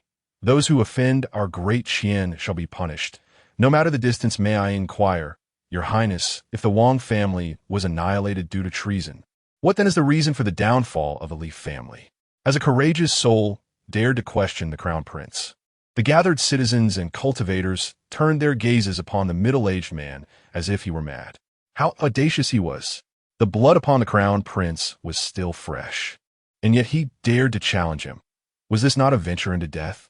Just when many believed that Lu Fan would be incensed by the inquiry, he instead smiled, responding, A pertinent question indeed.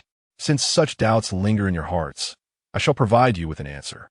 With laughter fading, Lu Fan's demeanor shifted, his expression now cold and resolute as he proclaimed, Not only did the Wang family partake in the treason, but the Li family, along with the Sun and Zhao families, also conspired. At this revelation, the crowd erupted in uproar, whispering amongst themselves. Could it be true?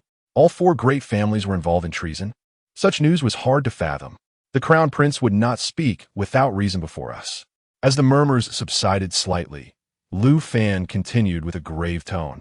The 4 great families not only secretly fostered rebels, but also colluded with the northern barbarian Tian Dynasty, aiming to plunge the entire northern region into chaos. If the previous revelation had merely shocked the citizens and cultivators, this pronouncement ignited their fury. The Great Qian and the northern barbarians had been sworn enemies for centuries, locked in a relentless struggle for survival. Among the territories of Great Qian, none bore a deeper hatred for the northern barbarians than the northern region itself.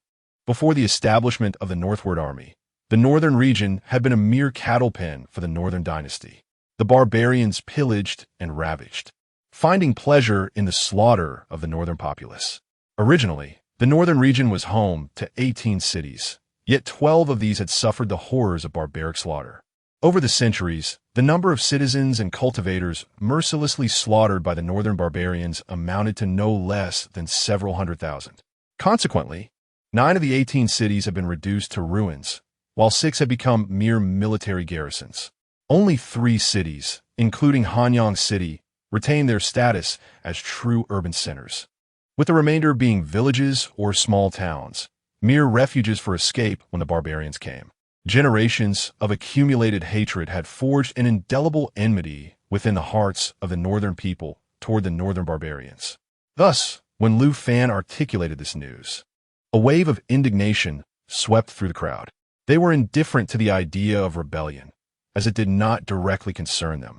However, the notion of colluding with the northern barbarians to incite rebellion ignited their fury beyond measure. Surveying the wrathful crowd, Lu Fan thundered in outrage. The northern barbarians have humiliated and slaughtered tens of thousands of our kin. Our ancestors were slain, our children violated, our descendants trampled upon. Personal vendettas and national grievances intertwine, and we cannot coexist with such malevolence.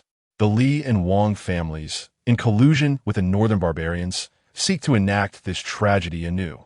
Will you allow it? As Lu Fan's furious roar echoed, the angered citizens and cultivators raised their fists in unison, shouting in defiance. We will not comply. We will not comply. The Wang and Li families conspired with the barbaric tribes of the north, seeking to plunge our northern territory into chaos. Should they be punished? Yes, they must be punished. Observing the fully incited populace, Sheng, standing to Lu Fan's left, quietly nodded in approval. Truly, The Lord is a remarkable figure. He had been contemplating how the Lord would soothe the gathered citizens and cultivators, for they are the foundation of a nation. Although they may be weak individually, the collective strength of countless citizens is formidable. Should the Lord leave an impression of brutality and cruelty in their hearts, ascending to the throne would not be a simple endeavor. As the saying goes, he who wins the hearts of the people wins the world. This adage applies not only to the secular dynasties of the past, but also to the dynasties of the cultivation world. Fortunately, the Lord, as if aided by divine intervention, effortlessly resolved the crisis and seized the opportunity to unite the citizens and cultivators in a common cause. Thus, Hanyang City was secured. Yet, as Lu Fan gazed upon the fervent crowd, his heart was filled with complexity. Now that he had become the governor of the northern region, he would never allow his subjects to be humiliated. With these thoughts racing through his mind, Lu Fan waved his hand, and the agitated citizens and cultivators fell silent. This scene astonished some individuals in the crowd with ulterior motives, revealing that this prince was not at all as rumored. Ladies and gentlemen, the Leaf family has been eradicated, but the traitorous forces they colluded with will attack the North City Gate tonight. The revelation stirred the recently silenced crowd into a frenzy once more. However, upon seeing Lu Fan, they managed to suppress their anger and fear, quieting down. Lu Fan continued, "But worry not, I shall vow to defend Hanyang City with my life, and I will not allow the traitors to step through our gates. Those who offend Qian shall be punished, no matter how distant." He shouted this last declaration with fervor, drawing his sword from his waist, the tip pointing skyward. The suppressed anger of the citizens and cultivators was ignited by his final words. "Those who offend Qian shall be punished, no matter how distant. Those who offend Qian shall be punished, no matter how distant." The fervent cries erupted from the crowd, and even the 3,000 Golden Fire cavalry joined in the roar. At this moment, all the citizens and cultivators within Hanyang City were stirred. Though they were unaware of the specifics, the resounding proclamation sent their blood boiling.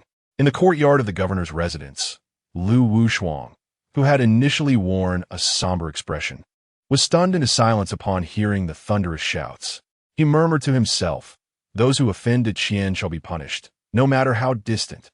On the rooftop of the Tianxiang Pavilion, a figure of exquisite grace gazed towards the eastern part of the city, her flawless visage adorned with astonishment, her eyes shimmering with varied brilliance. What a resounding declaration! Those who offend Qian shall be punished, no matter how distant. In this moment, the vast city of Hanyang trembled at the utterance of a single phrase. The one who boldly proclaimed it, Lu Fan, was already departing the Leaf family estate, accompanied by Jiang Shenluo and 3,000 Golden Fire cavalry, heading toward the northern city gate. Behind them trailed a throng of enthusiastic citizens and cultivators, armed with various weapons, their faces alight with fervor. At this juncture, they had wholly embraced Lu Fan as their prince, not for any other reason, but for his declaration that those who dare to offend the Great Qian shall, though distant, be punished. A prince capable of such words could hardly be considered inept. With a governor of such caliber, Hanyang was fortunate, the northern territories were fortunate, and indeed, all of Qian was fortunate. Luo Cheng cast a glance over his shoulder at the dense mass of cultivators trailing behind, a shadow of concern crossing his face as he looked towards Lu Fan. Chapter 64. To win swiftly and decisively, my lord, it seems there are tens of thousands of commoners and cultivators following closely behind, all heading to the North City Gate. What if, before Luo Cheng could finish his thought, Jiang Shang interjected with a smile, "You are being overly cautious. Had it not been for your inspiring words earlier, the presence of so many commoners and cultivators could indeed pose a risk. However, with your recent speech, these tens of thousands could swiftly transform into a formidable force, fearless in the face of death." At this point, Jiang Shang stroked his beard thoughtfully and added with a knowing smile, "Moreover, some matters must be witnessed firsthand. Only by seeing them can one be truly assured. If utilized effectively, these tens of thousands of commoners and cultivators could prove more effective than several 100,000 troops." Luo Cheng understood the weight of the phrase, "the power of public opinion." Yet Jiang Shang grasped its implications even more profoundly. while Luo Cheng had not contemplated it to such depth. After hearing Jiang Shang's words, Luo Cheng nodded, albeit with a hint of confusion. Lu Fan observed this and silently shook his head. His earlier remarks had indeed been somewhat juvenile. Yet it was precisely such naive declarations that held the greatest allure and capacity for incitement. As Jiang Shang had surmised, he could not allow the commoners and cultivators to perceive him as a brutal and malevolent figure. Every action must be justified, grounded in moral righteousness. Although this realm of cultivation was exceedingly brutal, this principle remained applicable, especially within a dynasty like the Qian, where the secular and the cultivated coexisted. Cultivators were ultimately the minority, comprising less than 1/10 of the Qian's population, while the ordinary commoners and cultivators held the majority. Furthermore, it was essential to remember that cultivators emerged from the ranks of commoners. Should the ordinary populace perish, the number of cultivators would dwindle, leading to their eventual decline. For this reason, the cultivation world adhered to an unwritten rule. Cultivators were strictly forbidden from harming ordinary people, should such an act be discovered. The perpetrator would face retribution from all cultivators. Of course, if an ordinary person were to provoke or insult a cultivator, the situation would be different. Yet, Lu Fan kept such thoughts to himself. He had gradually acclimated to his elevated status, recognizing these truths as essential to his leadership. Moments later, the grand procession arrived at the vast Bluestone Plaza before the North City Gate. Unlike the other 3 districts, the North District, due to its proximity to the North City Gate, often a battleground, was devoid of residences or shops within a 300-meter radius, instead featuring an immense bluestone plaza. Typically, this plaza served as a bustling marketplace, teeming with various vendors. However, when war loomed, it transformed into a staging ground for troops. At present, the plaza had been cleared, and 3,000 Golden Fire cavalry were temporarily stationed there. Clad in armor, Qiong and Xiahou Wei swiftly descended from the city wall, accompanied by a dozen guards. Upon approaching, the two knelt respectfully on one knee, proclaiming, "We pay homage to our lord." The guards behind them followed suit, similarly addressing Lu Fan as my lord. "Rise," Lu Fan commanded. "Thank you, my lord." As the gratitude was expressed, Qiong and Xiahou Wei involuntarily cast their gazes upon the formidable 3,000 Golden Fire cavalry, their eyes betraying an unmistakable fervor. "My lord, these cavalry," chuckled Uncle Bao Jiquan. "What do you both think of this 3,000 cavalry?" In response to Lu Fan's inquiry, Qiong and Xiahou Wei, with their eyes ablaze, simultaneously uttered 4 words: "Invincible Iron Cavalry." "Ha ha, well said." Indeed, they are the invincible Iron Cavalry. Tonight, they shall quell the rebels. Although Qiong and Xiahou Wei commanded the city guard and patrol forces of Hanyang City, their control was merely nascent. They could not exercise absolute authority, especially during a siege by the rebels. There could be no allowance for any unforeseen events. Thus, the annihilation of the rebels must be undertaken by the Golden Fire Cavalry. This battle not only needed to be won, but should also be executed decisively and splendidly. Particularly with tens of thousands of commoners and cultivators behind them, he intended to leverage their voices to amplify his reputation, to echo the words he had just proclaimed outside the Li residence, and to promote his Golden Fire Cavalry. Upon hearing Lu Fan's intention to deploy the Golden Fire Cavalry against the rebels, Qiong and Xiahou Wei immediately grew anxious. "My lord, Un Sobao, Jiquan, your mission is to secure the city and prevent any unforeseen occurrences." According to Sun Shenghu and Zhao Tiansheng, aside from the 10,000 rebels outside the North City Gate, there will also be rebels within the city providing support. The 500 rebels concealed by the Li family have been eliminated, but that is certainly not the entirety of them. Therefore, vigilance must be maintained both outside and inside the city. Listening to Lu Fan's arrangements, Qiong and Xiahou Wei's faces displayed an expression of helplessness. They were eager to engage the incoming rebels and unleash their prowess in battle. Yet now it appeared they would not have that opportunity, which left them feeling quite disheartened. However, they understood that their lord's strategy must hold a deeper significance. Thus, despite their inner disappointment, they resolutely clasped their fists in salute and declared, "Rest assured, my lord, we shall fulfill our duties." Observing the unmistakable disappointment in their eyes, Lu Fan dismounted and approached them, patting their shoulders with a smile. "Merely 1,000 ragtag rebels. There is no need for you to intervene. Besides, being in the northern territories, there will always be battles to fight in the future." Upon hearing Lu Fan's words, Qiong and Xiahou Wei could not help but smile. "My lord, it is settled then. Should there be future battles, we must be allowed to join. My lord, count me in too. Ha ha ha. Fear not. Even if you wish to avoid the battlefield in the future, that will not be possible." Lu Fan laughed heartily and promptly ascended the steps toward the city wall. Jiang Sheng, smiling, greeted Qiong and Xiahou Wei before following closely behind Lu Fan. Soon after, Luo Cheng approached Qiong, cheerfully exclaiming, "Cousin." Upon seeing Luo Cheng, both Qiong and Xiahou Wei playfully punched him in the chest. "You fortunate fellow have landed a splendid position, accompanying the Lord where opportunities abound. Unlike us, who are languishing here, nearly bored to death. Indeed, if you're dissatisfied, perhaps we could exchange roles." With a grin, Luo Cheng remarked, observing the envious expressions on Qiong and Xiahou Wei's faces. "If you wish to swap, it's possible, provided the Lord consents. However, the Lord would never agree to it. Ha ha ha." With a triumphant smile, Luo Cheng hastily pursued Lu Fan and Jiang Sheng.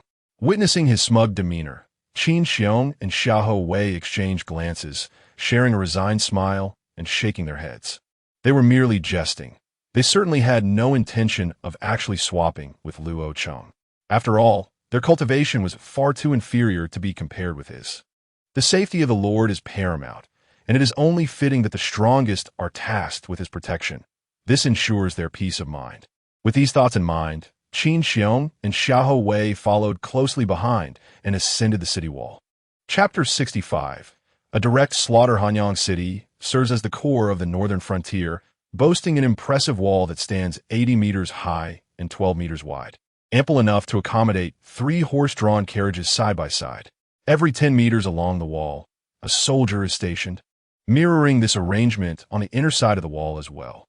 This strategic placement ensures a comprehensive observation of both the interior and exterior of the city. Additionally, at each of the 4 corners of Hanyang's walls, specialized watchtowers have been erected. From these towers, one can easily discern activities even 10,000 meters away, enabling swift warnings in the event of an enemy invasion.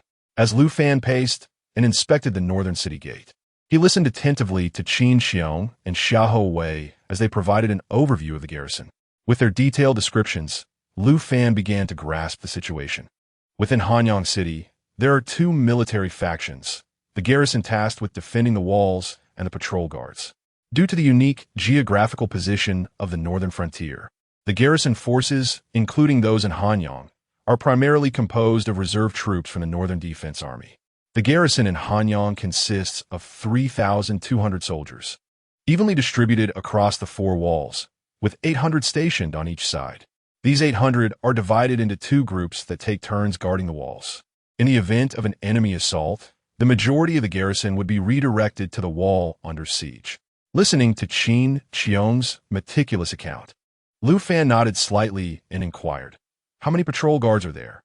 "Reporting to your excellency, the patrol guards originally numbered 1,200, but now they are less than half of that," Qiong replied. "Less than half?" Lu Fan's brow furrowed in concern. "What has happened to the rest?" "The garrison is responsible for external threats, while the patrol guards maintain order within. Both are of significant importance. However, as Qiong mentioned, the patrol guards have dwindled to less than half. The members of the patrol guards primarily hail from the 4 prominent families, serving as their protectors. Prior to our arrival in Hanyang, the patrol guards were distributed across the 4 main districts. After Qiong's brief explanation, Lu Fan understood the underlying reasons, and his gaze turned icy. It all boiled down to the previous governor's incompetence and collusion with the 4 families. If the Tian Dynasty from the northern wilderness were to attack, this decayed Hanyang City would likely stand no chance of defense. With the Wang and Li families now obliterated, only the Sun and Zhao families remained. Although Sun Shenghu and Zhao Tiansheng had previously pledged their allegiance to him, The demise of those two left uncertainty regarding the stance of the Sun and Zhao families. Just as Lu Fan pondered these matters, the watchtowers on either side of the northern wall simultaneously sounded the alarm for an enemy invasion. The low, mournful horn echoed through the darkened Hanyang city, instilling panic among the citizens and cultivators alike. What is happening? Are the barbarians from the northern wilderness attacking? Enemies are approaching. What should we do? The northern gate must hold firm. In that moment, the uninformed citizens and cultivators were gripped by fear, rushing to gather information. On the northern wall, Lu Fan stood at the edge, gazing into the distance. Illuminated by the moonlight, he could distinctly see a throng of figures advancing toward them. At the forefront, a cavalry unit gallops forward, numbering approximately 2,000, followed by infantry. However, their formation is chaotic, resembling a herd of cattle and horses rushing indiscriminately. Observing this disorganized throng of over 10,000 rebel soldiers, Lu Fan couldn't help but shake his head. Even someone unfamiliar with military strategy could discern that these individuals were a rabble, not to mention the myriad of commanders behind them. Xiahou Wei couldn't suppress a laugh, exclaiming how utterly ridiculous it was for such a disjointed group to dare to rebel. Moments ago, they had felt a twinge of disappointment at the prospect of not being able to engage in battle. Yet, upon witnessing the long-anticipated rebels appear as such a disarrayed mob, their disappointment evaporated. Engaging in combat with such a ragtag assembly would yield little cause for celebration, even in victory. Under the gaze of Lu Fan and his companions, the disordered rebel force approached, undeterred, mere hundreds of meters away. In the next moment, a middle-aged man on horseback surged forth from the ranks of the rebels, brandishing a broadsword and shouting, "Listen, those above! Open the city gates immediately and surrender. Otherwise, once we breach the city, your heads will roll." Watching the brazen man below, Xiahou Wei ground his teeth and declared, "A mere fourth-tier cultivator dares to be so arrogant. My lord, allow me to slay him." Qiong and Luo Cheng's eyes glimmered with murderous intent. Though this man was but an insignificant insect, his audacious demeanor incited their desire for bloodshed. Observing Xiahou Wei's eagerness for battle, Lu Fan smiled faintly and remarked, "There is no need for such hassle with a rabble like this. Let us simply slaughter them." Initially, he had harbored some anticipation for the rebels. After all, the stronger the rebels, the greater the renown the Golden Fire Cavalry would gain upon their annihilation. However, upon realizing they were indeed just a disorganized mob, he deemed it unnecessary to waste time. With that, Lu Fan strode to the edge of the city wall, facing inward, and instructed Qiong, "Have the gates opened?" "Yes." Qiong bowed in acknowledgement and immediately bellowed, "Open the city gates." The 50 guards responsible for operating the gates, upon hearing the command, hesitated not for a moment and promptly activated the mechanism. With the sound of clanking gears, the heavy gates, towering over 10 meters, thunderously swung open. The middle-aged man outside, witnessing the gates actually opening, mistakenly believed it to be the work of an insider. He was instantly elated, raising his sword and shouting, "Follow my command. Let's charge into the city. Kill." Amidst the cacophony of chaotic battle cries, over 10,000 rebels surged toward the now open gates without any semblance of order. The man at the forefront, wielding his sword and shouting, led the charge to the gaping entrance. Yet upon seeing the scene within the gates, his expression paled to a ghostly white. "Quick! Flee!" The final word had barely escaped his lips when a sharp arrow shot forth from within the open gates. Thud! The black arrow pierced through his brow, a spray of blood mingling with the dark shaft as it erupted from him. With a resounding thud, the cultivator of the fourth realm of the condensation stage met a fate most dire, his lifeless body crashing to the ground beneath his steed. The startled horse neighed in terror, pivoting abruptly to flee. Accompanying this equine panic, a cacophony of battle cries erupted from within the city gates. "Kill!" As the battle cry echoed, the thunderous sound of galloping hooves followed, a golden torrent surging forth from the wide-open gates. The 10,000 rebels, still reeling from the shock of witnessing their commander struck down by a lethal arrow, were met with the sight of this golden tide charging towards them. Overcome by fear, they turned and fled, lacking even the courage to stand and fight. "Do not flee, do not flee," a middle-aged man clad in armor bellowed, brandishing his long sword, and he dispatched 2 of the retreating insurgents. Yet, at that moment, the rebels were paralyzed by the fear instilled by the onrushing Golden Flame cavalry, transforming from potential combatants into mere cowards. Observing this armored man striving to prevent their escape, Chuan, leading 1,000 Golden Flame cavalry warriors, let out a derisive laugh. He leaped from his mount, soaring through the air towards the rebel commander, intent on delivering retribution. Chapter 66. The Northern Army Revolt. General, be cautious. The guards surrounding the rebel leader shouted urgently as they witnessed Liu Chuan charging towards them.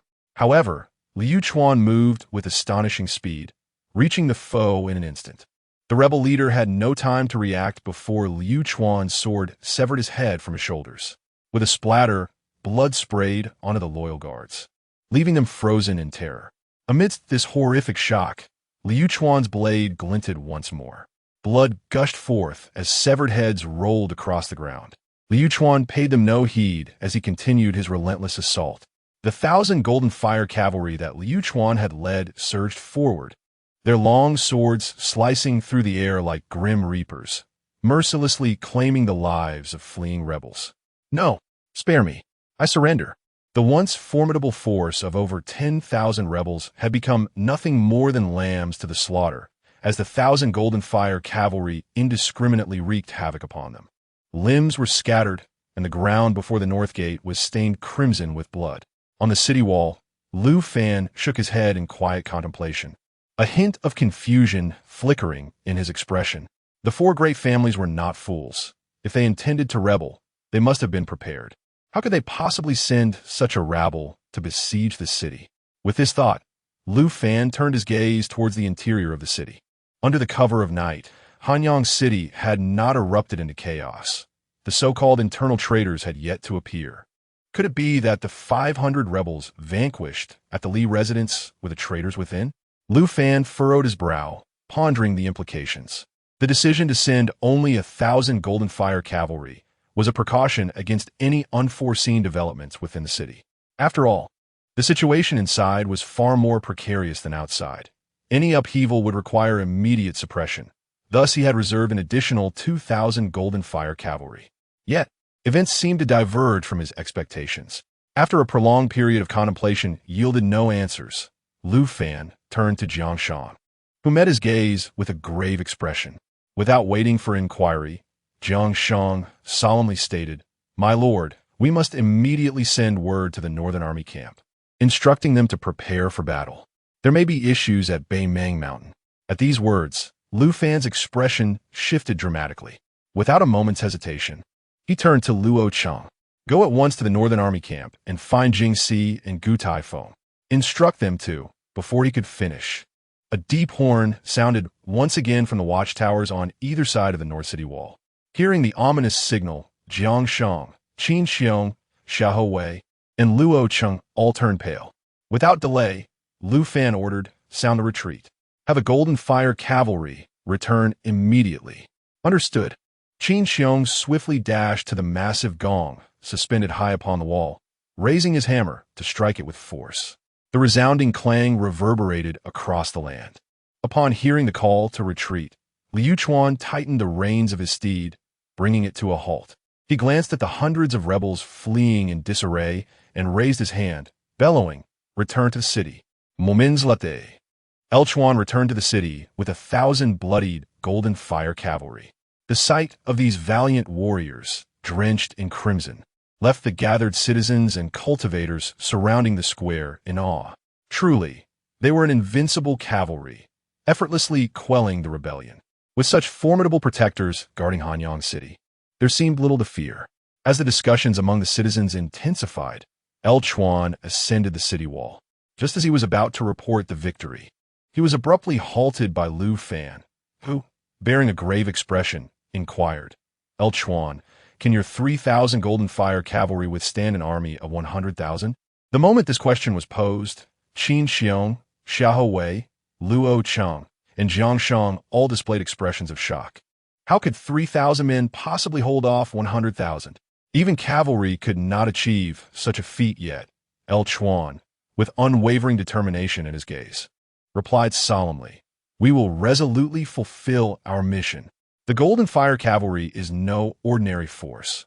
While it may be impossible to annihilate 100,000 troops, merely holding them at bay is not out of reach." Lu Fan was quite pleased with El Chuan's response. He patted his shoulder firmly, nodding with approval.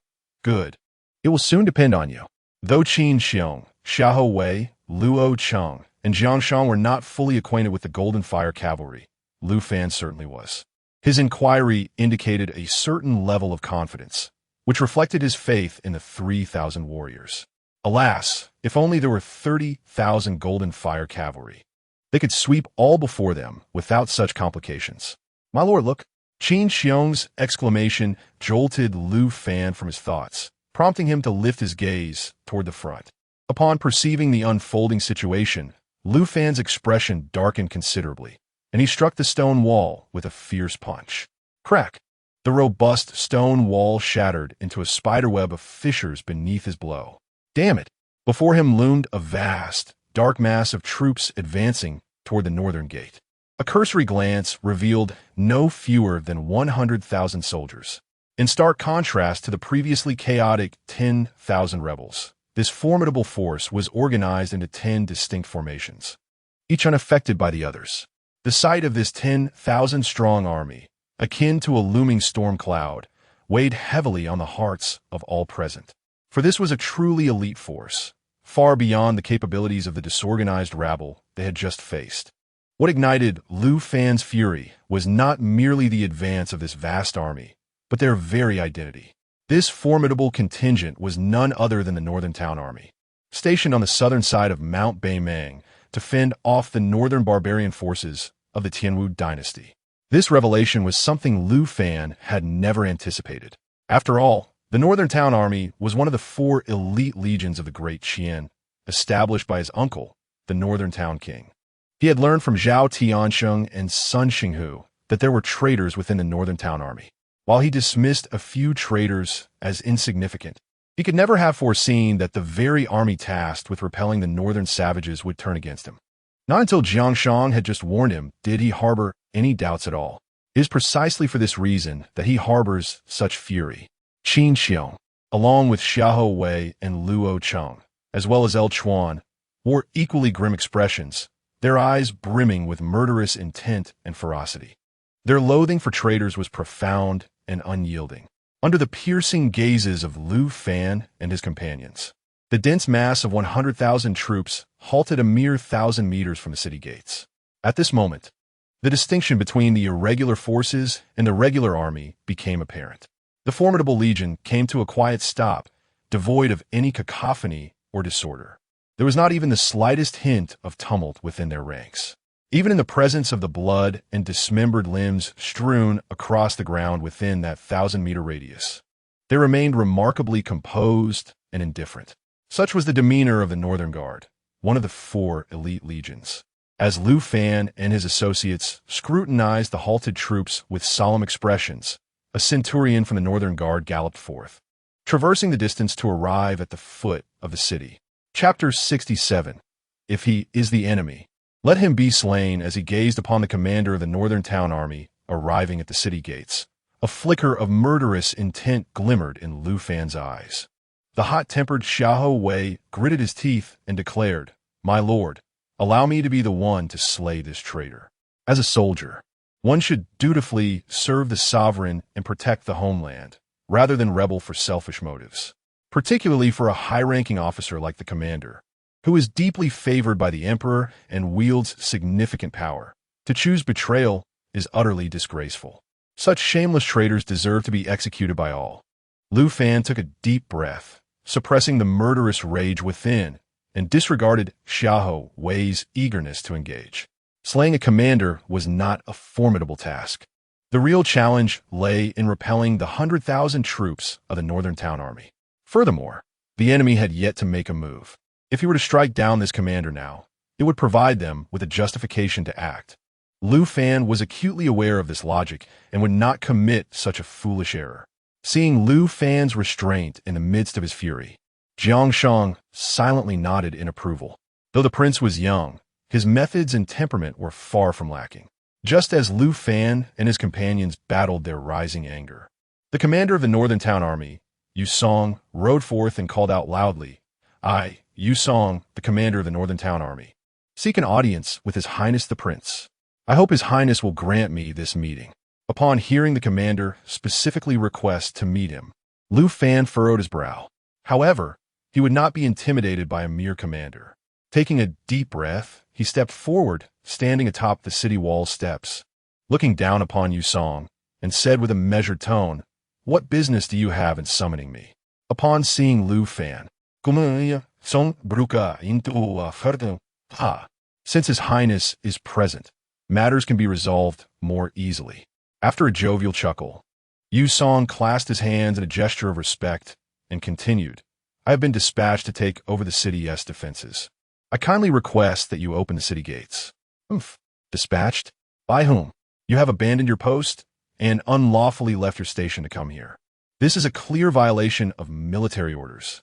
You should immediately return your troops to defend against the invasion of the nomads from the north. Lu Fan's authoritative voice echoed with an icy command that resonated throughout the area. This display momentarily stunned Yu Song, who realized that the prince was indeed not as he had been rumored. However, they were well prepared and would not relent due to a mere statement. A thought flashed through his mind, and he promptly produced a golden decree from his storage ring, holding it aloft. "We are here on the Emperor's orders to withdraw. Does your Highness intend to defy the imperial decree?" Seeing the decree raised high, Lu Fan's brow furrowed. He naturally did not believe that his lenient father would issue such a command, leading him to conclude that this decree was undoubtedly forged.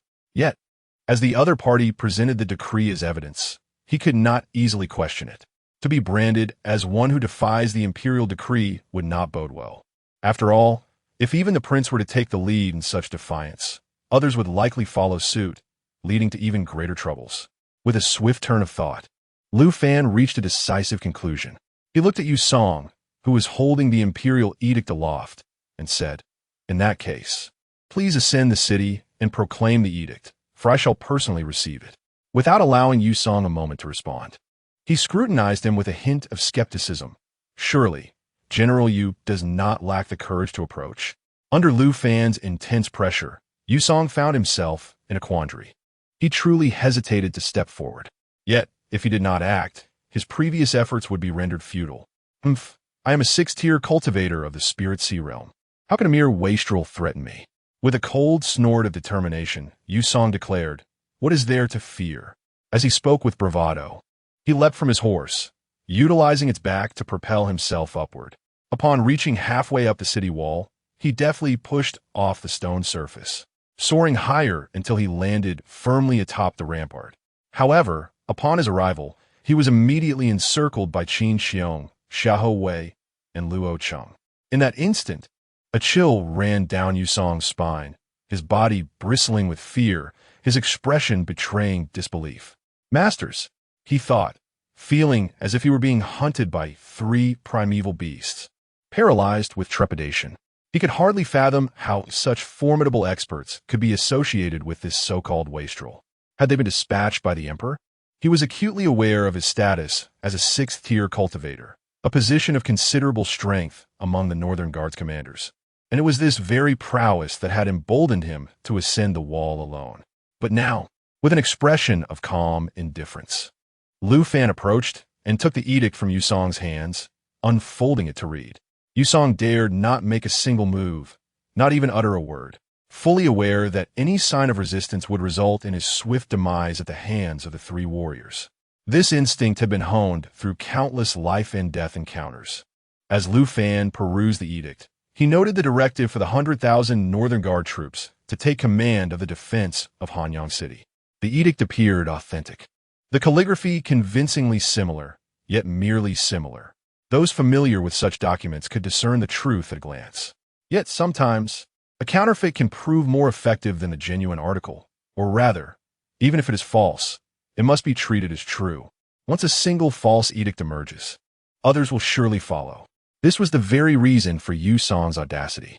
Even if Lu Fan and his companions recognized the edict as a forgery, what could they do? The answer was nothing, or more accurately, they dared not act. With a composed demeanor, Lu Fan closed the edict and regarded the visibly anxious Yusong. Speak, he commanded. Who is the mastermind behind this rebellion? Is it Gu Taifeng or Zhang Yu? Be clear, and I shall spare your life. Otherwise, you shall perish. At these words, Yusong's pupils dilated in shock. You do not presume that I lack the resolve to kill you. Lu Fan continued, his voice steady. In my presence, there is no concept of sparing envoys. If you are an enemy, you shall die. As he gazed into Lu Fan's cold, indifferent eyes, Yusong's body trembled, and an uncontrollable wave of fear surged within him. He could discern that Lu Fan was not merely attempting to intimidate him, and an overwhelming sense of panic gripped his heart, accompanied by a twinge of regret. Had he known, he would not have recklessly rushed forward. Now, it seemed, there was no opportunity to flee. Confronted with the looming threat of death, Yusong gritted his teeth and suggested, Your Highness, it would be prudent to open the city gates and surrender. Your 3 subordinates are indeed formidable, but it is utterly impossible to halt an army of 100,000. Those who understand the situation, kill him. Faced with such a menace, Lu Fan had no inclination to inquire further and simply waved his hand dismissively. Upon witnessing this, Yusong panicked. In a state of fear and confusion, he unleashed his powers in an attempt to seize Lu Fan. However, the moment he did so, he was effortlessly grasped by the neck and lifted by Luo Cheng. In the presence of Luo Cheng, who was at the 4th level of the Soul Condensation Realm, Yusong, at the 6th level of the Spirit Sea Realm, appeared as a mere child. As he held Yusong aloft by the neck, Luo Cheng exerted a forceful twist, and with a resounding crack, Yusong's head hung limply, lifeless beyond measure. Lu Fan then removed his storage ring and instructed Luo Cheng to carry Yusong's lifeless body to the edge of the city wall. Chapter 68. The rebel siege this scene was vividly witnessed from 1,000 meters away by an army of 100,000. Damn it, that worthless fool. He actually allowed Yusong to be killed. How dare he? At the forefront of the 100,000-strong army, a centurion gazed in disbelief at Yusong's lifeless body. The other 8 centurions mirrored his astonishment, their expressions a mix of shock and incredulity. Among them, a long-faced middle-aged man wore an expression as dark as a stormy sky, his eyes glinting with murderous intent.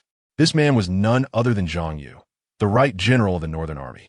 General, let us launch an assault on the city, exclaimed Tong Qian, the centurion beside Zhang Yu, his teeth gritted and eyes blazing with fury. He had shared a close bond with Yusong, and now, with his death, a tempest of rage surged within him. He longed to lead the army into the city at that very moment. Before Zhang Yu could respond, another centurion, Ji Pingchong, furrowed his brow and interjected, If we initiate an assault now, it will be tantamount to rebellion. Before Ji Pingchong could finish his thought, Tong Qian interrupted with a scornful retort. Are we not already in rebellion? If we are to rebel, why hesitate any further? Let us not forget that the Northern Army's main camp is merely half an hour away. If we fail to seize Hanyang City within that time, all our efforts will be in vain. At these words, Ji Pingchong fell silent. Zhang Yu, listening to their exchange, clenched his fists tightly. There was no other choice left for him now. The current operation was far too hasty, lacking in thorough preparation. Should they fail to capture Hanyang City, it would indeed be, as Tong Qian had stated, a complete loss of their prior efforts. With this thought in mind, Zhang Yu resolved to act without further hesitation. His voice icy and resolute as he commanded, Tong Qian, heed my orders. At your command, Tong Qian replied, his face brimming with excitement as he knelt on one knee. Within Hanyang City, traitors are holding the crown prince hostage and inciting chaos. I order you to lead 10,000 troops to storm the city gates and rescue His Highness. Rebellion requires a pretext. Slaying the traitors to save the crown prince shall serve as our justification for attacking Hanyang City, providing all soldiers with a reason to fight. After all, a straightforward assault on the city might instill reluctance in the hearts of ordinary soldiers. As for whether they will believe it, that matters little. All we need is a pretext. I shall obey. With a cry of exhilaration, Tong Qian swiftly mounted his horse and rode to the front of the formation composed of 10,000 soldiers. Drawing his sword with a resounding clang, he unleashed his inner strength and bellowed, "Follow me into Hanyang City and rescue His Highness." Charge! This 10,000-strong army was his personal guard, wholly loyal to him, leaving no room for doubt regarding his command. As his battle cry resounded, the 10,000 elite soldiers drew their swords and roared in unison, galloping forth alongside Tong Qian toward the city gates. On the city walls, as Lu Fan beheld the formidable force charging toward the gates, a wave of trepidation washed over him. The stillness of the 100,000 soldiers had been daunting, but the sight of the 10,000 elite troops rushing forth instilled a profound sense of dread. Before this moment, he had never witnessed such a war with his own eyes, and it was impossible for him not to feel apprehensive. At this juncture, without needing any commands from Lu Fan, Qin Qiong and Xiahou Wei promptly began to summon the guard from other walls to provide support at the northern city wall. The guard stationed at the northern wall, resolute yet conflicted, grasped their bows and gazed at the approaching army of 10,000 with unwavering determination. They were not fresh recruits, but the reserve forces of the northern army, having undergone rigorous training and bearing no fear of battle. However, the adversary they faced was not an enemy, but their own kin, which stirred an unsettling feeling within them. Yet, with their own side rebelling and assaulting the city, they found themselves with no choice, despite their discomfort. This was a war of survival. If they did not slay their brethren attacking the city, those same brethren would surely kill them. Thus, they had no alternative. Observing as Tong Qian led his army of 10,000 to within 300 meters of the city gate, Lu Fan inhaled deeply and turned to Qin Qiong. Instantly understanding, Qin Qiong bellowed, "Loose the arrows." With his command echoing, the 800 guards atop the northern wall simultaneously drew their bows and loosed their arrows. A torrential downpour of arrows rained down upon the advancing army. Following this barrage came the second wave, then the third. The reinforcements arriving from the other three walls split into two groups, swiftly executing their tasks. One contingent, like the original guards of the northern wall, used bows to rain death upon the army, while the other hastily maneuvered rolling logs and stones for defense. Almost 100 massive cauldrons were erected atop the wall, filled with boiling oil. Apart from the existing resources for defense, the majority had been prepared by Qin Qiong and Xiahou Wei for the guards. As wave after wave of arrows descended, the oncoming army of 10,000 saw many fall, their anguished cries piercing the air. Yet, the remaining soldiers showed no signs of hesitation. They raised their shields and continued their relentless charge towards the city gate, trampling the fallen comrades beneath their feet. Some soldiers, merely wounded and still clinging to life, were mercilessly crushed by their own brethren behind them. This exemplified the brutality of war. Once on a battlefield, all emotions must be cast aside. Fear cannot exist. Urgency must be suppressed, and any semblance of compassion must be extinguished. To act out of sympathy in rescuing a fallen comrade would only lead to more deaths. Thus, they bore the agony and sorrow, trampling over their companions as they pressed forward.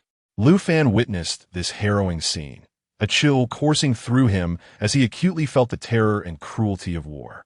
The brutal images he had seen on screens in his past life paled in comparison to the reality before him. Yet, there was no time for reflection or lamentation, as the rebel captain Tong Qian had now arrived at the foot of the city with over 2,000 soldiers. The scenario he had envisioned, with ladders for scaling the walls, was conspicuously absent. There were no siege engines, crossbows, or battering rams, which piqued his curiosity. These fellows possess no siege weaponry. How can they possibly assault the city? Just as his curiosity piqued, the insurgents surged to the foot of the walls, brandishing iron claws tethered with ropes. Whoosh! In the next moment, a multitude of these iron claws were hurled towards the battlements, firmly embedding themselves into the crevices along the wall's edge. Below, the rebels effortlessly utilized the secured ropes to ascend the walls with remarkable speed. This spectacle left Lu Fan utterly astonished, his understanding broadened. He had not anticipated that such a method could be employed for a siege. It resembled the tactics of a lone special operative. While Lu Fan was still grappling with his disbelief, Qiong and Xiahou Wei had already commenced directing the guard forces to counterattack the climbing insurgents. Arrows, stones, and logs rained down relentlessly. Chapter 69. Lay down arms and surrender. The relentless onslaught of soldiers besieging the city was met with brutal consequences as they were hurled from the walls, crashing violently to the ground. Yet, new troops swiftly followed in their wake. The defenders atop the ramparts, while tirelessly employing boulders, timber, and scalding oil, also wielded blades to sever the iron claws and ropes that were continuously launched towards them. However, their efforts yielded little effect. These iron claws, forged from superior steel, were firmly anchored at the edges of the walls by 2-meter-long ropes made of the same resilient material. The defenders' swords and axes were ineffective against such formidable constructs in the short term, while the ordinary ropes beyond their reach remained untouched. Thus, the most effective means of defense remained arrows, heavy logs, stones, and boiling oil. Although the garrison was merely a reserve force of the Northern Army, they proved to be no less capable than the regular troops they faced. The defenders, positioned advantageously above, experienced minimal casualties for the time being. However, as the number of attacking forces swelled at the base of the walls, the limitations of the garrison became painfully evident. The northern city wall stretched for several thousand meters, yet only about 2,500 defenders were present. Such a number was utterly inadequate for such an expansive fortification. Tian, recognizing the garrison's shortcomings, issued a decisive order for all troops to assault the walls simultaneously. As the battlefront extended across the entire northern wall, the meager force of 2,500 defenders struggled to maintain their position. Soon, rebel soldiers breached the walls, launching themselves at the garrison. In that moment, there were no Northern Army troops, only the garrison and the insurgents, as both sides clashed with unrestrained ferocity atop the walls. Witnessing the increasing tide of rebels surging onto the ramparts, Qiong and Xiahou Wei acted without hesitation, unleashing their artifacts to commence a merciless slaughter. Despite the unwritten rule among cultivators against harming ordinary people, the brutal nature of war rendered such concerns irrelevant. In a life-and-death struggle, distinctions blurred. As Qiong and Xiahou Wei engaged the enemy, the pressure on the garrison was significantly alleviated. The rebels charging onto the walls found themselves utterly defenseless against the two formidable warriors, falling like lambs to the slaughter. In a matter of moments, the 12-meter-wide surface of the wall was drenched in blood, strewn with severed limbs and lifeless bodies. Observing the hellish scene before him, Lu Fan's gaze turned icy. His heart hardened like cold iron. Though initially shaken, he had now acclimated to the harsh realities of such brutality. At that moment, a rebel ascended the wall, brandishing a curved blade as he charged towards Lu Fan. The deranged soldier, consumed by bloodlust, paid no heed to his opponent's identity, driven solely by a desire for carnage. As the rebel approached, Luo Cheng prepared to intervene. However, Lu Fan, with a gaze as cold as ice, moved swifter, unsheathing his sword and sweeping it horizontally towards the rebel's head. With a sickening sound, blood gushed forth like a fountain as the rebel's head was severed cleanly from his body. Ignoring the fallen foe, Lu Fan, his sword stained crimson, approached the edge of the wall and peered downwards.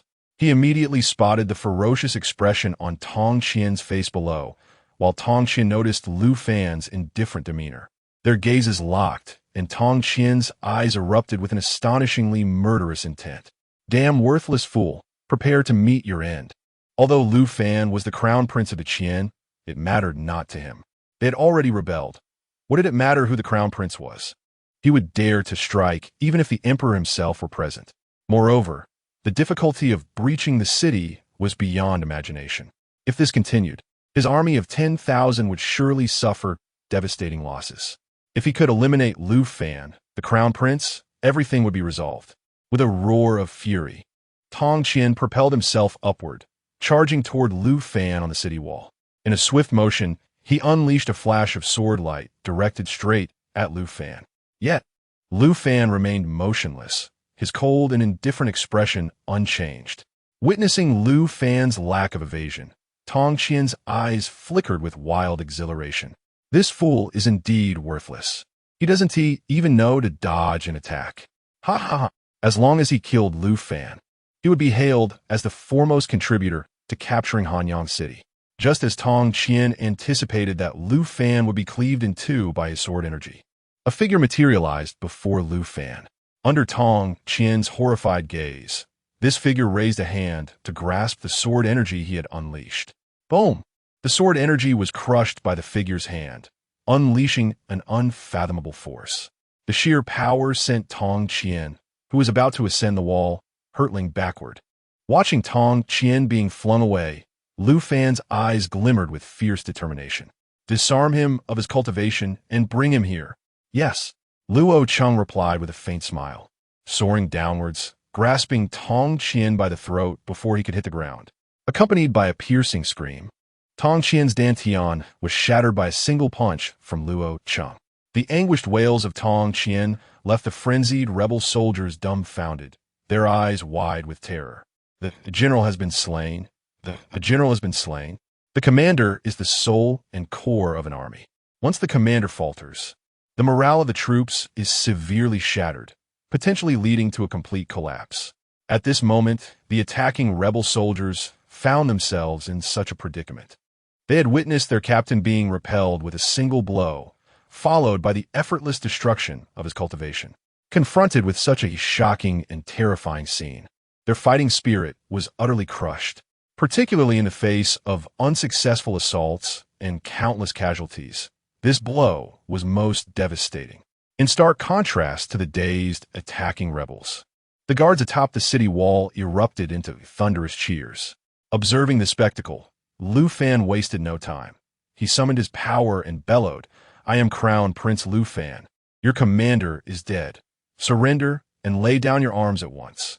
As Lu Fan's roar reverberated through the air, the exuberant guards joined in a fervent chorus. "Surrender! Lay down your weapons!" Amidst the thunderous clamor, Luo Cheng ascended the city wall, cradling the incapacitated Tong Qian with one hand.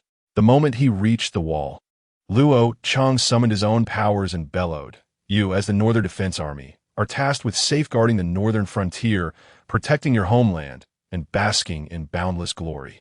Yet now, you conspire with the barbarous tribes of the north to slay your own kin, to massacre your brothers in arms. If you still possess a shred of conscience, if you remember that you are subjects of the Great Qian, then surrender and lay down your weapons.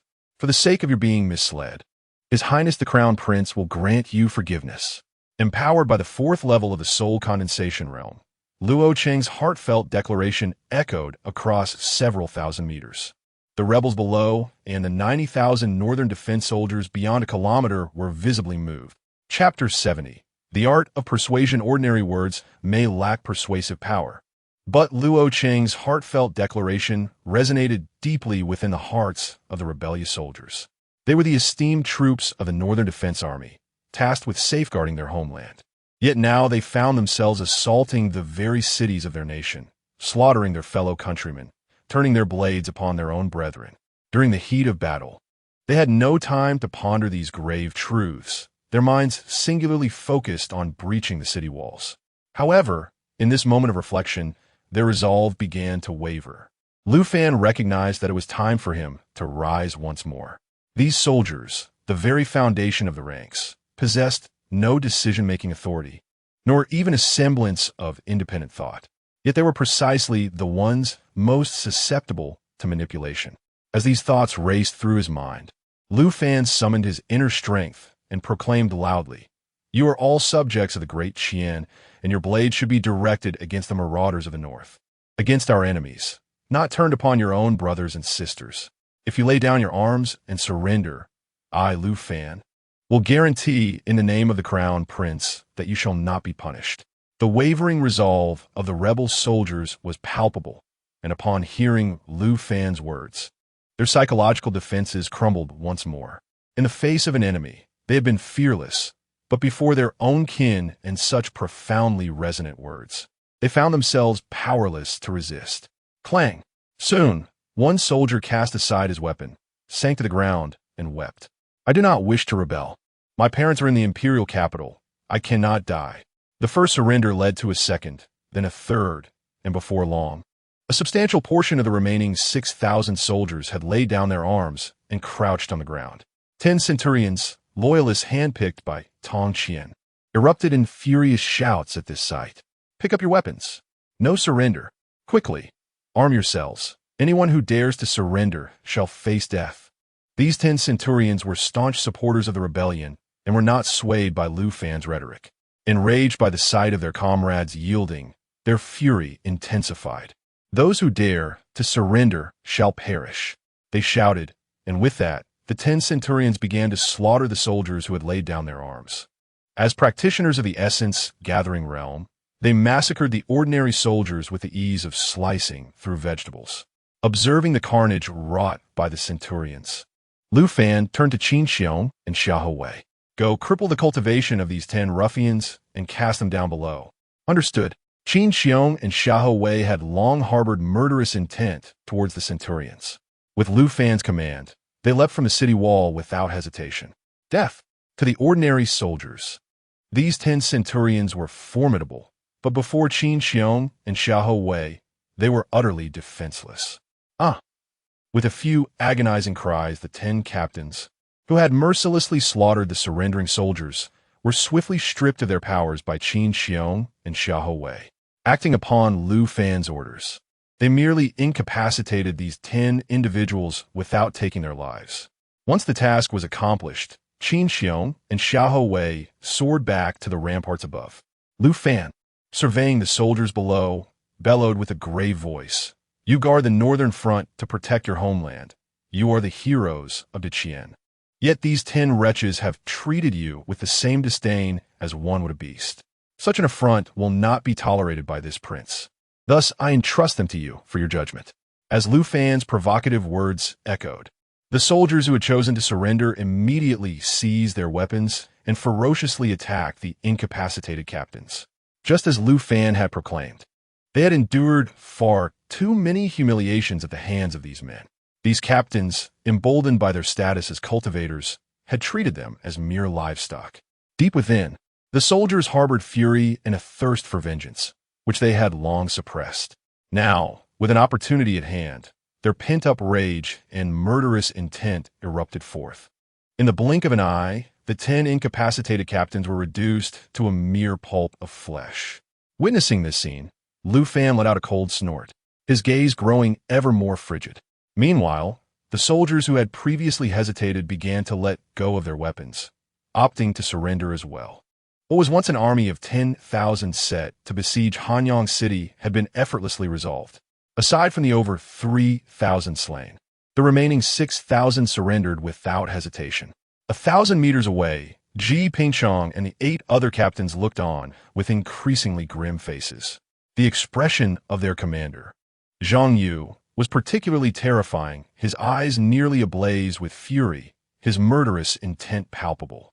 He had orchestrated for Tong Qian to lead 10,000 troops against the city, believing that such a force could easily conquer Hanyang. After all, he was well aware of the situation within Hanyang, with only over 3,000 defenders, mostly reserve troops from the Northern Guardian Army. Moreover, he had reserved 90,000 troops to guard against Gu Taifeng, who had yet to make a decision. According to his strategy, there were no flaws in the arrangement. Yet, the outcome had completely defied his expectations. Tong Qian's assault had not only failed to breach the walls, but it also resulted in his own powers being stripped and his capture.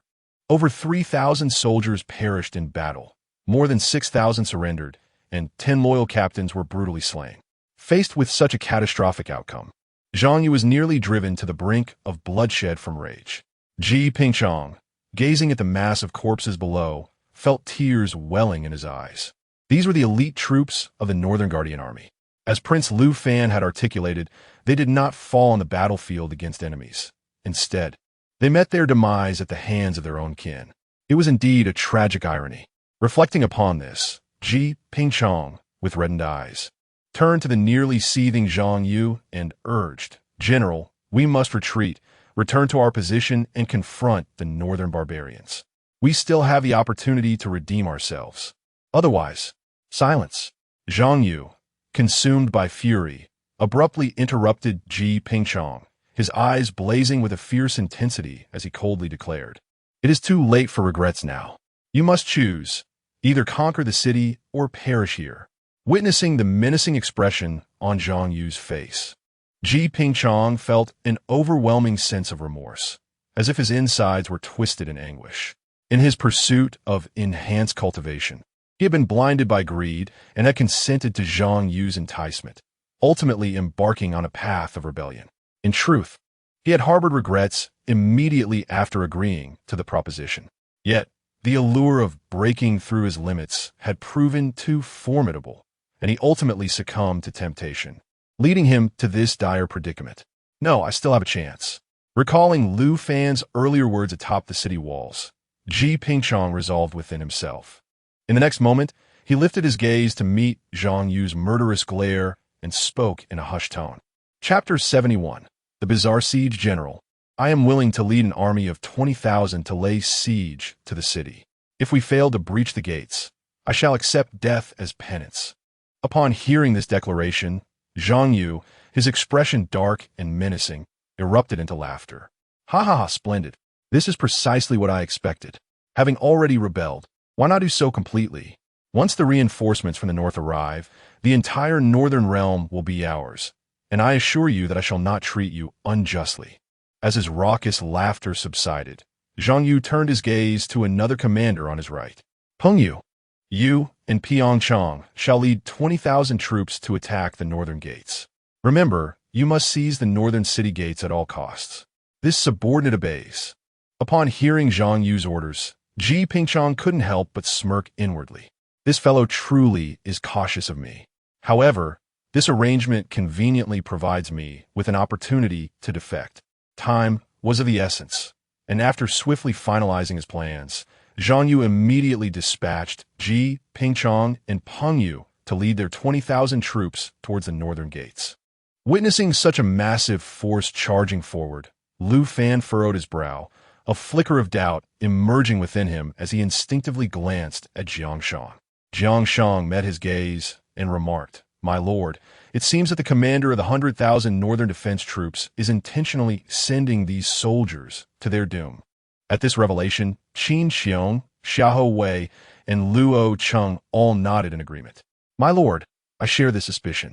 The enemy commander cannot possibly be unaware of the formidable challenge posed by the northern gates, especially after losing 2 commanders in succession. Yet he still opts to lay siege, which is quite illogical." As Qiong, Xiahou Wei, and Luo Cheng each expressed their concerns, Lu Fan's frown deepened. His internal doubts mirrored theirs. Though this was his first foray into war, he understood the concepts of feasibility and folly. As a commander, permitting soldiers to persist in an assault when the odds are clearly against them defies conventional wisdom.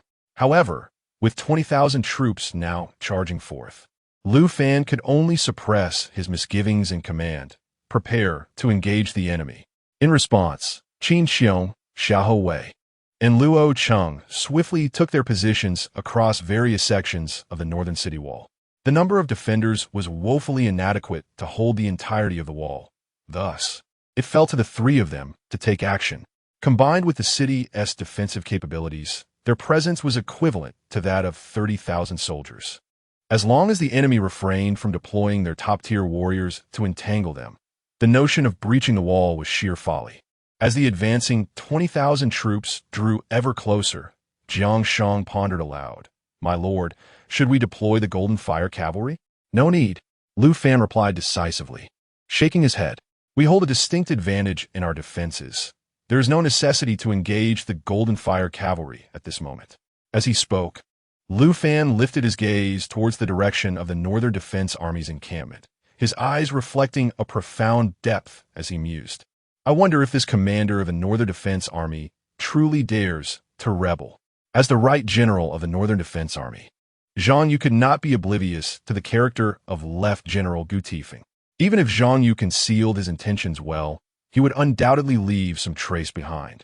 It would be one thing if Gu Tifeng were merely a brutish man, lacking understanding. However, regrettably for him, that was not the case. The Northern Army of the 100,000 has entirely withdrawn from the defensive line on the southern side of Mount Beimeng to assault Hanyang City. Such a tremendous commotion could not have escaped the attention of Gu Taifeng. My lord, if Jiang Sheng began to articulate something, yet after uttering those 4 words, he fell silent. However, Lu Fan comprehended his meaning. At this moment, Lu Fan chose not to speak, merely casting a profound gaze in the direction of the Northern Army's encampment before redirecting his focus ahead. Suddenly, a dozen fiery flares erupted within Hanyang City, accompanied by a cacophony of blood-curdling battle cries emanating from the northern region of the city. Kill! The unexpected turmoil within the city prompted Lu Fan to pivot towards the edge of the city wall, observing the multiple eruptions of flame with a chilling glint in his eyes. Let chaos reign. If it is to descend into disorder, let it be utterly so. Lu Fan felt no surprise at the turmoil unfolding within the city. Indeed, it was entirely within his expectations. Casting a cold glance at the unfolding events, Lu Fan addressed the nearby El Chuan in a grave tone. Do not concern yourself with the incidents within the city for now. If anyone approaches or treads upon the assembly square without cause, they are to be executed without mercy. Understood? El Qiong responded promptly, hastening away from the city wall towards the assembly square below. Meanwhile, the Golden Fire cavalry remained eerily silent, emitting no sound, as if the turmoil within the city and the slaughter of the siege bore no relation to them, their expressions remarkably calm and indifferent. Such is the nature of the Golden Fire cavalry.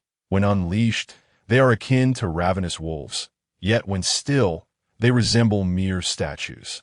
As Lu Fan returned to the edge of the city wall, facing outward, the 20,000 troops had already descended upon the base of the city. Qiong and the guards atop the wall stood prepared to continue the massacre. As for the over 6,000 Northern Army soldiers who had surrendered moments prior, they had retreated to the farthest corner of the right side of the northern wall. At this juncture, they were unable to enter the city or engage with their comrades. Thus, Lu Fan instructed them to stand aside and observe, minimizing casualties. After all, these would be his soldiers in the future. Every life spared is a life worth preserving. Just as everyone anticipated the relentless siege to continue, Ji Pingchong suddenly leaped from his steed, drawing his sword with a clang and striking at the adjacent Peng Yu. Prepared for such a move, Peng Yu grinned maliciously. Ji Pingchong, you truly wish to be a traitor. I have long been wary of you. With a sinister smile, Peng Yu simultaneously drew his sword to counter Ji Pingchong's assault. In an instant, their blades clashed. The sound of steel colliding rang out, producing a shrill clang and scattering sparks in all directions. Witnessing their 2 leaders, the centurions, suddenly engaged in a fierce battle, the 20,000 northern soldiers below were left dumbfounded. On the city wall, Lu Fan, Qiong, and the others exchanged bewildered glances at this dramatic turn of events. What was happening? The siege, initially presumed to be a brutal and arduous endeavor, had once again defied everyone's expectations. Confronted with an army of 100,000 against a mere 2,800 guards, the outcome is perplexing. Even a disorganized multitude of 100,000 should have been able to effortlessly seize Hanyang City, let alone the elite forces of the Northern Town Army. This situation exudes an air of the uncanny. My lord, what is happening? Even the astute strategist Jiang Sheng appears utterly bewildered, unable to comprehend the intentions of the opposing commander.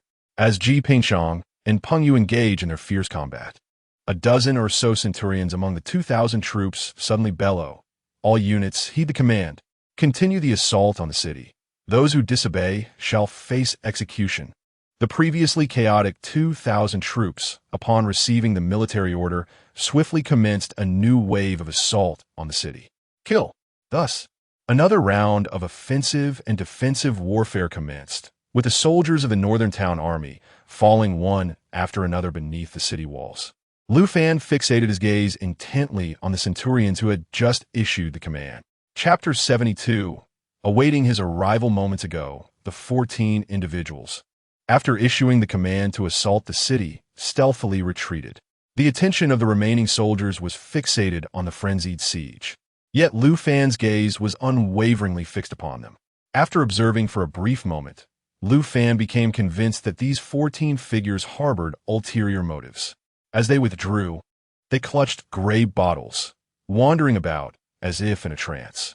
Lu Fan could distinctly see faint shadows and dark energies being drawn into the gray bottles they held. Although he was unaware of their intentions, it was evident that they were up to no good. This realization, coupled with the knowledge that the majority of the cultivators from the Northern Desert Dynasty were malevolent practitioners, heightened his sense of vigilance. At that moment, Jiang Shang also sensed something amiss and spoke solemnly to Lu Fan. "My lord, the blood aura and the death energy around us are dissipating. While ordinary cultivators would remain oblivious to this phenomenon, I possess expertise in formations, talismans, and alchemy, as well as divination techniques. Additionally, I have other special abilities, such as sensing the fluctuations in the surrounding energies." Lu Fan had previously pondered what the 14 centurions were collecting with their gray bottles. But upon hearing Jiang Shang's words, he was enlightened. Indeed, something was awry. A fierce glint flashed in Lu Fan's eyes as he called out to Luo Cheng, who was engaged in battle not far away. "Luo Cheng, come here. Have you noticed the 14 centurions retreating? Leave one or two alive, but eliminate the rest. Also, be wary of them biting their poisonous fangs to take their own lives." While indicating the concealed centurions amidst the chaotic army, Lu Fan imparted his instructions to Luo Cheng. Although these individuals may not necessarily be death soldiers, taking precautions was undoubtedly prudent. Luo Cheng, albeit unclear of Lu Fan's intentions, responded without hesitation. "Understood." With that, he leaped down from the city wall, transforming into a fleeting specter as he soared towards the nearest centurion. This centurion, engrossed in collecting the surrounding blood and death energies with his gray bottle, was overwhelmed with ecstatic delight. "This is a fortune. Ha ha! Surely, I will be rewarded this time." However, just as he reveled in his triumph, he suddenly sensed a murderous intent locking onto him. As he lifted his gaze, a glimmer of cold light rapidly expanded in his field of vision. Bang! The 5 hooks divine flying spear pierced through him, causing his head to explode in a violent eruption. With a single motion, Luo Cheng seized the gray bottle from the fallen centurion's grasp and, in the same instant, dashed towards the second centurion. Like a specter, Luo Cheng weaved through the disordered ranks of the army. One by one, the 14 designated centurions fell to his blade. Their gray bottles collected without exception. The once formidable soldiers of the Northern Defense Army, confronted with the terror that was Luo Cheng, scattered in fear. Although they were indeed an elite force, in the absence of a commanding leader amidst the chaos, they became directionless, their hearts gripped by panic. After all, they are merely ordinary individuals, not cultivators. Faced with a terrifying figure like Luo Cheng, their hearts are filled solely with fear and a sense of helplessness. The only course of action left to them may be to retreat and evade, lest they fall victim to his blade. This encapsulates the genuine response of common folk when confronted by cultivators. An organized army resembles a swarm of ants, capable of overwhelming an elephant, while a disorganized multitude is akin to mere insects, easily crushed underfoot. The already chaotic forces became even more disordered due to Luo Cheng's presence. The previously frantic assault on the city was abruptly halted, and the area beneath the northern wall descended into utter disarray. In the midst of the chaotic throng, many soldiers of the Northern Town Army were trampled to death. Witnessing such a tragic scene, Lu Fan and Jiang Shang could not help but shake their heads in dismay. This was not a siege, it was a march toward death. With this thought, Lu Fan lifted his gaze toward the remaining 70,000 troops stationed a kilometer away, who remained motionless, merely spectators of the unfolding chaos. Despite the distance, Lu Fan could clearly discern Zhang Yu and 4 other captains at the forefront of the army, their expressions devoid of empathy as they observed the turmoil below, showing no inclination to intervene. As Lu Fan scrutinized Zhang Yu and the 6 captains, they too were watching the grim spectacle at the northern wall. "General, shall we rescue Peng Yu?" "No, it is his honor to die for the Holy Church. Relay the order to retreat." "Understood." However, just as they prepared to withdraw with their 70,000 troops, the ground trembled ominously. From the northwest, a massive cloud of dust surged skyward, heralding the approach of 20,000 iron cavalry charging toward them. Behind these riders, for infantry formations comprising an additional 40,000 troops followed suit, their ranks adorned with a multitude of banners. Among them were the flags of the Northern Town Iron Cavalry, the Northern Town Army, and, prominently, the commanding banner at the center. Observing this scene, the 6 captains beside Zhang Yu instantly paled. "General, it is Gu Tifeng." "This is bad, General. We must retreat quickly. It seems Gu Tifeng has resolved not to cooperate with us."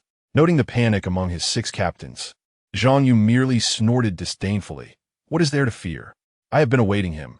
His absence would have disappointed me." As he uttered this, a smirk crept upon his lips, his eyes glinting with the satisfaction of a scheme coming to fruition.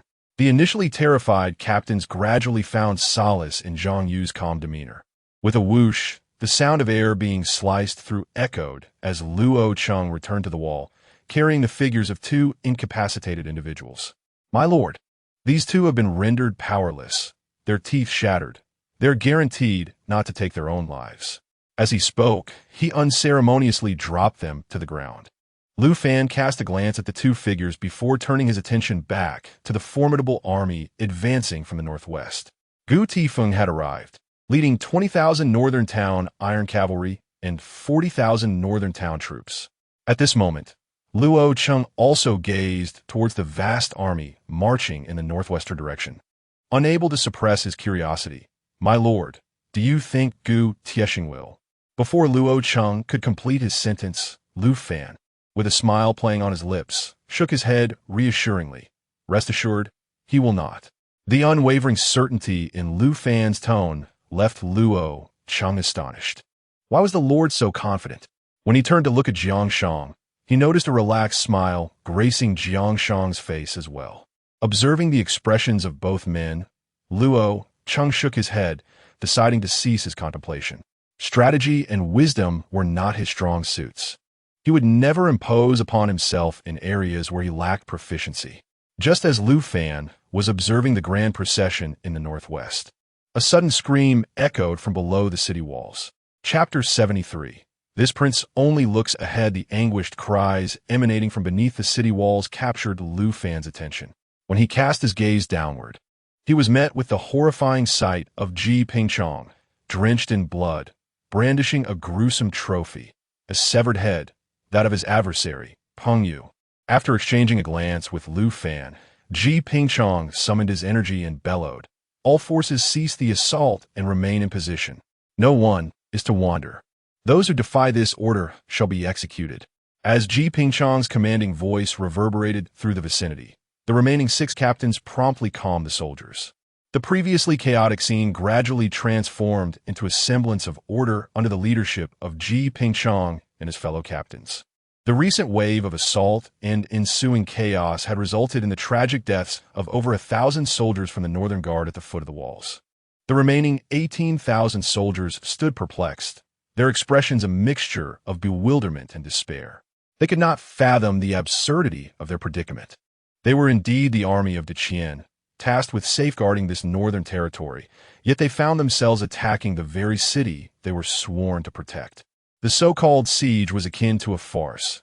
They witnessed many familiar comrades fall easily to death, trampled underfoot. They did not perish in combat against the nomadic tribes from the north, but rather in this inexplicable rebellion against their own. As mere foot soldiers, they possessed no agency, no power to decide their fate. Observing the chaos below being quelled, Lu Fan nodded inwardly. This man proved to be a valuable asset. He surmised the reason behind Ji Pingchong's sudden aggression towards Peng Yu, yet he had little time to dwell on such trivialities. Gazing towards the northwest, he beheld a formidable army of 60,000 halting 500 meters from the western city gate. At that moment, the 3 factions confronted each other in a triangular standoff. Stealing a glance at the scene, Lu Fan turned and descended the stairs, with Jiang Shang closely trailing behind. Qiong and Xiahou Wei intended to accompany Lu Fan, but were halted by Luo Cheng. "Cousin, you and General Xiahou should remain here. We must maintain vigilance within the city. I shall ensure the safety of our lord. Fear not." Upon hearing Luo Cheng's assertion, Qiong and Xiahou Wei could only nod in agreement. "Cousin, do ensure the prince's protection. Luo Cheng nodded emphatically before hastening to follow Lu Fan and Jiang Shang down to the city base. Chuan dismounted swiftly and approached Lu Fan. Without waiting for a word, Lu Fan commanded, "Bring all troops and follow this prince out of the city." "Yes." Chuan responded with palpable excitement, saluting before promptly remounting his steed. From the city walls, Qiong issued a loud order. "Open the city gates." As the gates creaked open, Lu Fan, accompanied by Jiang Shang and Luo Cheng, galloped ahead, with Chuan and all of the Golden Fire cavalry following closely behind. At the city gate, the 18,000 soldiers of the Northern Guard, under Ji Pingchong and the 6 captains' guidance, reformed their ranks, splitting into 2 lines flanking the gates.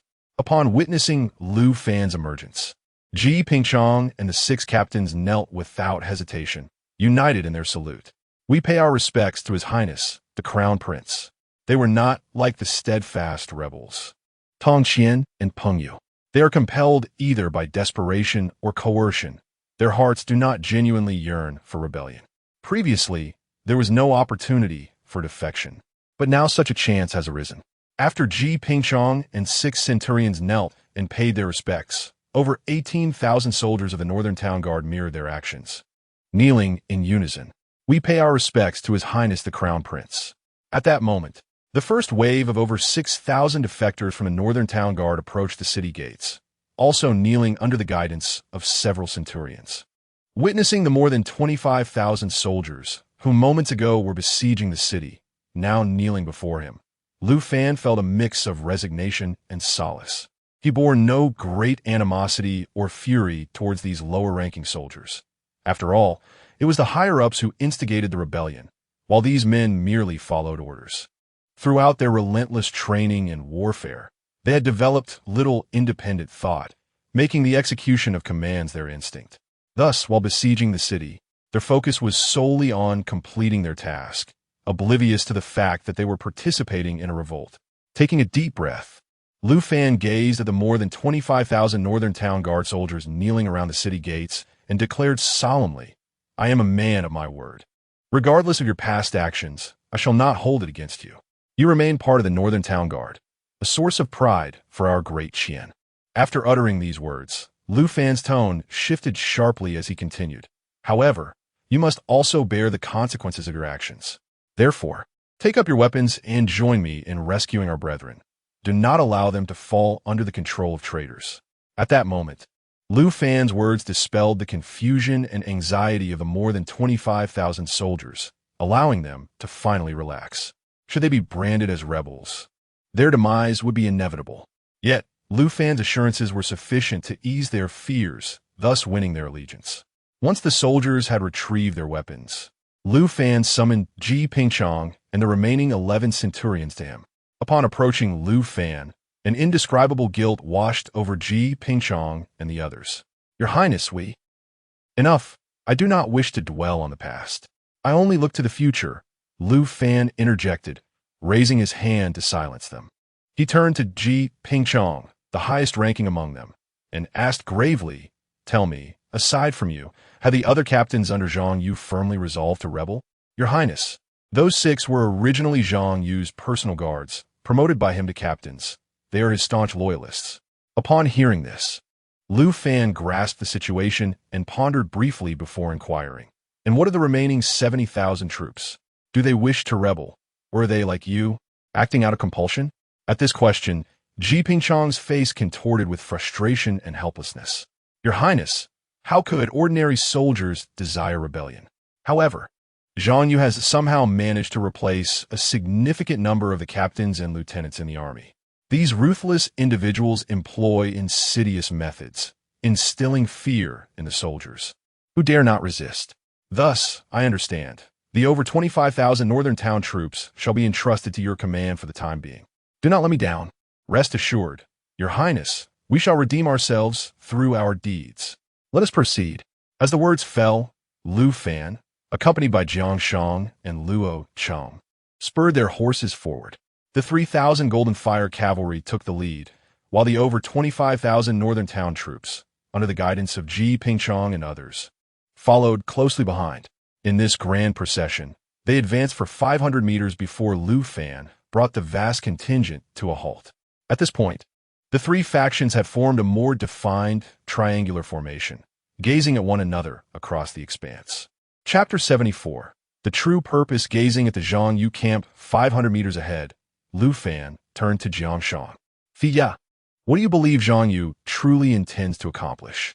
At this moment, he had already confirmed that Zhang Yu was indeed the person mentioned by his son, Sheng Hu, and Zhao Tiansheng, who had been taken away by the emissary of the Holy Church. This indicated that Zhang Yu had been preparing for rebellion under the scheming of the so-called Holy Church alongside the four prominent families long before. Even if he managed to annihilate the Wang family and caught them off guard, the ensuing chaos would not be so profound. While the four families might muddle through the turmoil within the city, it was utterly nonsensical that Zhang Yu, leading an elite force of 100,000 soldiers, could not breach a single city wall. Even if Zhang Yu were an incompetent leader devoid of military knowledge, he could easily capture the northern wall of Hanyang City using sheer numbers. Yet, ironically, he chose not to do so, deliberately sacrificing 2 waves of his troops. Just moments ago, when 20,000 soldiers were in utter disarray at the city's foot, Zhang Yu possessed the absolute capability to quell the chaos effortlessly. Nevertheless, he remained inactive, merely observing the turmoil unfold. Such perplexing maneuvers were beyond Lu Fan's comprehension. In response to Lu Fan's inquiry, Jiang Shang shook his head. My lord, this individual's actions lack any discernible pattern, rendering him difficult to predict. He paused thoughtfully before continuing. However, one thing is certain. His true objective is undoubtedly not to capture the city. I have 2 conjectures. Pray tell, Lu Fan replied, his curiosity piqued. Firstly, their pretense of attacking the city serves merely as a facade, while their genuine intent lies in depleting our forces and seizing the opportunity to gather the bloodlust and death energy from the battlefield. Upon hearing this initial hypothesis, Lu Fan nodded in agreement. He too had entertained this notion, especially considering how overtly the opposing side had acted without any attempt at concealment. Secondly, their actual target is likely neither Hanyang City nor us. This conjecture caught Lu Fan off guard, and a look of intrigue crossed his face. If you had not swiftly eradicated the Wang and Li families, their objective might well have been Hanyang City and the entirety of the Northern Realm. However, your decisive strike against the Wang family upon your arrival in Hanyang startled them into premature action. Coupled with the sudden betrayal of Sun Shenghu and Zhao Tiansheng, they were compelled to alter their plan. Listening to Jiang Shang's analysis, Lu Fan raised an eyebrow and inquired with curiosity, if their target is neither Hanyang City nor us, then who could it be? Could it be? Lu Fan's gaze shifted towards the northwest, and Jiang Shang followed suit, inhaling deeply. If my deductions are accurate, General Gu and the 200,000 soldiers of the northern garrison are their true objective. As he uttered this statement, Jiang Shang's expression grew grave, even betraying a hint of unmasked concern. If the enemy dared to shift their target, it was certain they had made ample preparations. Hearing Jiang Shang's audacious conjecture, Lu Fan's countenance also darkened. At this moment, the 100,000 soldiers of a northern garrison had already suffered over 5,000 casualties, a significant loss indeed. Should any unforeseen event arise among the 200,000 troops of General Gu Tifeng, it would indeed spell considerable trouble. After all, the tranquility of the northern frontier is entirely attributable to the presence of these 300,000 soldiers. With this thought in mind, Lu Fan immediately intended to send Luo Cheng to hasten and alert Gu Tifeng. However, before he could take action, 2 captains from Zhang Yu's faction galloped forth. One rode towards the northwest, where Gu Tifeng's forces were stationed, while the other charged directly towards Lu Fan and his companions. Within a minute, the galloping captain reached Lu Fan's side. Observing this captain, a glint of menace flickered in Lu Fan's eyes. This individual was an unwavering loyalist of Zhang Yu, a staunch rebel, and in Lu Fan's eyes, he was already as good as dead. Upon meeting Lu Fan's gaze, the captain felt a sudden chill and was engulfed by an inexplicable fear. What a terrifying gaze! Overwhelmed with dread, he hastily averted his eyes and spoke. My general invites your highness to meet him in the arena. If your highness lacks the courage, then so be it. After hastily delivering this message, he dared not linger and swiftly rode away, acutely sensing the ominous intent directed at him. He feared that any delay could cost him his life. As he watched the captain flee, Luo Cheng, with a fierce intent, inquired, "My lord, shall I eliminate this fellow?" "A mere corpse is not worth our concern," Lu Fan replied, his expression impassive as he shook his head. "Gongran, Zia, accompany me to the arena to meet them."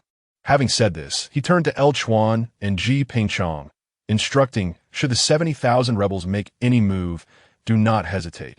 Engage them directly. Understood. After making these arrangements, Lu Fan set forth on horseback with Jiang Shang and Luo Cheng towards the epicenter of the standoff. With Jiang Shang and Luo Cheng by his side, Lu Fan had no apprehension regarding potential dangers. As Lu Fan made his way to the arena, two figures from a northwest faction were also seen galloping forth. These two were none other than Gu Tifeng and his deputy, Sun Wenquan. From a distance, Lu Fan glanced towards the northwest camp, but did not spot the figure of Li Cunxiao. If Li Cunxiao were present, his towering stature would be impossible to conceal, easily noticeable to all. When Lu Fan gazed towards Gu Tifeng and Sun Wenquan, they too turned their attention to him. After a brief glance at Lu Fan and his companions, Gu Tifeng's focus shifted to the 3,000 Golden Fire Cavalry. Truly, they were an unparalleled force. Gu Tifeng mused, his gaze burning with fervor, even more intense than that evoked by the sight of a stunning beauty. In truth, he had already received word of the Golden Fire Cavalry's appearance within the city. Yet, hearing was one thing and seeing was another. When Lu Fan emerged from the city gates with the 3,000 Golden Fire Cavalry, Gu Tifeng was certain that this was indeed an invincible cavalry, stirring immense curiosity within him. The rumored inept prince's entourage, initially comprising various formidable warriors, now boasts an invincible cavalry. Whence do these forces originate?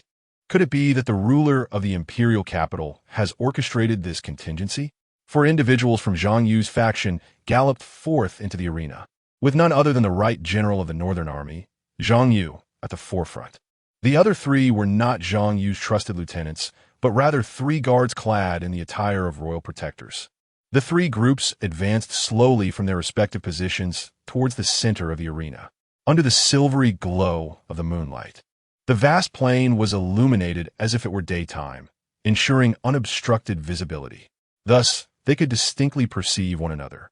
Meanwhile, the forces from all three factions remained vigilant, their gazes fixed on the center, poised to respond to any unforeseen developments. As the distance between the three parties diminished, they ultimately came to a halt at the very heart of the standoff. Chapter 75. Are you worthy? The three teams approached on horseback, casting glances at one another, their eyes reflecting a myriad of emotions. After a moment of mutual appraisal, Zhang Yu dismounted first, smiling as he retrieved a set of tables and chairs from his storage ring, placing them on the ground. "Your Highness, Brother Gu, please." As he spoke, he took a seat on one of the chairs. Seeing this, Lu Fan dismounted and directly occupied the chair before him, followed closely by Jiang Shang and Luo Cheng, who stood behind him. Gu Taifeng, witnessing Lu Fan's seating, let out a cold snort before also dismounting and taking a seat. Once the two were settled, Zhang Yu, with a smile, turned his gaze towards Lu Fan and remarked, "It is said that your Highness is an incapable waste, timid in nature. Today's encounter reveals there is no need for superfluous words. I only wish to know who endowed you with the audacity and strength to rebel. Is it merely that holy sect behind you?" Lu Fan, with a face full of disdain, interrupted Zhang Yu's flattery, his eyes betraying a fierce glint and murderous intent. Unperturbed by the interruption, Zhang Yu merely retracted his smile and replied coolly, "Your Highness, the might of the holy sect is beyond your comprehension, and certainly not something you could desecrate. The power of Qian is indeed formidable, but before the holy sect, it is merely a large ant, should they wish to." However, before Zhang Yu could finish, Lu Fan coldly interjected, "If the holy sect is so powerful, why not directly annihilate Qian? Why rely on the strength of you waste to incite rebellion?" With each of Lu Fan's interruptions, Zhang Yu's expression darkened. Beside him, Gu Taifeng smirked, an inexplicable amusement glimmering in his eyes. "Umph, your highness is quite sharp-tongued." Zhang Yu, not delving deeper into the topic, looked directly at Lu Fan and stated plainly, "The invitation for your highness to come here was merely to present you with a choice. No, more accurately, a chance for survival, and an opportunity to become the ruler of Qian. I wonder if your highness finds this opportunity appealing?" Zhang Yu's voice was laced with seduction. "You must surely understand your predicament. Without external support, it is impossible for you to ascend to that position. As for the title of prince, merely an empty name, wouldn't you agree?" Observing Zhang Yu's air of confidence, Lu Fan could not help but let out a chilling laugh, his mirth devoid of warmth, laced with open disdain and mockery. Zhang Yu's brow furrowed at this response. "What is this? Does your highness truly wish to remain in this northern territory?" He believed the temptation he presented was considerable. After all, who within the royal family does not yearn for the supreme position? The allure of that seat is immensely powerful. His confidence in offering Lu Fan such conditions stemmed from his certainty that Lu Fan desired that position. If Lu Fan were truly the cowardly waste he claimed, he would not engage in such discourse. Unfortunately for him, Lu Fan was far from it. "Ha! A traitor thinks to negotiate with me? Are you worthy? Moreover, I shall personally occupy that position, seated with utmost dignity, unimpeded by anyone. Those who dare to obstruct me shall meet their demise." As he uttered the final words, a terrifying glint of malice and murderous intent erupted within Lu Fan's eyes. In response to such ferocity, Zhang Yu's face displayed evident shock, while his heart was overwhelmed with incredulity. How could this seemingly useless individual exude such formidable bloodlust? He had always believed that Lu Fan was not the cowardly figure of rumor, yet the widely acknowledged truth of his inability to cultivate was irrefutable. A seemingly powerless being harboring such dreadful intent was indeed astonishing. Lu Fan cast a glance at Zhang Yu before turning his attention to the left toward Gu Tieshing. At this moment, he had no desire for idle chatter or subterfuge. He spoke directly and with gravitas. "General Gu, I intend to take complete control of the northern garrison. Do you have any objections?" Had today's rebellion not transpired, he might have schemed to gradually assume command of the northern garrison. However, following the chaos of the day, clarity struck him abruptly, and all hesitations vanished. Previously, he had feared potential upheaval within Hanyang City, worrying that a riot in the northern garrison might provide the barbaric tribes of the north with an opportunity, plunging the entire northern region into chaos.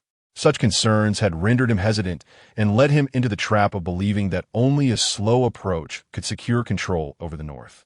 Yet, having witnessed the flames erupting throughout the city and the brutal siege outside the walls, he comprehended the reality. To ascend to that position, one must endure bloodshed and turmoil. If chaos is to ensue, let it be absolute. At worst, he could establish a realm entirely under his dominion. Even if the north fell into complete disarray, it would merely be a corner of the vast empire, bearing no significant impact on the entirety of Qian. With this realization, he cast aside all reservations. Lu Fan's decisive proclamation left Gu Tieshing momentarily speechless, his face betraying a profound astonishment. Zhang Yu regarded Lu Fan with a look of incredulity, questioning whether this fool truly believed he could seize power so brazenly, underestimating Gu Tieshing's resolve. Just as Zhang Yu secretly mocked Lu Fan, Gu Tieshing rose to his feet. In the next moment, under the bewildered gaze of Zhang Yu, Sun Wenquan, and others, Gu Tieshing knelt before Lu Fan on one knee. "This humble servant pays his respects to your highness." Unlike their first encounter, Gu Tieshing performed the gesture of servitude, referring to himself in the most humble terms. As he bowed, he produced a tiger talisman from his storage ring, presenting it to Lu Fan with both hands. "This is the tiger talisman of the northern garrison. From this day forth, the entire northern garrison shall be under your highness's command, and this humble servant will follow your orders without question." Gu Tieshing's actions left Zhang Yu and Sun Wenquan utterly flabbergasted, while an unmistakable look of astonishment flickered in Lu Fan's eyes. After uttering those words, he had prepared himself for Luo Cheng to take decisive action. Although Luo Cheng possessed merely the cultivation of the fourth layer of the soul condensation realm, when he unleashed his full power, he could potentially slay even those at the seventh layer of the same realm. Before him, neither Gu Taifeng, who was at the third layer of the soul condensation realm, nor the two-peak ninth layer True Dan realm experts behind Zhang Yu, along with the first layer soul condensation realm cultivator, posed any threat. While the act of vanquishing these individuals could likely incite rebellion and chaos, he remained unconcerned, fully prepared to face any consequences. However, he could never have anticipated the outcome that transpired. Gu Taifeng not only refrained from any resistance or evasion, but also displayed a master-servant courtesy, promptly handing over the Tiger Talisman without hesitation. Such an unexpected maneuver left Lu Fan somewhat taken aback.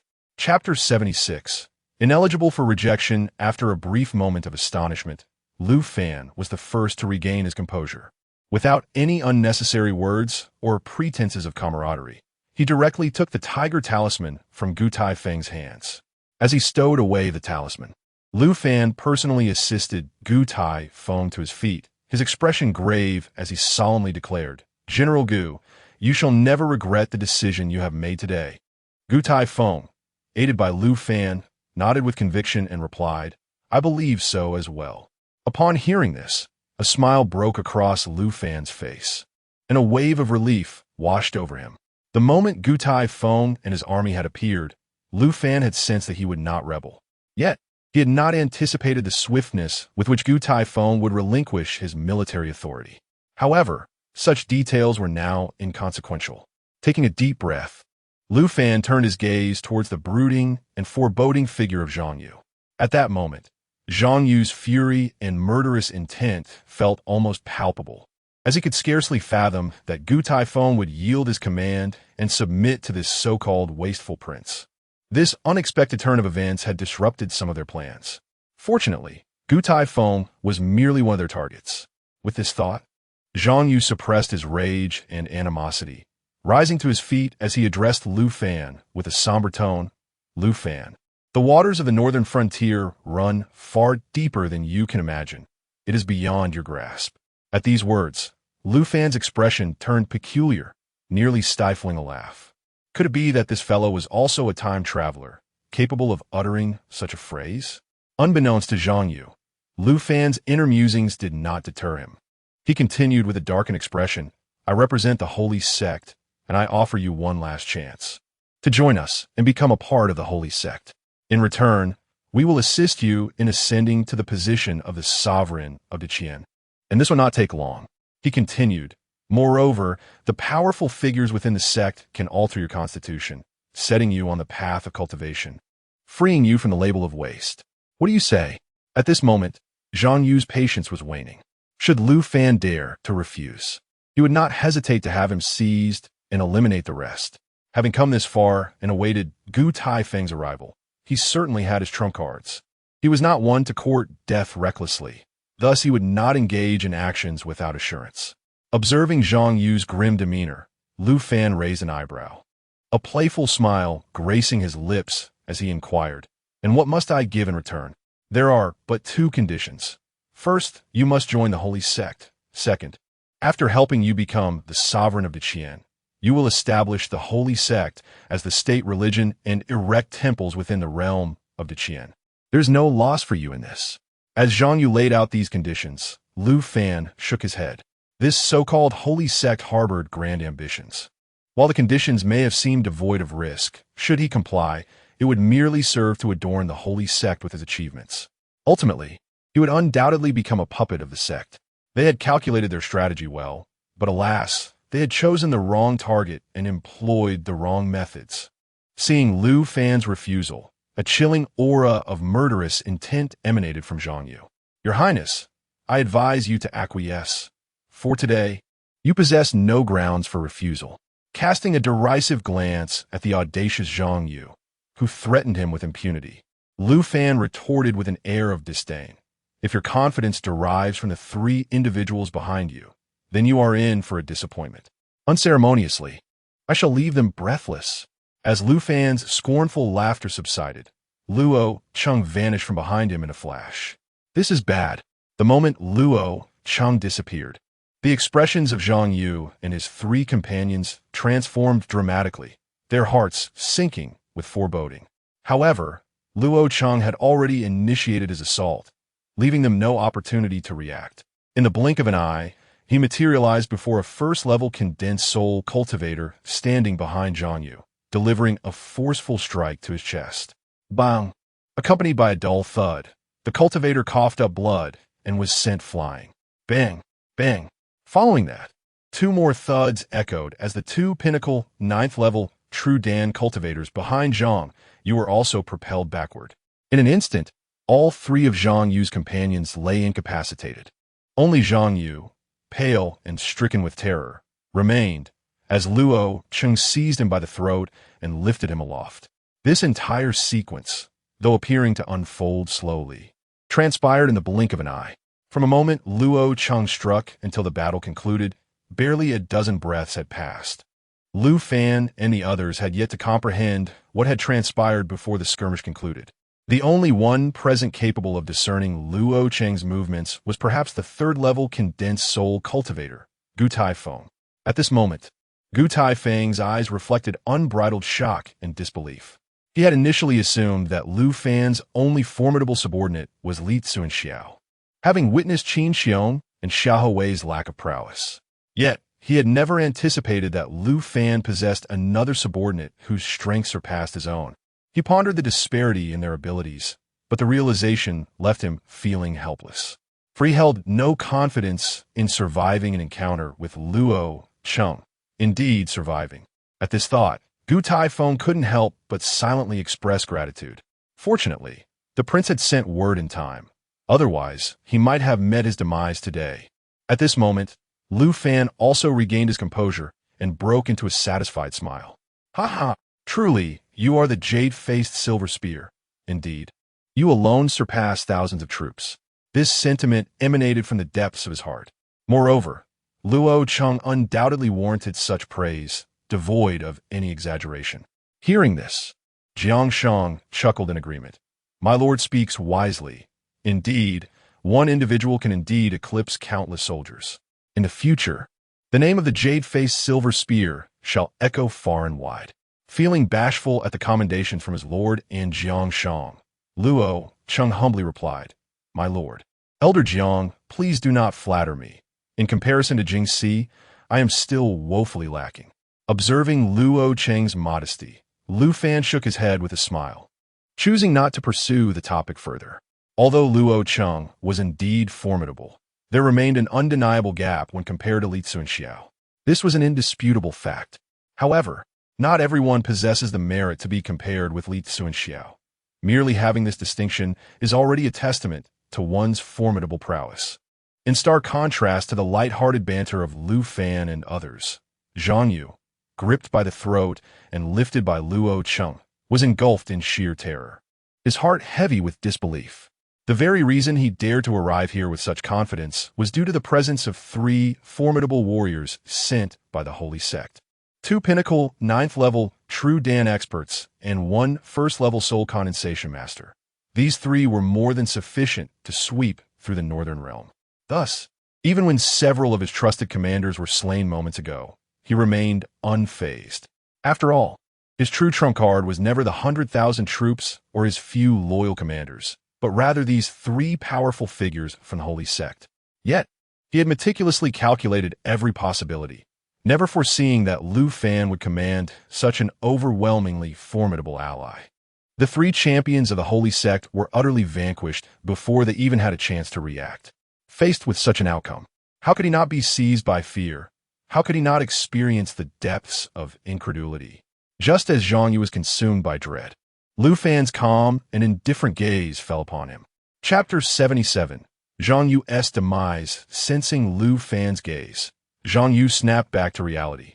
Locking eyes with him, their gazes met, and an uncontrollable shiver coursed through Zhang Yu's body, his heart consumed by fear and despair.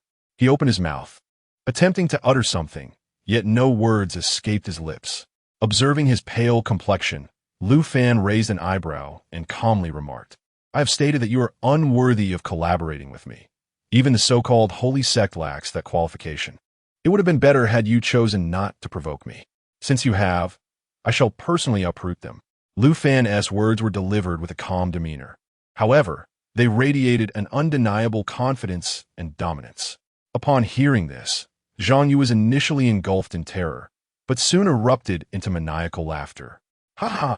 You pitiful frog in a well, you have no comprehension of the holy sect's might. The northern frontier is merely the beginning. The Qian is but a small step. Ha ha! Long live the holy sect. As he finished his frenzied laughter, Zhang Yu's body convulsed violently, and his complexion turned a ghastly shade of dark blue. Not good, your highness. He has bitten down on the poison tooth and committed suicide. Gu Tifeng's expression changed drastically as he rushed toward Luo Cheng, while Lu Fan remained utterly unfazed, for he had anticipated Zhang Yu's choice of self-destruction. These individuals were members of the enigmatic holy sect, akin to those death warriors who, when faced with inevitable demise, would opt for suicide. Even if Luo Cheng were to knock out all of Zhang Yu's teeth, no useful information could be extracted. Luo Cheng and Jiang Sheng shared a similar calmness, exhibiting no surprise at the unfolding events. Noticing Lu Fan's composed demeanor, Gu Tifeng understood and shook his head in resignation. At that moment, Lu Fan addressed Luo Cheng and Gu Tifeng. Gentlemen, you are to immediately eliminate the 6 captains under Zhang Yu's command, as well as any personnel he has infiltrated, and swiftly seize control of this 70,000-strong army. Understood. Luo Cheng and Gu Tifeng clasped their fists in acknowledgement before swiftly darting toward the remaining 70,000 troops under Zhang Yu's command. The 6 captains serving Zhang Yu had already sensed the impending doom upon witnessing the slaughter of their leader. As Luo Cheng and Gu Tifeng approached with haste, panic ensued among them. Without a moment's hesitation, they mounted their steeds and fled into the distance. In addition to these 6 captains, the lieutenants and other personnel that Zhang Yu had embedded within the 70,000-strong army also began to scatter, alongside their frantic galloping and display of martial prowess to escape. 2 individuals took to the air, fleeing into the distance. Observing this, Luo Cheng shouted, "General Gu, I shall handle those 2. With that, he accelerated, swiftly overtaking Gu Tifeng as he pursued the fleeing figures. In mere moments, Luo Cheng had closed the gap on the 2 individuals. He bellowed, his voice booming like thunder, as 2 blinding silver streaks, akin to silver lightning, surged toward the fleeing members of the holy sect. Bang! Under the gaze of countless astonished eyes, the 2 fleeing holy warriors were unexpectedly obliterated in midair, transforming into a mist of blood that rained down. Luo Cheng raised his hand to stow away 2 storage rings, grasping the 5-pronged divine spear as he soared through the air, pursuing the remaining fleeing troops below. Upon witnessing this spectacle, Gu Tifeng erupted with laughter. What exceptional marksmanship! As he laughed, a crimson longbow materialized in his hand. In the next moment, 6 fiery red arrows appeared, knocked and released from the bow. Whoosh! Under the scrutiny of numerous gazes, these 6 arrows shot forth like 9 blazing dragons, hurtling toward the 6 captains galloping on horseback. Boom! The 6 arrows traversed hundreds of meters, piercing through the back of the heads of the captains. Their heads exploded with a thunderous crack, and the headless corpses were propelled forward by the sheer force, trampled under the hooves of their steeds. Luo Cheng, witnessing this scene, could not help but express his astonishment. What remarkable archery! Previously, he had not regarded Gu Tifeng highly, but this display of skill had swiftly altered his perception. Such prowess in archery indeed warranted the position of Left General of the Northern Army. Lu Fan, too, observed this unfolding scene, his face reflecting surprise. What incredible archery! Congratulations, my lord, on recruiting a master archer. Jiang Sheng praised with a smile. However, Lu Fan merely shook his head with a smile. Jiang Sheng presumed Gu Tifeng was akin to them, yet that was far from the truth. He could trust his back to Jiang Sheng and Luo Cheng, but he would never entrust it to Gu Tifeng. Even if Gu Tifeng had professed his loyalty, Lu Fan remained skeptical. After all, Jiang Sheng and Luo Cheng were his summoned loyalists, while Gu Tifeng was not a summoned figure. under the relentless pursuit of the two soul-consolidating powerhouses, Luo Cheng and Gu Tieshing. All of Zhang Yu's confidants and infiltrators were ruthlessly slain. Witnessing such a turn of events, the 70,000-strong army became increasingly agitated. Fortunately, the centurions and captains who had not been replaced by Zhang Yu stepped forward to quell the troops, restoring a semblance of calm among the restless soldiers. Following the extermination of Zhang Yu's confidants, Gu Tieshing ascended and stood before the 70,000-strong army. In stark contrast to the nefarious Zhang Yu, Gu Tieshing's stature within the northern army was unparalleled. The murmurs among the soldiers ceased immediately upon his arrival, replaced by a profound silence. The eyes of all the soldiers gleamed with unwavering fervor, a testament to their genuine reverence. Casting a sweeping gaze over the army, Gu Tieshing drew upon his cultivation and intoned sternly, "Zhang Yu has abused his power to appoint confidants with treasonous intent. All have been eradicated. You, who have blindly followed, have committed a grievous error. Are you aware of your transgressions? We acknowledge our sins." In response to Gu Tieshing's chilling admonition, the entire 70,000-strong army knelt in shame, a single knee touching the ground in acknowledgement of their wrongdoing. Observing this scene from 500 meters away, Lu Fan could only shake his head in quiet disapproval.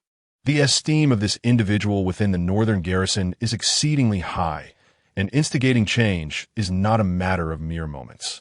For the army, having such a leader is advantageous. It can unite the troops and unleash their utmost combat potential. However, for a nation, this situation is akin to a double-edged sword, capable of inflicting harm upon both others and oneself. Should the commander entertain thoughts of rebellion, it would undoubtedly precipitate calamity. It seems imperative to swiftly integrate figures like Qiong and Xiahou Wei into the northern garrison. The importance of the northern garrison cannot be overstated. It must remain firmly under one's control, as trust in others is lacking. While Lu Fan contemplated these matters, Gu Tiefeng oscillated between rallying and soothing. Not only did he successfully pacify the 70,000-strong army, but he also instilled within them feelings of remorse and fury, deftly redirecting their animosity towards the so-called holy sect and the barbaric tribes of the northern desert. Once the calming was concluded, Gu Tiefeng and Luo Cheng returned to Lu Fan's side. Chapter 78. Malevolent Schemes, Your Highness. I respectfully inform you that the 70,000 troops under the treacherous General Zhang Yu have all returned to loyalty. I hope Your Highness will grant them an opportunity for redemption. Observing Gu Taifeng kneeling before him on one knee, Lu Fan nodded. I grant my consent. However, these 70,000 troops cannot be mobilized just yet. We must thoroughly eliminate any hidden traitors within their ranks to prevent unforeseen consequences. Gu Taifeng harbored no surprise at Lu Fan's decision. In fact, it aligned with his own thoughts. Although he and Luo Cheng had already dispatched a portion of the traitors, the presence of any remaining dissenters among the 70,000 was uncertain. If not completely eradicated, they could pose a significant threat. As you command, Your Highness. Rise, General Gu. There is no need for such formality. I'm not an unreasonable man. Thank you, Your Highness. After a respectful bow, Gu Taifeng stood upright, prompting Lu Fan to furrow his brow and inquire. General Gu, you have brought 60,000 troops. What has become of the other 14,000? Earlier, he had speculated with Jiang Sheng, deducing that Zhang Yu's objective was likely to exhaust the strength of the Northern Defense Army. Given that the main force present here had suffered little depletion, the only potential source of trouble was the Northern Defense Army's main camp. Should those 14,000 troops encounter difficulties, the entire northern frontier would be in grave peril. The marauders from the northern deserts would undoubtedly seize such an advantageous opportunity. In response to this inquiry, Gu Taifeng chuckled with confidence. Rest assured, Your Highness, I have already dealt with Zhang Yu's sinister plots. As for the 14,000 troops, they have been led by General Li directly to the southern passes of Mount Baiman, ensuring that the northern marauders cannot invade. What? Lu Fan expressed astonishment. General Gu, how did you come to know of Zhang Yu's schemes? In response, Gu Taifeng stated, Your Highness, Zhang Yu's every move has long been under my watchful surveillance. You were aware of Zhang Yu's intentions to rebel? Lu Fan's expression darkened. Indeed, Gu Taifeng replied with a wry smile. I became aware of it 5 years ago and have reported multiple times to the Ministry of War. Yet the responses have always been to observe the situation. Upon hearing this, Lu Fan's countenance grew increasingly grim. Before he could delve further into the matter, Gu Taifeng continued. Without explicit directives from the Ministry of War, I dared not act hastily for fear of causing chaos within the Northern Defense Army. Thus, I discreetly monitored and investigated Zhang Yu. As Gu Taifeng recounted the details, Lu Fan and the others began to comprehend the unfolding events. 5 years prior, upon realizing Zhang Yu's rebellious inclinations and receiving no results from his reports, Gu Taifeng had utilized his resources to keep Zhang Yu under surveillance. Initially, he assumed Zhang Yu's intentions were merely rebellious thoughts and did not take them seriously, as Zhang Yu was merely the right general of the Northern Defense Army. It seemed preposterous for him alone to attempt insurrection. However, as the information gathered from his surveillance grew, Gu Taifeng understood that the situation was far more complex than he had initially thought. Zhang Yu was not acting alone. He had colluded with the 4 major families and the marauders from the north. Following these clues, he continued his investigation and uncovered the existence of the sacred sect behind Zhang Yu and the 4 great families. Upon discovering the sect's presence, they, in turn, became aware of his covert inquiries. Consequently, a formidable 9th-level True Dan practitioner from the sacred sect approached him, seeking to coerce his submission. However, by that time, he had attained the 3rd level of soul condensation and promptly subdued the 9th-level practitioner on the spot. Nevertheless, he chose not to kill the sacred sect expert, but rather released him. Wary of the sect's immense power and reluctant to provoke formidable enemies for the Qian and the northern region. This act of mercy led the sacred sect to begin pressuring and enticing him to join their ranks. To intimidate him, the sect dispatched 3 soul condensation experts, 2 of whom surpassed him in strength. Faced with such threats, he reluctantly feigned compliance and, like Zhang Yu, joined the sacred sect. Yet, the sect seemed to harbor suspicions towards him, showing far less trust than they did towards Zhang Yu. Under the sect's demands, he began to grant Zhang Yu increasing authority, allowing him to place confidants within the Northern Guard Army. These so-called confidants were, in fact, members of the sacred sect. While he ostensibly complied with the sect's wishes and fully supported Zhang Yu's plans, he was secretly active behind the scenes, meticulously recording every confidant Zhang Yu inserted into the Northern Guard Army, without missing a single one. However, at that moment, he felt increasingly constrained. After all, the number of Zhang Yu's confidants within the army was alarmingly high. Any rash action on his part would undoubtedly alert the sacred sect. Thus, he had no choice but to remain patient. Later, it seemed the sacred sect grew wary of his apparent lack of absolute loyalty, increasing their vigilance towards him. Yet, due to the numerous confidants Zhang Yu had placed within the Northern Guard, the sect refrained from taking action against him. It was only after Lu Fan arrived in Hanyang City that he perceived an opportunity. At this point, Gu Taifeng chuckled lightly, stating, "When I visited your highness that day, I wished to see for myself if you were truly as the rumors suggested." Upon hearing this, Lu Fan finally comprehended and could not help but join in the laughter. So that was it. He had been puzzled as to why the esteemed left general of the Northern Guard would voluntarily visit a perceived waste. As the laughter subsided, Lu Fan continued to inquire with curiosity. Was Zhang Yu's contingency plan to incite a mutiny among the soldiers of the Northern Guard camp? Gu Taifeng shook his head, his expression darkening significantly. That individual did not intend to incite a mutiny. Rather, he aimed to poison the 200,000 troops and 30,000 reserves in the camp. What? Upon hearing this, Lu Fan, Jiang Sheng, and Luo Cheng were all taken aback, their expressions shifting dramatically. This revelation surpassed their expectations. The plot to poison 200,000 troops and 30,000 reserves was indeed insidious. Fortunately, General Li intervened, decisively eliminating the 2 soul condensation experts hidden among the army. Otherwise, he alone would have been unable to contend with them. As he spoke, a look of relief and dread crossed Gu Taifeng's face. The sacred sect seemed to have anticipated that he was not genuinely submissive, thus directly embedding 2 soul condensation experts within the army to counter him. without Li Cunxiao's intervention. The ultimate outcome was the poisoning of 200,000 troops of the Northern Defense and 30,000 reservists. While he too would meet his demise at the hands of those two formidable beings from the Holy Sect. Cursed be such wretched entities, whose methods are so ruthlessly cruel and vile, truly deserving of the harshest punishment. Within Lu Fan's heart, an intense loathing and hatred for this so-called Holy Sect had reached its zenith. Should their scheme succeed, the entire northern region would be laid bare before the barbaric tribes of the north. Although the Great Qian still possessed 3 other elite legions. Those legions were tasked with guarding the borders of the Great Qian and could not be diverted. After all, the other 3 frontiers also faced formidable adversaries, posing challenges no less daunting than those in the north. As for the other armies of the Great Qian, they were utterly incapable of contending with the ferocious and terrifying tribes of the north. Fortunately, this conspiracy was timely thwarted by Gu Tiesheng. Otherwise, the consequences would have been unimaginable. Just as Lu Fan let out a slight sigh of relief, Gu Tiesheng, with a grave expression, continued.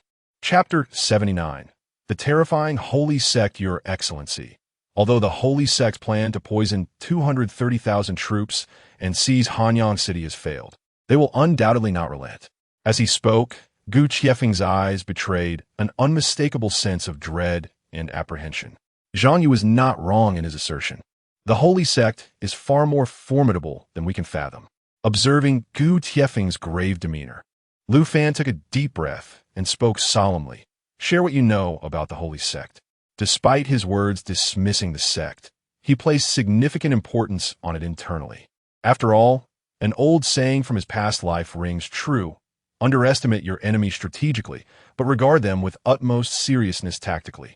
Setting aside other considerations, the rewards for the mission to annihilate the Holy Sect are extraordinarily generous, indicating the enormity of the threat they pose. After all, mission rewards are directly correlated with the difficulty of the task. The greater the challenge, the more substantial the reward. Yet at this moment, he knew nothing about the Holy Sect, and thus he was eager to uncover more information about this so-called sect. As he inquired, Lu Fan cast a glance at the 3 Holy Sect warriors who had just been struck down by Luo Cheng. Like Zhang Yu, these 3 individuals, having been severely injured, realized their imminent demise and swiftly chose to bite down on their poisoned fangs to end their lives. Gu Taifeng followed Lu Fan's gaze to the corpses of the 3 Holy Sect warriors and sighed deeply. My understanding of the Holy Sect is limited. My only encounters have been with Zhang Yu and a powerful emissary of the sect. He then succinctly relayed the information he knew to Lu Fan, along with Jiang Sheng and the others. Listened attentively. After all, the Holy Sect is their common adversary. As the saying goes, know thyself and know thy enemy, and you shall not be imperiled in 100 battles. The more they understood, the better prepared they would be when confronting the Holy Sect. With Gu Tiesheng's account, the group gained a deeper insight into the Holy Sect, and their expressions darkened further. What kind of force the Holy Sect truly was remained a mystery to Gu Taifeng, as he had only encountered a single core member, the emissary. In contrast, Zhang Yu and the heads of the 4 great families could only be regarded as peripheral members, with Gu Taifeng himself in the same category. As for the identity and cultivation level of the emissary, Gu Taifeng was entirely in the dark. However, he was privy to certain pieces of information. This extraordinarily enigmatic Holy Sect exists not only within the Great Qian, but also in other dynasties. To speak solely of the Great Qian, there are no fewer than 15 soul-consolidating experts affiliated with the Holy Sect. The numbers of true Dan and spiritual seed cultivators remain unclear, but they are certainly numerous. According to the intelligence Gu Taifeng gathered, the Holy Sect is divided into 3 divisions: literature, martial, and commerce. The literature division oversees intelligence, personnel management, and various infiltration and recruitment schemes. The martial division is responsible for all operations, including assassinations and the execution of specific tasks. Lastly, the commerce division manages the collection of wealth across the realm, overseeing the various guilds, auction houses, and caravans under the sect's control. Additionally, the internal structure of the Holy Sect is characterized by a stringent hierarchy, primarily distinguished by identity tokens and ghostly masks. Gu Taifeng is aware of and has seen 4 types of these ghostly masks. The lowest tier of the ghostly masks is black, followed by black and white, then white, and above white lies silver. The black ghost masks are primarily worn by low-ranking death warriors, while the black and white masks signify ordinary outer members. The esteemed outer members don white ghost masks, such as those akin to Zhangyu. As for the silver ghost mask, Gu Tifeng has only encountered it once, belonging to the enigmatic messenger of the holy sect. Gu Tifeng surmises that there may exist gold or other colored ghost masks beyond the silver tier. Previously, Gu Tifeng had captured several outer members of the holy sect in hopes of uncovering more information. However, those individuals either chose to bite down on their poison fangs to meet their demise or were utterly oblivious to any pertinent news. Beyond these revelations, Gu Tifeng disclosed another significant piece of information. The holy sect has infiltrated the court of the Great Qian Dynasty. Many of the military legions, including the Westtown Army, Southtown Army, and Easttown Army, are likely no exceptions. With each revelation from Gu Tifeng, the expressions of those present grew increasingly grave, their apprehension towards this mysterious holy sect deepening. After a moment, Gu Tifeng took a deep breath and stated, "Your Highness, this is all the information I possess." Although Gu Tifeng had finished speaking, the others remained absorbed in the shock of his revelations. It is crucial to note that the information he provided was merely of lesser importance. They were entirely unaware of the holy sect's confidential matters. Yet, even these seemingly trivial details had already instilled a heavy sense of pressure among the group. Once their emotions had settled slightly, Gu Tifeng inhaled deeply and remarked, "The reason the holy sect's plan failed this time is entirely due to your Highness's formidable measures in swiftly annihilating the Wang and Li families, which forced them to expedite their plans. However, having learned from this experience, they will undoubtedly devise a more meticulous strategy, and it is even possible they might directly deploy powerful individuals against you." Upon hearing Gu Tifeng's words, Jiang Shang hesitated and suggested, "My lord, should we summon Jingxi back?" Li Cunxiao is considered the most formidable among them, and his protection over Lu Fan would indeed bring them peace of mind. However, before Jiang could finish his sentence, Lu Fan immediately shook his head in refusal. No need. Li Cunxiao has set forth with 14,000 troops to the southern pass of Baiming Mountain to guard against the incursions of the northern forces. Under no circumstances can we allow him to return at this time. Moreover, he had a plan of his own to execute, one that necessitated not just Li Cunxiao's absence, but also the deployment of Qiong and Xiahou, leaving only Luo Cheng by his side would suffice. This plan, however, he chose to withhold for the moment, as the timing was not yet ripe. Furrowing his brow in contemplation for a moment, Lu Fan took a deep breath, suppressing the tumult of thoughts within, and addressed Gu Tifeng, "General Gu, you shall lead these troops back to the main camp and continue to command them. As for the subsequent arrangements, I shall decide and consult with you in due course." Upon hearing this, Gu Tifeng was momentarily taken aback, then clasped his hands in a respectful salute. "I shall faithfully adhere to your Highness's commands. Upon your command, arrange for the troops to cleanse the battlefield. Once the task is complete, return to the camp." "Very well." With all arrangements in place, Lu Fan, accompanied by Luo Cheng, Jiang Shang, and 3,000 Golden Fire cavalry, made their way back into the city, where the gates were once again secured. Instead of heading to the governor's mansion, Lu Fan ascended once more to the northern city wall. Under the watchful gaze of Lu Fan and his companions, the 60,000 soldiers led by Gu Taifeng, along with the 70,000 troops left by Zhang Yu, returned to their encampment in an orderly fashion. Meanwhile, the over 25,000 troops from a northern town who had surrendered during the siege were being led by Gu Taifeng, Ji Ping Chong, and various centurions to assist in the cleanup of the battlefield. The vast expanse of plains before the northern city gate was strewn with corpses. If left unattended, it would undoubtedly lead to an outbreak of pestilence, causing considerable complications. Additionally, swords, arrows, and other weaponry needed to be collected and organized. Observing the swift restoration of the bloody battlefield, Lu Fan took a deep breath and cast a glance at Jiang Shang beside him. Chapter 80. Kill as many as possible Ziya. To what extent do you believe that Gu Taifeng truly capitulates to this king? Faced with Lu Fan's inquiry, Jiang Shang exhibited no hint of surprise, nodding with a smile and replying, 10 out of 10. And how much of what he just uttered can be deemed credible? 50%. Oh, Lu Fan raised an eyebrow, regarding Jiang Shang with a subtle smile. Do elaborate.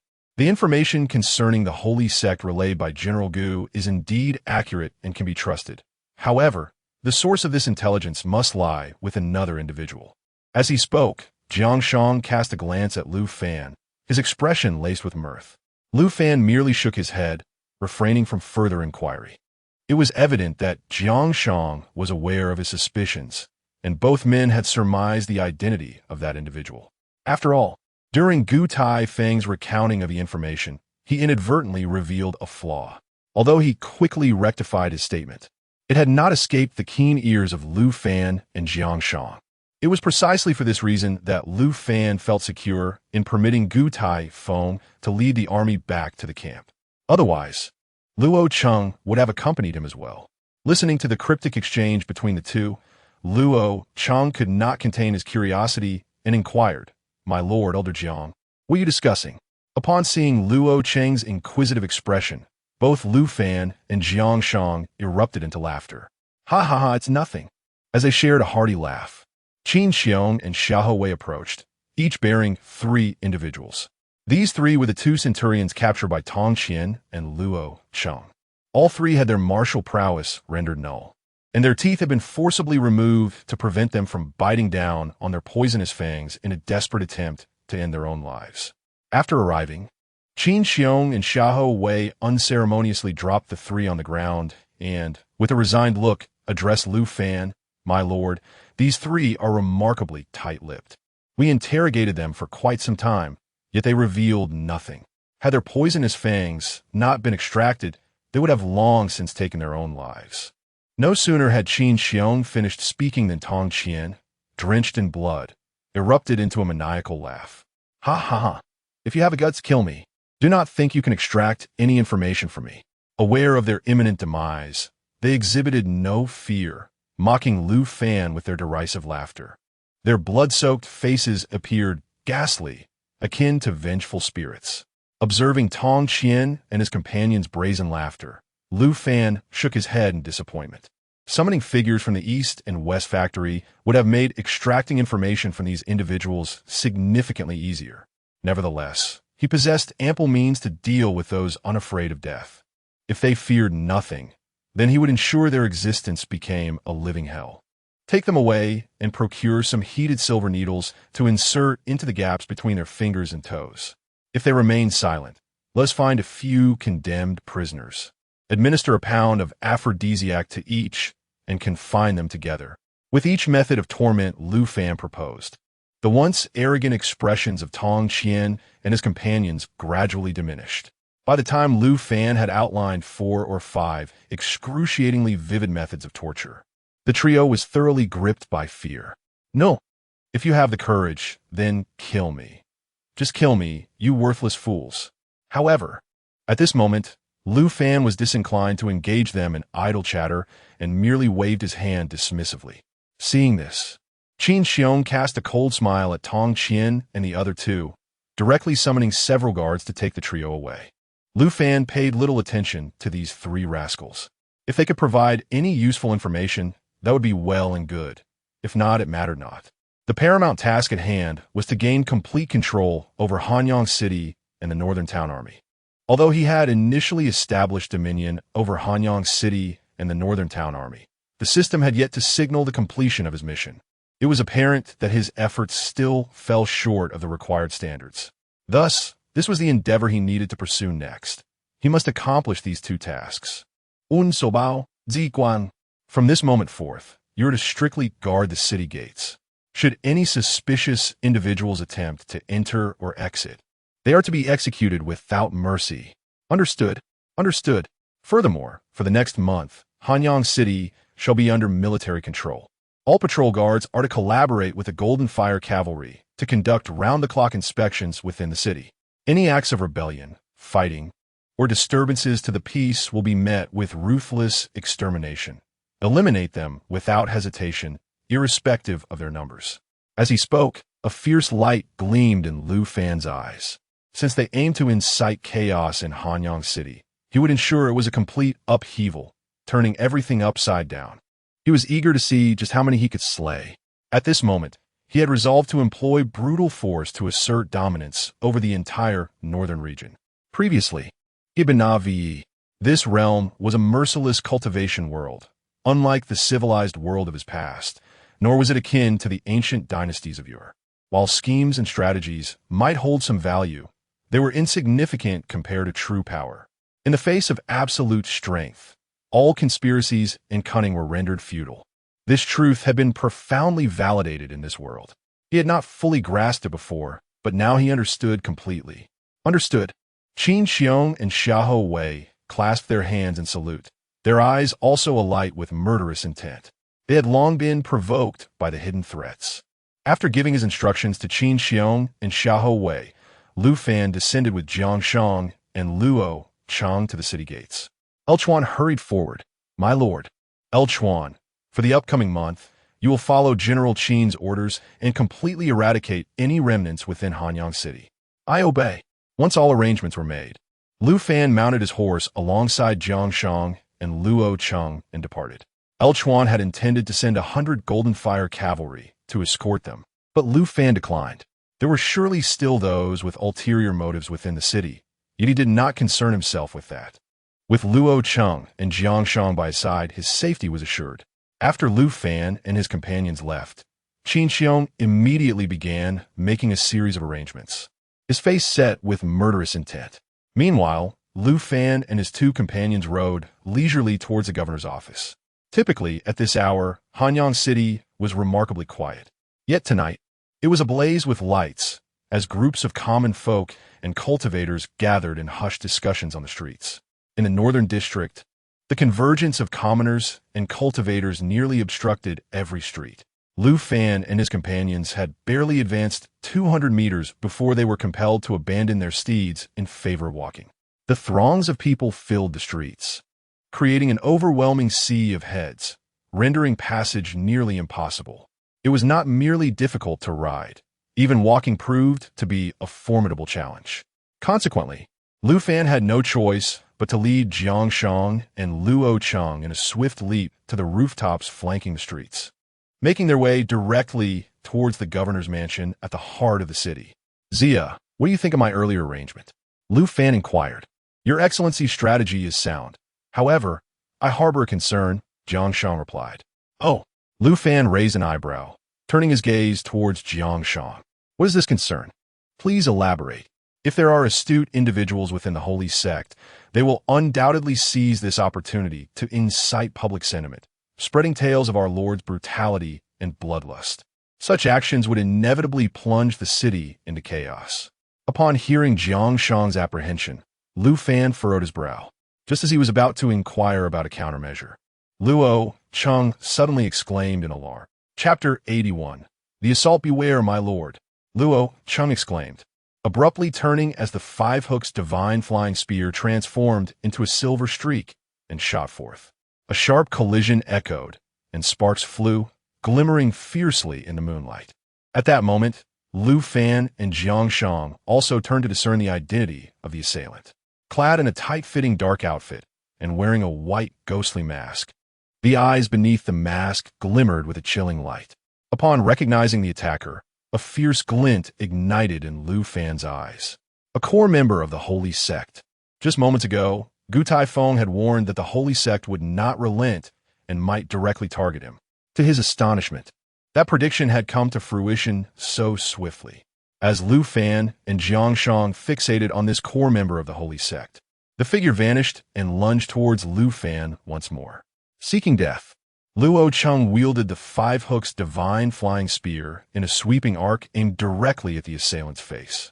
Faced with such a formidable onslaught, the Holy Sect's adversary exhibited no hesitation, executing a bizarre backward retreat. The spear sliced through the air above him, the wind it generated creating a deafening whoosh. Evading Luo Cheng's attack, The holy sect warrior deftly slid to the right, simultaneously extending his hand to unleash a barrage of spiritual light towards Lu Fan. With a whoosh, a multitude of luminous projectiles surged through the air, each imbued with a lethal aura capable of annihilating any cultivator at the condensation realm. As Luo Cheng brandished the Five Hooks Divine Flying Spear to intercept the projectiles, another whoosh echoed from his right. A glinting sword shot forth, aimed directly at Luo Cheng's head. This assailant, too, was garbed in a black tight-fitting outfit, distinguished by a black and white mask. Clearly, this individual intended to force Luo Cheng into a defensive position, compelling him to abandon his assistance to Lu Fan. However, he underestimated Luo Cheng. As the masked holy sect member lunged at Luo Cheng, the latter suddenly roared with a fierce intensity. Accompanied by his bellow, Luo Cheng's aura surged dramatically. This unforeseen change momentarily stunned the two holy sect warriors. Seizing the opportunity, Luo Cheng reached out with his left hand, halting the barrage of spiritual light aimed at Lu Fan, while his right hand swung the Five Hooks Divine Flying Spear towards the masked assailant. With a mere gesture, the projectiles destined for Lu Fan came to an abrupt stop, shattering into pure spiritual energy. The Five Hooks Divine Flying Spear, imbued with overwhelming force, descended upon the masked holy sect warrior. Realizing he had no means of evasion, the masked figure raised his sword to defend against the impending strike. In the midst of this chaos, Lu Fan and Jiang Sheng prudently retreated several meters to distance themselves. This confrontation was beyond their capacity to influence, and any rash actions would only hinder Luo Cheng. Maintaining a safe distance was paramount to allow Luo Cheng to unleash his full potential. Lu Fan harbored unwavering confidence in Luo Cheng. Under the watchful gaze of Lu Fan and Jiang Sheng, the five-pronged divine spear clashed with the sword of the masked warrior. Adorned in black and white, a sharp crack reverberated through the air as the sword shattered upon impact, the five-pronged divine spear continuing its relentless descent. A resounding thud echoed as the spear crushed the warrior's skull, rendering him lifeless. The blood-soaked spear, unstoppable in its momentum, cleaved the headless corpse in half. This spectacle ignited a fervor within Lu Fan, his blood racing, fists clenched tightly, and his complexion flushed with excitement. Such strength! This is the essence of manhood. Witnessing this, the warrior in the white mask hesitated not a moment before turning to flee. Luo Cheng, intoxicated by the thrill of battle, contemplated pursuit but ultimately refrained, recalling the safety of their leader and wary of falling into a trap set by the enemy. Casting a glance in the direction of the fleeing foe, Luo Cheng summoned the storage ring of the slain warrior into his grasp. Approaching Lu Fan, he presented the ring, saying, "My lord, that scoundrel has escaped." "Fear not," Lu Fan replied, nodding as he accepted the storage ring and extended his spiritual sense to probe its contents. The escaped warrior was of the soul condensation realm. Indeed, at the 5th level of that realm. Capturing such a formidable opponent instantaneously was a monumental task, unless one possessed absolute superiority. The adversary had chosen a swift retreat upon realizing he could not defeat Lu Fan nor Luo Cheng. Lu Fan understood Luo Cheng's decision to refrain from the chase and bore him no blame, though Luo Cheng felt a weight in his chest, glancing at the corpse of the fallen warrior just 10 meters away. Taking a deep breath, Lu Fan declared, "Let us depart. The one who escaped has not killed us, so he is unlikely to return immediately." Yet, this did little to ease Lu Fan's anxiety. Instead, it instilled a sense of urgency within him. Following their recent confrontation, the fleeing warrior had gained a clear assessment of Luo Cheng's strength. Thus, should the holy sect choose to strike again, they would undoubtedly dispatch even stronger members, and their plans would be meticulously crafted. Surviving once did not guarantee survival again. Passive defense was insufficient. Proactive measures were imperative. He must lure out all those hidden foes. Lu Fan steeled himself, contemplating strategies. There is a saying, "A thief can only thrive for 1,000 days. A guard cannot defend forever." Currently, the most formidable figure, Cunxiao, led a formidable army of 140,000 to secure the northern borders against the barbaric tribes. Therefore, Cunxiao must not return. Apart from him, Only Luo Cheng remained as a capable ally. Yet Luo Cheng's presence had been compromised. There was no one left to rely upon, no one available. How he wished to summon stronger allies. In this moment, Lu Fan acutely felt the desperation of having no capable subordinates. Not only is there a lack of formidable allies to safeguard oneself, but there are also no informants available to procure vital intelligence. Although it appears that Hanyang City is under my control, in reality, I remain a blind and deaf observer. Aside from the members of the Holy Church concealed within the city, there are also the blood puppets that mysteriously vanished after fleeing to the western outskirts. Clearly, the seemingly tranquil Hanyang City is rife with undercurrents, poised to unleash a tempest at any moment. Thus, while pondering these thoughts, the trio swiftly arrived at the gates of the governor's mansion. Your Highness, the 8 guards at the entrance simultaneously knelt on one knee in salute. However, Lu Fan abruptly halted his steps, his brow furrowed in deep contemplation. Sensing his sudden pause, Jiang Sheng and Luo Cheng, positioned on either side, also came to a standstill, their faces reflecting confusion as they inquired of Lu Fan. Chapter 82. The 9-character mantra, What troubles you, my lord? Lu Fan shook his head in silence. Proceeding directly into the governor's mansion. Luo Cheng, observing this, cast a curious glance at Jiang Sheng, who also wore an expression of intrigue. After sharing a knowing look, they followed him inside. System, I have effectively taken control of Hanyang City, have I not? Why have I yet to receive a notification of mission completion? Furthermore, what are the tasks concerning the annihilation of the Li family, the command of the Northern Army, and the dominion over the North? Beep. The 5 major forces of Hanyang City have only 2 resolved by the host. 3 remain unaddressed. Initially, Lu Fan did not anticipate a response from the system when he inquired. However, he was taken aback when the system provided a detailed explanation, shedding light on the absence of the completion notification. The system's definition of mastering Hanyang City encompassed the subjugation of the original 5 dominant forces, namely the 4 great families and Qiong. The Wang and Li families have been eradicated by him, while the heads of the Sun and Zhao families, Sun Shenghu and Zhao Tiansheng, had previously pledged their allegiance. Yet, both met their demise at the hands of the holy sect as assassins, rendering those families outside of his control. Additionally, there remained the enigmatic Qiong. To fulfill the task of commanding Hanyang City, he must address the Sun and Zhao families. Alongside Qiong, the task of mastering the entire North mirrored this requirement. Presently, aside from Hanyang City, 2 other cities lay within the north. One must secure all 3 major cities and the passes south of Mount Baiming to complete the mission concerning the north. Whether to annihilate or subjugate the Sun and Zhao families was left to his discretion. Gaining their acknowledgement of allegiance would suffice for mission completion. Understanding the reasons behind the unfulfilled tasks brought Lu Fan considerable relief. It appeared that he should consult the system more frequently when uncertainties arose. Previously, he had regarded the system merely as a tool, a simplistic interface for task assignment and reward distribution.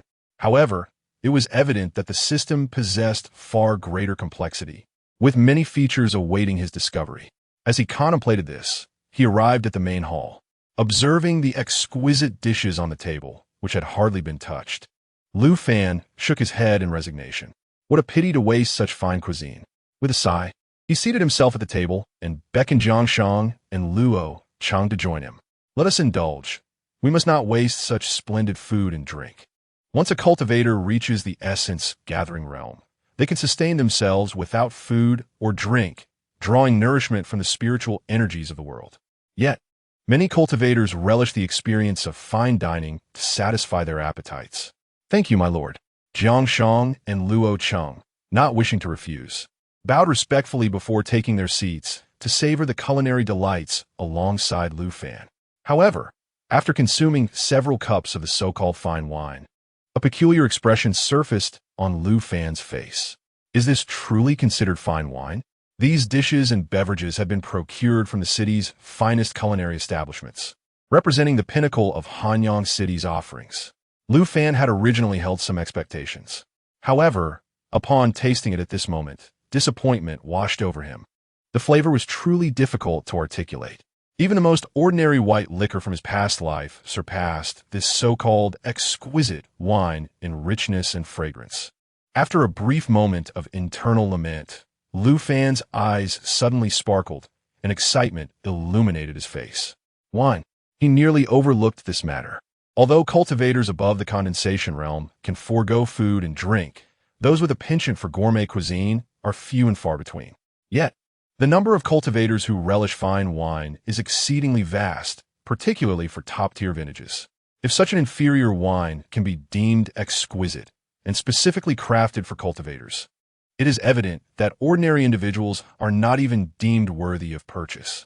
A single bottle of this spirit is valued at 10 low-grade spirit stones, while a jar costs 100. It is worth noting that 100,000 gold coins can be exchanged for a single low-grade spirit stone, which is scarce and highly sought after. A typical individual, incapable of cultivation, requires merely around 10 gold coins for their annual sustenance. If this so-called exquisite wine were to be placed in the secular realm, its price would only escalate further. To assemble more armies, nurture greater talents, and develop the Northern Territory, all of this necessitates an inexhaustible supply of resources, including spirit stones and gold coins. Gold coins can recruit more soldiers, while spirit stones can cultivate formidable warriors, and everything inevitably revolves around the concept of wealth. Moreover, resources such as spirit stones can be exchanged for system points, which are of paramount importance to him. Yet, at present, he finds himself in a state of utter destitution.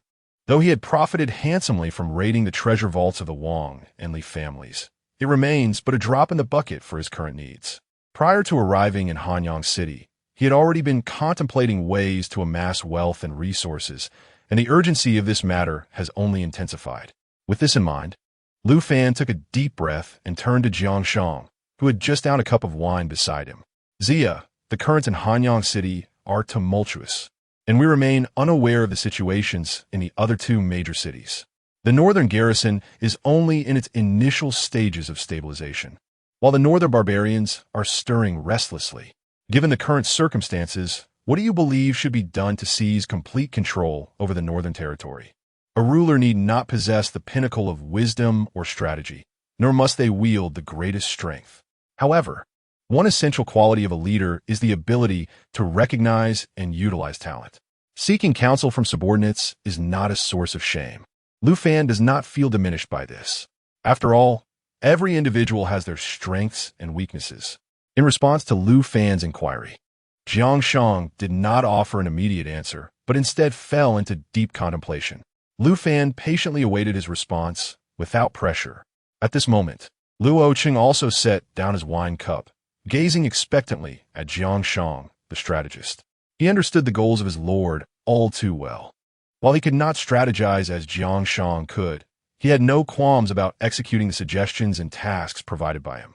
As long as he could alleviate his lord's burdens, he felt no fear. After a moment of reflection, Sheng slowly spoke, articulating 9 words: build high walls, amass grain, and delay claiming the throne. Upon hearing these words, Luo Cheng's face displayed confusion, while a peculiar expression surfaced in Lu Fan's eyes. These 9 words were not unfamiliar to him. It was rather unexpected for such 9 words to escape from Sheng's lips. Sheng, however, remained oblivious to the peculiar expression in Lu Fan's eyes as he gently stroked his beard and chuckled. My lord, your assignment to this northern territory by His Majesty may appear to be a demotion with little advantage, yet the reality is quite the contrary. This northern expanse, vast in its topography, serves not only as an excellent granary, but also as a superior training ground for troops, embodying the essence of both offense and defense. Should we firmly seize control of this northern land, no matter what upheavals may befall the Great Qian, my lord shall possess ample confidence to confront them. Listening to Sheng's unwavering confidence, Lu Fan could not help but inquire, please elaborate. Although he was familiar with the 9 words and their general meaning, they were originally directed at the circumstances of the Ming Taixu in his previous life. His current situation diverged from that of Ming Taixu. Thus he yearned to comprehend the significance of Sheng's words and to discern how to implement them concretely. Chapter 83. Jiang Shang's evaluation to build high walls is to firmly seize control of the northern frontier and transform it into an impregnable fortress. Additionally, the Beiming Mountains, serving as our border, must also be under our dominion, ensuring we maintain absolute initiative, allowing for effortless maneuvering. After articulating these thoughts, Jiang Shang paused briefly before continuing. If erecting high walls represents external strength, then amassing grain signifies internal fortitude, encompassing the development of domestic governance, the refinement of taxation, the stockpiling of provisions, the collection of resources, and the preparation of various military armaments. More critically, it involves the recruitment of troops, ensuring that the garrison forces and patrols of major cities are adequately replenished, including stationed soldiers in fortified cities and the 9 desolate towns. Jiang Shang's discourse was devoid of superfluous words, filled only with substance, which captured Lu Fan's undivided attention. He nodded thoughtfully, committing every detail to memory. While these strategies could be enacted by Jiang Shang, as a leader, it was imperative for him to remain informed. Once Jiang Shang concluded his discussion on the accumulation of grain, Lu Fan inhaled deeply, his gaze inquisitive as he inquired, "Zia, what then of the term Huan Cheng Huang?" Jiang Shang elucidated the concepts of erecting high walls and amassing grain with remarkable clarity, explicating both their meanings and the methodologies for implementation. Thus, Lu Fan's curiosity regarding the final phrase, Huan Cheng Huang, was piqued. Luo Cheng could not restrain himself, stating, "It seems the strongest into Tian is merely at the peak of the 9th layer of the soul condensation realm. With Jing Si to suppress alongside our forces, we could elevate the Lord without delay. Why wait?" "Speak cautiously," Jiang Shang interjected sharply, immediately redirecting his attention to Lu Fan. "My lord," Luo Cheng spoke without malice, "I hope for your forgiveness." Luo Cheng's words were tantamount to treason, presenting a notion that could compel Lu Fan to force the current Qian emperor to abdicate, or worse, to commit regicide. Such sentiments, should they circulate, would unleash catastrophic repercussions, leading to unimaginable troubles for Lu Fan. After all, patricide is universally intolerable. Even if he were to ascend to that position, he would find it impossible to secure his reign, facing eternal condemnation, particularly within this realm of cultivation where disillusioned individuals and ambitious heroes abound. One might find themselves relentlessly pursued by assassins seeking to claim the mantle of righteousness. Thus, these words must never be spoken, let alone entertained, especially by a subordinate. Luo Cheng, realizing the gravity of his statement, hastily knelt before Lu Fan, declaring, "My lord, I." Observing the apprehension of the two, Lu Fan chuckled softly, gesturing to raise Luo Cheng with a wave of his hand. "It was but a single remark. There is no need for such anxiety. Please take your seat." Once Luo Cheng was restored to his place, Lu Fan continued, "You are my most loyal subordinates, and such idle words do not concern me. However, in the presence of outsiders, these sentiments must be carefully guarded. Otherwise, they will bring us grave misfortune." Both Luo Cheng and Jiang Shang were his steadfast allies, and thus, he dismissed their earlier concerns with ease. Moreover, he harbored no genuine feelings for Emperor Qian, rendering him largely indifferent to such treasonous whispers of patricide. Should circumstances compel him, he might indeed ascend to that position by force. After all, the system's edict granted him a span of 3 years to become the sovereign of the Qian, even if it necessitated employing unconventional methods. While he would not resort to slaying Emperor Qian, subjugating and imprisoning him posed no dilemma whatsoever. He would not allow anyone or anything to disrupt his meticulously crafted plans. Noticing Lu Fan's nonchalance, Jiang Shang exhaled in relief, while Luo Cheng, deeply moved, rose and clasped his fists in salute, exclaiming, "Yes, my lord. Zia, please continue." Lu Fan, smiling, gestured for Luo Cheng to take a seat, then encouraged Jiang Shang to proceed.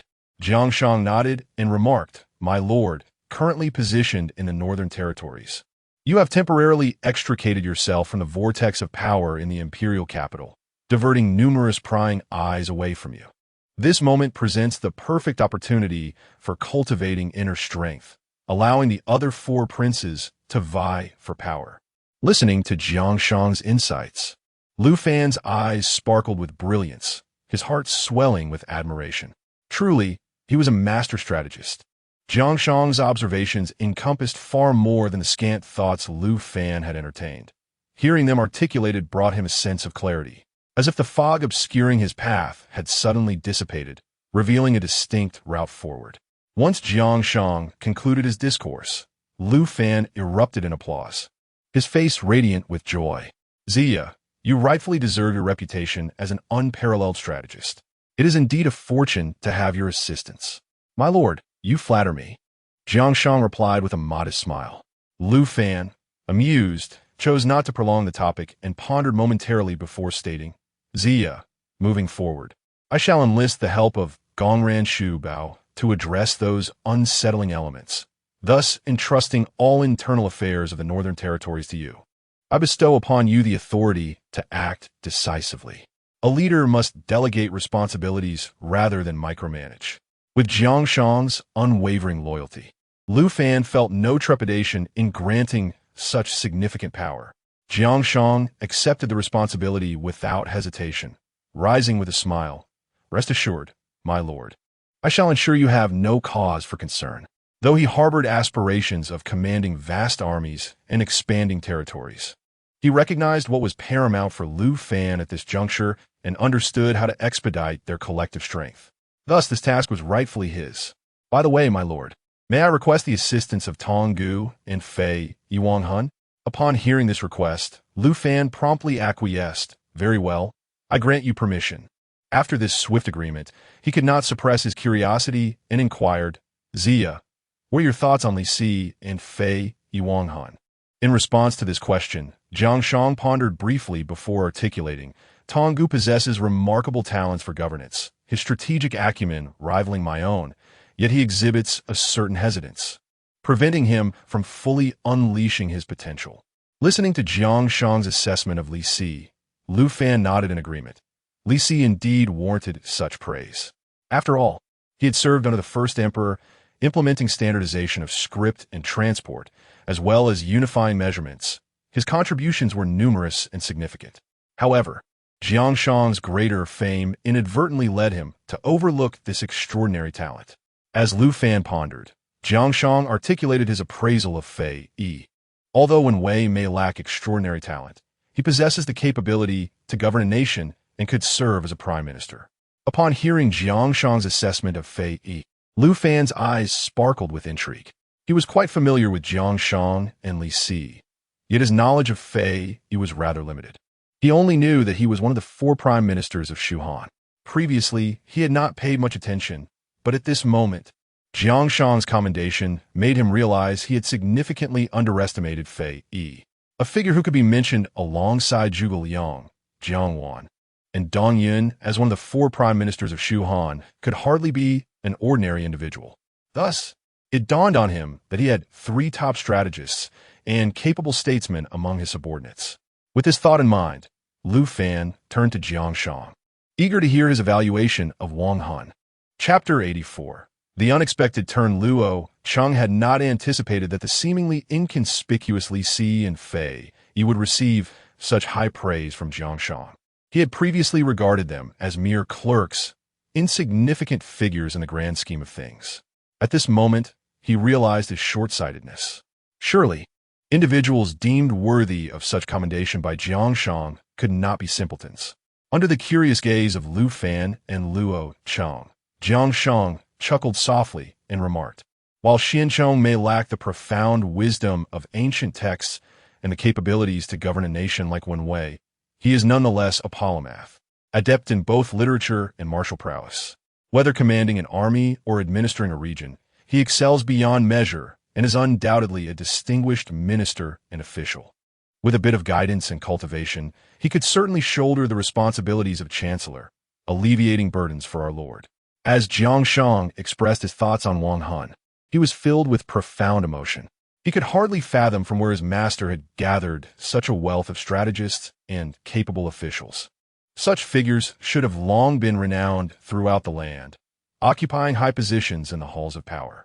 Why were they still obscure, all congregating under his master's banner? This enigma perplexed him. Listening to Jiang Shang's assessment of Wang Han, Luo Cheng could not help but exclaim, "I had previously underestimated the three gentlemen. I never imagined they possessed such remarkable talents." Although he was a general, he held deep respect and admiration for strategists and capable officials. Otherwise, he would not have shown such deference to Jiang Shang. Of course, the primary reason for his esteem was that these strategists and capable officials were fiercely loyal to his master and could assist him. If Jiang Shang, Li Si, and others were disloyal or ineffectual to Lu Fan, he would certainly not extend any courtesy toward them. Luo Cheng's reflections resonated with Lu Fan, who nodded in agreement, saying, "I too have underestimated Tong Gu, Wen Wei, and Qian. It seems I must reflect deeply on this. This is the complex joy of summoning numerous talents at once. Each is extraordinary in their own right, and focusing on one often leads to neglecting another. Fortunately, Jiang Shang is entirely loyal, harboring no ulterior motives. If he were to act selfishly, he could easily suppress Li Si and the others, denying them any opportunity to shine. This is a point that brings me great satisfaction." As he pondered this, Lu Fan suddenly considered a pressing question and couldn't help but inquire within his mind. "System, is there a way to restore the past memories of summoned characters? The 10 summoned individuals currently possess only the memories implanted by the system, lacking any recollection of their former lives. Without these memories, they are incomplete and their abilities cannot reach their peak. Ding! Using a memory unlock card will allow the restoration of the summoned character's past memories. Aside from the unlock card, is there any other method to recover their past memories? Ding! Once the system mall is opened, the host may purchase the relevant items within the marketplace." Upon hearing the system's response, Lu Fan pondered for a moment and inquired, "If the summoned characters were to regain their past memories, would they be prone to betrayal?" This is the concern that weighs heavily on his mind.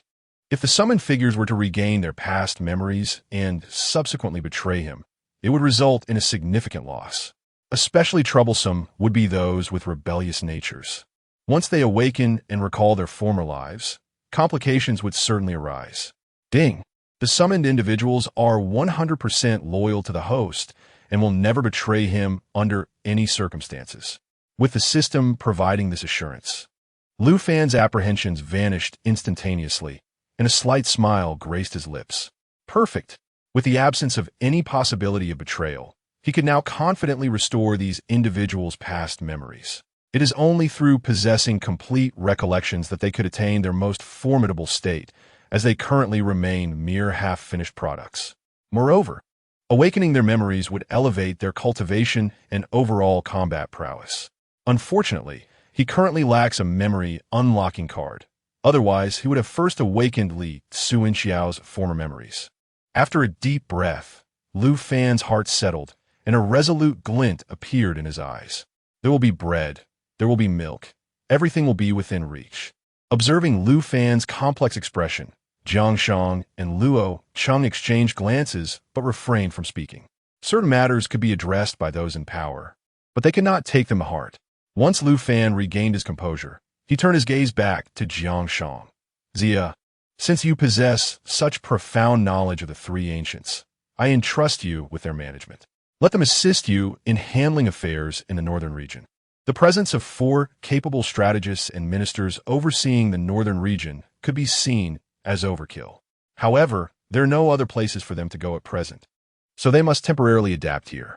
Regardless of whether it is Jiang Shang or the 3 others, Lu Fan would not confine them to the small city of Hanyang.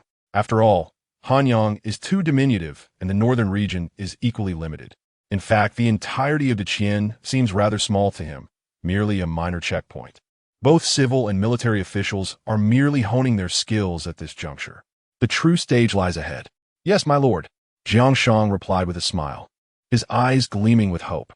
He eagerly anticipated the day when the northern region would rise. Just as Lu Fan intended to inquire further with Jiang Shang, hurried footsteps echoed from outside the hall. Looking towards the entrance, 2 temporary bodyguards hurried in, their faces etched with urgency. As they prepared to kneel in salute, Lu Fan raised a hand to halt them. "What has occurred?" "Your Highness, urgent news has arrived from Mr. Fei and Mr. Wang." The Sun and Zhao families are facing a grave crisis. Numerous mysterious figures in black are slaughtering members of the two great families. Upon hearing this news, Lu Fan sprang to his feet, his expression darkening profoundly. He had originally planned to address the matters concerning the Sun and Zhao families after dawn, but was caught off guard by such a swift turn of events. It was evident without speculation that these mysterious figures in black were undoubtedly members of the sacred cult. Taking a deep breath, Lu Fan, with a somber visage, quickly strode towards the front hall, with Jiang Sheng and Luo Cheng closely following. As he moved towards the exit, Lu Fan instructed the two accompanying temporary bodyguards, immediately head to the north gate and relay a message to General Qin, instructing him to swiftly dispatch 1,000 Golden Fire cavalry to the Sun and Zhao families. Understood. Upon receiving the command, the two temporary guards swiftly departed, while Lu Fan, accompanied by Jiang Sheng and Luo Cheng, galloped toward the southern outskirts of the city. The Zhao family resided in the northern district, and it was certain that Wang Hu would dispatch someone to report to Cunxiao. Conversely, the urgency lay with the Sun family in the south, prompting Lu Fan to make his way directly there. In stark contrast to the vibrant northern district teeming with citizens and practitioners, the southern area appeared rather desolate this evening. The three of them raced through the silent streets, the sound of their horses' hooves echoing sharply in the stillness. Lu Fan's countenance was exceedingly grim, yet he felt no anger. The holy sect's assault on the Sun and Zhao families inadvertently alleviated one of his predicaments. After all, he had yet to devise a plan for dealing with the Sun and Zhao families following the deaths of Sun Shenghu and Zhao Tianchen. This was precisely why he had returned to the governor's mansion earlier, rather than proceeding directly to the residences of the Sun and Zhao families. However, he did not anticipate the holy sect's rapid and decisive actions. He was intrigued by the motive behind their massacre of the Sun and Zhao clan members. Was this not akin to rendering him assistance? Unless, of course, the Sun and Zhao families harbored some secrets that the holy sect wished to keep from him, leading to the annihilation of the two prominent families. With such perplexities in mind, Lu Fan and his companions soon arrived at the Sun family estate located in the southern part of the city. Chapter 85. The emptied treasury is this: the residence of the Sun family? The grand entrance before them lay in ruins, flanked by crumbling walls. Peering through the shattered gates, one could behold the collapsed pavilions and structures, alongside a multitude of corpses and dismembered limbs, as blood stained the ground and debris. We have arrived too late. Jiang Sheng spoke gravely. I wonder if Wang Han is in danger. While they were indifferent to the fate of the Sun family members, Wang Han, being one of their own, must not come to harm. Lu Fan furrowed his brow at these words, a flicker of concern crossing his eyes. Wang Han was merely at the fourth level of the condensing Yuan realm, unable to withstand the onslaught of the holy sect's death warriors. Even without Jiang Sheng's assessment of Wang Han, Lu Fan wished for his safety, especially in this dire moment. System: is it possible to resurrect summoned characters upon their death? Ding. Upon the death of a summoned character, the host may utilize a resurrection card or points for revival. The cost in points varies depending on the character's potential and cultivation level. A resurrection card and points, as long as resurrection is possible. That is all that matters. Lu Fan felt a sense of relief. After all, summoning individuals was no simple feat. Should they perish without the means to summon them again, it would indeed be troublesome. Fortunately, the system had not indicated Wang Han's demise, suggesting that he was safe. Just then, a disheveled figure hurriedly approached. Luo Cheng immediately became alert. As the figure drew near, Lu Fan recognized it as Wang Han, albeit in a pitiful state, his clothing tattered and stained with blood, hair disarrayed. Resembling a beggar, dismounting his horse, Lu Fan quickly assisted Wang Han to his feet. Rise, let us first ascertain the situation within. He did not reproach Wang Han. Given his cultivation level, merely surviving was a stroke of fortune. The fate of the Sun family was of little concern. Yes, my lord. With that, the four of them dismounted and proceeded on foot, stepping through the ruins of the Sun family residence. A dense, nauseating stench of blood filled the air, poignant enough to induce revulsion.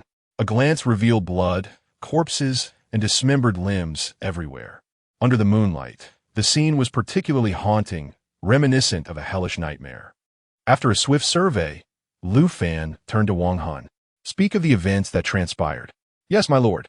Wang Hun bowed respectfully before recounting his tale.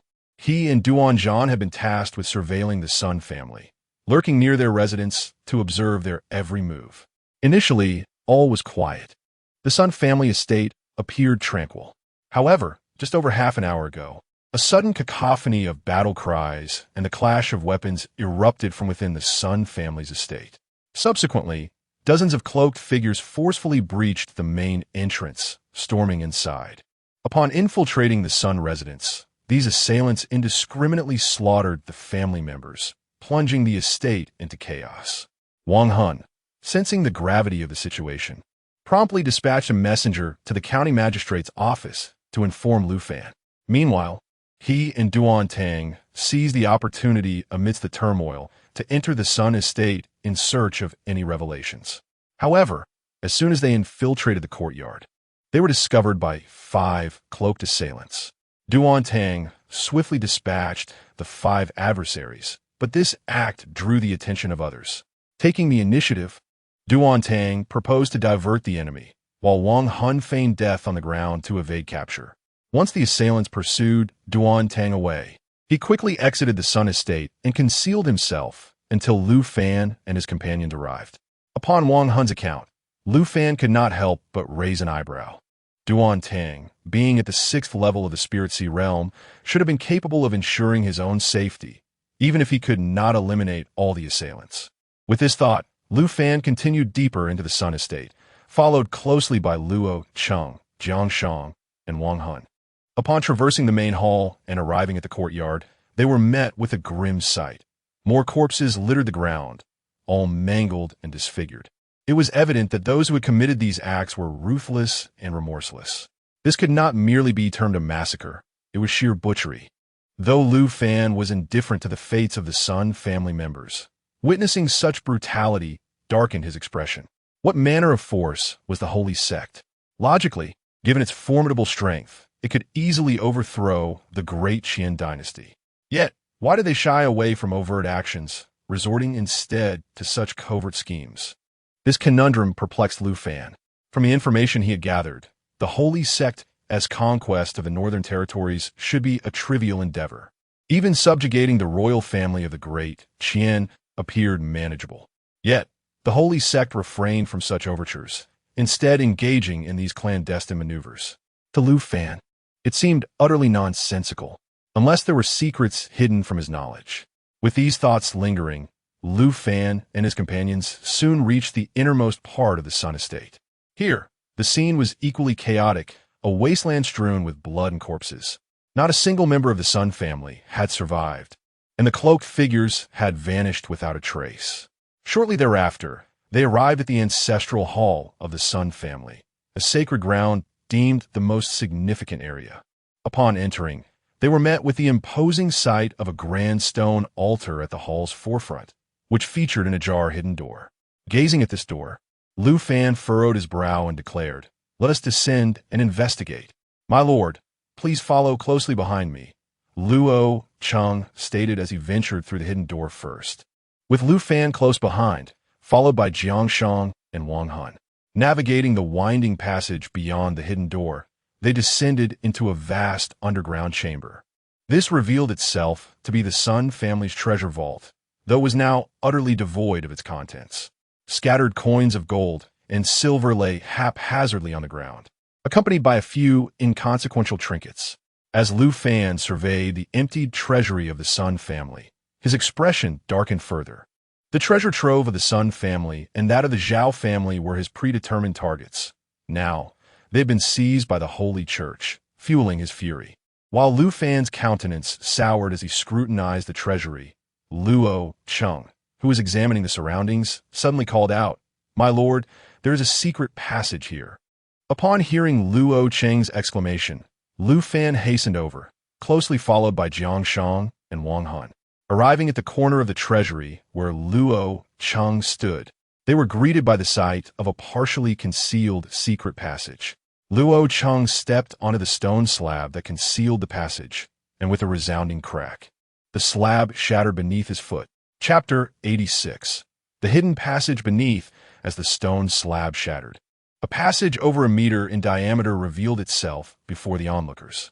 Wang Hun, upon witnessing this, hastily exclaimed, "My lord, those cloaked figures must have escaped through here." After fleeing the Sun family, he had been lurking in the shadows, eager to observe the whereabouts of the black-clad individuals. However, despite his anticipation for Lu Fan and the others, he had not seen the cloaked figures depart from the Sun residence. Just moments ago, he had been pondering whether the figures had indeed left, but now everything was clear. Luo Cheng glanced at Lu Fan and leaped down first, knowing full well that, given his lord's nature, he would never leave without further exploration. "My lord, all is normal." After confirming the absence of danger, Luo Cheng was followed by Lu Fan, Jiang Sheng, and Wang Hun, who all descended into the passage. Below lay a winding dark tunnel, its sides embedded with luminous stones that ensured visibility was preserved. The four of them ventured forward along the serpentine path, and as they proceeded, Lu Fan noticed a multitude of overlapping footprints on the ground. It was evident that Wang Hun had spoken the truth. The dozens of cloaked figures had indeed fled from this very route. After progressing approximately 500 meters, Luo Cheng, leading the way, came to a halt. Before them loomed two diverging passages, each leading to different destinations.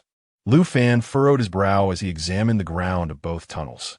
The left passage was marked with dense footprints, whereas the right was devoid of any trace. After a swift assessment, Lu Fan decisively proclaimed, "We shall take the left." Without hesitation, Luo Cheng advanced into the left passage. However, less than 100 meters in, he suddenly shouted, "Be cautious!" Whoosh! At Luo Cheng's warning, a flurry of whistling arrows surged toward them. Clank! Clank! The projectiles were met by Luo Cheng's unsheathed sword, which deflected them with tremendous force, shattering the arrows mid-flight. Whoosh! Moments later, another barrage of arrows came hurtling towards them.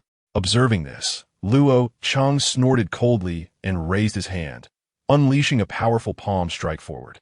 Buzz! Accompanied by his movement, an overwhelming invisible force swept through the passage, obliterating the incoming arrows once more. Bang! A black box fell from the ceiling of the tunnel, crashing to the ground. In a flash, Luo Cheng darted forward, striking the box with his sword. Crack! The black box splintered open, revealing nearly 100 arrows, each tip coated with a lethal poison. Lu Fan and the others, witnessing this scene, paled in horror. They had not anticipated that the tunnel concealed such deadly traps. Such hidden weapons could catch even a practitioner off guard, especially with the venomous tips. After all, practitioners were not invincible. They too could be vulnerable to certain means. Move! Lu Fan commanded, and the group pressed on, soon encountering yet another fork in the path. This time, 3 concealed passageways emerged, each leading to different destinations. The group chose one of the tunnels to advance, only to encounter yet another fork in the path. Faced with such a scenario, it became evident to all that the cloaked figures had likely fled long ago. However, in comparison to the escaping shadows, these intricate labyrinths of tunnels held far greater significance. Each passage connected to another, with forks appearing at intervals, leading to various locations.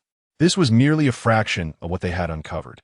Who knew how many more undiscovered tunnels lay hidden? Perhaps the entirety of Hanyang City was riddled with such passages, unnoticed until now. In that moment, the group grasped why the members of the sacred sect could vanish without a trace and elude detection. It was not that they possessed the ability to become invisible, but rather that they never appeared on the surface at all. After traversing the underground passage for nearly half an hour, they finally reached the tunnel's end. Looking up from this terminus, they beheld a dilapidated, dry well. The bottom of the well was overgrown with weeds and strewn with debris, alongside some long-decayed bones. Luo Cheng, wielding his sword, ascended cautiously to the well's exterior. Upon surveying the surroundings, he was momentarily taken aback, shock evident on his face. How could this be? After a fleeting moment of astonishment, he hesitated not at all, swiftly descending back into the well. Noticing the change in Luo Cheng's expression, Lu Fan surmised, "Take us up." Luo Cheng nodded, sheathing his sword, and grasped Lu Fan and Jiang Shang by the arms, lifting them to the surface. As Lu Fan and Jiang Shang beheld the scene around them, their expressions darkened further. Their suspicions had been correct.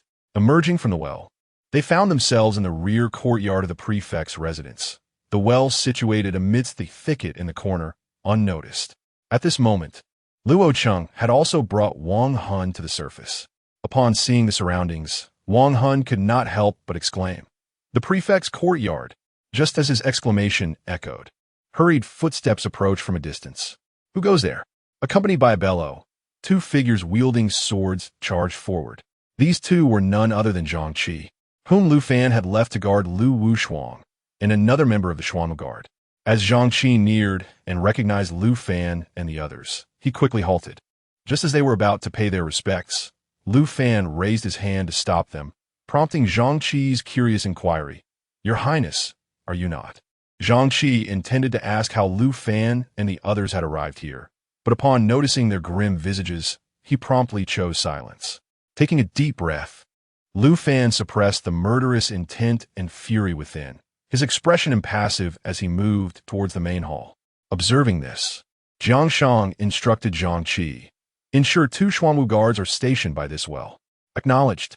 After giving his directive, Jiang Shang followed Lu Fan, accompanied by Wang Hun and Luo Cheng. As they departed, Zhang Qi approached the well, a contemplative expression dawning in his eyes. Upon returning to the front hall, Lu Fan took a seat and refrained from proceeding to the Zhao family in the northern part of the city. With the Sun family having been utterly annihilated, leaving no survivors, it was reasonable to surmise that the Zhao family would not fare much better. Thus, making the journey would serve little purpose. Once Luo Cheng and the other two entered the Great Hall, Lu Fan turned to Wang Hun and spoke in a deep voice. "Wang Hun, after dawn, proceed to the northern town army camp to seek General Gu. Instruct him to have Miao Huai lead 5,000 soldiers into the city to thoroughly investigate the secret passages and determine their destinations. You will be responsible for this matter." "As you command," Wang Hun replied. After relaying his orders to Wang Hun, Lu Fan turned his gaze to Luo Cheng. "Luo Cheng, you are to go to the Zhao family in the north at once and ascertain their situation, then bring back the news." Upon hearing the Lord's directive to head north, a look of hesitation crossed Luo Cheng's face. "My lord." Lu Fan, aware of his concerns, immediately shook his head and reassured him.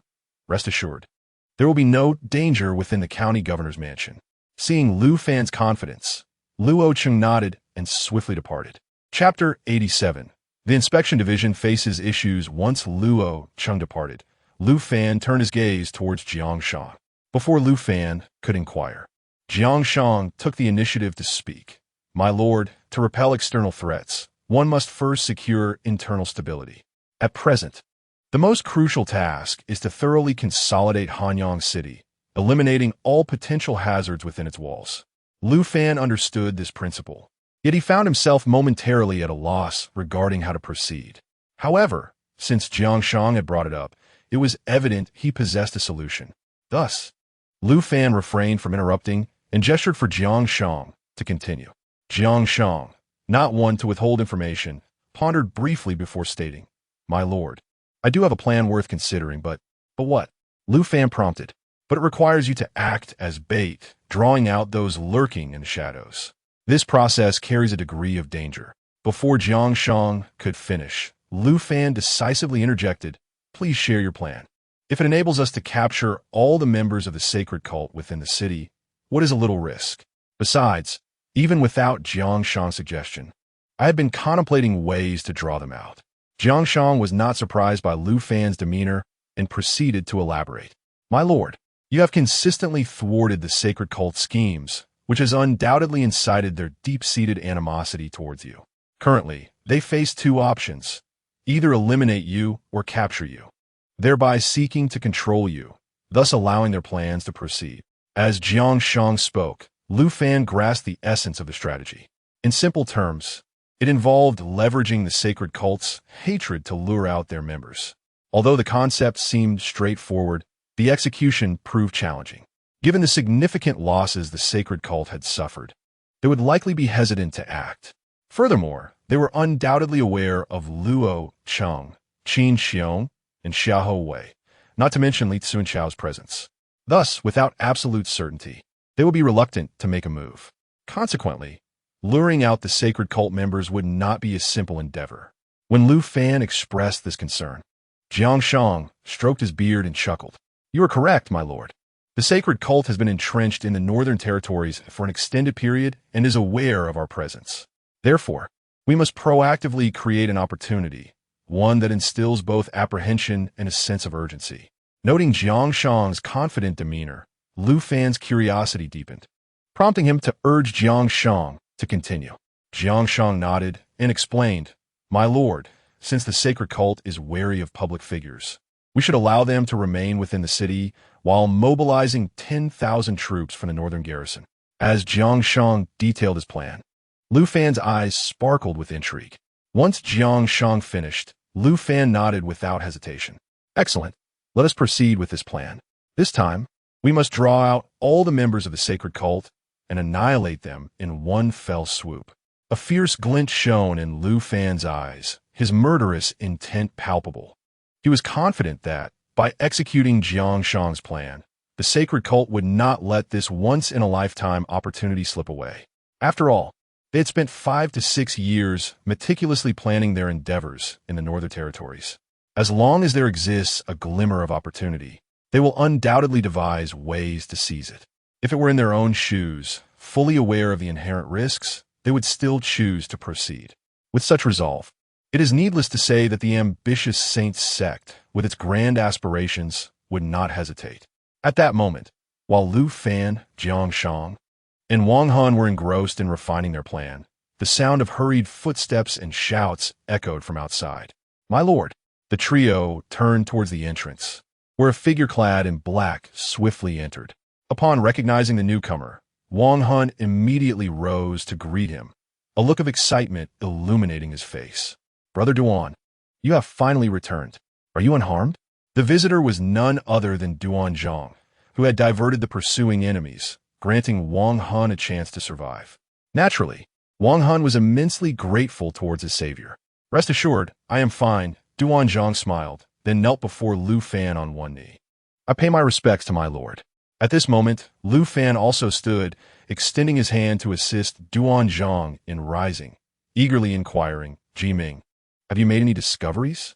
Although Duan Zhang's prowess could not be compared to the likes of Li Cunxiao, Qiong, or Luo Cheng, this did not imply that he was lacking in capability. On the contrary, Duan Zhang possessed both wisdom and martial prowess, making him a well-rounded commander. However, the fame of figures like Li Cunxiao and Qiong cast a shadow over his own reputation. In response to the inquiry, Duan Zhang wasted no time. Taking a deep breath, he spoke solemnly. "In response to my lord, after I led those fellows astray, I seized the opportunity to don a night outfit and infiltrated their ranks. Because those cloaked figures were garbed in dark attire and masked, no one noticed my presence among them. As we had suspected, after the group of black-clad individuals massacred the entire Sun family, they plundered the Sun family treasury and subsequently retreated through a secret passage accessed from the treasury. To leave behind some clues, I intentionally lagged behind to damage the stone slab concealing the entrance to the passage, which ultimately allowed Luo Cheng to discover it. Knowing that such events would prompt my lord to investigate, I initially planned to leave additional clues within the passage. However, due to the vigilant supervision among those individuals, I found no opportunity to do so. To ascertain their whereabouts, I had no choice but to abandon the notion of leaving clues and opted to follow them instead. Thus, we traversed the passage until we arrived at a particular location. At this point, Duan Zhang's expression had grown exceedingly grave and somber. Unable to contain his curiosity, Wang Han inquired, "What was the final destination?" As Wang Han posed his question, both Lu Fan and Jiang Shang fixed their gaze intently on Duan Zhang, equally intrigued. Under the scrutiny of the three, Duan Zhang inhaled deeply before revealing the final destination: the inspection division, where the patrol guards are stationed. Upon uttering this, the countenance of Lu Fan, Jiang Shang, and Wang Han simultaneously shifted dramatically. The inspection division. From Duan Zhang's expression, They could infer that the ultimate destination was anything but ordinary. However, they had never anticipated that it would be the inspection division. The inspection division serves as the base for the inspectors, tasked with maintaining public order within the city and conducting routine patrols, all under the jurisdiction of a county commander. This evening, at the North City Gate, Lu Fan gleaned some information about the inspectors from Cunxiao. According to Cunxiao, the current strength of the inspection division has dwindled to half, with the remainder having fled. Thus, he did not pay it much heed. However, he was utterly unprepared for the revelation that the remaining half of the inspectors also faced issues. This was indeed outrageous. It was no wonder that no problems had been detected during their patrols. It turned out that the very personnel responsible for the inspections were themselves flawed, making it remarkable that any issues could have been identified at all. Lu Fan took a deep breath, suppressing the fury and murderous intent within him, urging Duan Tang to continue speaking. Chapter 88. System functions after following the cloaked figures back to the inspection division. I witnessed them shedding their night garments and donning the attire of the patrol guards. Concerned about being recognized, I seized an opportunity to escape and concealed myself outside the division to observe for a moment. Under my scrutiny, those shadowy figures transformed into the patrol guards of Hanyang City, boldly departing on horseback to carry out their patrolling duties. Listening to my account, Wang Hun's face turned an ashen hue, and he could not suppress his fury, exclaiming, "These traitors are exceedingly well hidden. No wonder their whereabouts remain elusive." Lu Fan, too, felt a surge of indignation at this revelation, yet he masked his emotions. The previously stormy expression on his face had now returned to a semblance of calm.